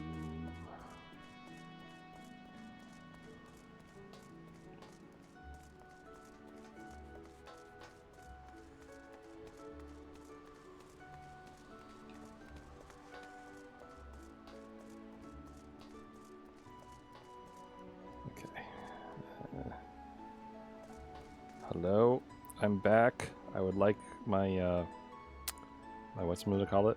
The lovely expedition, please. Thank you. All right. A Lamenton merchant ship was assailed by a second raiding party affiliated with the Crushing Tide. Oh boy. And it had crystals. Oh joy.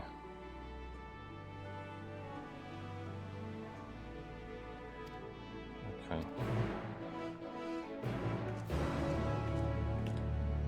Always at South Tide.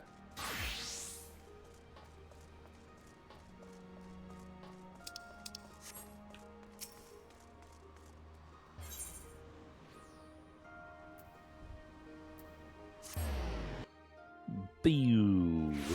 Good noise. Good sound effects. Okay. That's the wrong way. This way. Teleport, please. If you don't mind.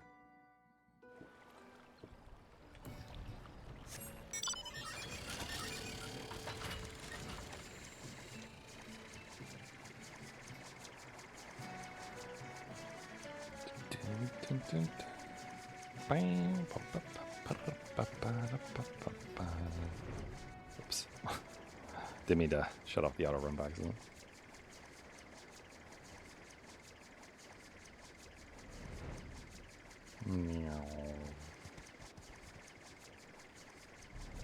You'd think she would just stay here rather than going back and forth all the time, but alright.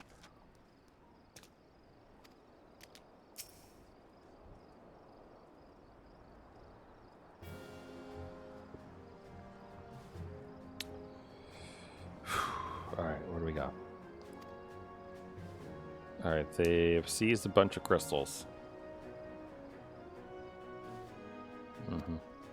Can't do it yet, though.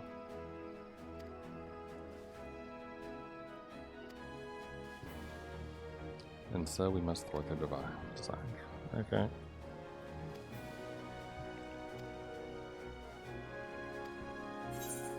Now we turn to the great pirate powers for aid. Let's recruit the yellow jackets to the cause. Sounds like a job for the company of heroes. To deal with this shit?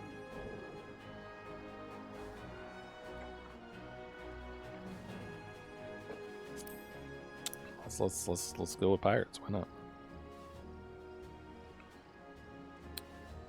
Oh, alrighty then. Well, then why are you even asking me?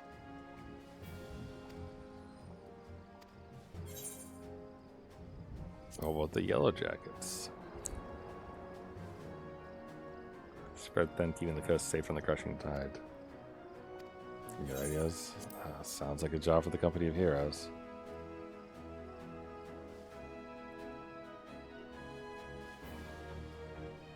Not a name I've heard in some time. It's true that they answer the call many a time, indeed other than even yours, targeting them better suited to the primal lane. But they disbanded over 5 years ago. Okay.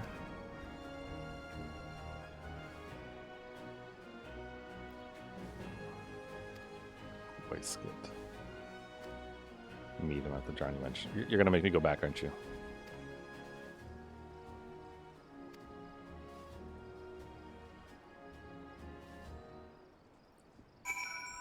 God damn it, Marl Web.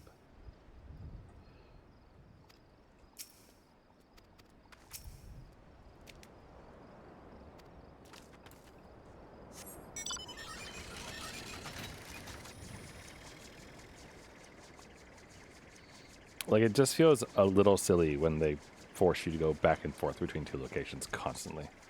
Maybe there was more time when this was coming out, like that it was time gated. So people like had other things to do than run back and forth, but does feel a little silly like this. Makes sense story-wise, but still. Nope.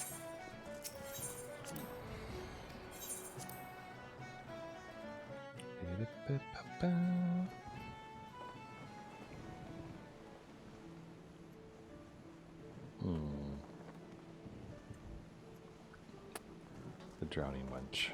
Okay.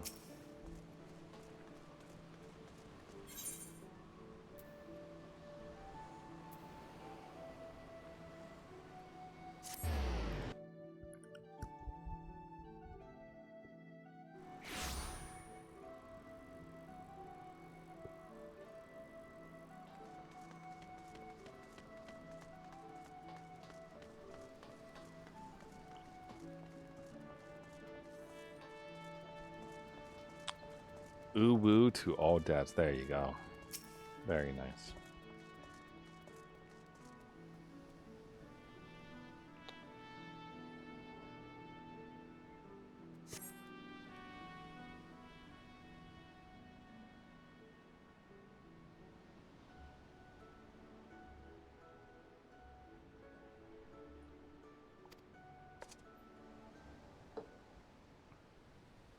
You find them? No?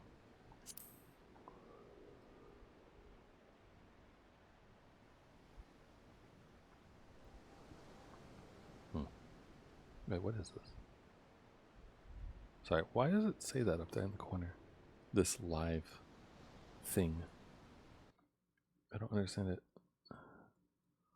What is this? Broadcast test, not broadcasting. Yeah. But there's like a plus thingy here. What does that even mean? It says I'm not broadcasting. Is there a request to watch my game or something? Is that what this is?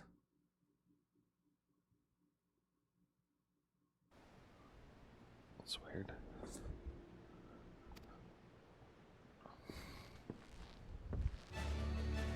What do we got here?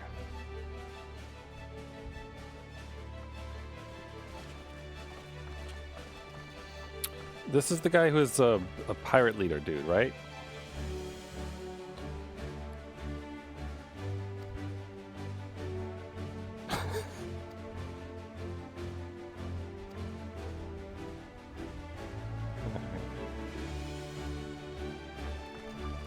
Gray Fox all talks.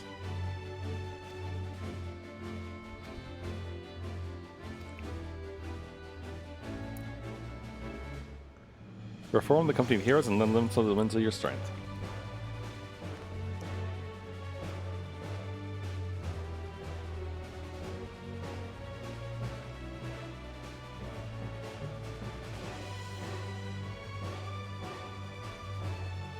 So there you have it. Alright, help us deal with the horrible blasphemy threat, please. The answer is no. Well, then make a new one.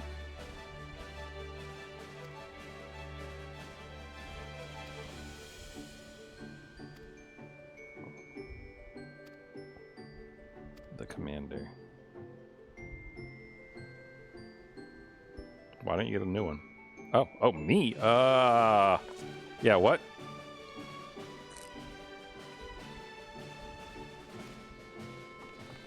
Okay. Do you believe you are capable of leading the company of heroes into battle? If you have the stones to follow me, better battle than a banquet. I don't really get that expression, but I'll say it anyway because it sounds good.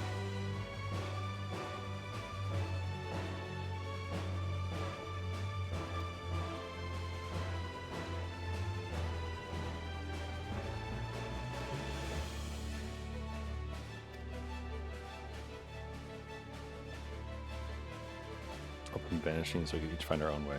Yeah, that was the dude who had a name, right? And a funny hat or something. Is that right? Am I remembering this correctly? Or was that a different piratey thing?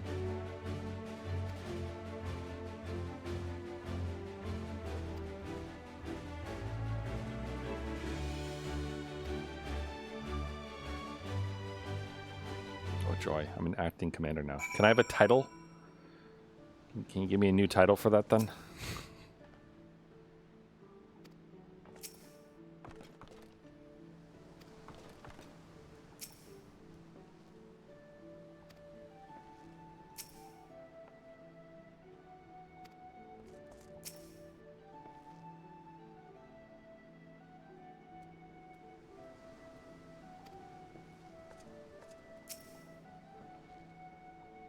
All right.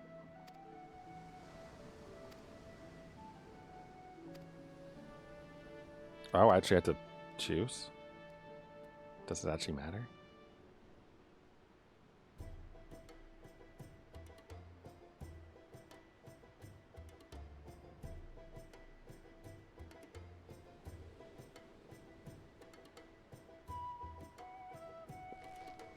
I like this music.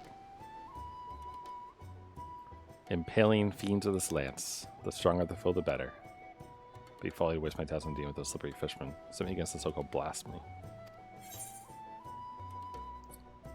Yeah, that makes the most sense.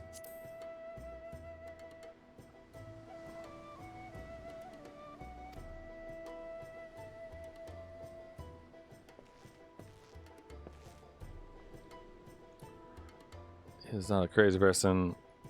He conducts his affair with discipline and prudence. Yeah, you're gonna help us for the summoning. Thanks.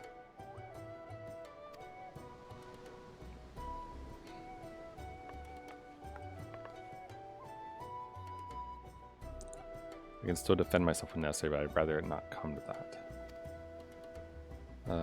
He's unsuited to scouting and searching if it wasn't good for his life. On the other hand, I think I've gotten quite good at negotiations. Time rolls only.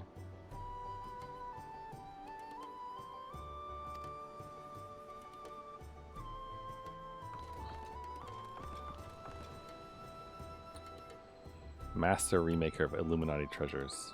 Much hand lending with ingenuity. Far-seen spyglasses. Oh, okay. You can help find the damn thing. Yeah.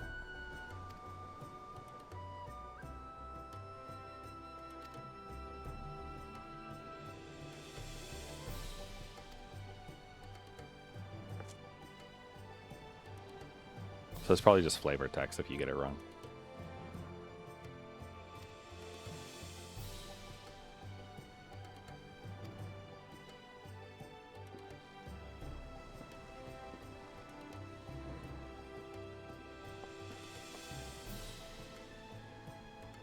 Dude, join me if you can, Commander May.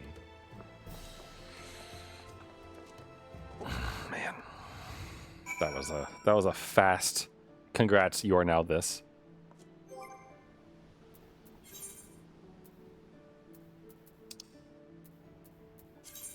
You would think we would get a new title from that.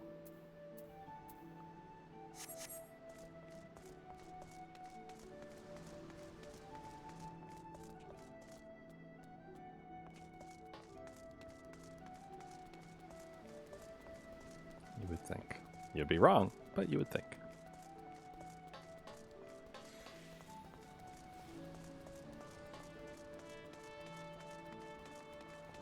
That was good music, though. The with the little fluty bit and everything. It was very, very party, contemplative partiness, which might be handy for me for my battleship game.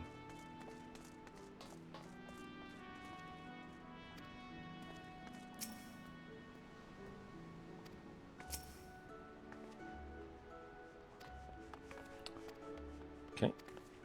Oh, a link pearl of my own. Wait. Do I have one from the Scions? So do I have to wear like 2 pearl earrings and then they're like link pearls?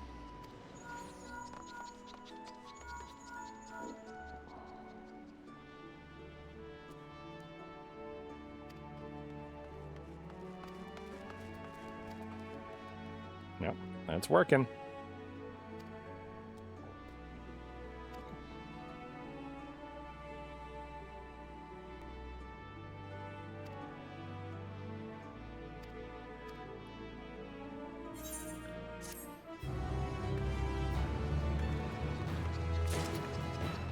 Fuck.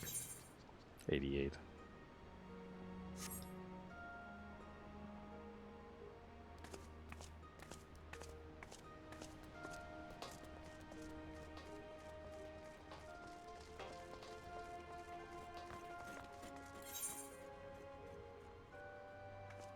Alright. So I guess I can go do the other main story quest. And maybe that will help out a bit. But I would imagine that I probably most likely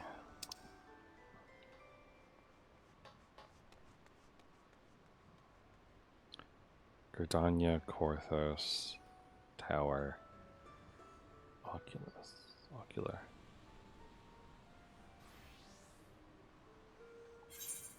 I'm just gonna pay the time travel fee.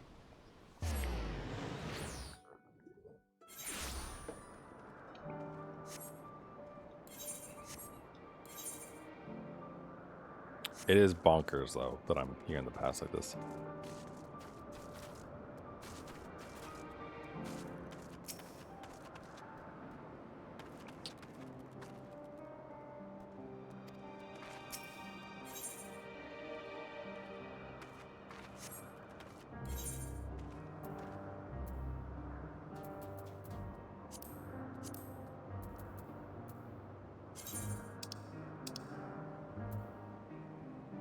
Oh, because I'm not wearing anything. Twit.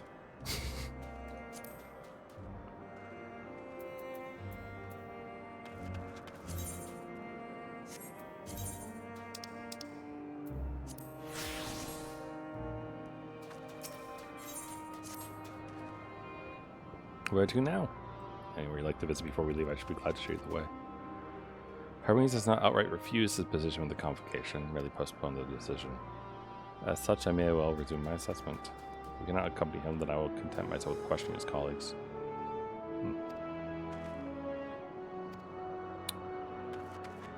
Wonderful. Our fellowship travels on Unbroken. Our fellowship travels on Unbroken. Say we explore another part of Elpis and see what new encounters are there to be had.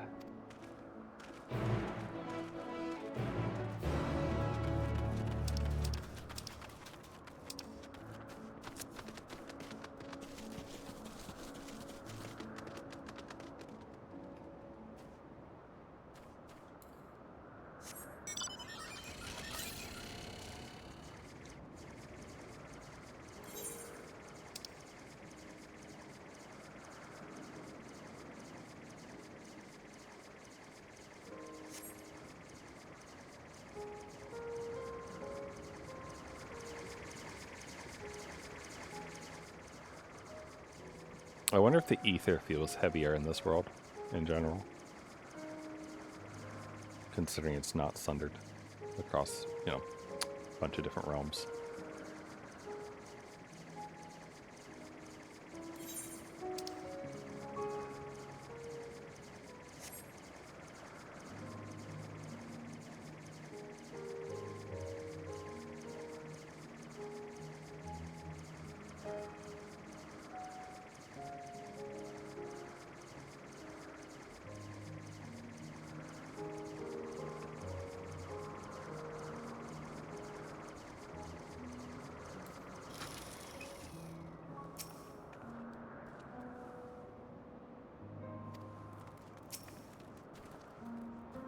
Follow the path to Notaneus. There, or Notanus, there you find one of the noose which facilitates travels between the islands of Epos. First time travelers must be accompanied by someone with the requisite permission, which I have previously been granted.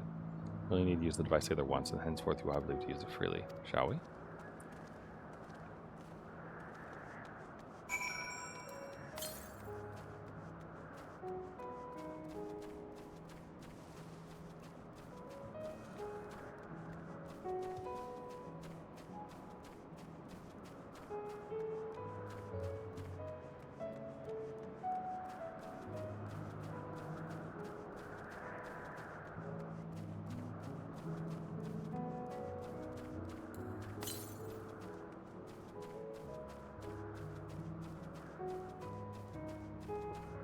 So nice.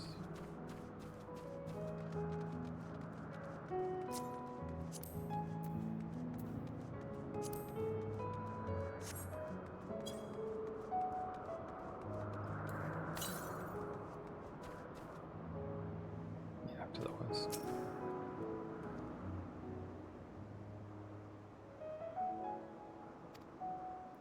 Socially convinced to know what's saying, perceiving ether requires deliberate and intense concentration. We otherwise keep our eyes on the corporeal world. Huh.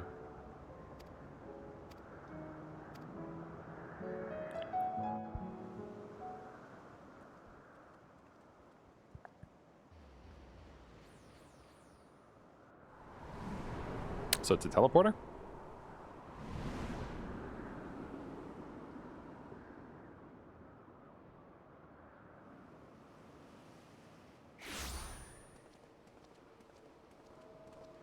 I present to you Kalamelios Zephyros. Here you will find a number of testing facilities, as well as the observation hub of Poiton Oikos. Right then. Let's begin by... Oh, Spriggan. Well, well. An Arraius. How delightful.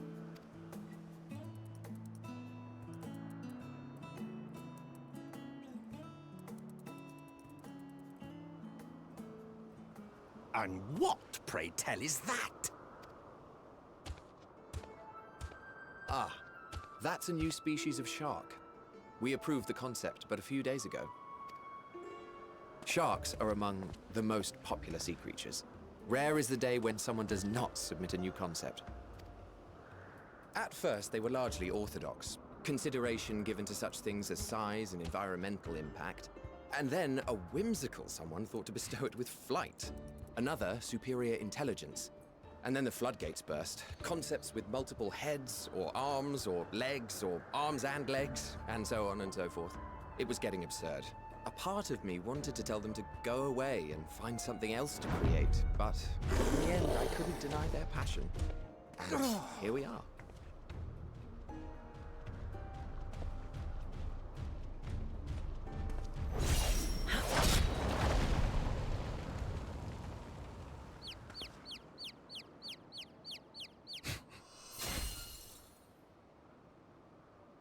Who do we have here? That was too close. Are you unharmed? Well now, if it isn't a pair of familiar faces. Banar, that we should meet you here.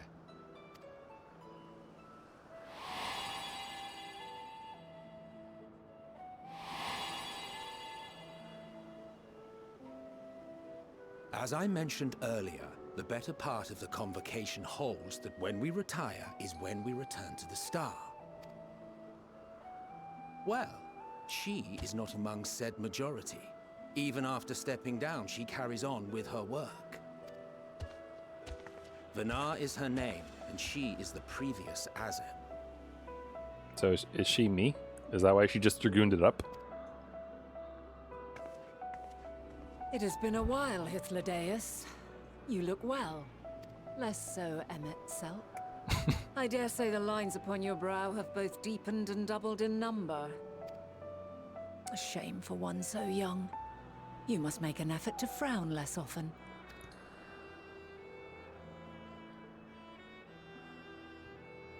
Easier said than done, thanks to your unruly successor. How is she, if I may ask? Or is that us? Is that whose soul this? Incorrigible as ever. Rushed headlong into a volcano on the brink of eruption just the other day. I should be glad to share the tale in its entirety later, if you're so inclined. I guess that must be it, right? The current Azem must be the soul who's fractured that we are part of, right? Because they were referring to her as Azem. Otherwise, they'd probably refer to her as Vanat, since she doesn't have the title anymore. Oh, you know I am. Now then, you are?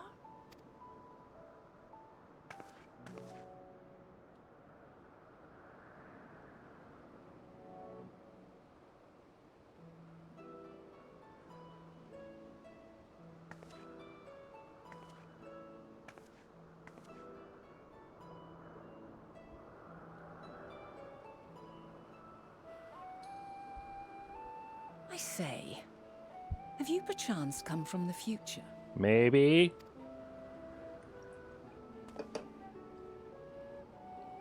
I do not believe we have ever met, yet I sense my magic upon you.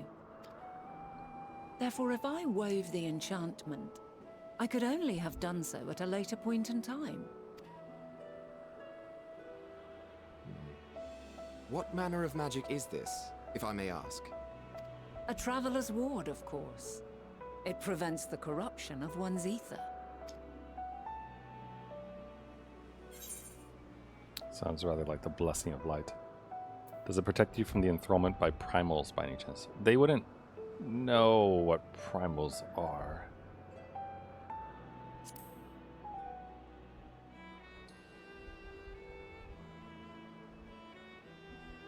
Primals, you say?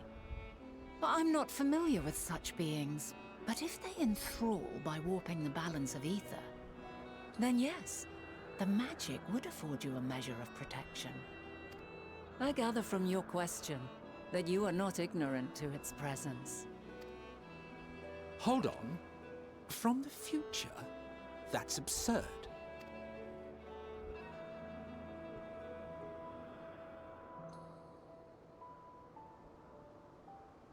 What is it?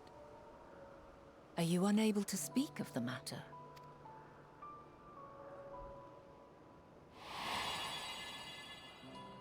The reality to which you must return exists as a result of the final days.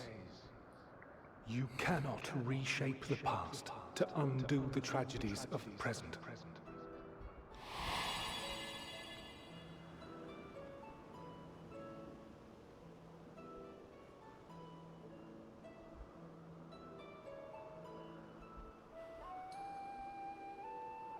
So, your actions here will not change your history, but they may yet affect the course of ours.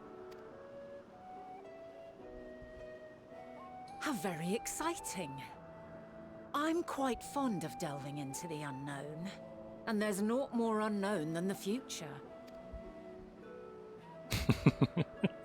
Until a moment finally arrives, we cannot know for certain what will come to pass, regardless of our supposed foreknowledge, so you needn't worry for us. More importantly, that you should go to such great lengths as to travel unto the past bespeaks the gravity of your quest. Will you not reveal it to us? Mayhap we can be of aid to your cause. Well, you kind of, sort of put us into this kind of...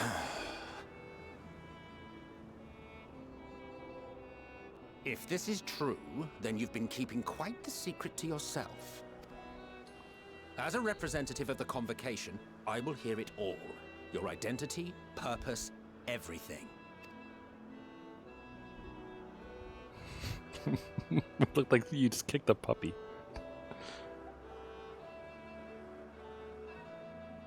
Why don't we move to a place more conducive to calm conversation?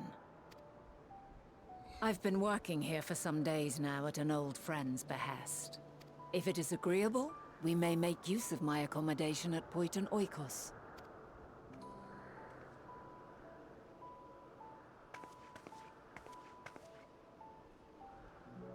We were meant to meet. I am certain of it. Else I wouldn't have marked you so clearly, and sent you unto myself in the past. It's precisely the sort of mischief I would get up to, and quite inspired, if I do say so myself.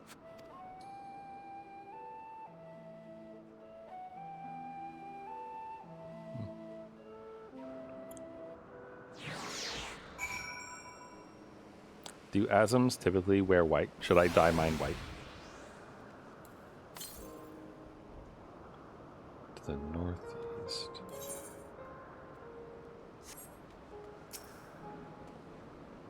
And there I thought you were almost very familiar. As far as I'm concerned, this never talk future of this and changing years and can wait.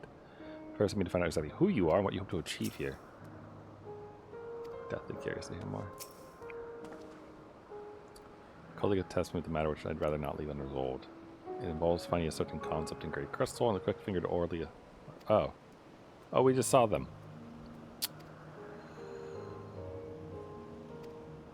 Okay, there we go. The line to the west.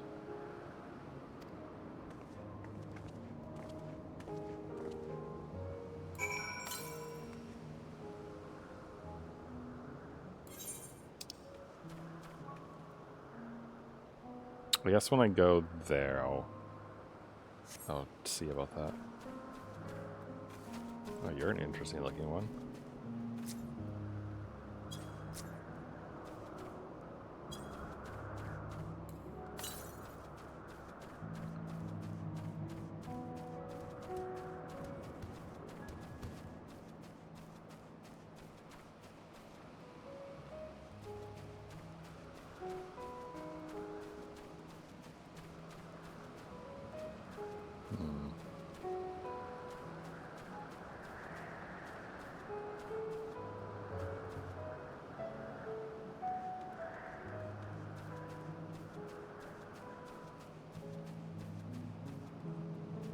I don't know why I expected it to be near this tree, but I did.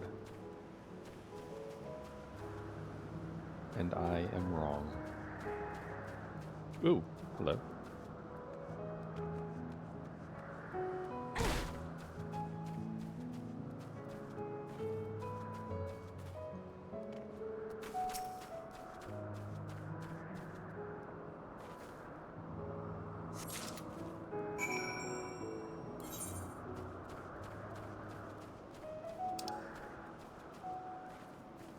Traveler at the crossroads.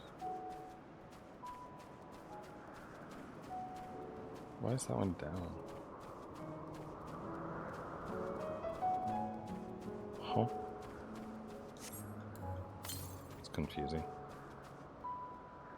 176 to the south, really? Hold on.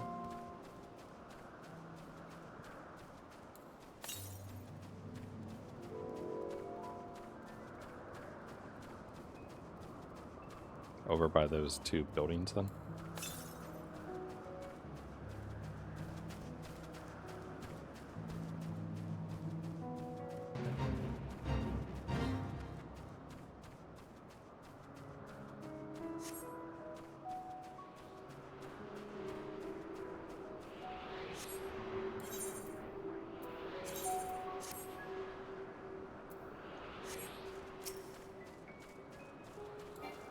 Suppose it wouldn't hurt.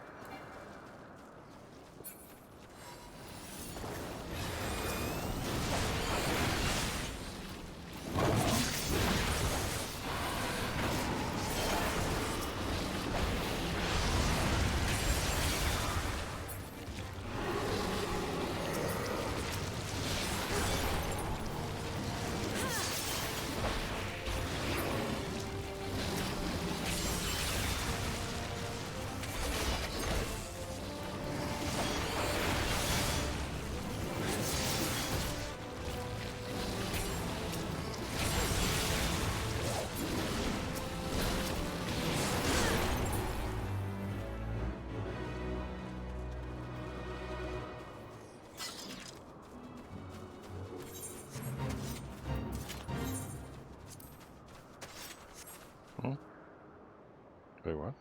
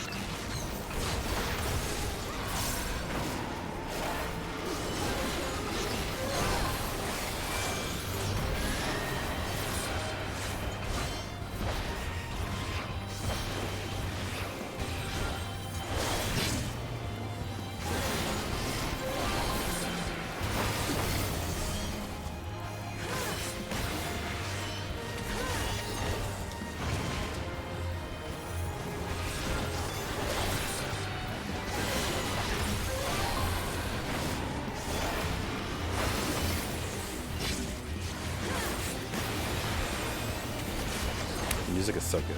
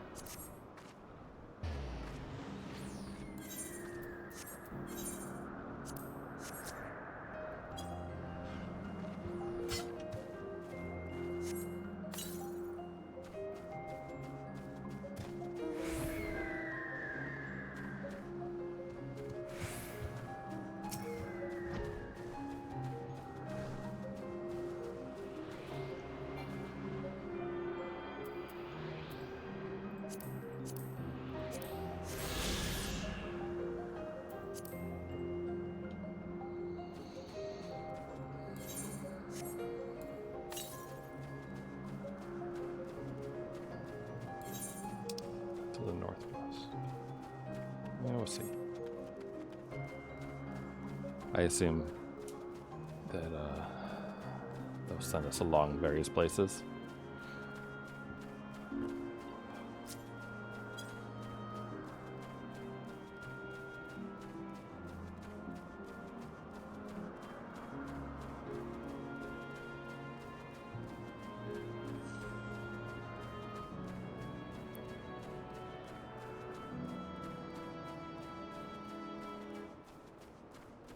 Where are they going over there?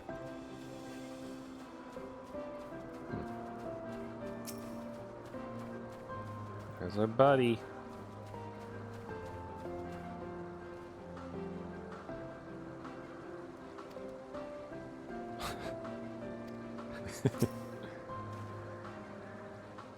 Both mentor and student, of course, Alchemist. Okay, our last searcher returns. Here you go.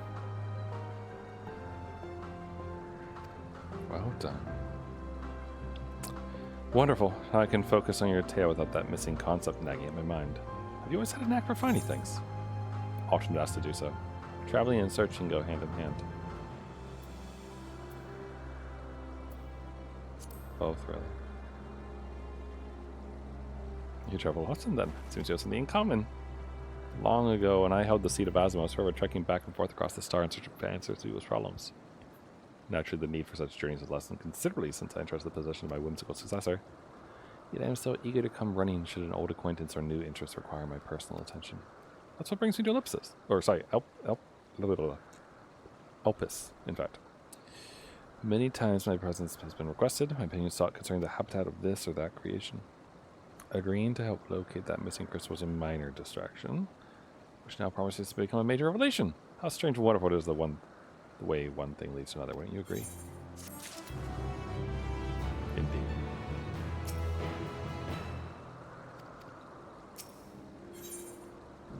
Vana is in a cheerful mood. Going ahead to my accommodation, I'll join you as soon as I attend to the task. Follow the path straight ahead of the building at the top of the slope. The entire place to myself. Okay.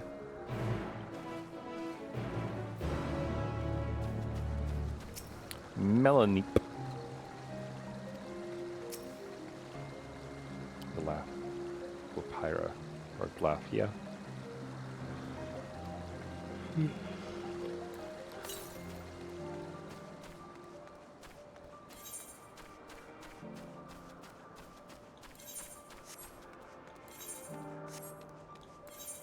God, get off of it.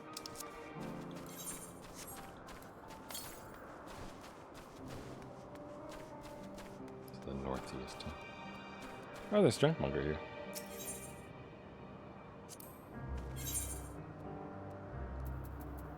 Got anything good?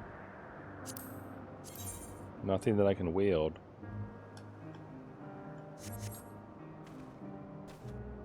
That is a bit of a problem, isn't it?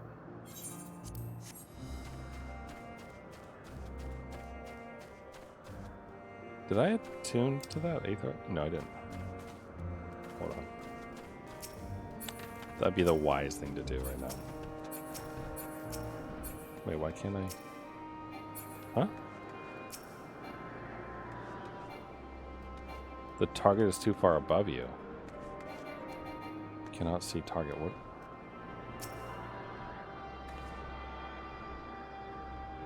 It's a weird placement of an Aetherite, I guess.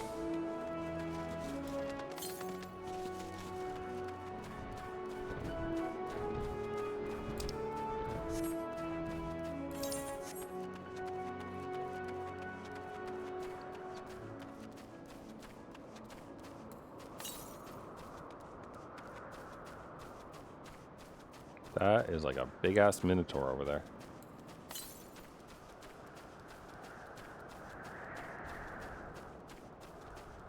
Yikes.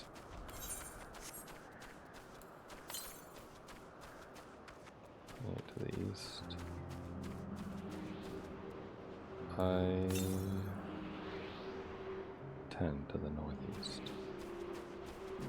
It's on top of this wall, isn't it?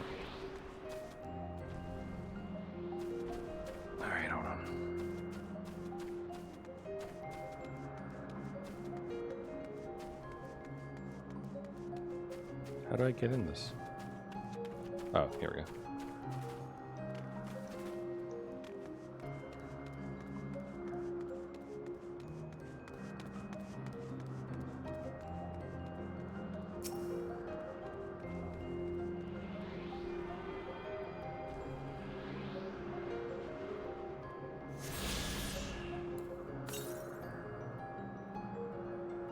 To the southeast. Oh.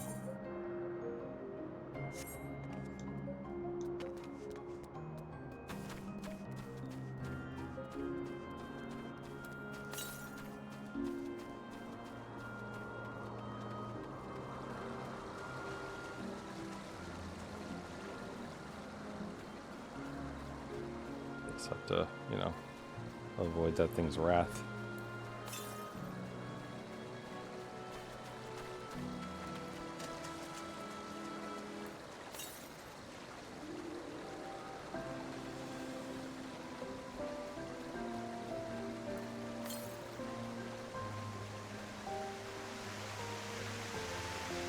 Oh, I see it.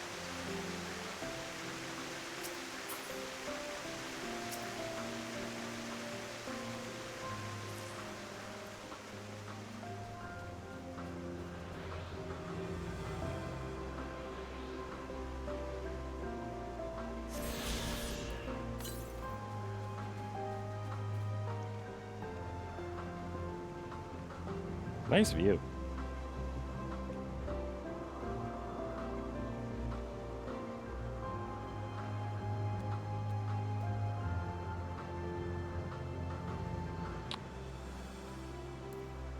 To the west, huh?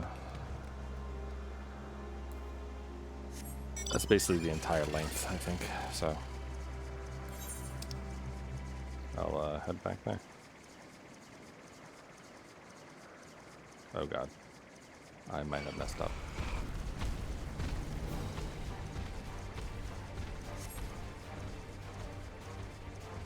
Pay me no mind. Just passing through. Ow.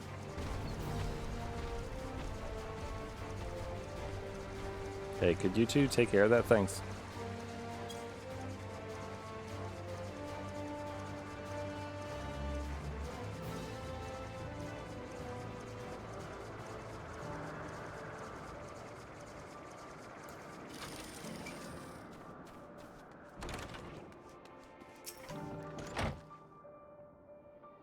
This white robes markers one of the fair and impartial reasoning. Aside from the emissary Elidibus, such garb is worn only by those who have stepped down from public office to serve as advisors. Whatever you have to say, she'll listen without judgment. Okay. Welcome to my temporary abode. Please make yourself at home while I'm put on some tea. Thanks.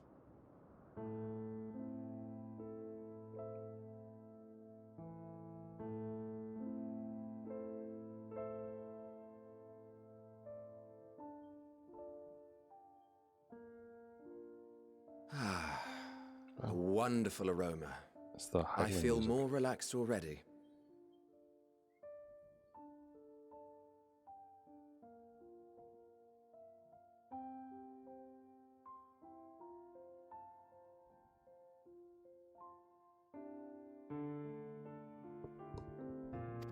Would that I had sweetmeats to offer, but I travel light out of habit. There's plenty of hot water though, so please have as much tea as you like. Now then, will you tell us your tale? I mean, I probably can't tell you all of it, but I can tell you some of it.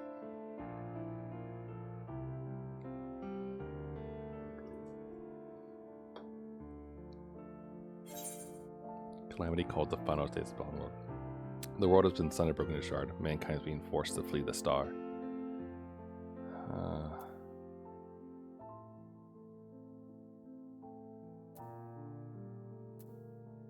Torn between these two.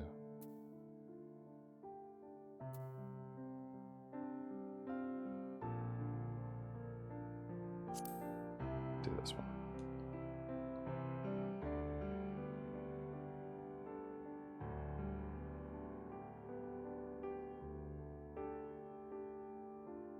Why don't you start from the beginning?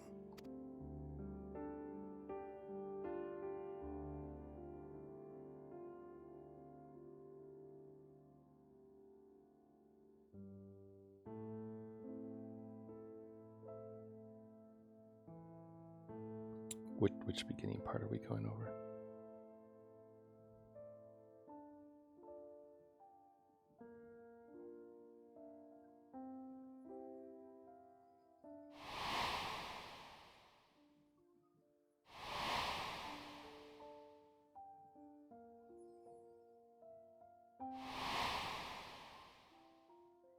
Okay, we're telling them everything then.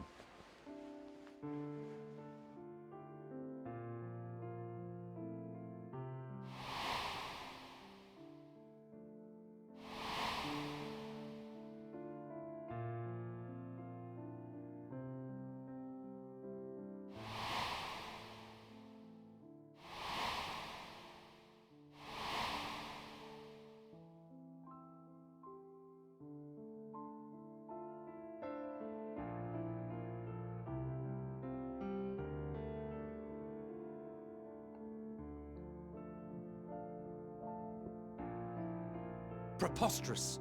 Utterly preposterous. I mean... While not the words I would have chosen, I too have my doubts. Much of it borders on the incredulous. What of you, Vanar?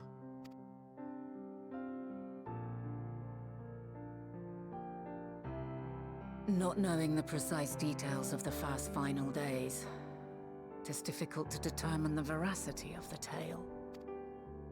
Supposing it is all true, I must ask myself why I would do what I did. Why would I feel I had no recourse but to oppose the 14 and create this Hydaelyn? Circumstances change, of course, but it would not have been an easy decision regardless. No, there must have been a reason.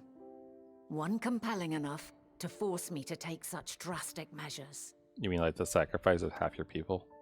Then there is the Elpis flower, which I said would serve as a guide. That it's of import to your mission is plain, but your presence here leads me to believe that this place also holds significance. But what could it be? What are we meant to accomplish? Might it not be simply thus? In the future, whence she came, the final days could not be averted. Mankind has no choice but to flee the star. By alerting us to that eventuality, perhaps you wish to pave the way for other futures. Theoretically speaking, it is a possibility. Yet if that were my primary objective, I see no reason to guide our friend to Elpis specifically. The capital and Amarot, or even my own home would be more logical destinations. I mean, the emotion energy. True. I note also that Hydaelyn did not specify a point in time to which she must return. By this, it may be inferred that it was not critical that we should meet. Alternately, she had reason to believe that our paths would converge, coincidental though it may seem. This is quite a puzzle, and we do not have all the pieces. Hardly any, but we do have one immutable fact. If the final days are indeed as described, they will bring death to all that I hold dear. Yet despite being afforded long years of preparation, the only provisions I could make were for flight. Nay, my first and foremost endeavor would be to find a way to forestall the coming doom. I mean, Hydaelyn would do that, wouldn't she? Given that even the 14 failed, mayhap you deemed it impossible. Nothing is impossible. This I have always believed. And if Heidelin is indeed me, she would believe the same. Listen to yourself. Are you seriously entertaining the notion that you are a messianic figure in some far-fetched tale?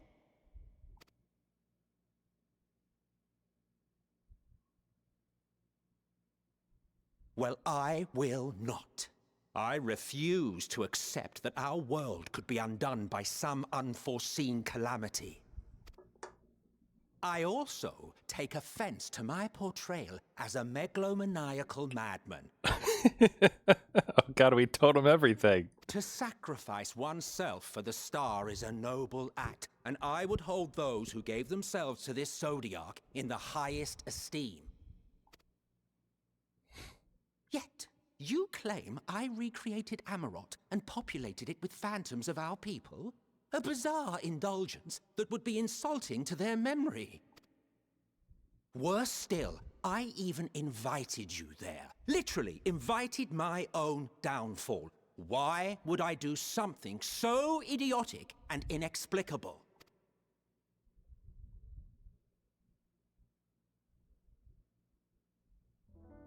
Now, I will allow that the hypothetical task of restoring our world would be daunting in the extreme. The thought of having to bear such a burden for 1,000 lives horrifies me. But I would never forsake my duty. I would never forsake my brethren.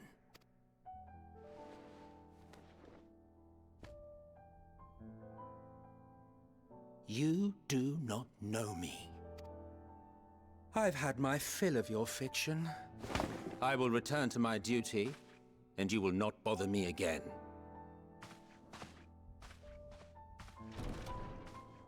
Emmett Selk, wait!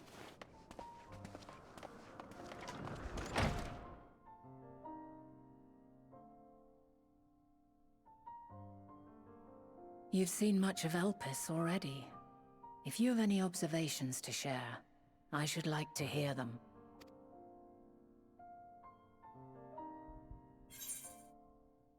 Dynamis is key. Hermes and Metean are somehow involved, so trying to make sense of it.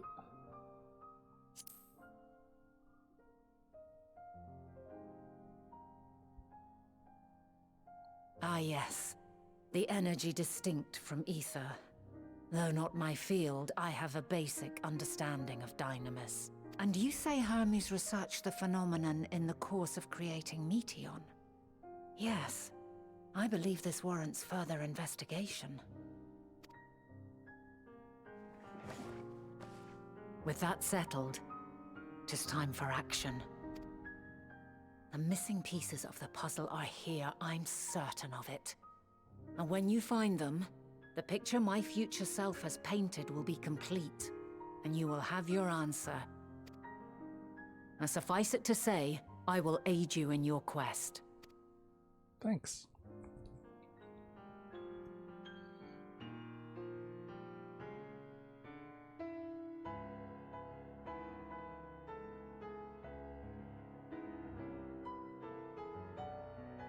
Have faith.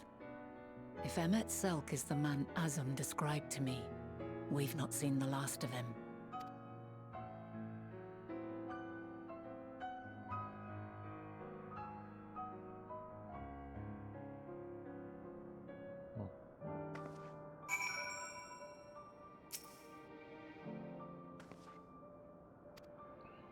Alright. We fall back in the tried and true method of conversing with the locals. The observers who lived here can surely tell us more of Hermes and Meteon. I have a good idea where we might begin.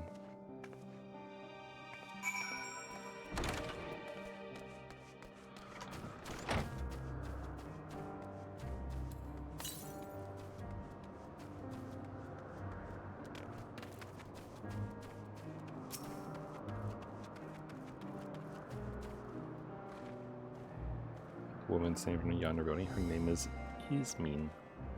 She's one who made arrangements for my stay in Elpis. When I recall, she was held a position for quite some time.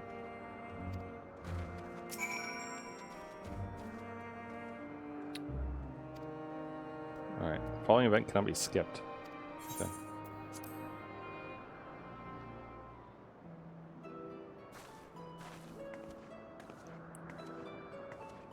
Greetings is mean. Rhaenyra desperately cares about Chief Hermes and wondering if you might indulge her. What do you wish to know? What kind of person? What are his interests?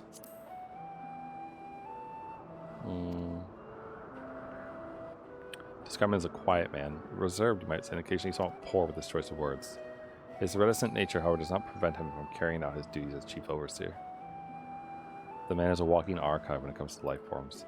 He can discuss any species in incredible detail and is the leading authority on concepts with the power of flight. That answers your question. Anything else? How long has Metean been here? As the chief's personal creation, Metean has not been subject to observation and study like other concepts.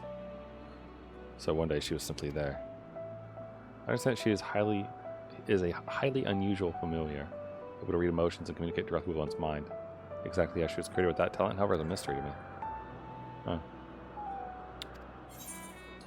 Do you wish you knew him better? Do you trust him? The chief may not be the most gregarious individual, but he engages with us as necessary for everyone to perform their duties. Wouldn't want to intrude upon his privacy for the sake of my curiosity. So if you wish to learn more about Metean, you could try speaking with Timaeus, another expert in the creation of flying concepts. You should be conducting his observation on the banks of the stream, somewhere to the east. Oh, and unless you take particularly joy in reality discourse, I suggest you keep your questions concise. Cool.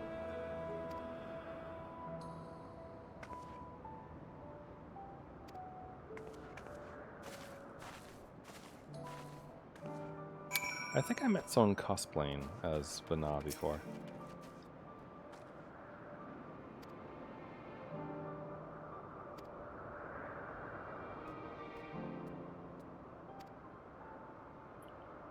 Oh, I see what you're putting around the stream. Okay.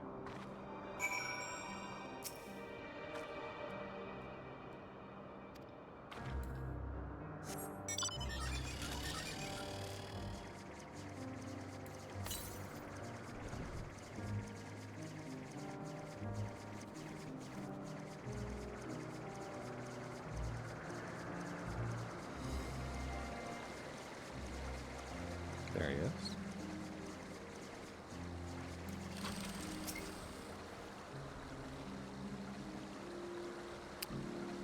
Let's start with the birds.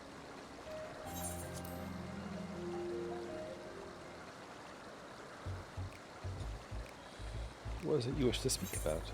Is it true you're an expert on flying creatures? What do you think of Chief Hermes' flying creations?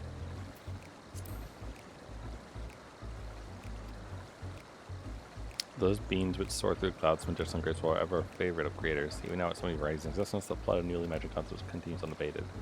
What sets the chief's creation apart is how they benefit from his balance knowledge of the celestial realm.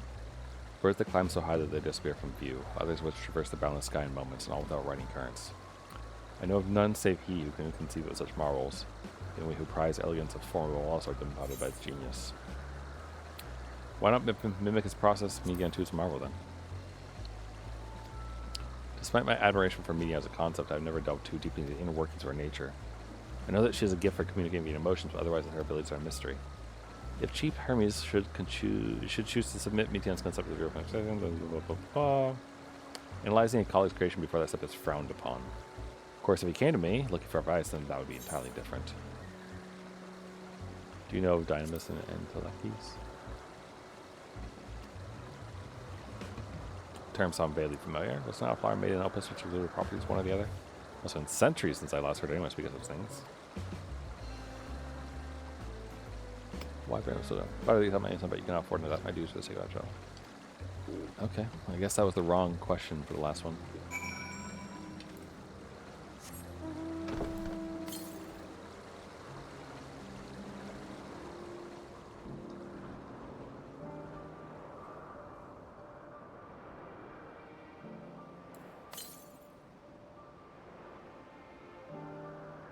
To the southwest, huh? I'm assuming we'll head that way soon enough.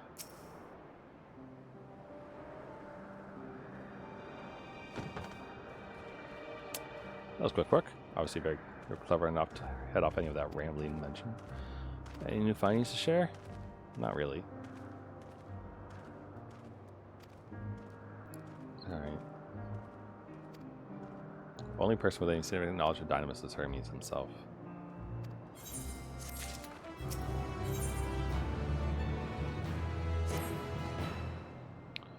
At present, the strongest link we have to the final days is the power of Dynamis and the intel keys which control it.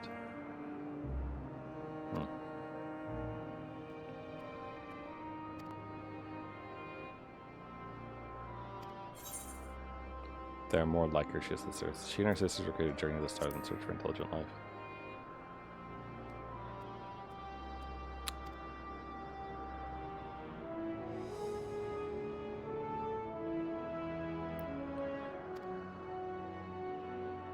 The mystery hammering us all.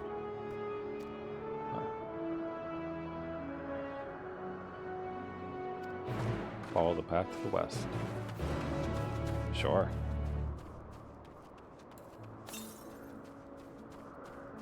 $153 to the... Alright. Somewhere over this way is the current I want.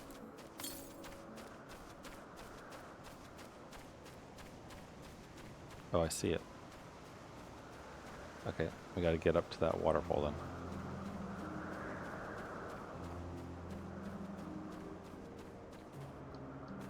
Come on. No? No? Yeah.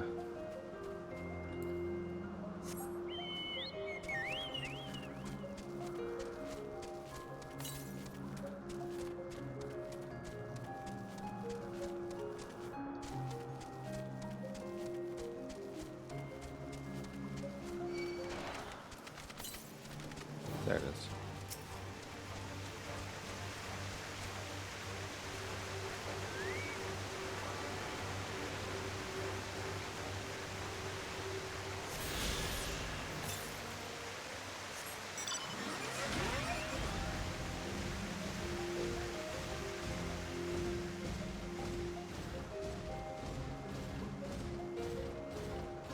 Still a little bit flabbergasted that we told them the entire story.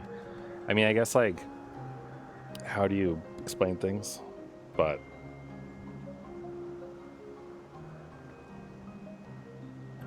turn the one further along on both part of peripatetic crystalline. Despite how they look from the outside, the interior is actually a vast area of magically interconnected spaces.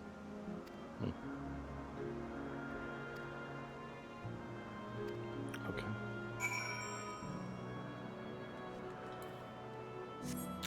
TARDIS towers, you say?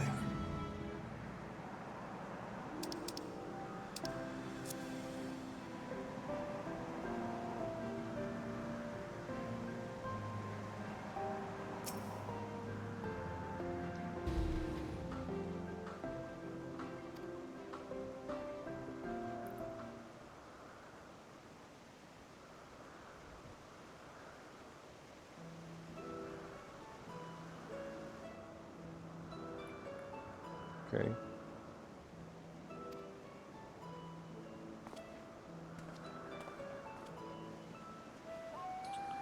What do you wish to speak to me about? Stuff.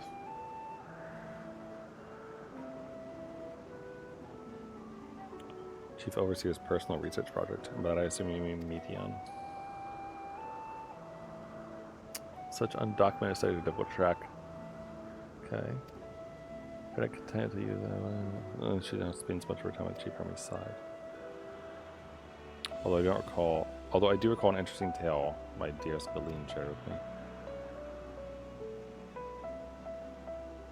Beline is my partner and a fellow researcher here in Elpis. She was returning late one night when she caught sight of Chief Hermes sending me on Heavensward, a host of them. For several days she would speak of that scene with wonder, describing it as one of the most beautiful spectacles she had ever witnessed.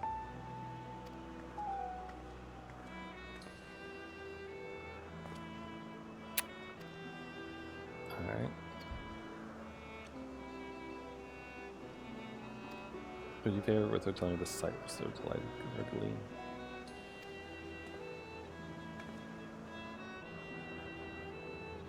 She should be observing a subject over in that big other area.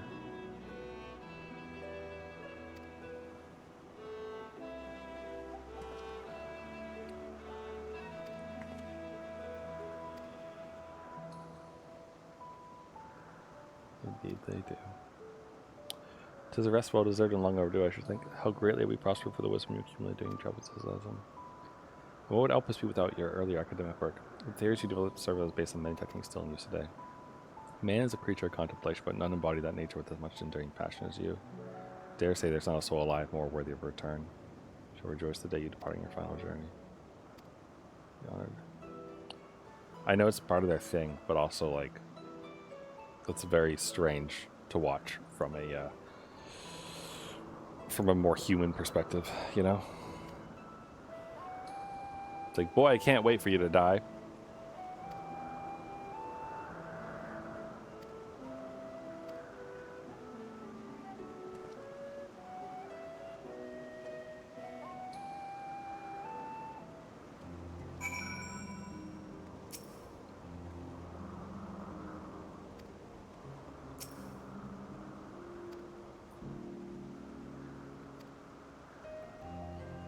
Okay.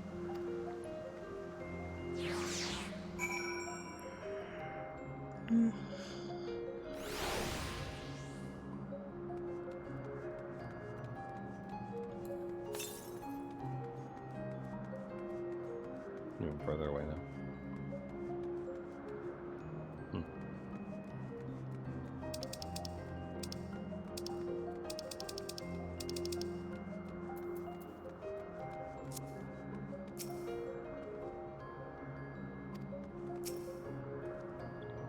Just passing through.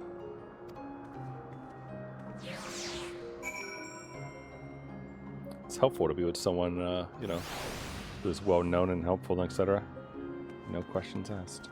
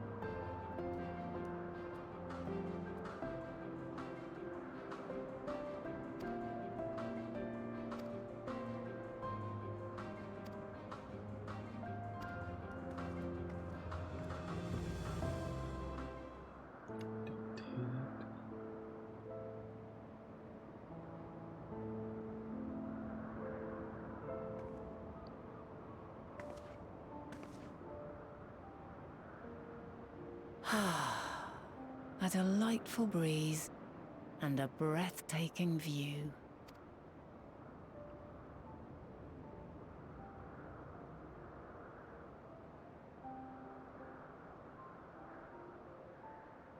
What is it like in the future? Is the world still a beautiful place? It's beautiful as ever.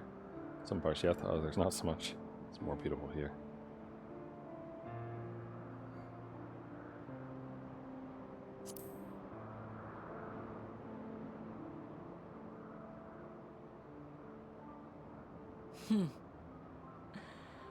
I swear I could hear the glimmer in your eyes and the adoration in your voice. While we wait, will you not tell me about your adventures? Well, not the portentous events which led you here, but the simple delights all your own. By learning about the future world, I may gain insight into future me's plans. But more than that, I have an interest simply as a fellow traveler. Short of going somewhere oneself, there's naught more stirring than hearing another's account.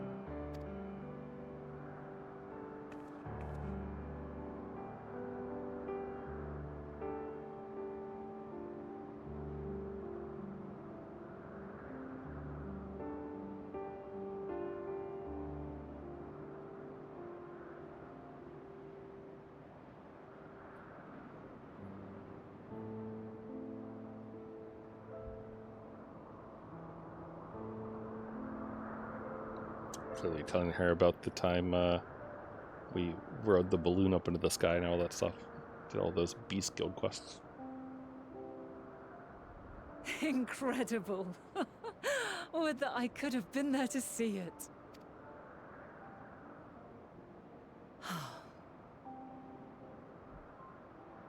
Yours is a harsh and unforgiving world. Yet in spite of this, your brethren hold fast to their virtue. To know that the light of mankind's potential still shines, even in that faraway place, it gives me heart.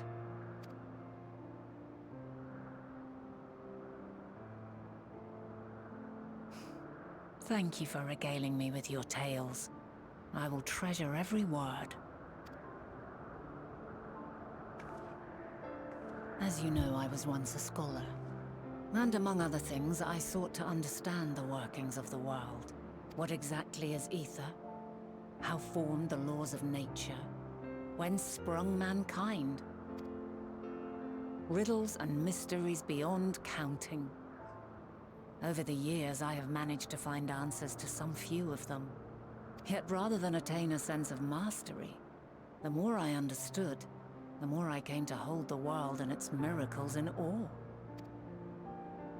We too are miracles, each and every one of us, born of the warm breath of life that traverses the heavens, swirling through eternity. When I fully grasped the improbability of our existence, nothing felt impossible anymore. If it could be imagined, it could be done.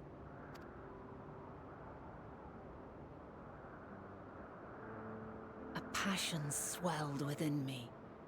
An epiphany dispelling all preconceptions of what was natural and true, and a presence without. Immense, yet intimate. Fate, perhaps, holding us in its tender embrace. As reassuring as it was intimidating. How keenly aware I became of creation's fragility, built as it is upon precarious happenstance. Sounds like modern I programming was languages. overcome with an irrepressible urge to know the world more intimately, to hear its voice, feel its breath.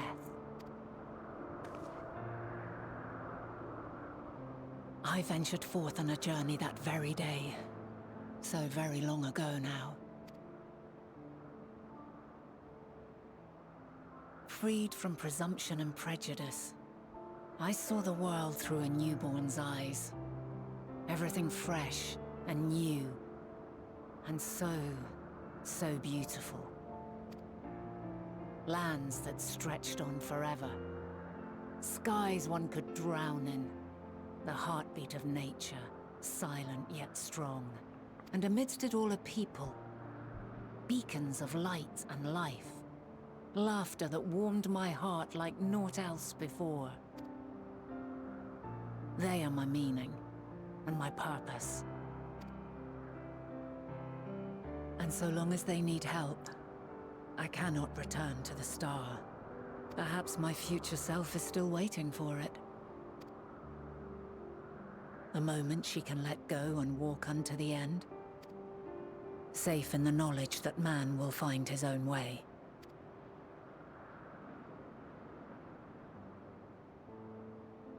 You, who are our future. Tell me this, and tell me true. Has your journey been good? Has it been worthwhile?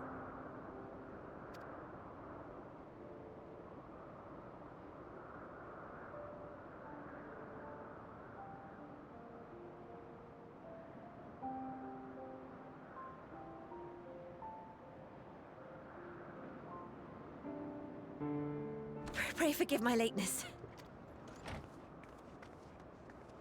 My observation subject was rather irritable, and it took a while to settle it down. No need to apologize. Your work takes precedence. Besides, we had a pleasant conversation in the meantime. You're too kind. Now then, I'm told you wished to ask me some questions. Indeed. I've an interest in one of Hermes' creations. Meteon. You witnessed a host of them take flight, yes? Oh, that! Yes, I did. 'Twas in the dark of the morn. I'd left the Thalassai after nocturnal observation. As I walked along, I spied a bright light climbing high into the southeastern skies. Then, in an instant, it was gone, like a shooting star, only rising rather than falling. But then another shot up, then another, and another. Intrigued, I made my way to the edge to investigate. And who should I spy on an isle to the south but Hermes and Meteon, the Matea, rather. There were lots of them, and I realized they must be the shooting stars that I'd seen. A dazzling spectacle indeed. Have you spoken with Hermes about this? Oh, yes. The sight left such an impression on me that I approached him about his mystery project the very next day. Alas, he said that he couldn't reveal anything just yet, that he needed to conduct further tests. It shouldn't be long now, though. He often returns to that isle, and I have a feeling he's nearing a breakthrough.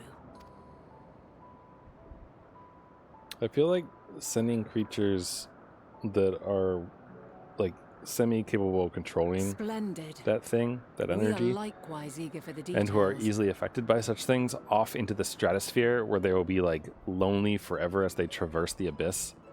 Maybe not the best idea. I don't know. Seems like for all of what he was saying before about like giving a shit about the creatures under the care of this place and everything, and wanting to kind of treat them with the same sort of respect that mankind gets and not just see them as, you know, something to make and then unmake and etc. He sure is using the Meteon like him. Well, that is all we wish to ask. Thank you for taking the time to indulge our curiosity. You're very welcome. It's always a pleasure to speak with other inquisitive souls. Oh, and will you be descending now? If so, I shall link the doors for you. Please.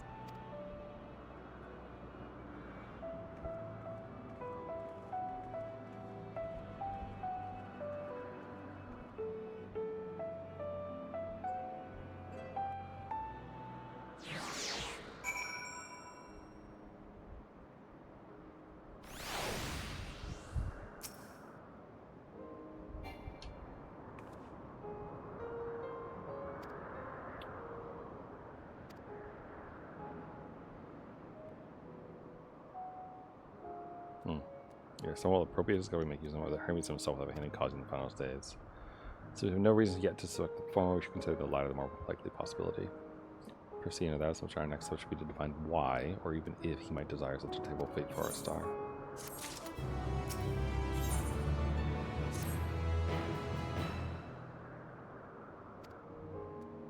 Southeast, rising from an isle, she could see from the edge.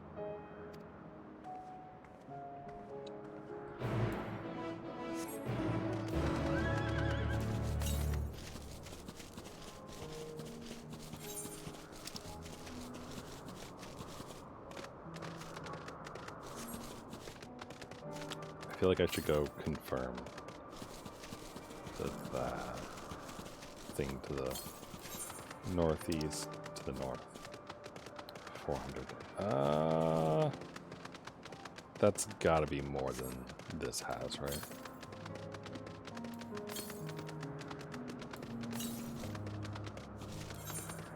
Yeah.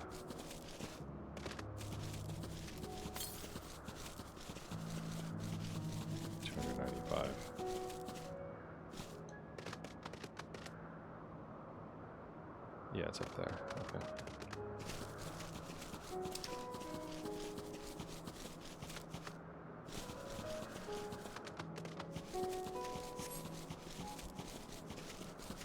Oops, stepped on his tail. Yet it didn't get mad.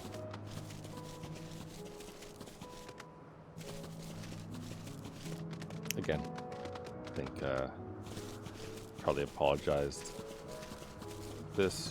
Not this stream yet, but definitely the previous stream, and maybe even the day before, about not having a ton of commentary. I mean, not too much to talk about when you're running through the overworld and etc. Because you know what I've been doing for the past 2 days. This, primarily. I mean, besides the little bits of programming in the morning and a little bit of reading. This is the main thing I've up to, so.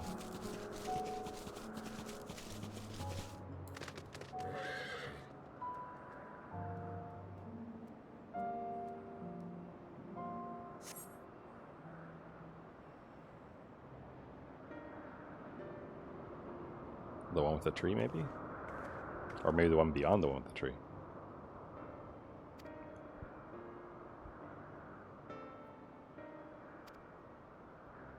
Having means supplied is quite a distance away. Inconvenient, but hardly an insurmountable problem. Oh, Argos. It's her dog.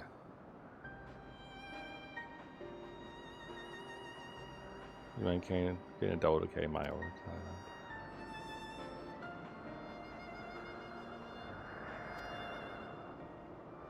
Summer creature.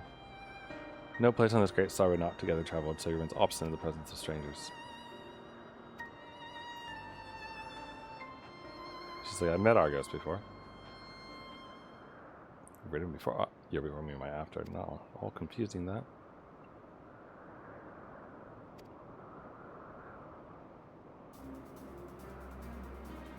Quick solution is for us to face off in a sparring match.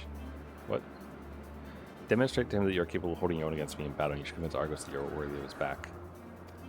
Okay.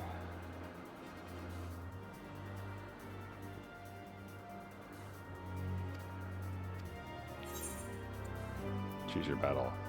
This memory turns out to be a bad one. It's up to you, isn't it? Alright.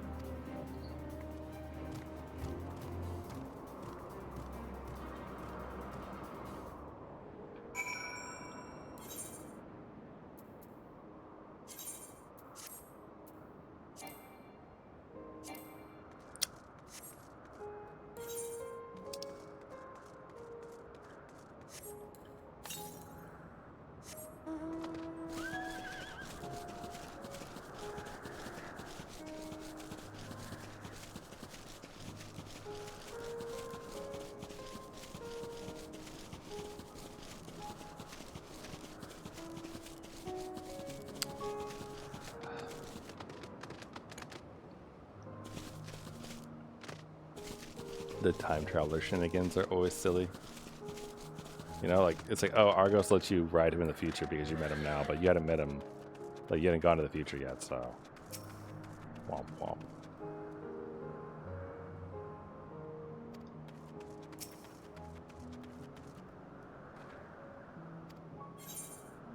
Level sync 88. Alright, I'll do what I can.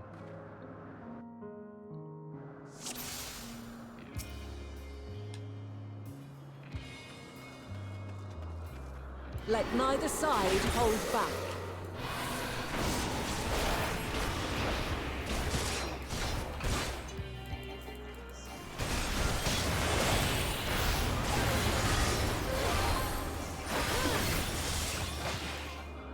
Gotcha. My blade sings!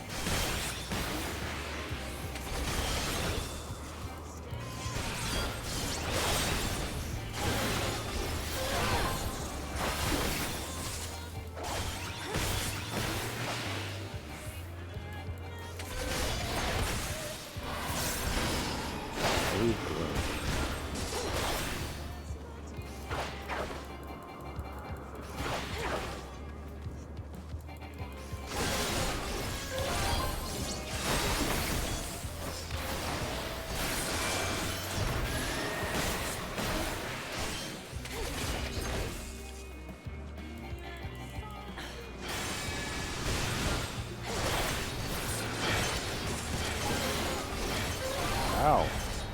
My blade sings! Okay, I didn't see that one coming.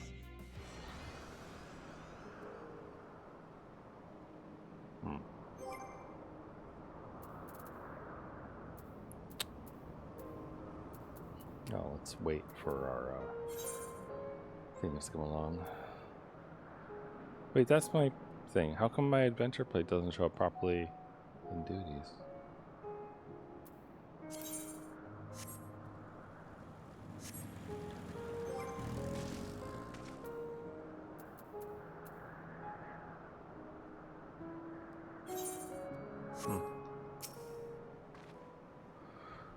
Alright. I'll try. Normal is fine.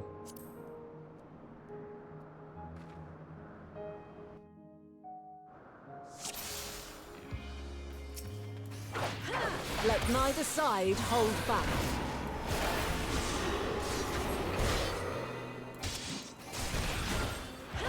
Here we go. Okay, so that one just does a shit ton of damage. My blade sings!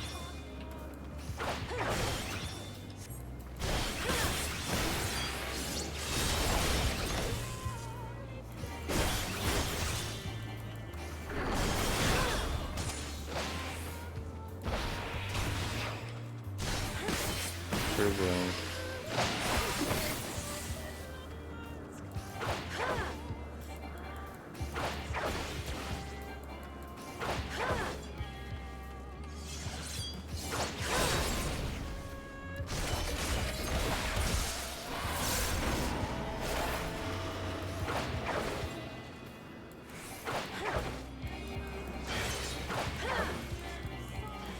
Oh, they head towards her. That's what happened.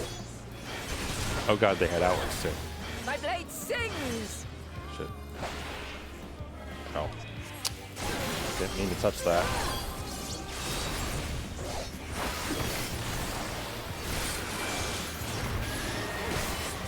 Impressive. I shall have to try something different.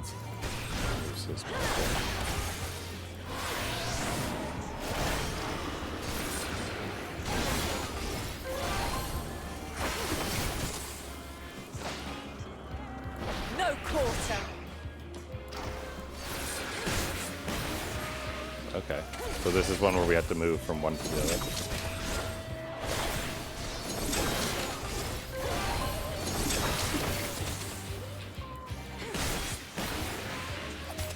Have a taste.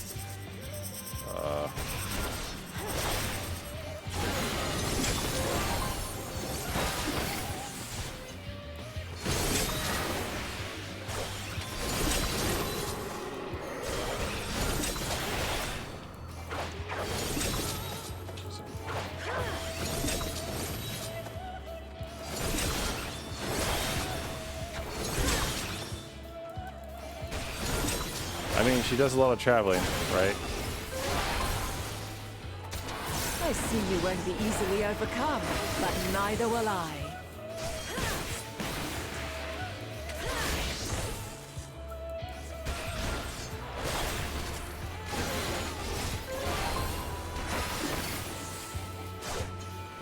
True arrow.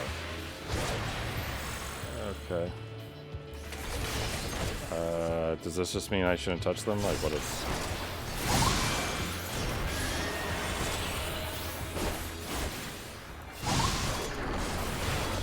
Prepare yourself.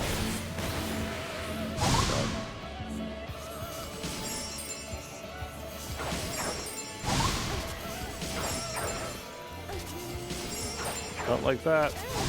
God damn it. She has so many things.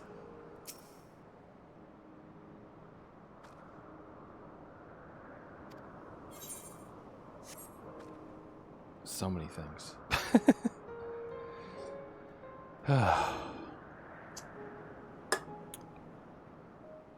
The real question, right, is it's like, well, I could stop here, and then when I come back to Final Fantasy XIV after I finish the other games I'm working through, just get hit with this right in the face immediately.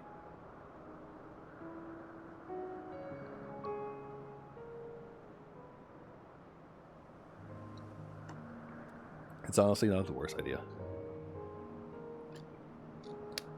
Mainly because, you know, it would be a good learning experience for future me. Oh boy. I have to think. Let me think a bit. Do I want to do this? So that is a learning curve, isn't it? It's mostly about dodging and reacting to things, which, you know, is fine. Just kind of tricky.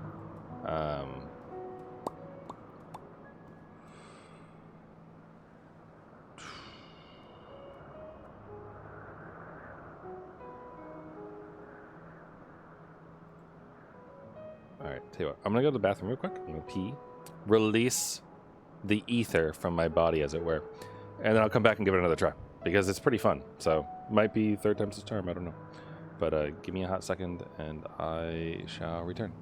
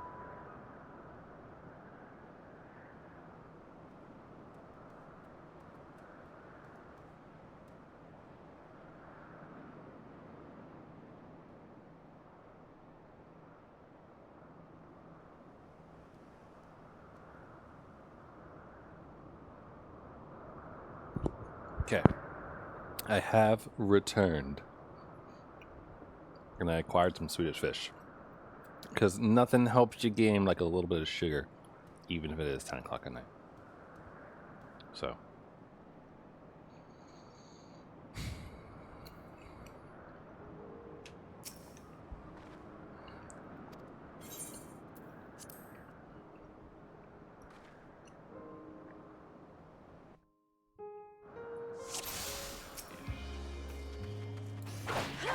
Let neither side hold back.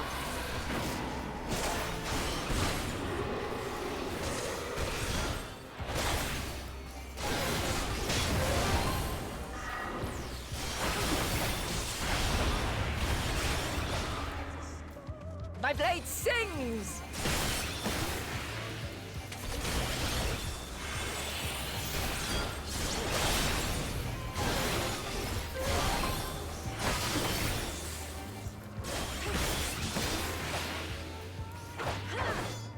True blink.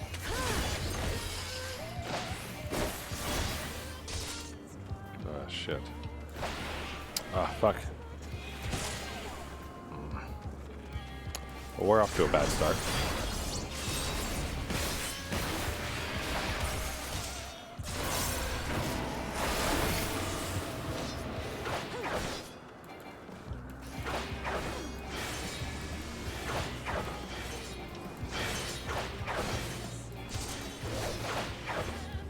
My blade sings! Where'd you go?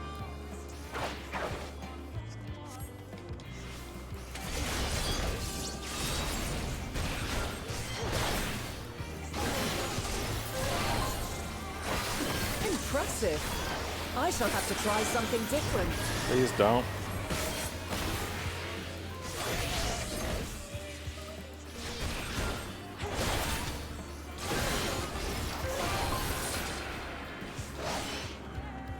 No quarter.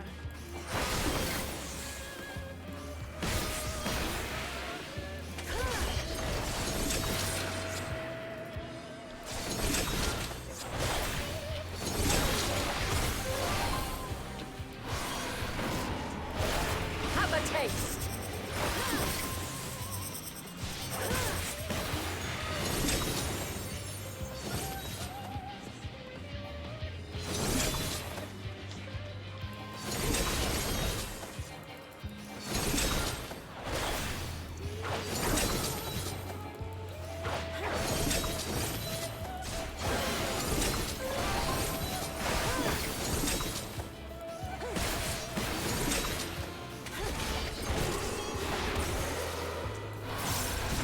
I see you won't be easily overcome, but neither will I.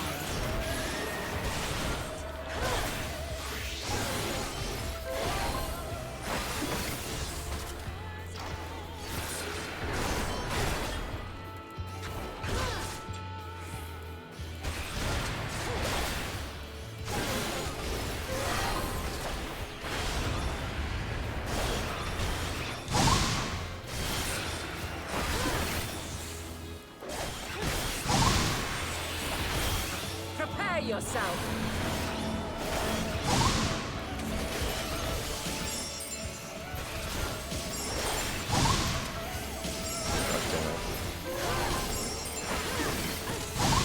Is there a way I'm supposed to be able to dodge this shit?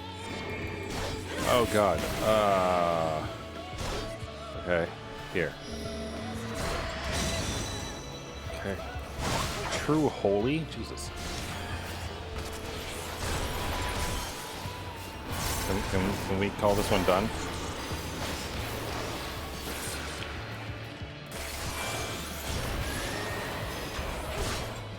God. Stop following me. God, I don't know where I'm supposed to go.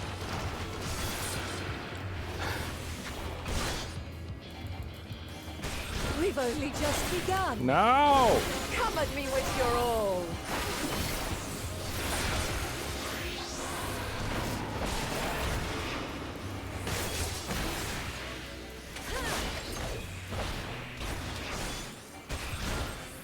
Blink again. There's a spot somewhere. Ouch.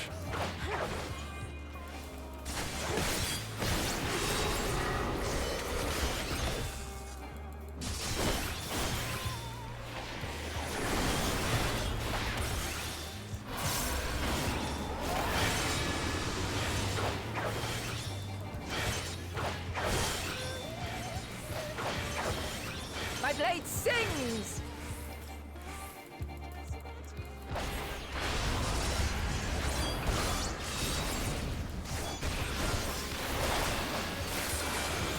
Very well. Let us move to the final trial. No! Oh god. Okay. Is this a DPS check? Feels like a DPS check.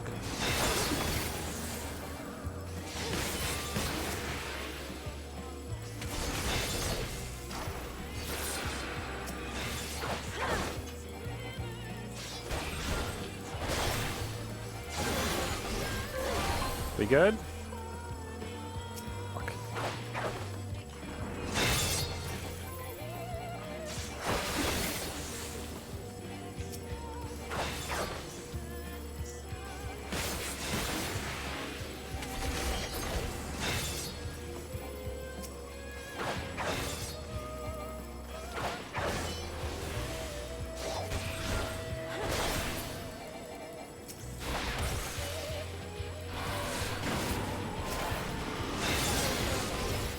Fuck, she's about to get one.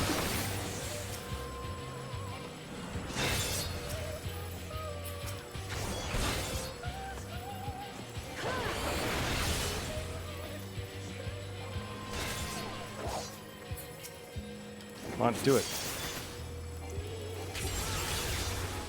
Fuck, that's not doing well enough. Fuck.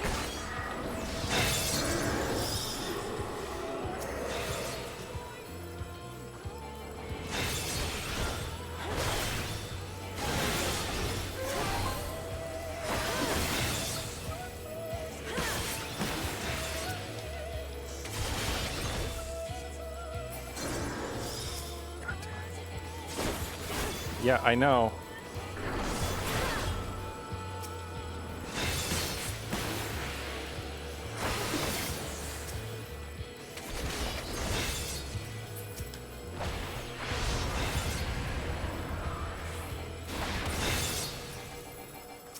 Fuck, I didn't have a target. Nope. Okay, she didn't do all of it though. So maybe we won't die.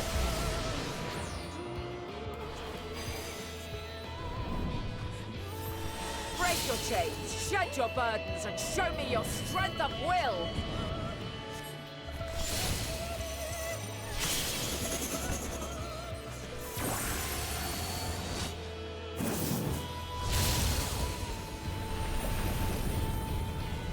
It wasn't at 100, so I'm okay, right? I'm alive! You still stand. The people of your time are more resilient than I had dared hope. I have seen enough. Thank fuck.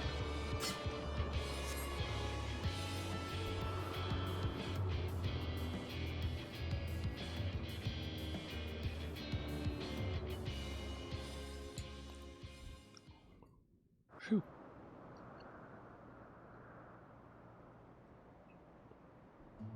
'Twas my intent to finish it, but clearly I underestimated you.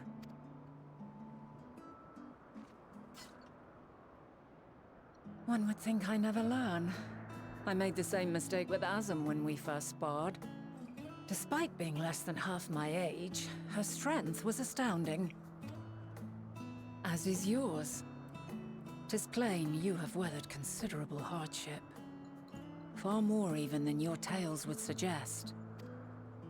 It seems we have both learned much on our journeys.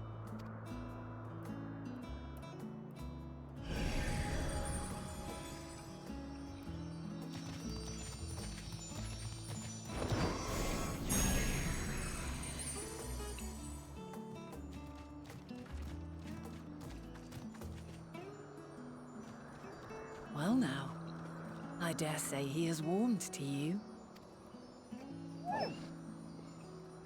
A boon to be sure. He never forgets his favorites, and is ever eager to come to their aid.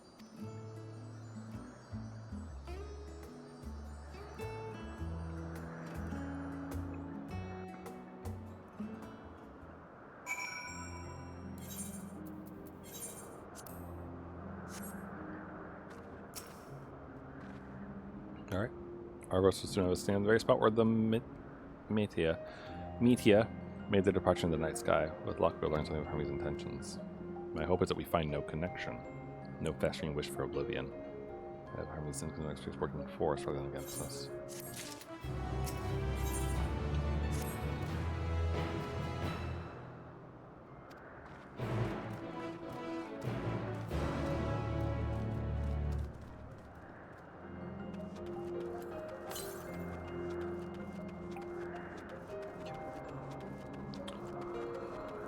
Flower upon your return. Okay. They just wanted you to have to fight her, right? That was the whole point of that.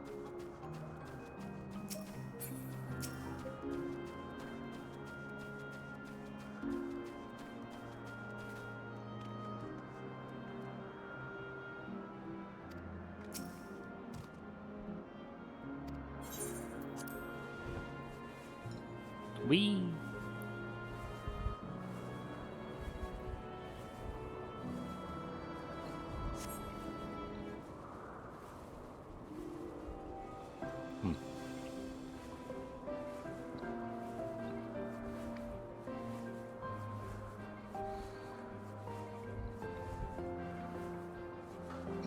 You know the hardest part about that fight with Vanna was like unleashing all the flashy Dragoon stuff and still being able to see what the heck she was doing.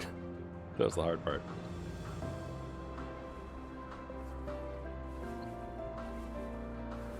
That and the panic at the end there.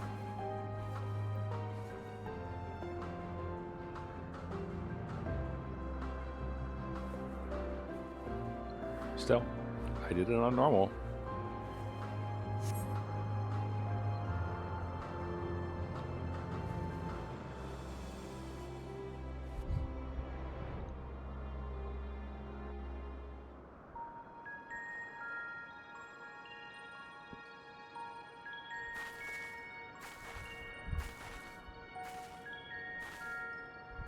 Quite a small place, lacking even the most basic equipment.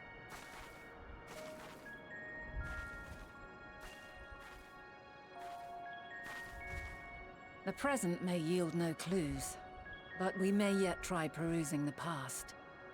Have you done this before?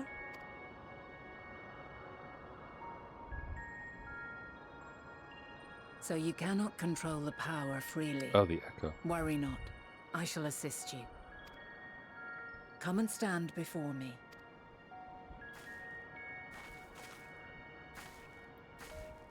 There are two ways to see the past.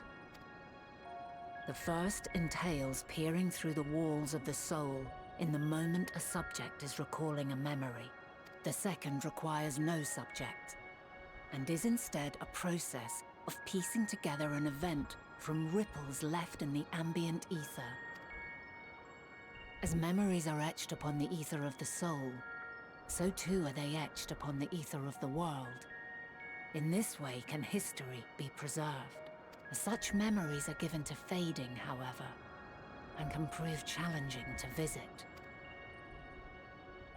But come, let us try. Close your eyes.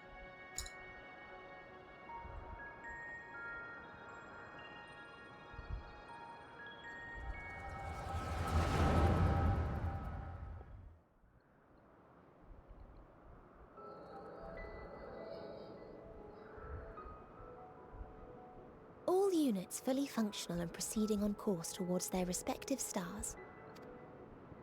Estimated time to completion of survey is 108 cycles. End of status report. Severing connection with shared consciousness. Did you hear that, Hermes? All is well.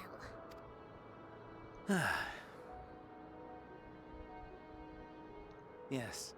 Good tidings at long last. Every step of the way, I've been reminded how little we understand creation. How the universe defies imagination.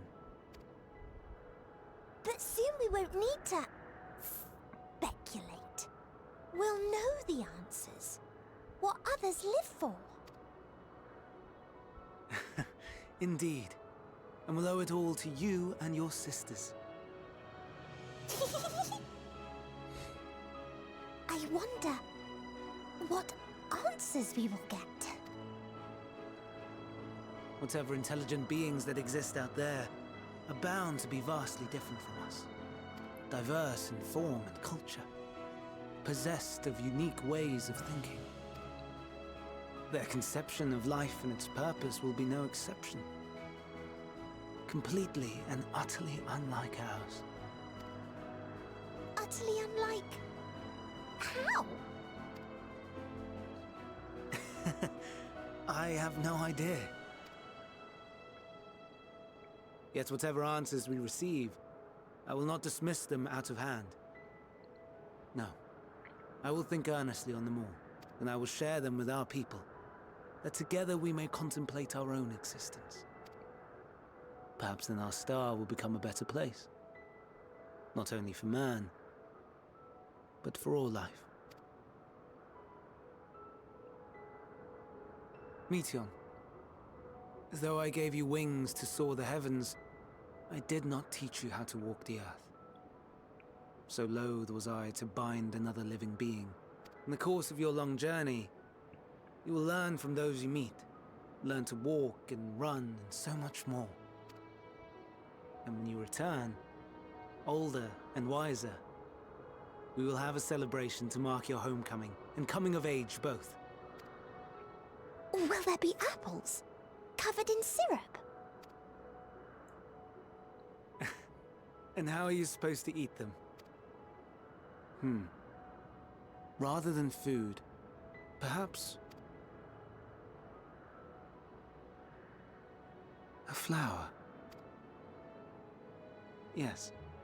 Upon your return, I will gift you a beautiful flower.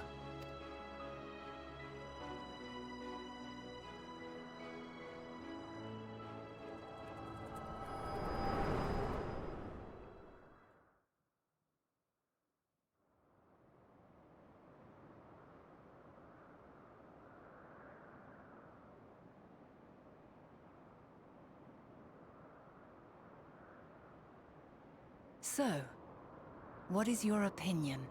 Well, he comes here because the ether's thinner, right? That's why there's no equipment or anything like that, so they can communicate more easily with the things that are abroad.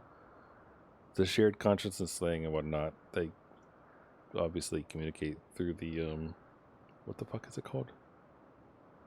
The not ether. I'm like I don't know. I feel like I'm getting the hunches of like maybe Meteon returns and like life is bad and that's why bad things happen. But that wouldn't explain the first final days though. But maybe it encounters, you know, bad things. Hermes wouldn't wish for the final days. Hermes is a gentle soul, and yet I couldn't say just by this moment alone.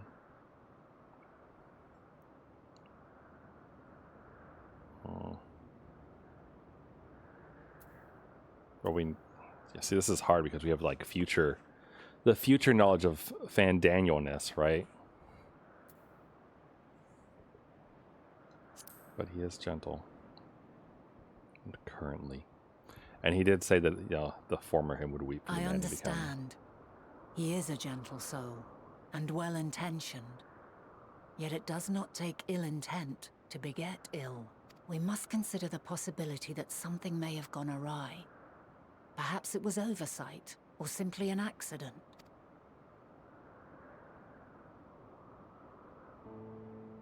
In light of this, I propose that we reveal your tale to Hermes himself.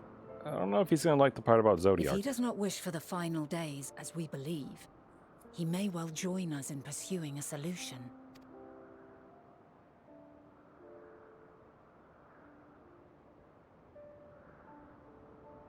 Then it is settled.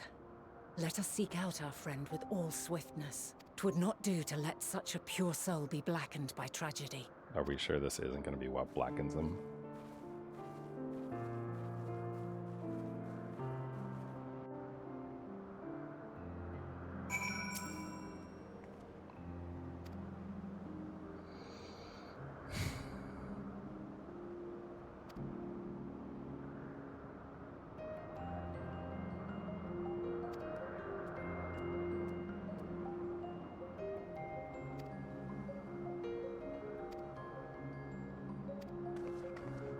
Alright, to the last island we go and probably find some more currents.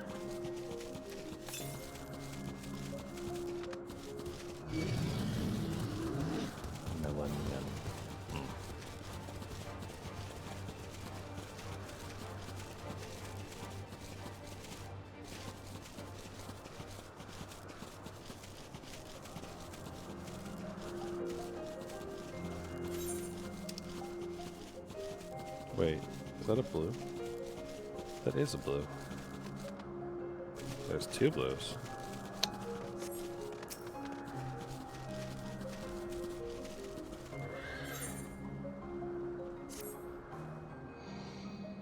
Okay, a blue-haired woman in the area. She wouldn't have been wearing a mask.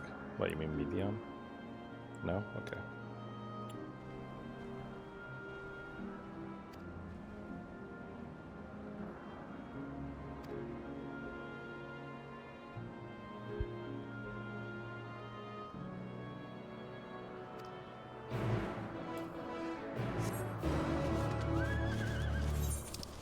I'll take both, though I don't know if I will bother doing both unless they're on the way for now.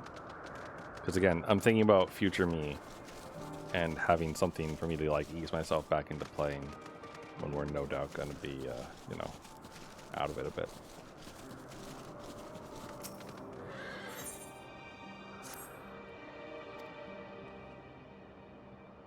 Cleon.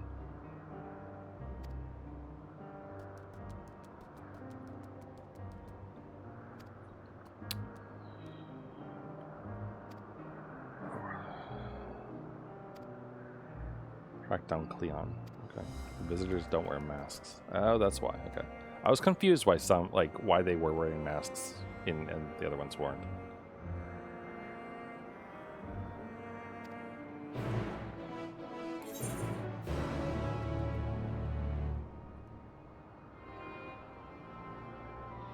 Okay.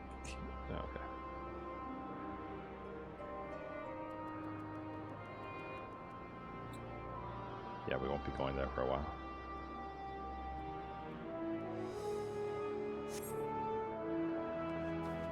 Very tempting to do the other one, though. Not gonna lie.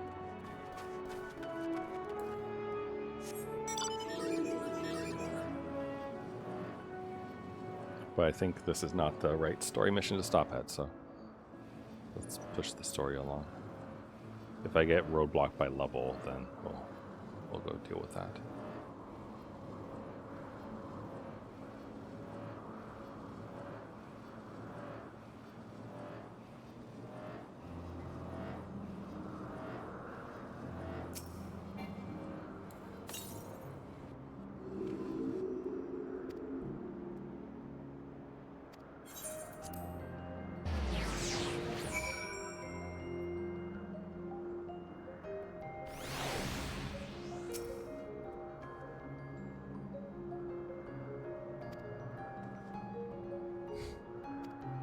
Follow the path, turn left at the crossroads. Righto. And northwest.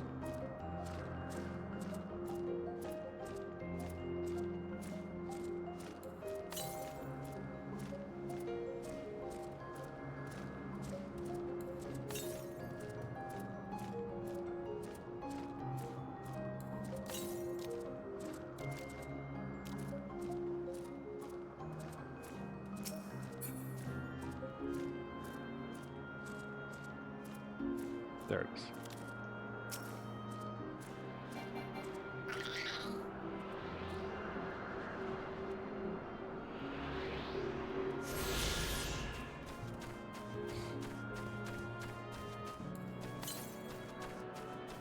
No nearby currents. Okay, cool.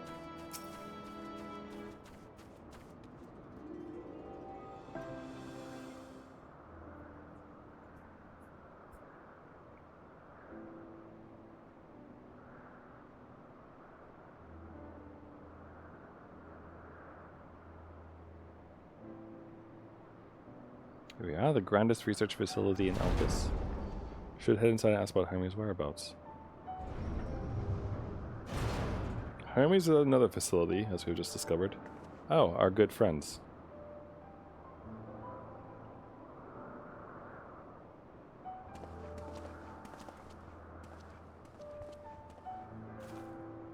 Furthermore, we've confirmed that his studies in Dynamis, as well as his creation of Meteon, were entirely private pursuits.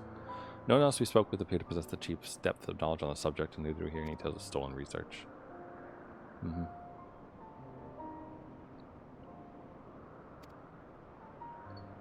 Or so saith the illustrious MSL.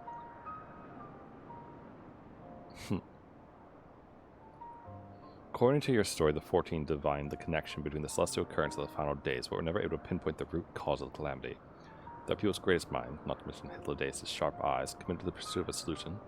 Such an outcome seems inconceivable.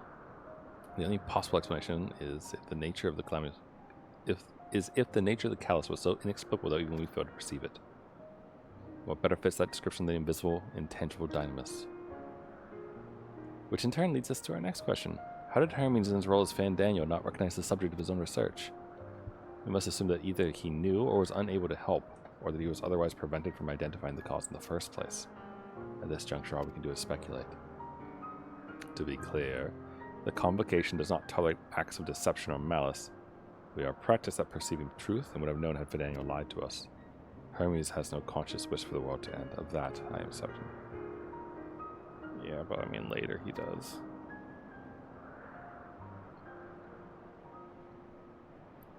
More to the tale after all.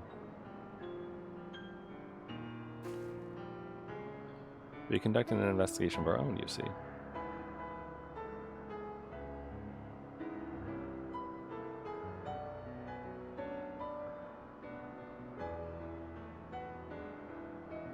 How comforting. We seem to reach the exact same conclusion. See no reason to delay further. 'Tis time we brought Hermes into the fold, as it were. Thank you for your understanding. Or ... I mean, who wouldn't say thanks? Save your thanks. I'll say I believed your ridiculous story. But, as a Mitsalk, I have a duty to examine any potential threat to our existence, no matter how ludicrous or personally offensive I may find it. That's what it is. Hey man, I didn't want to tell you because of all of this, you know? How lovely. Our merry duo has become a quartet. Past disagreements are no reason to reject collaboration in the here and now. I commend Emmett Salt for his practicality. Do not approach me, do not speak to me, and do not dare presume to treat me as a friend.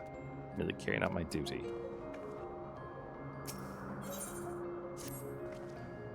I think the time for leisurely exploration is past.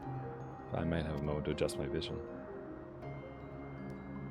There he is, on the next aisle over. Meteon was with him. Hermes appears to be in the midst of an observational study, but I suggest we hurry over before the venture elsewhere. Head straight down the path. We can teleport to Measopsis Eurus from the device at the bottom of the slope.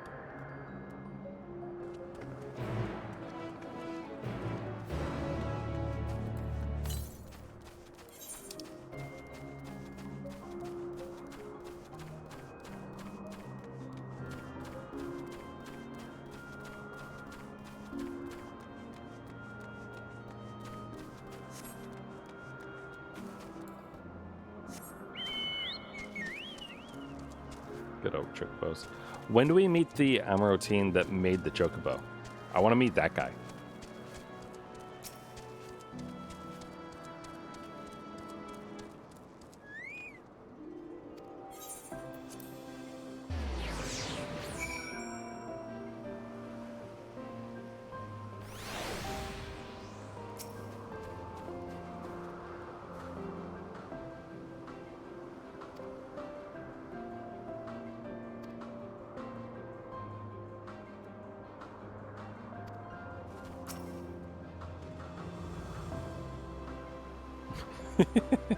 What? You expect me to praise you in your progress? On the contrary, I'm simply surprised you made it this far. But even with you slowing her down, there's no design that Banal is an accomplished researcher. Her wealth of wisdom and experience is unmatched, and her achievements in creation magics in any field, frankly, are nothing short of extraordinary. The singular brilliance which sets her apart can make her motives somewhat impenetrable at times. As her student and successor puts it, she's a force from nature, at once so close and at the same time so very distant. Funny, that's how someone described Hydaelyn recently.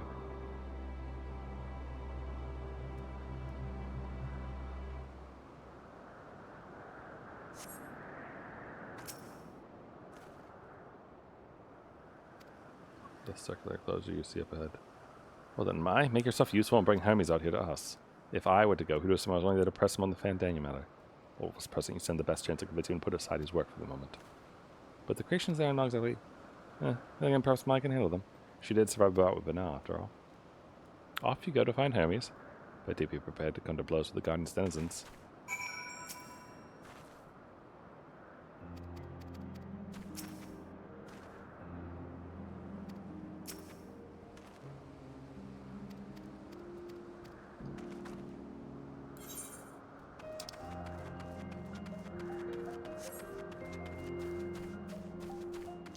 What is that? Looks like a Mario piranha plant. Or maybe that one boss in the frozen area of Metroid Prime 1.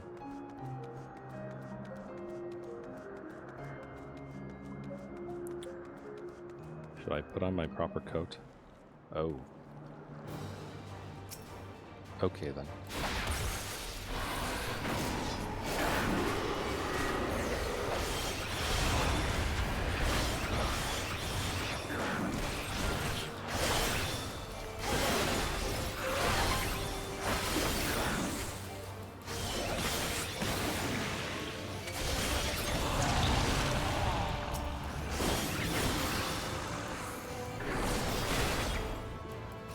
You know, Hermes isn't going to be particularly happy when he sees that I'm murdering his creations. We know that, right?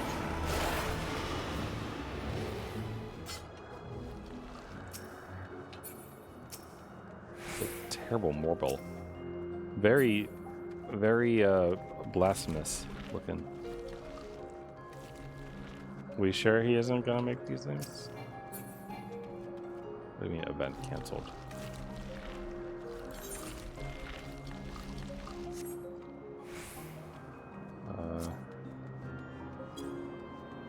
Anyone see Hermes around here?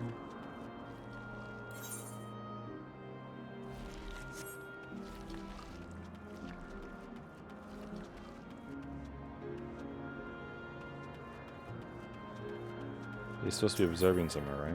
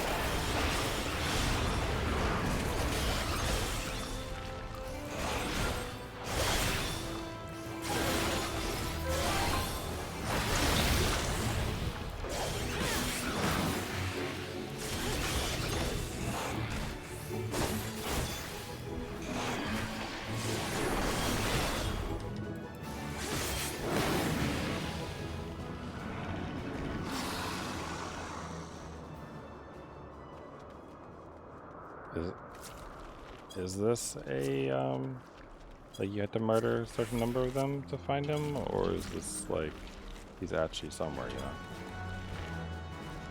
Where? Is it that one? Oh, it's this one.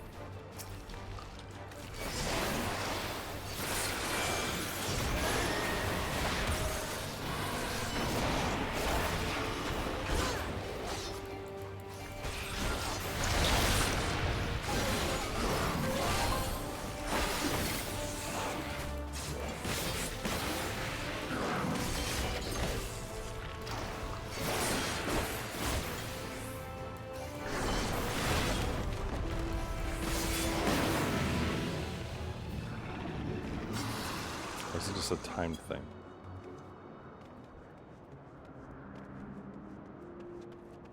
Where the heck is he?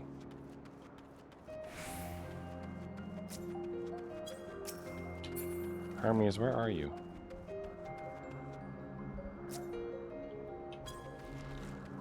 Am I just blind?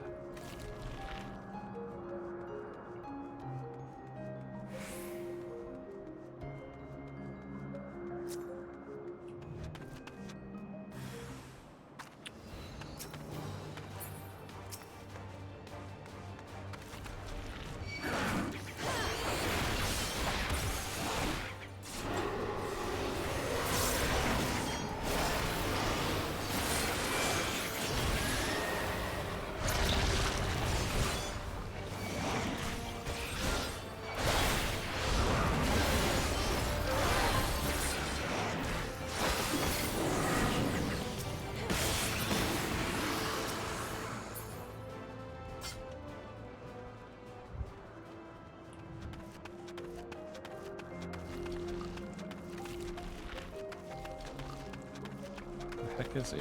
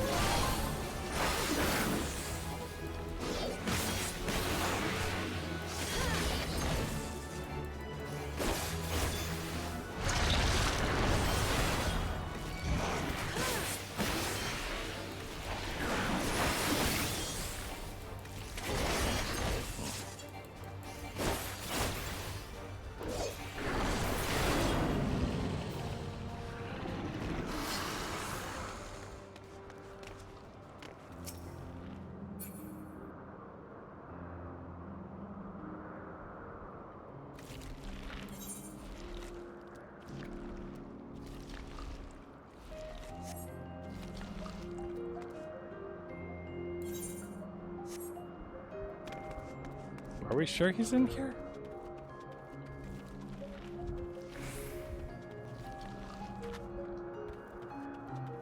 Oh.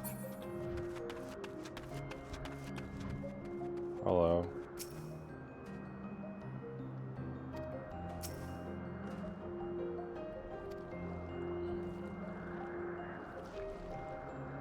An important matter and unrelated to my decision on Fandangocy. Alright. Should really wait outside the garden with the others. There's no place for idle exploration. Yeah, I'm aware.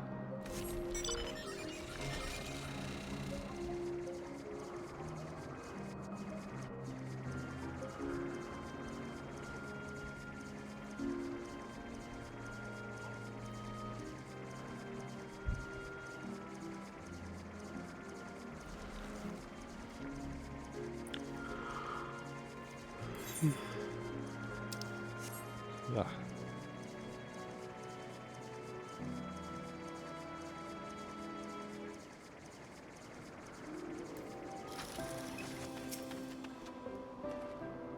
What was that ghastly odor?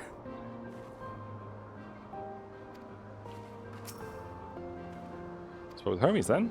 Or beginning with the dens of hunger as well, I should say. Or should I say smell? You cannot speak for certain convocation members, but I, for one, am impressed with your fortitude. Well done indeed. That you convince Hermes to confer with us, let us pray that things will soon take a turn for the better. But as fascinating as it would be to meet the Emmet Selk who would recreate El Moreau in the depths of the ocean, I think it's best for all concerned if such tragic events never come to pass. Be it in our future, your past, assuming yours is not truly written in stone. Naive, I hope that is.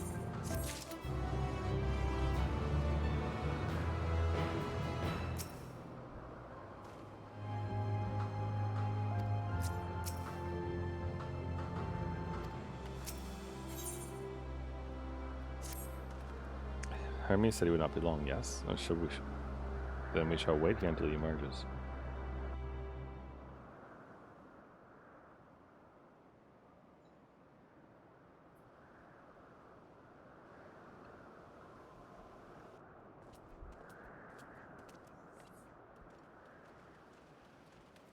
My apologies for keeping you waiting. I understand there is a matter you wish to discuss. Aye.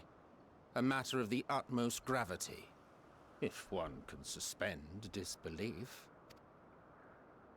Go on then. Tell him what you told us, who you are, and why you came.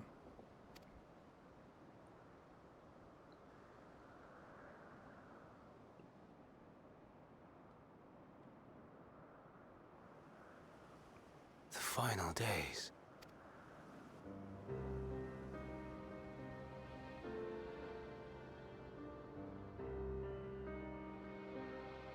The phenomena observed during these star-encompassing calamities is likely the product of a dynamis reaction, and none is more versed in the applications of this energy than you, Hermes.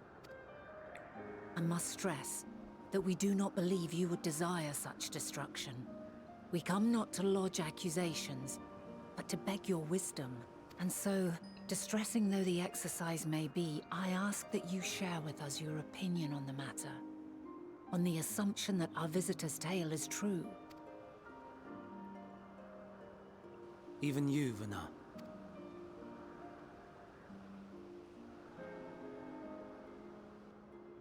As you say, the phenomena observed in the two calamities may both be attributed to dynamis.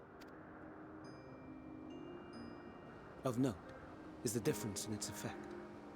In the first final days, it warped creation magics. In the second, it warped the people themselves. The key variable, I suspect, is the etheric density of the men of each age. As you know, ether, in essence, negates dynamis. Harboring high concentrations of ether, we ancients cannot readily manipulate dynamis, nor be manipulated by it. Therefore, rather than ourselves, the calamity affected our magics. In contrast, having been sundered, the people of the future are composed of but a fraction of our ether. Thus are they susceptible to the influence of dynamis and its transformative potential. But that would explain only the mechanism, not the cause. Though perhaps... What is it? Even should it be a hypothesis, we would hear it. Dynamis is an energy put in motion by feelings. Feelings for which there must first exist a source. A source to which the victims must be attuned. One that harbors the selfsame negative emotions. Elsewise it could not be the agent of such extreme change. So it wasn't the stagnation of the celestial currents. Someone, or something, is instigating the star's demise. So, we've a villain on our hands after all. Any idea who or what it could be? The celestial currents comprise the outermost layer of the star's ether, encasing it like a protective sphere.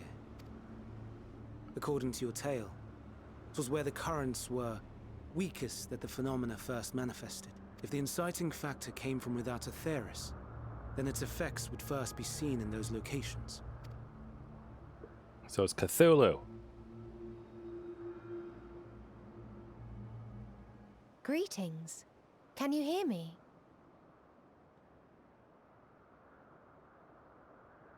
Do not be alarmed. I mean you no harm. I wish only to hear your words, share your feelings, know your thoughts. May we please be friends? Meteion. What is it? I think she found something. Executing scheduled task, suspending individual self and connecting to shared consciousness. Connection established. Commencing status report.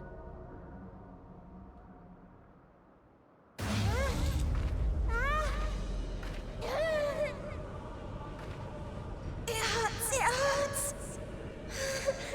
It hurts! So hot, so cold, so sad. I don't understand. Make it stop. Please, make it stop. Steady, Meteion. Steady. So scared, so lonely. The pain, it's too much. Why? Why? Why do we? They hurt. Hurt. Hate. This is wrong. All wrong. She's gone? But how? She has altered her etheric density in order to blend in with her surroundings, an ability for avoiding confrontation. Most effective. Frustratingly so. I can't see her either. Not even a trace. Stay away. Please. This is wrong. My mistake. So please. Are you all right?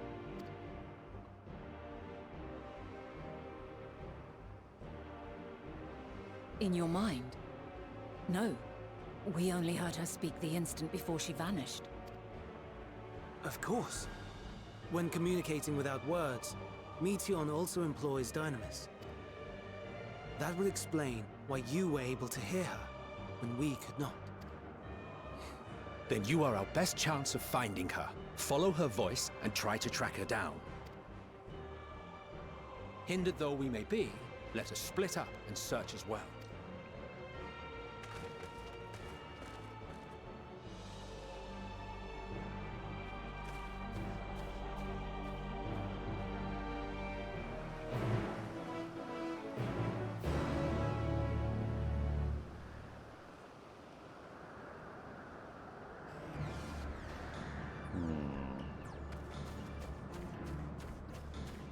Where'd you go, buddy?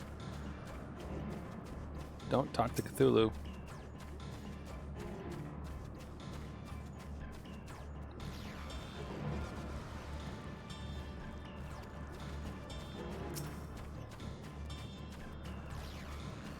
Sure is a thing.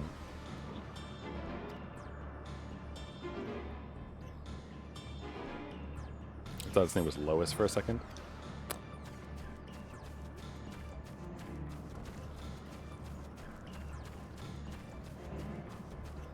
I would assume she'd like hang out where there are flowers or something. I don't know.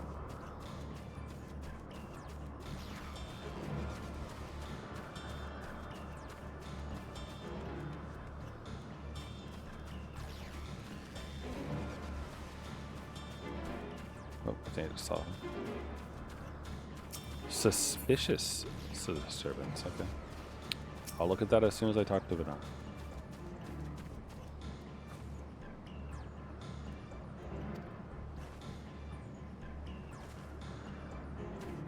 Just curious. Oh, okay, there's more than one suspicious one.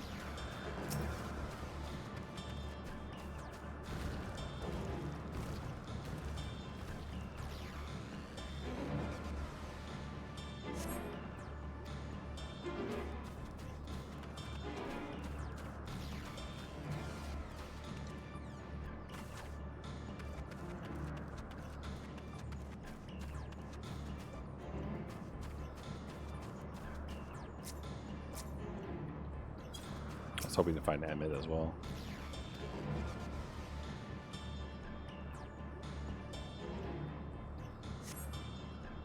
Seeps into my mind our voices reporting. Hermes mustn't hear them. I have to run and hide. Her anguished voice grows distant as the source seems to flee down the slope.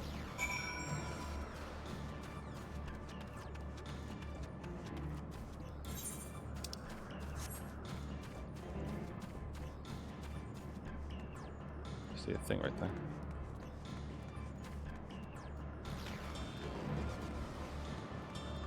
And there.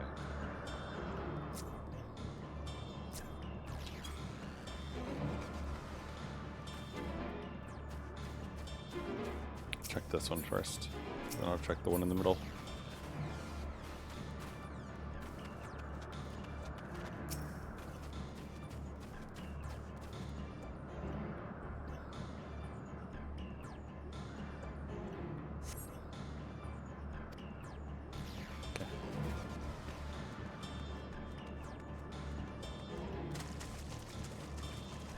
Hear them.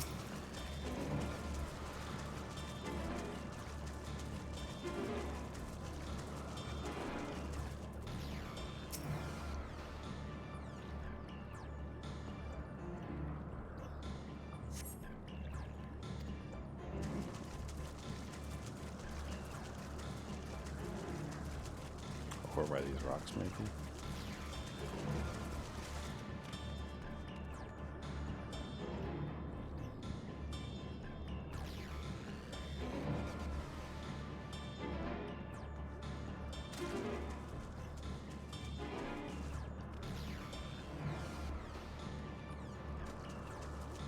Oh.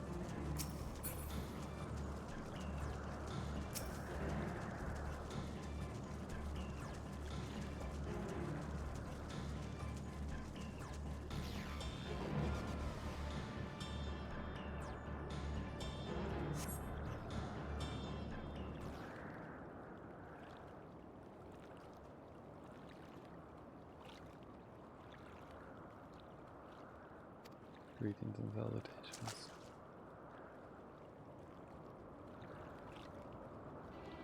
Commencing a report.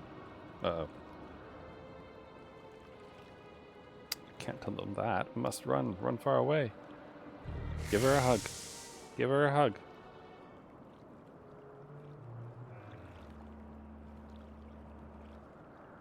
Please don't follow me. As you sense her climbing to the top of the ridge.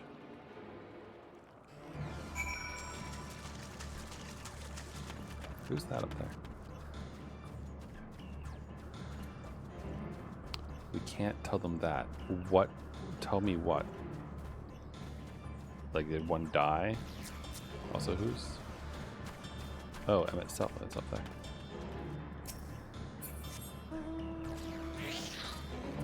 Summon the worst creature.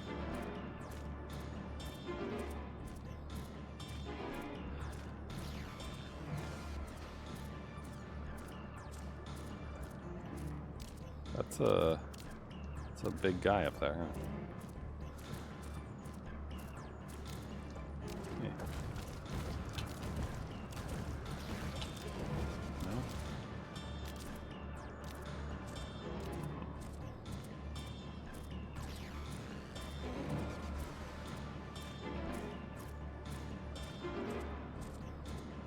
Definitely went very cosmic horror though, with the whole like blackened eyes bleeding thing.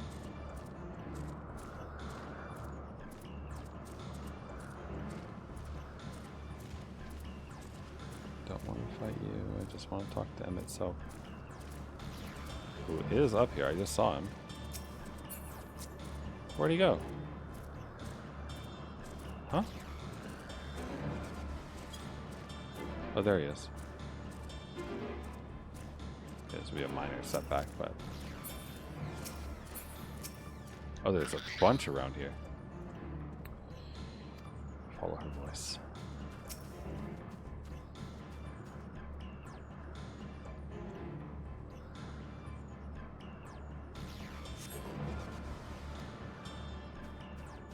I mean, a way for them to follow her would probably be to use the flowers, if you think about it. Right? Because they would react to her presence and her sadness, so they would turn color. They would dim the closer they were to her.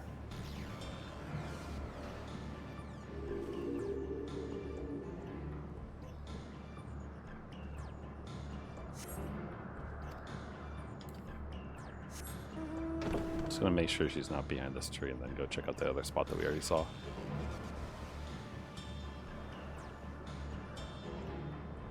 Okay.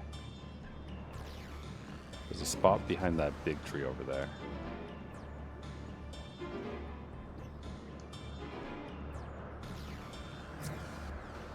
Acantha.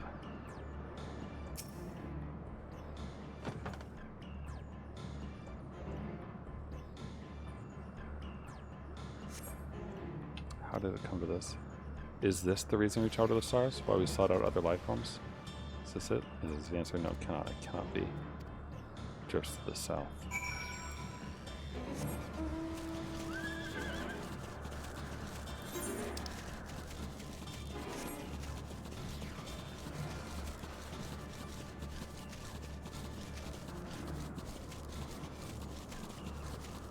So is she gonna find life that wants to kill all of us? Or like life that just hates life? Like what kind of horror has she found?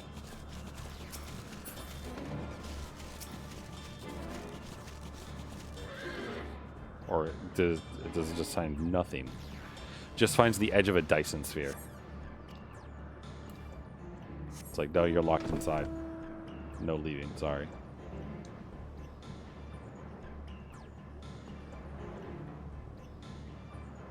Imagine that, right? Like throw out the flat earth like crazy theories and whatnot. It's like, no. In the encased solar system theory.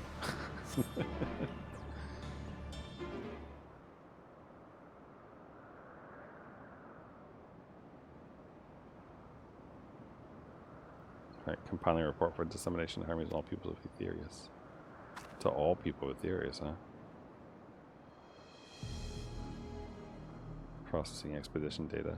Preparing profiles on intelligent civilizations. Formulating answers to the questions. Finalizing report. No, May, you mustn't listen. So is the final days from her trying to tell everyone on the planet about her report? Is that the problem? It's wrong, it's all wrong. Please, toward the lake.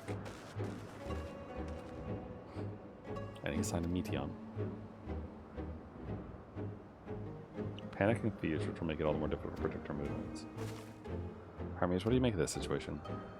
The media are linked to a single mind, a shared consciousness which connects them across any distance. Suspect something has happened which disrupted its usual harmony. How might we access this shared consciousness of the... Much as you approach any sentient being directly. In the media's case, that means speaking to any incarnation within physical reach. So unless we can track down the medium, we just lost no means to communicate with them. No way of knowing what befell our sisters, no way to provide directions or guidance.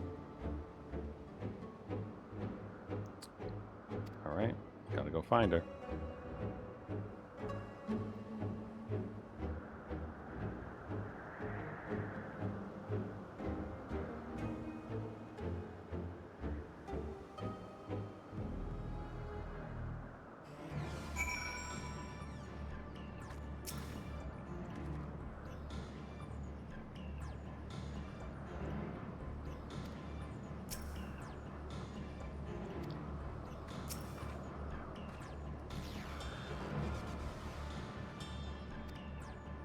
And like, not the picture was emerged with these latest pieces.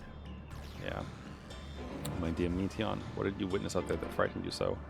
Why do you seek to keep it from us? How terrible could it possibly be?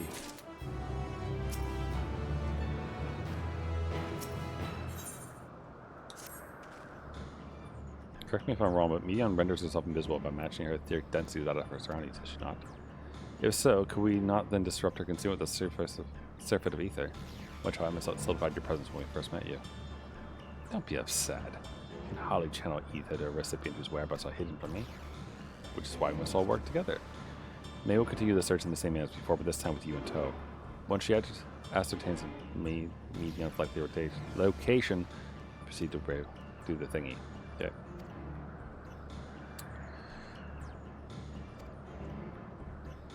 Oh my god, the second one. Wow. Guarantee no ban. Amazing. Kill yourself. Then we have our plan. May and Emmett Stockwell our tracker and trapper respectively, while we others predict and obstruct man's avenues of escape. Alright then. Let's get on it then. Well, it seems we are partners for the time being. Let's return to where we last saw Meteon and pick up the trail from there. I will keep myself in a state of preparedness, ready to rain down ether to Mo's nose. Meaning it falls to you to keep the way clear.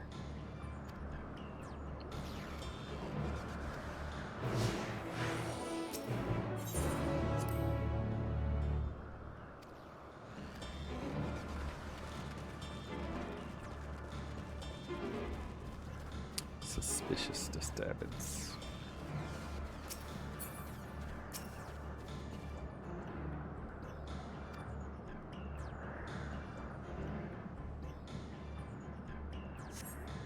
Why can't I fly? Are my functions being restricted?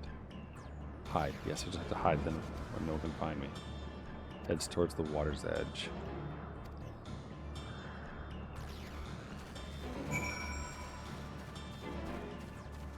Ooh. There's a chat point with Emmett Stock. He's probably going to complain about the water.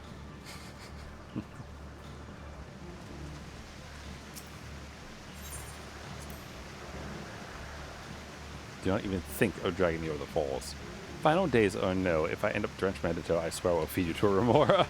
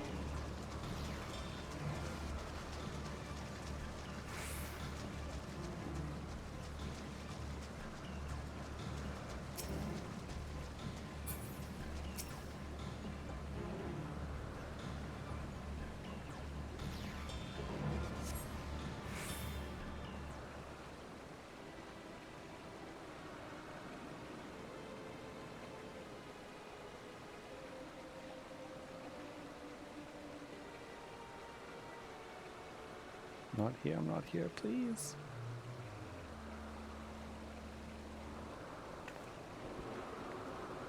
That way. Why, that's rockishy. Very well.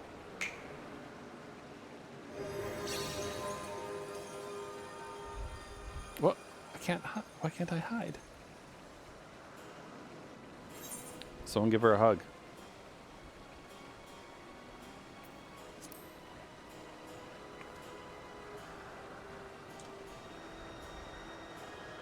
Mate, what are you saying? Everything is so faint. So I'm not strong. I'll stay away. I'm begging you. Please don't make me say it will break him, his poor fragile heart.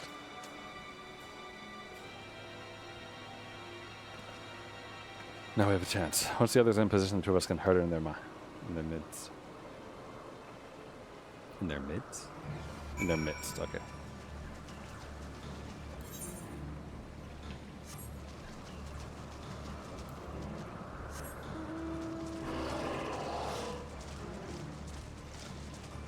Trying not to, remorse.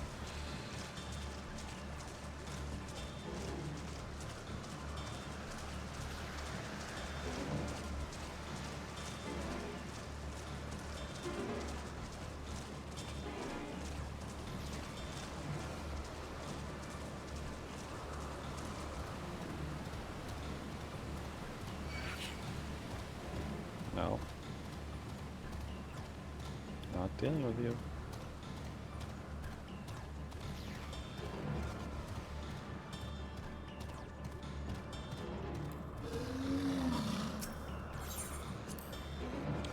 It's not used. It's been left to the mercy of the elements.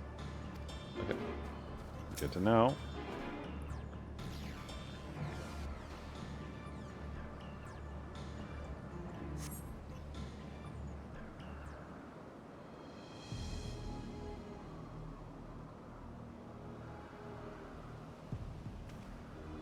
There, I see her.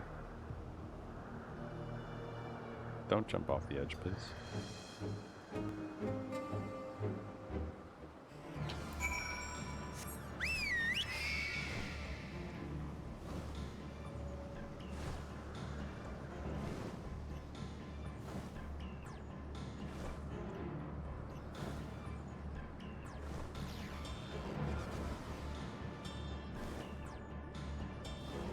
I want to know what she's worried about. I want to hear that report. There's something down there by the pier.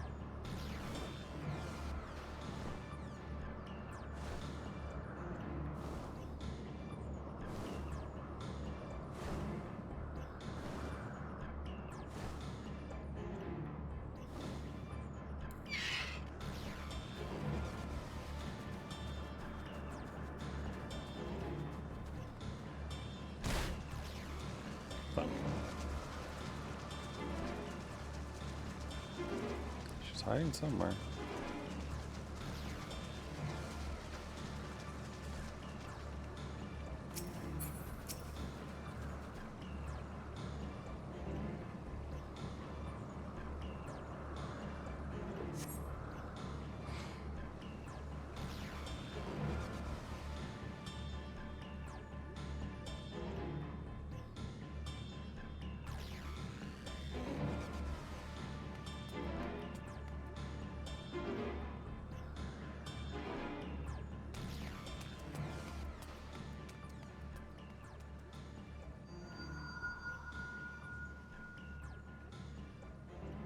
Aha!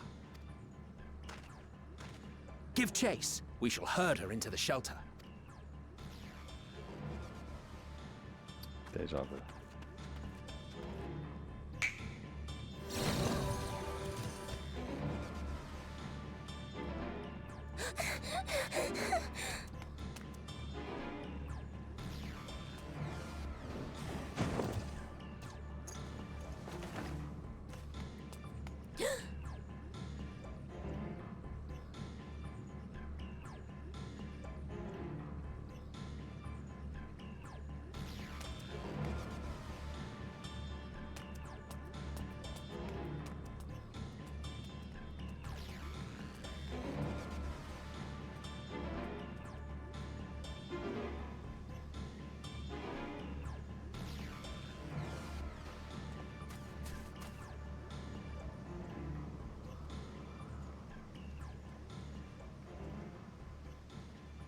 Please, Mission. We must speak.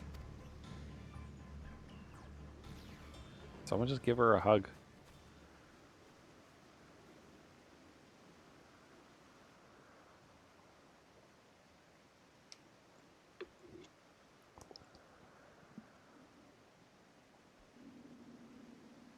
I'm sorry, Hermes. I'm so sorry. If someone can hear these words, then please... Please protect them. Protect them all.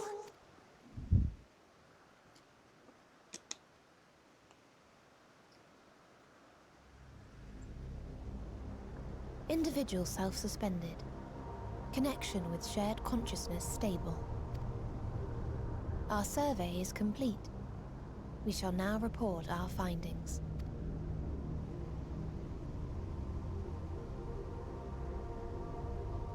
All units safely arrived at their respective destinations. Seeking answers to Hermes' question, we attempted to make contact with the intelligent denizens of each star. Results are as follows, in order of numerical code. There's gonna be 4 or 6, that's the bad one. That's the question. Enna. Traces of civilization found.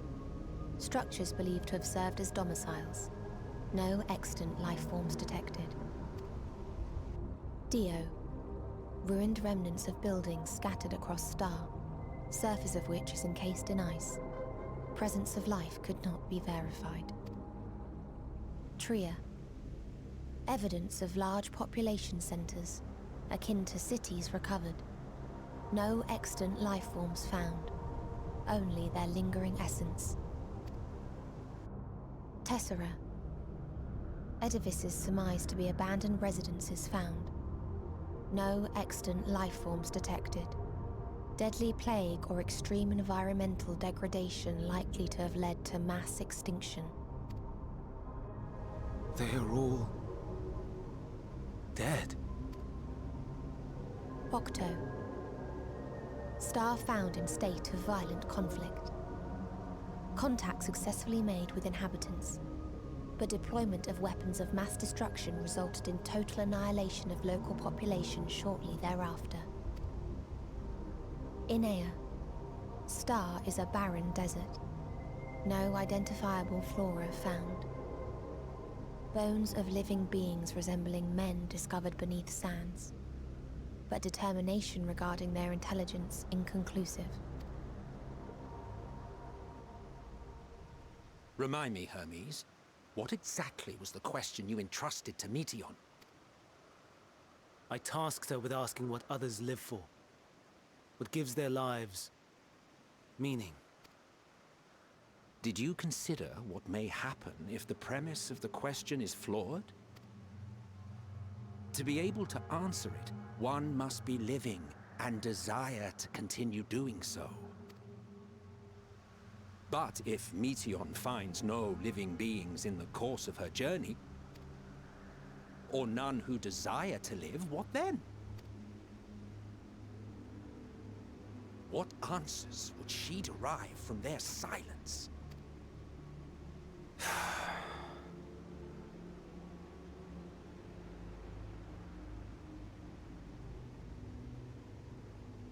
This is why you go through the Bureau before you make your entities. Meteion, enough! Suspend your mission and return hither at once. Decapente. Local civilization once flourished under auspices of higher power. Said power later laid waste to civilization in fit of rage. Oh, it's like Ultima? Or one of the dragons, maybe? Upon revealing this to me, entity elected to self-terminate in lieu of providing answer to question. No other intelligent life forms found. Turning a deaf ear, are we? We are taking Meteion back to Amarot. As I understand, we will need her if we are to bring back all of her sisters. Yes.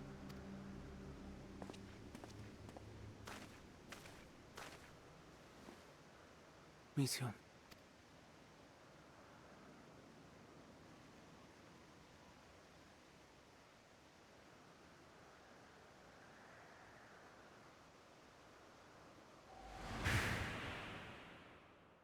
It isn't right, is it? It isn't right to turn away from the answer.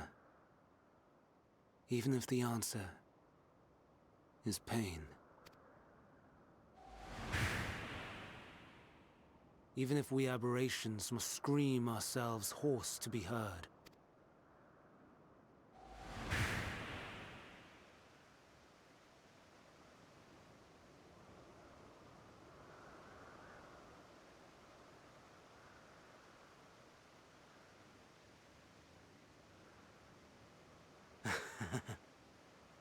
Aye.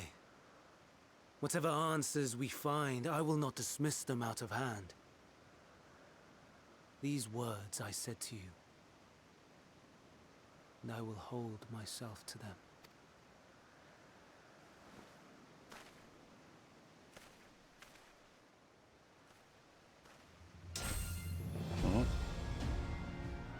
What are you doing?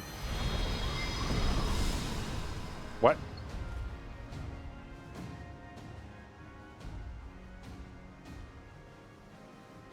What is the meaning of this? You cannot take Meteon, not until she has finished her report. All else must wait.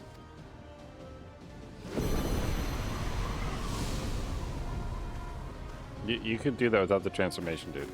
They'd probably be like, okay, yeah, we shouldn't move her until she's done. You know, like something like that, maybe.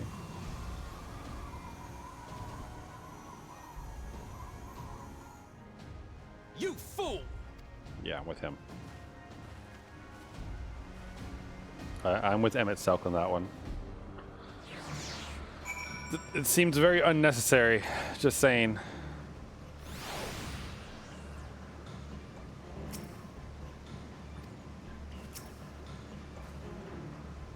If all Hermes means to do is listen to Meteon's report, then it's his right to do so. But once he receives the answers to his questions, what then? The fate of the world may well hinge upon the choice he makes in that moment, and we must be there when he makes it. Why, Hermes? Why can you not leave well enough alone? The answer to assuage the pain you feel when a creation is returned to ether. Had you never cast your accursed question of the distant stars, you may have one day learned to be peaced upon this one.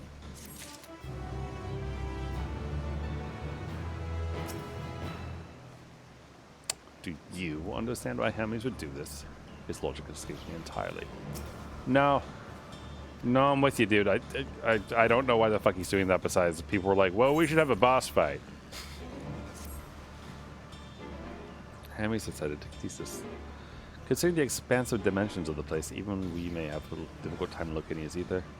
All I can say is that he entered from the rooftop and likely arrived at the uppermost post, point to the facility. So, do we pursue him? Of course we pursue him. But what Hermes might be thinking, Meteon is a potential threat that needs to be brought under our control. The Convocation's duty is to safeguard this star takes precedence over any personal stake in the matter. For now, mine. It is clear we stand on a precipice, but we have yet to determine whether a shadow of a doubt that Meteon is the hand which tips us over the edge.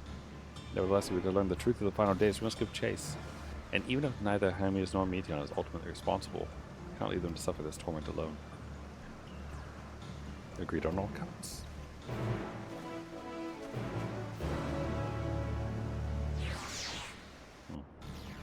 Oh, they're warping me somewhere.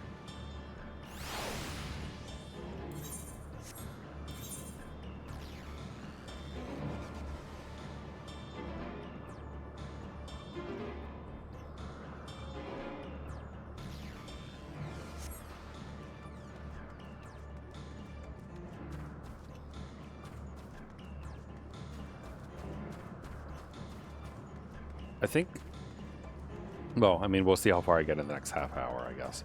But if this arc wraps up soon, then it would be like the ideal place to stop, I think. Because we're going to have to relay the information to the people back in the source, right? So that'll be like a good recap for the next time I play.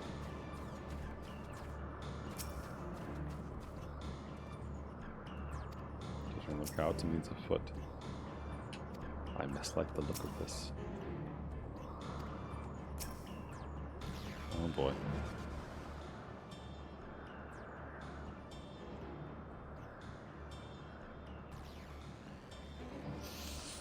What have we here? Excuse me, has something happened inside? Mrs. Fernand, I'm so glad you're here.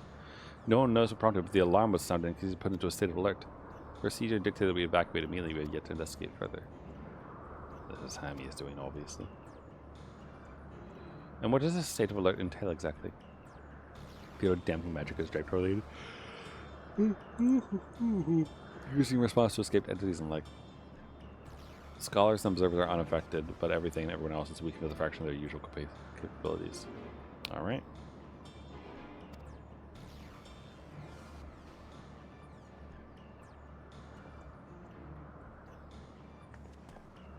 That said, if Hermes is willing to enact such measure, I wonder what other obstacles he has seen fit to drop in our path.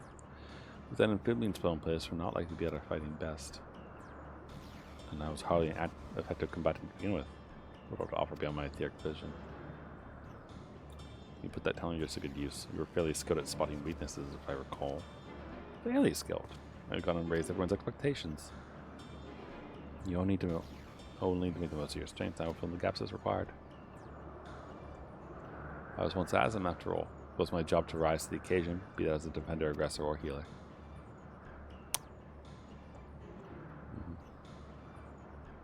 And you in itself can impress us with your arcane majesty. The all-potent spells as easily as breathing. You can also channel that power in a protective manner if you so choose, yes? Yeah. Well, yes, should the situation call for it. Excellent! That should cover us on all fronts.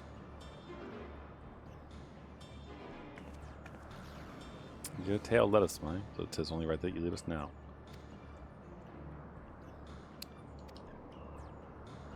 So do we get to do a cool, like, trust with them? Because that'd be neat. I would enjoy that.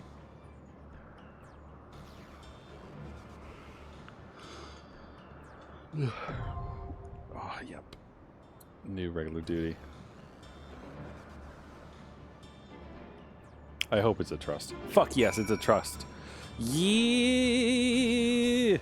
Wait, so who's the tank then? Ithlodeus? No. Bana? Bana would have to be the tank, right?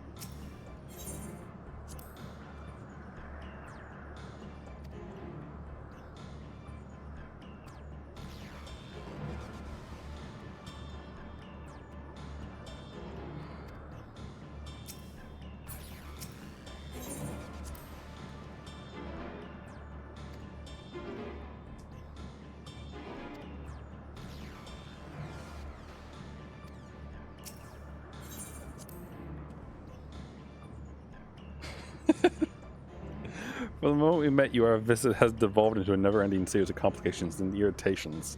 In spite of this, I've gained one useful thing. An awareness of Dynamis. It's the power with the potential to corrupt ether had largely escaped unnoticed. Believe it or not, whether or not I believe your tale, the facts underpinning your narrative will be the source of much debate. So understand that I act not for the sake of you or your fantastical quest. My duty demands that I apprehend Meteon. And now that means Hermes as well, then so be it. Cool.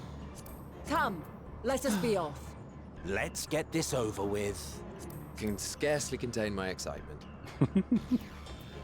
All-rounder, the third seat, and Soulseer. Oh, that's good. Alright, hold on.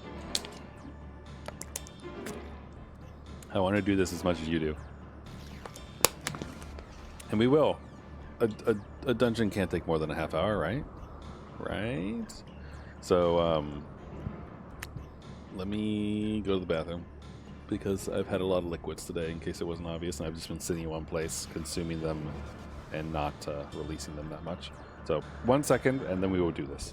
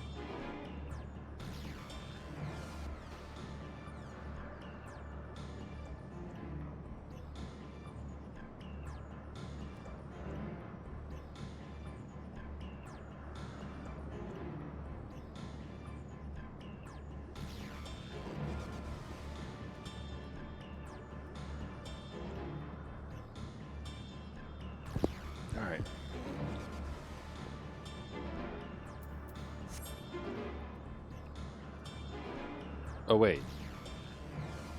Hold on.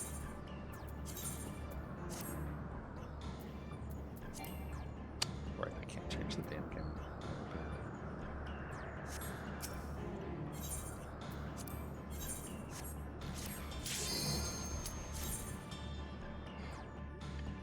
Here we go.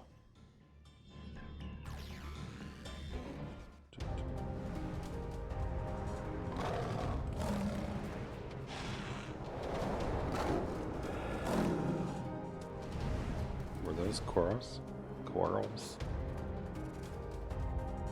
The world unsundered. They had to sneak in a dungeon into this one.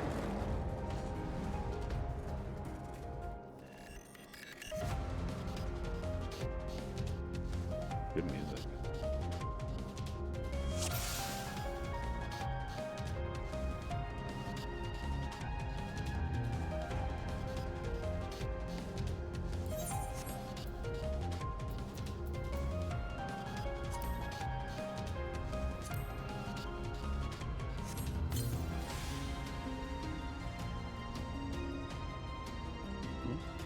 Hold on, sorry. Just checking. Okay, that's weird. Sorry, there was an alert on my phone, but it was already like something I cleared, so I just got confused.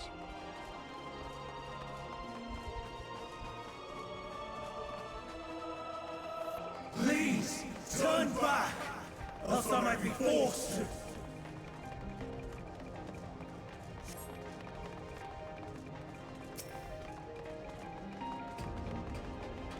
Have you ever wondered whether your creation is beneficial existence to the star? Wonder no more! For at the Catissus Hyperborea, our mission is to determine the answer.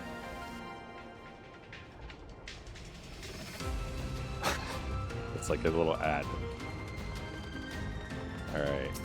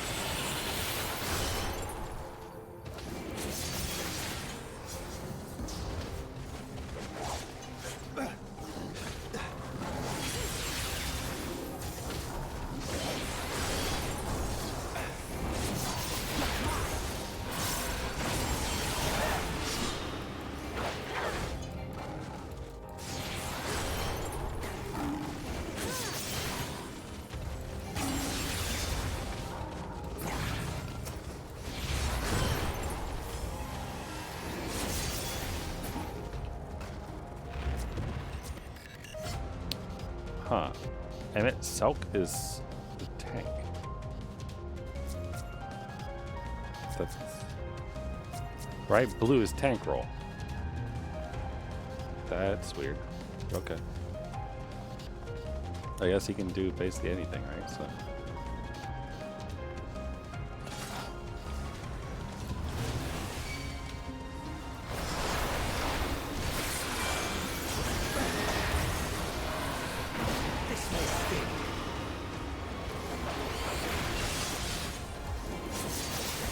Makes me really happy though that we got this. I see you.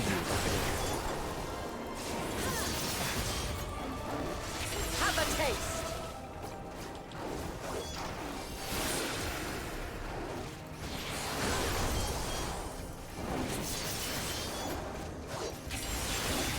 Fly true. Fly true. This may sting.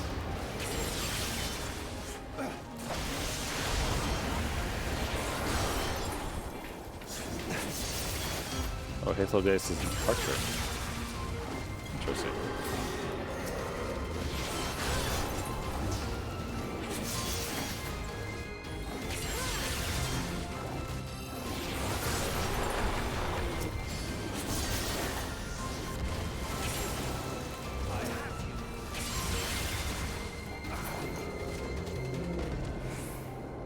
Oh, and itself is a Dark Knight. Oh,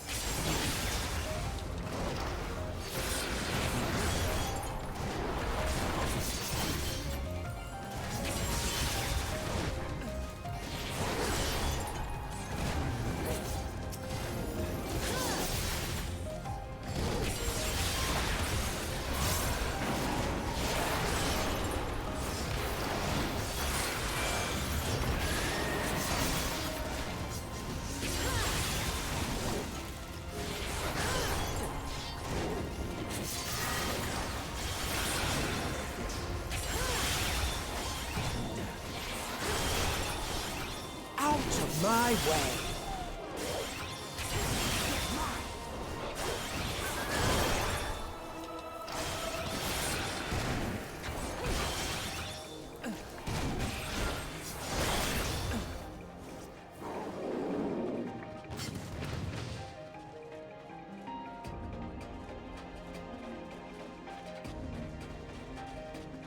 Pretty place, though.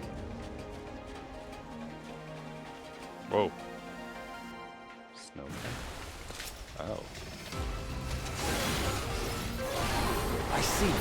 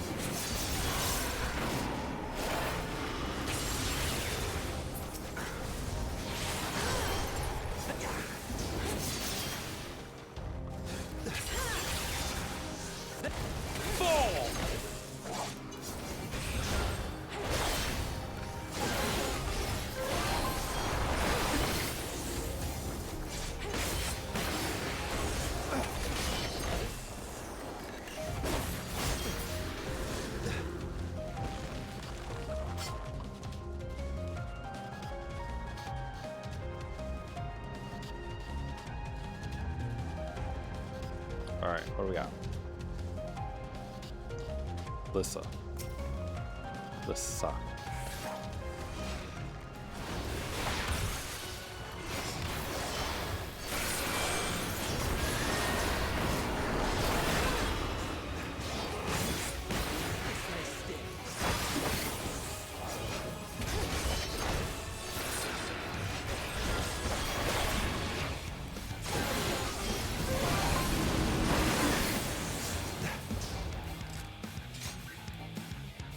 Is it seriously trying to hide from us?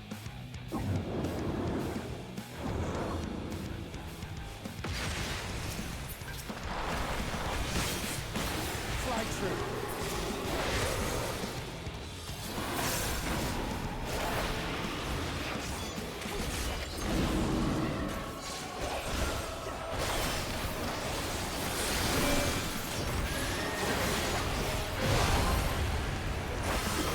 Okay, this looks familiar.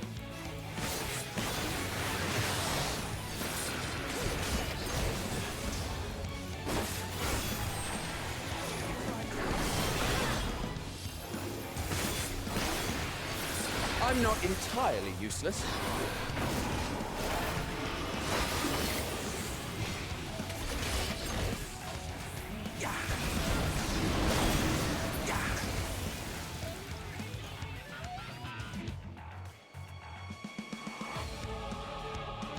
I must say, this is a promising concept.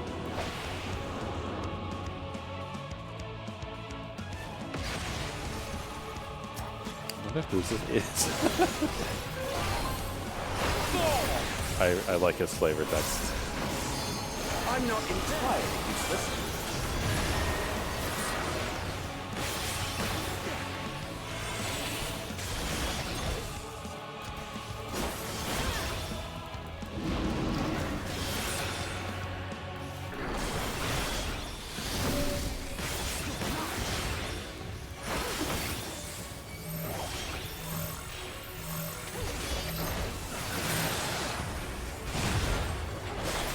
Wow. You two didn't give a shit, huh?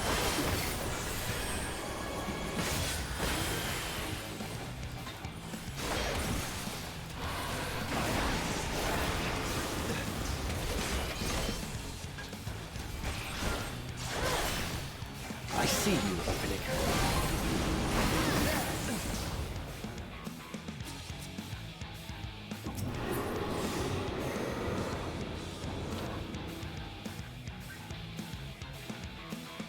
Bit of a waste of red eye, I guess.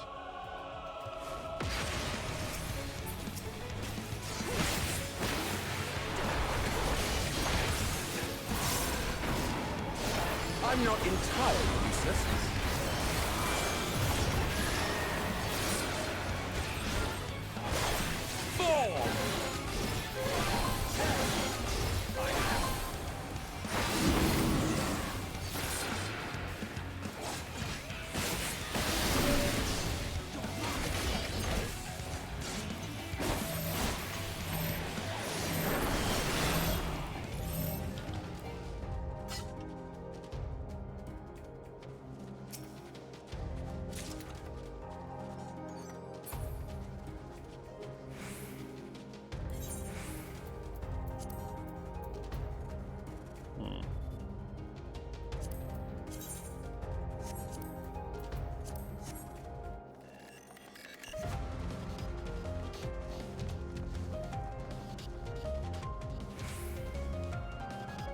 The thought of a chest under the stairs occurred to me, and then I realized there was a wall there. So, no luck.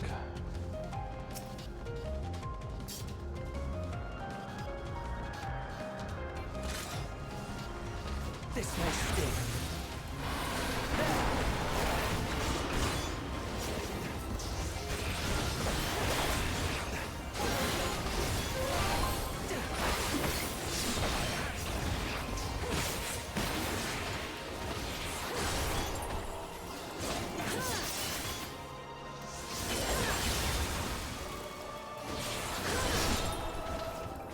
I see you opening.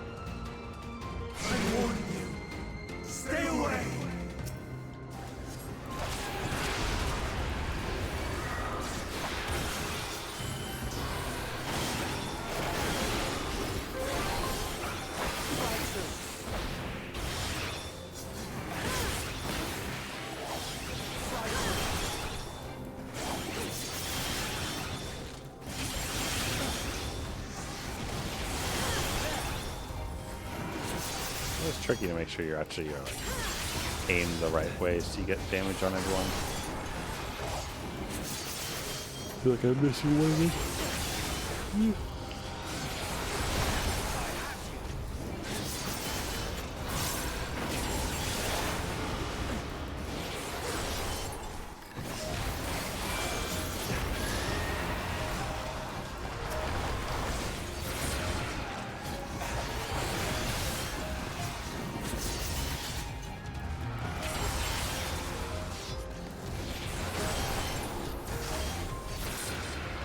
I'm not entirely useless.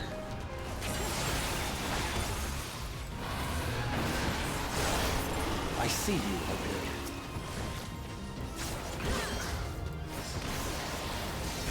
Oh. I guess that's fine, but didn't mean to use that one, so.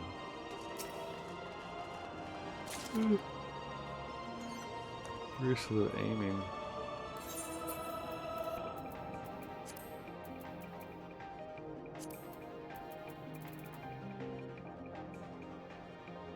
Road. So maybe I can use them.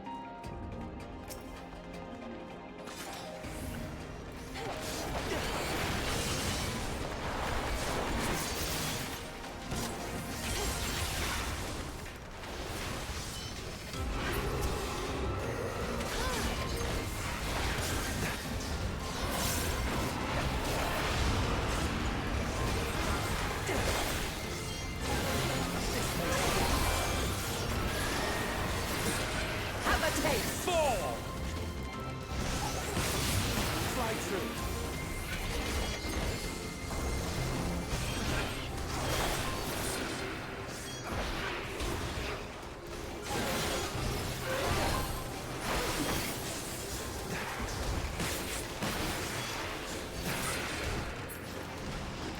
you.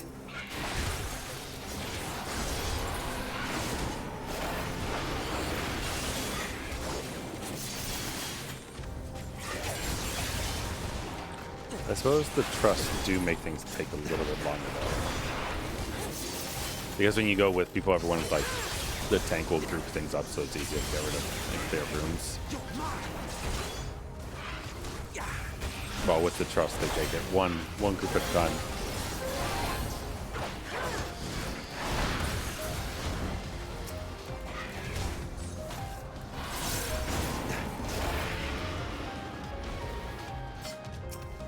Observation journal. According to Mistress Lissa, her creation is based on a concept for bipedal wolves. Okay.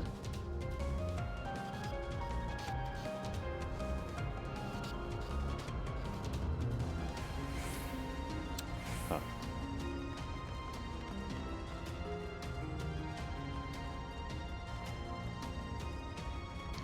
I'll make sure I don't miss any chests or anything interesting.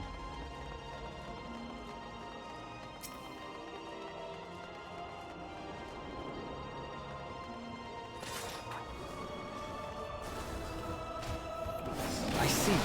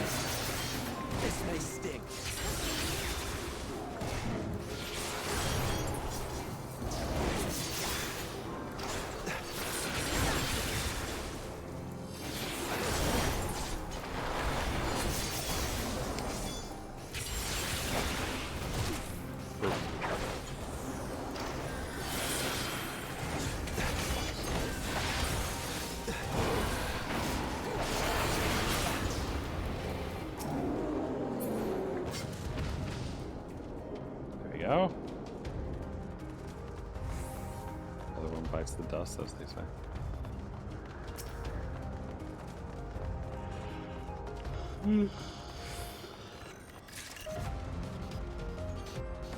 Choker casting. Sounds very safe to throw out to me. Lightning board.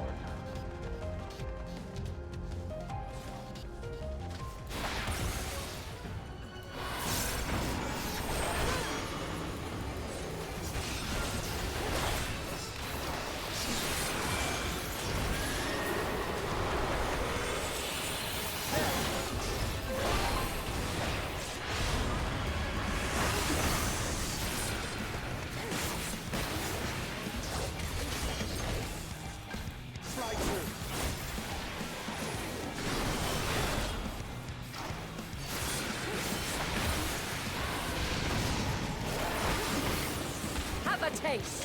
I see you opening.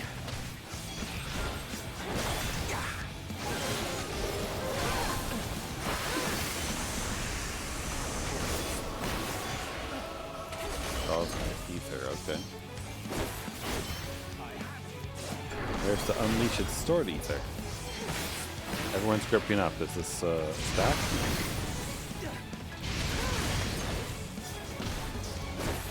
I see you opening. Have a taste. Stand firm.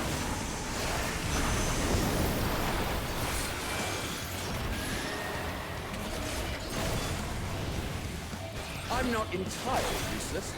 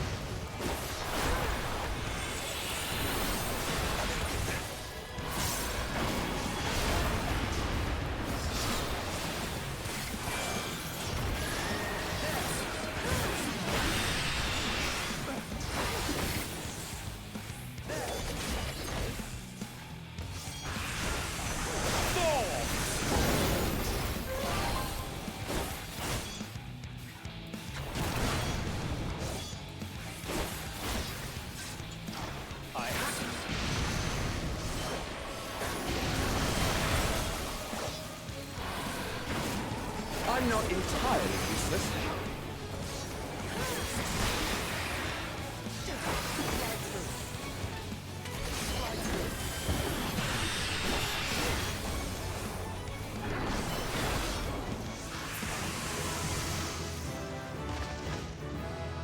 Phew. Trade acquired, enhanced life surge.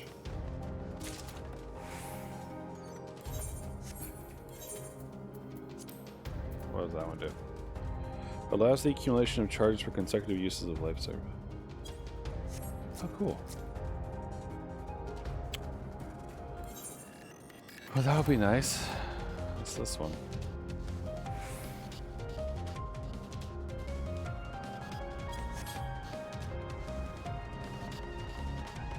Alright, one more area than the boss. So, shouldn't be too bad, right? Then we'll get whatever the cutscene is, and then I'll probably call it because it is late and it is a work night for me. So I cannot let you take Mission. Not yet.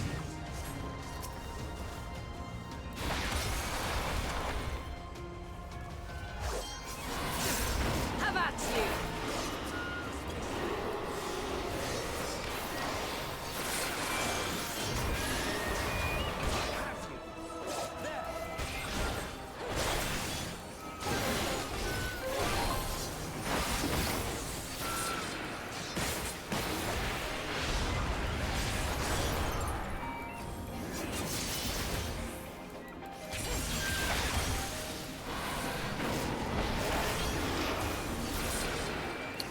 sitting in that Strahd for a while, wasn't I?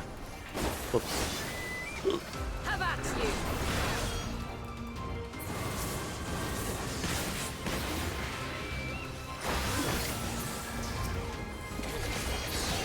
Good, I have the hiccups.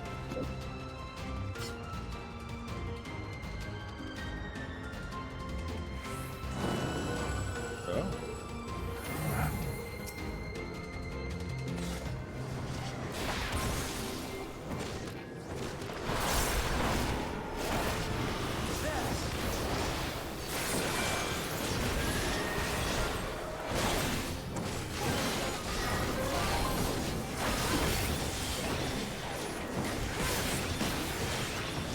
True.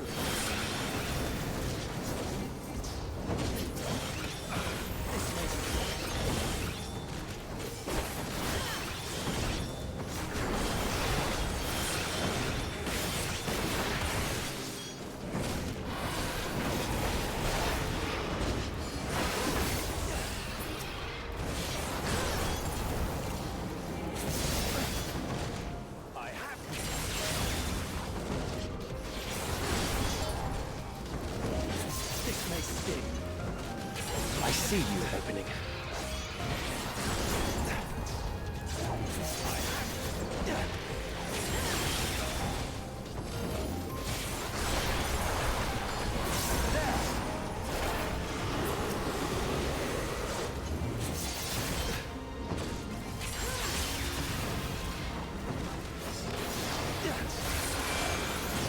Probably unnecessary to use this, but whatever.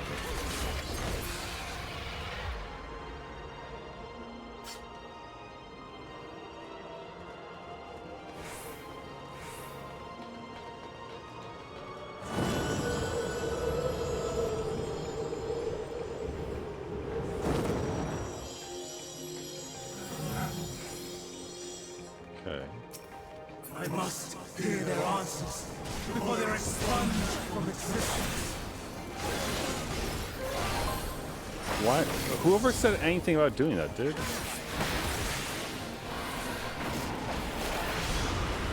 The only people who want to remove them are they themselves, so they can protect people. That's the only thing I saw from that.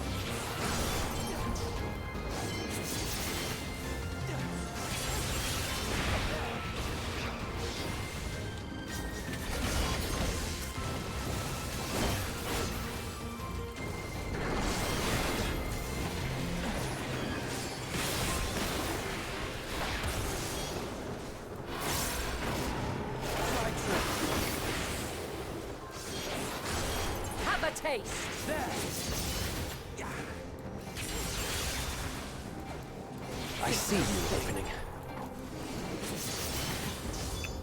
Get in there.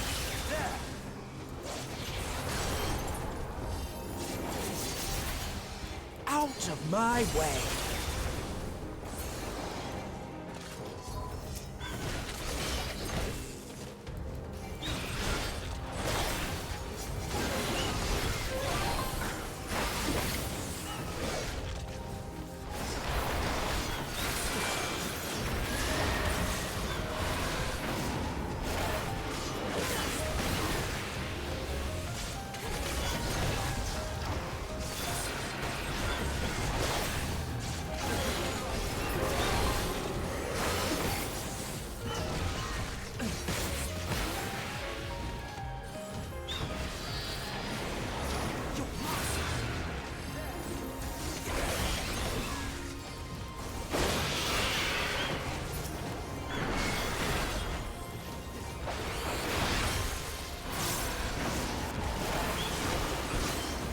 I'm surprised that this one's health is this high. I feel why. Out of my way. I guess it wasn't the focus.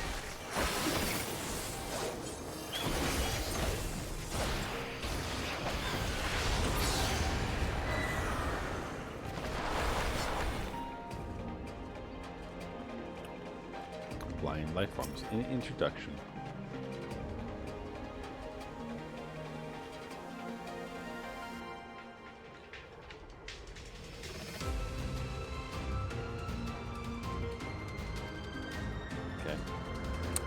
Bird migrations come from here, apparently. I assume it's this. Yep. All right. Here we go.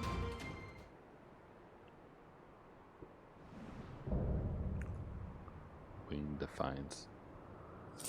All right. So, it comes to this. It really doesn't have to, though, dude. I have no wish to fight, but this time, I cannot yield. Though the world may think me a mad, desperate fool, I will hold fast to my conviction. Alright. Any words of wisdom, Emmett? No. Alright. I will have the time and tranquility I require. Lust and gale, gather to me!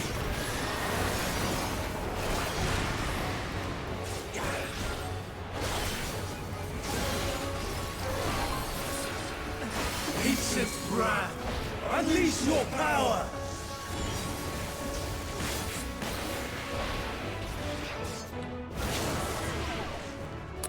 I just one-shot him. Or not. Wait, no, yeah, he just one-shot him.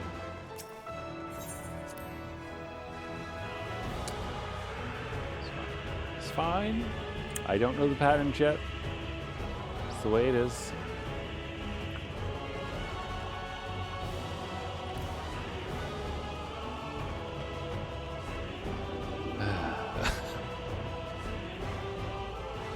Didn't we fight Hermes once already? Like, in this form? We did, right?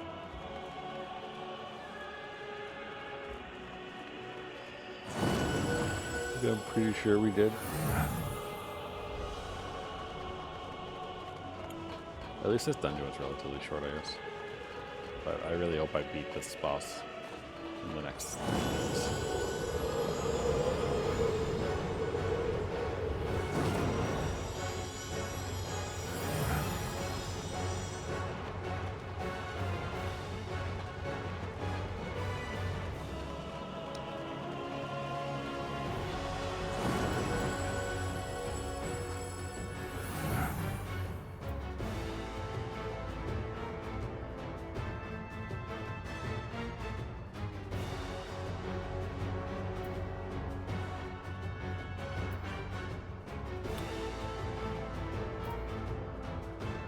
What activates life surge?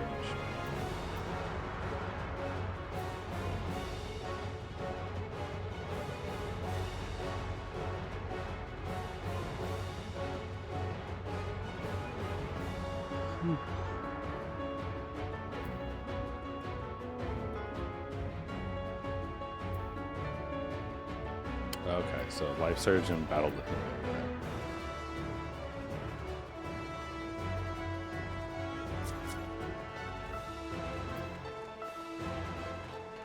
I will have the time and tranquility I require. I see you, Lovely. Lust and gale, gather to me! I see you, Lovely.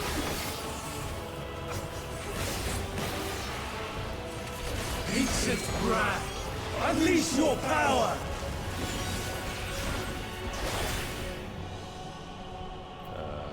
Does this hole work? Not quite.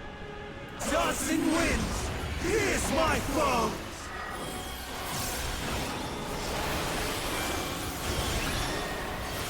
I'm not entirely useless. Stars on high, all is rain!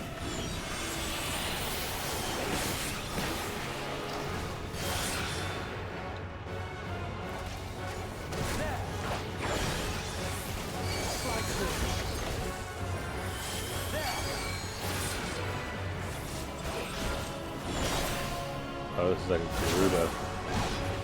Yeah, okay, I see.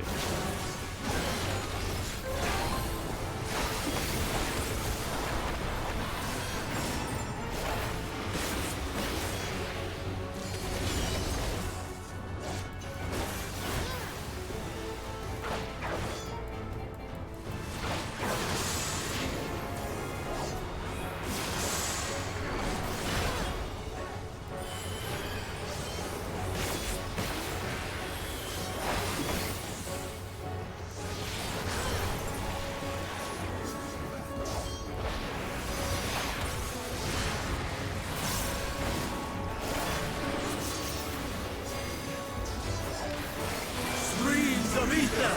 Surge as one!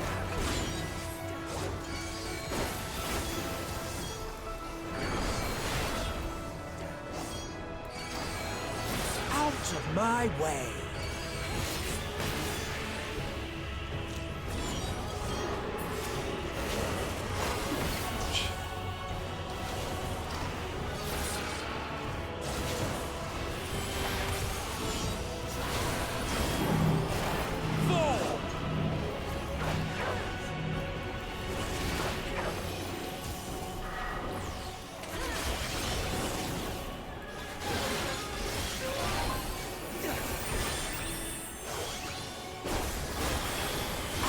My way. Dancing winds, pierce my foe!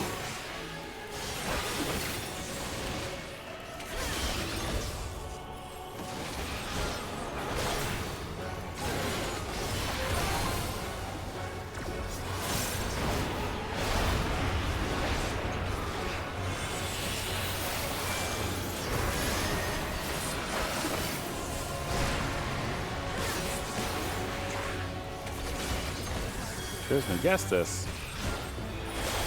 The supercomputer from FGO?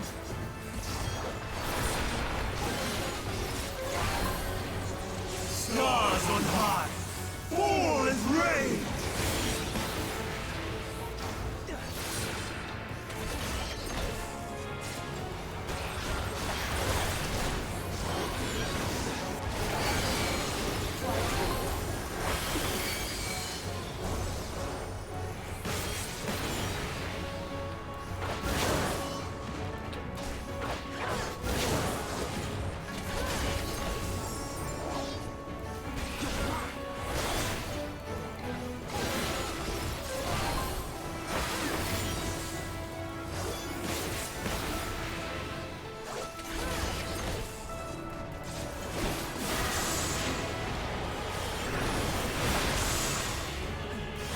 see you, Lily.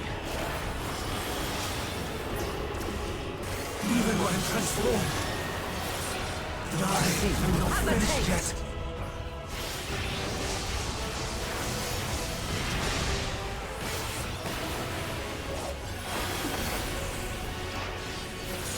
Got him. Dungeon Master. No! My power!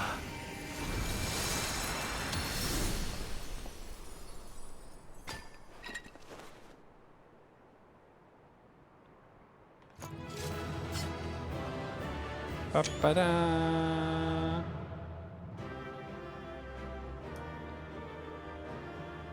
Am I a honorary Asian? No.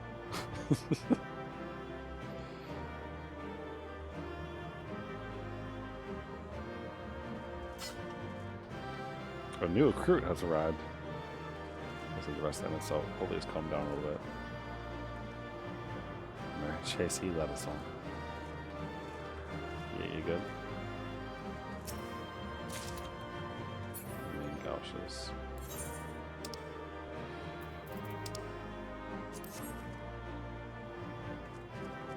Just gotta style them a little bit, you know.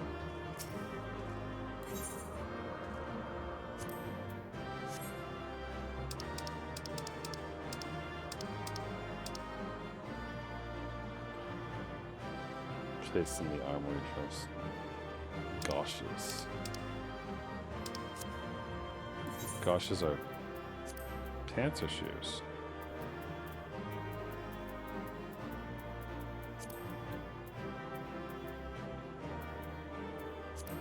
Shoes?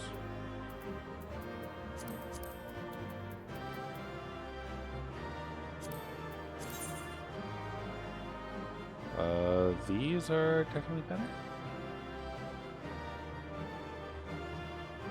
Yeah, I don't know if actually. They're better defense-wise and strength-wise, but they drop critical hit and give determination instead.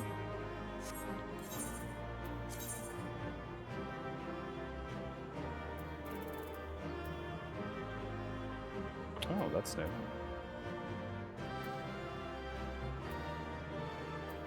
And it's better. Ooh. Fancy looking. Alright, I'll take it.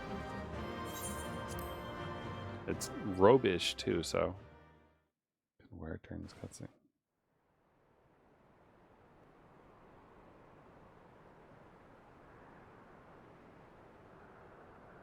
And Emmett Sulk is just gonna be like, alright, that didn't happen. It's over, Hermes. In the name of the Convocation, I hereby take Meteon into custody. And setting aside the matter of your nomination, you will come with us too. We require your knowledge to assess and resolve the situation.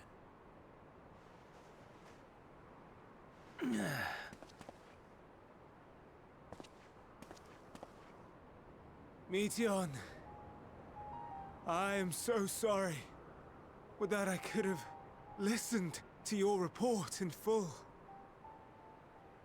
Reflected upon its meaning and conveyed it to others, that they might reconsider their chosen course.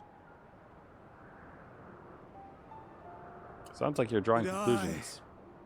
I have failed, and that wish will never be realized. However, ere our fates become the province of others, I bid you tell me just one thing. Was there happiness in those distant stars? Was there a reason for living? 42.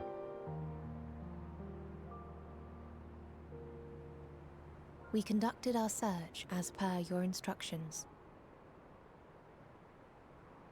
We scoured historical records, communed with the spirits of the deceased. heard the final testaments of the dying, welcomed their shadowed hearts into our own. How long have you been doing this? One race had striven to create a world bereft of animosity. Uh-oh. They renounced relationships to avoid interpersonal strife, and in so doing brought about societal collapse. One race had renounced war and devoted itself to the enrichment of its people. They were conquered. Though they destroyed the enemy in reprisal, they could not regain their former glory. One race had concluded that finite time was the root of all woes. Aspiring to shatter its shackles, they went in search of infinity. They discovered nothing is infinite, and that neither time or death can be cheated. Disillusioned, they gave up on the future and themselves. One race had discarded all things that gave rise to sorrow, hoping to have only joy. They found joy lost its savor in the absence of sorrow, and lost their will to live. Though worlds apart, these peoples shared a belief. The belief that they had tried their best. That they had tried to fulfill their potential with every step and success. In the course of which, they learned the truth. That they would never be free of fear and sorrow, anger and despair, of loneliness, so long as they yet lived. Oh, she went goth. Even now their souls cry out for oblivion. And to this song of anguish, I lend my voice. We lend our voice. Oh, beloved mankind, shimmering jewels of beautiful Etheris, rejoice, for we will free you from the cruel yoke of existence. There is no need to struggle in vain, for in nihility awaits salvation. You will know peace and serenity, and it will be beautiful. We will make our nest at the edge of the universe, and there in the dark of dead worlds hoard sorrow and suffering. There we will sing, our chorus ever louder and ever clearer, that our song may reach even this ether-shrouded star. Such is the answer we have found in the stars. Such is the gift we now offer to Etheris.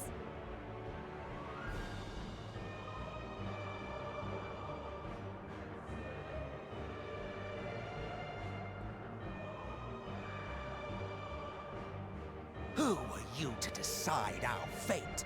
To decree we live or die?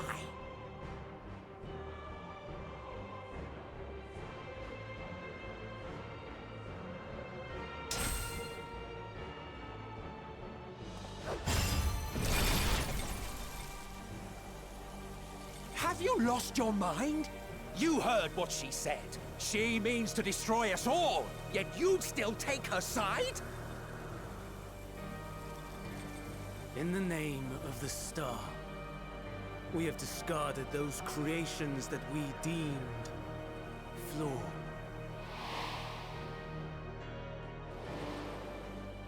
If we ourselves are flawed, does not stand to reason that we too should be discarded.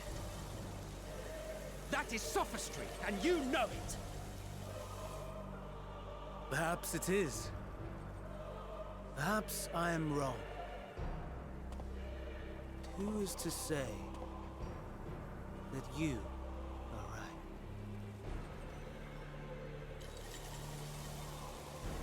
Let us settle this with a determination. In my authority as Chief Overseer of Elpis, I will make a judgment on man's fitness to exist.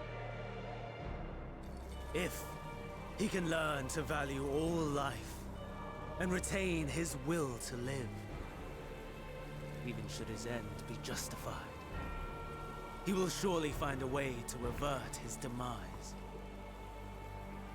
If not, he will perish from the start. As with all determinations, provisions must be made to ensure fairness. Kairos! Awaken! Removing the memories. Memory reconfiguration system Kairos activated. Awaiting instruction. Command. Universal memory alteration. Target area. Catesis Hyperborea. Starting point. Arrival of Emmett Selk of the Convocation at Propylion. Endpoint. The present. Erase the memories of all events and replace with a vague recollection of the following. I was here, preparing to demonstrate the functionality of Kairos to Emmett Selk and Hythlodaeus. Meteon's shared consciousness became unstable. She and her sisters could not sustain their existence, and all dissipated with a burst. The resultant shockwave accidentally triggered Kairos, which erased several days of memories from all present. Execute. Command acknowledged. Initializing. 3 processes remaining to execution. Bravo. I dare say one would be hard-pressed to make it fairer. Everything that you told us, everything that has happened, the fact we've even met, it will all be gone.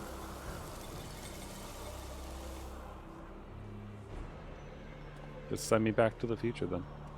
Go, Meteor. To the edge of the universe, where none can reach you.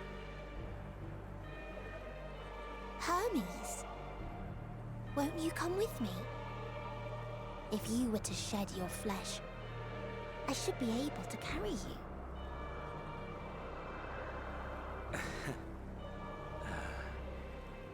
I will remain. As a man, I will oppose the oblivion you bring. Silly fool. Had you said yes, I would have granted you the gentlest end.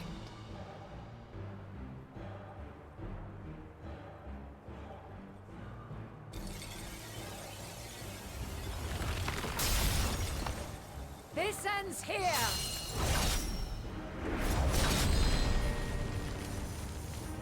Fly, Meteor!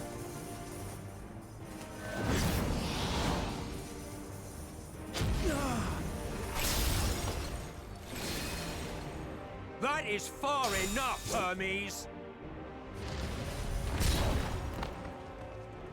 Argos, to me!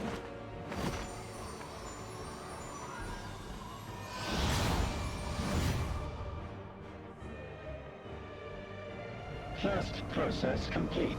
2 remaining to execution of memory reconfiguration. As if we needed more pressure. No matter what, you cannot forget what happened today. For it is the key to saving your future. Your world.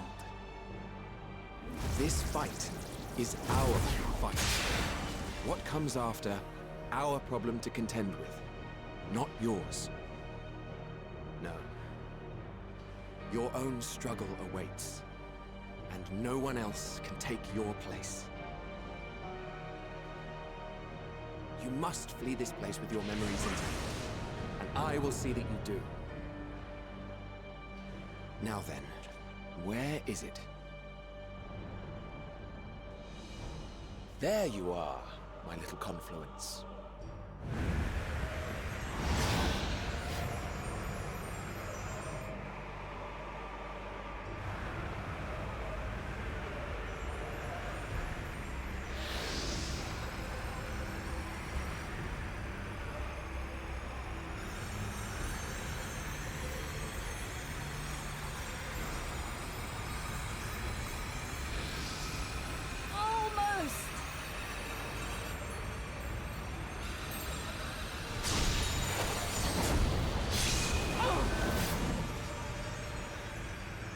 Very well, then. You may elude us this day, but not forever.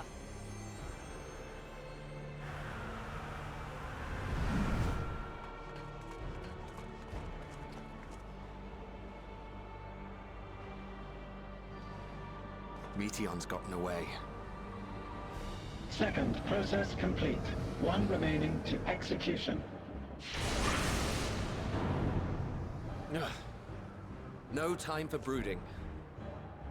Listen well. Beyond lies a spatial confluence that connects the interior sections of this building. I will destroy the confluence and force open a way outside. When I do, you must jump through.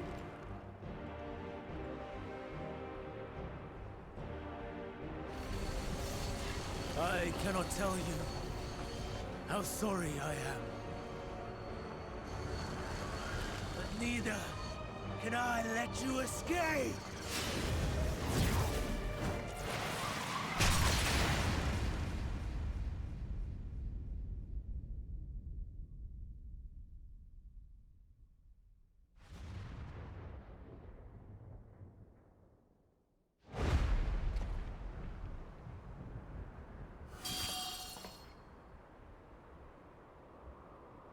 Too brave by half.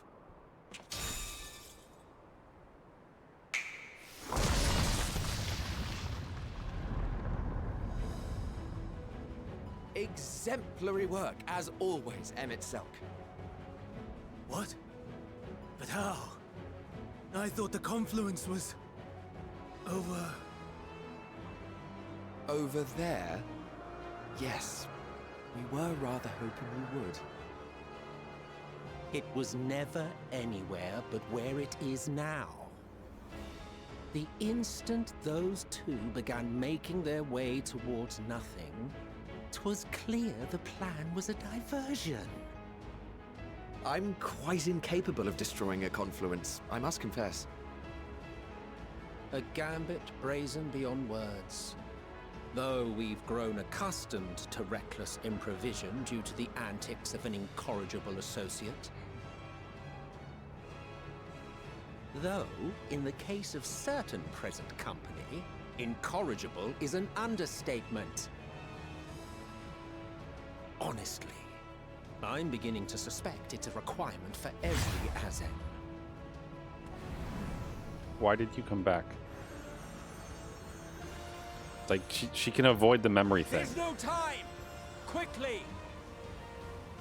Even now, I do not believe your tale. I would not suffer us to walk such a wretched path. Still, if it must be said, do not squander it.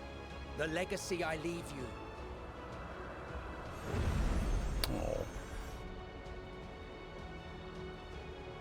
Final process complete. Executing universal memory alteration.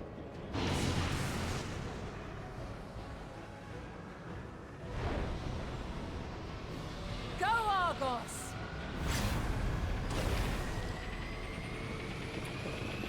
So, is this also the explanation for why Vanam makes her choices and etc. that she said that she would never make?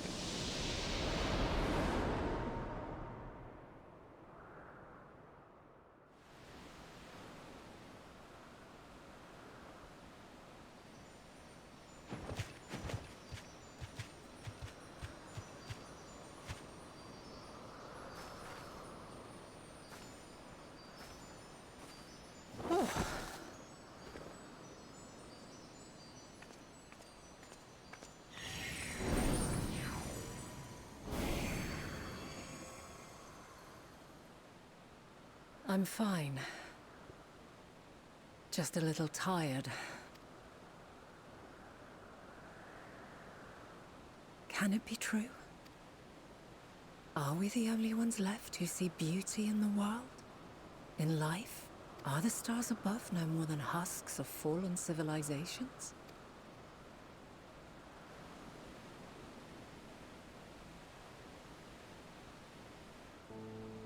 And yet, I feel her. Though she is unimaginably distant, I feel Meteion's presence, and the place where to we must go. Ere she made good her escape, I placed an enchantment upon her, one which allows us to follow her trail. She has already left the outermost bounds of Aetheris, and continues on her way. Given the vastness of the universe, it will still be no easy feat to track her down. But thanks to Emmet Selk and Hythlodaeus, all is not lost. We remember. So long as we remember, our fates remain ours to shape.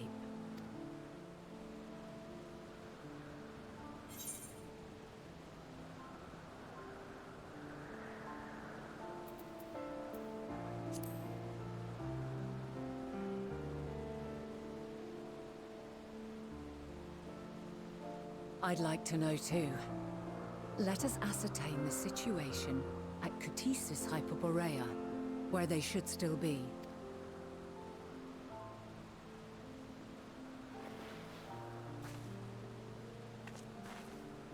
Given the likely state of their memories, however, it would be imprudent for us to approach them directly. In which case...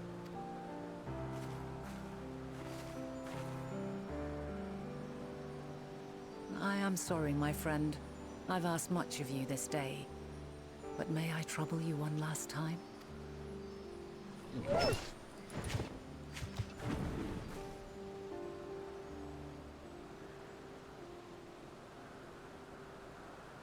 Argos will investigate in our stead. We will share in his consciousness and see and hear as if we were with him. Now, close your eyes and open your mind.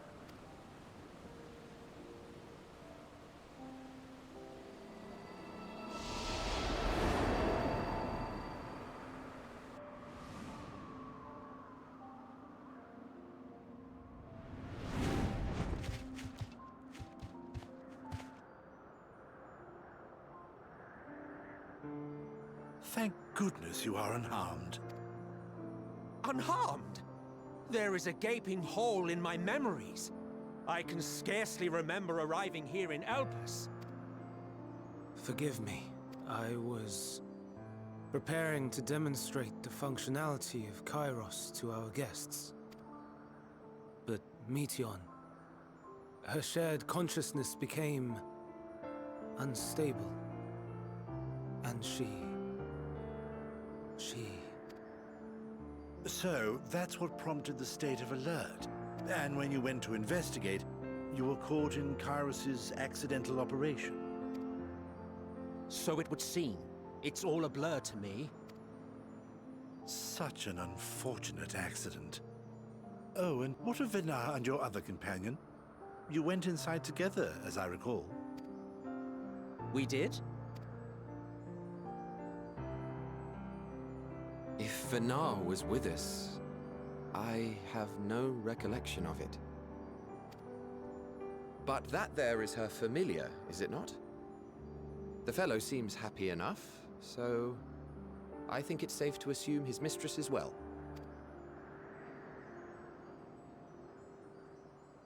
I haven't the slightest notion who this other companion might be, however.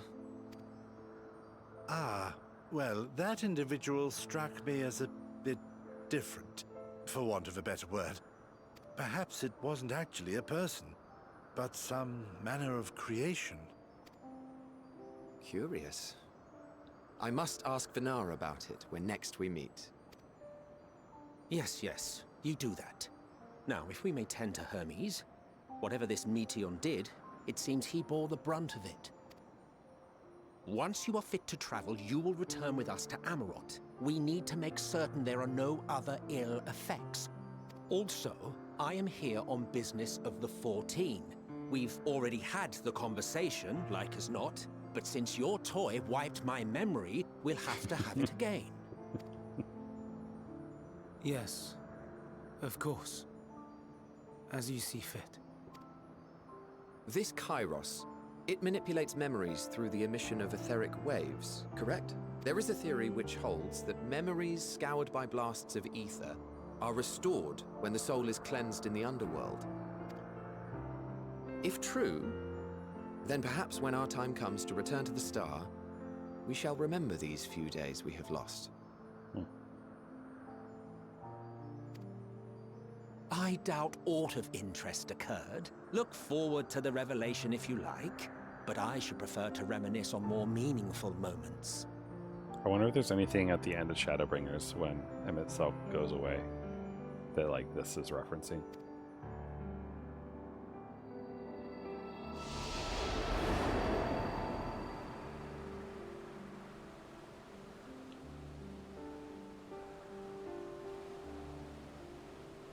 Let us rest. If only for a while. After all, you and I... Oh, we still have a long, long way to go.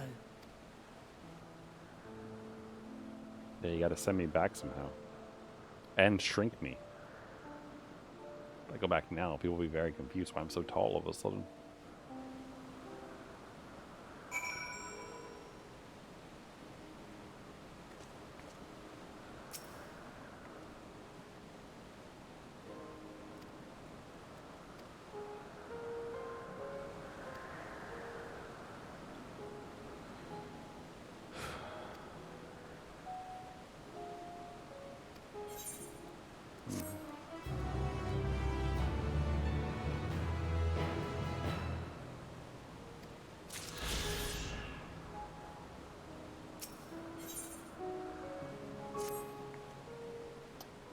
Please note the notes Hermes' first misguided determination, or to convince Emmett Selk in the Hyplo days that they have been deceived.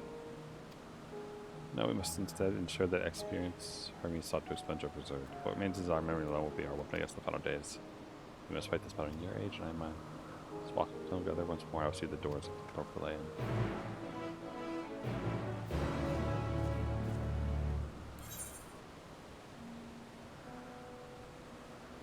Alright. Well, it is now 12. It's midnight 30. So I need to go to bed, basically.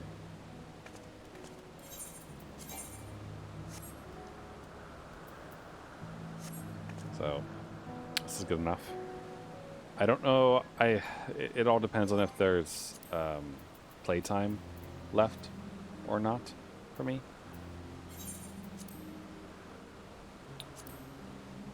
But if there is, I might do one more stream tomorrow. If the expiration of the 4-day return period is over by that point, then no dice. And this will be a, where I leave off until I re-up my subscription and everything.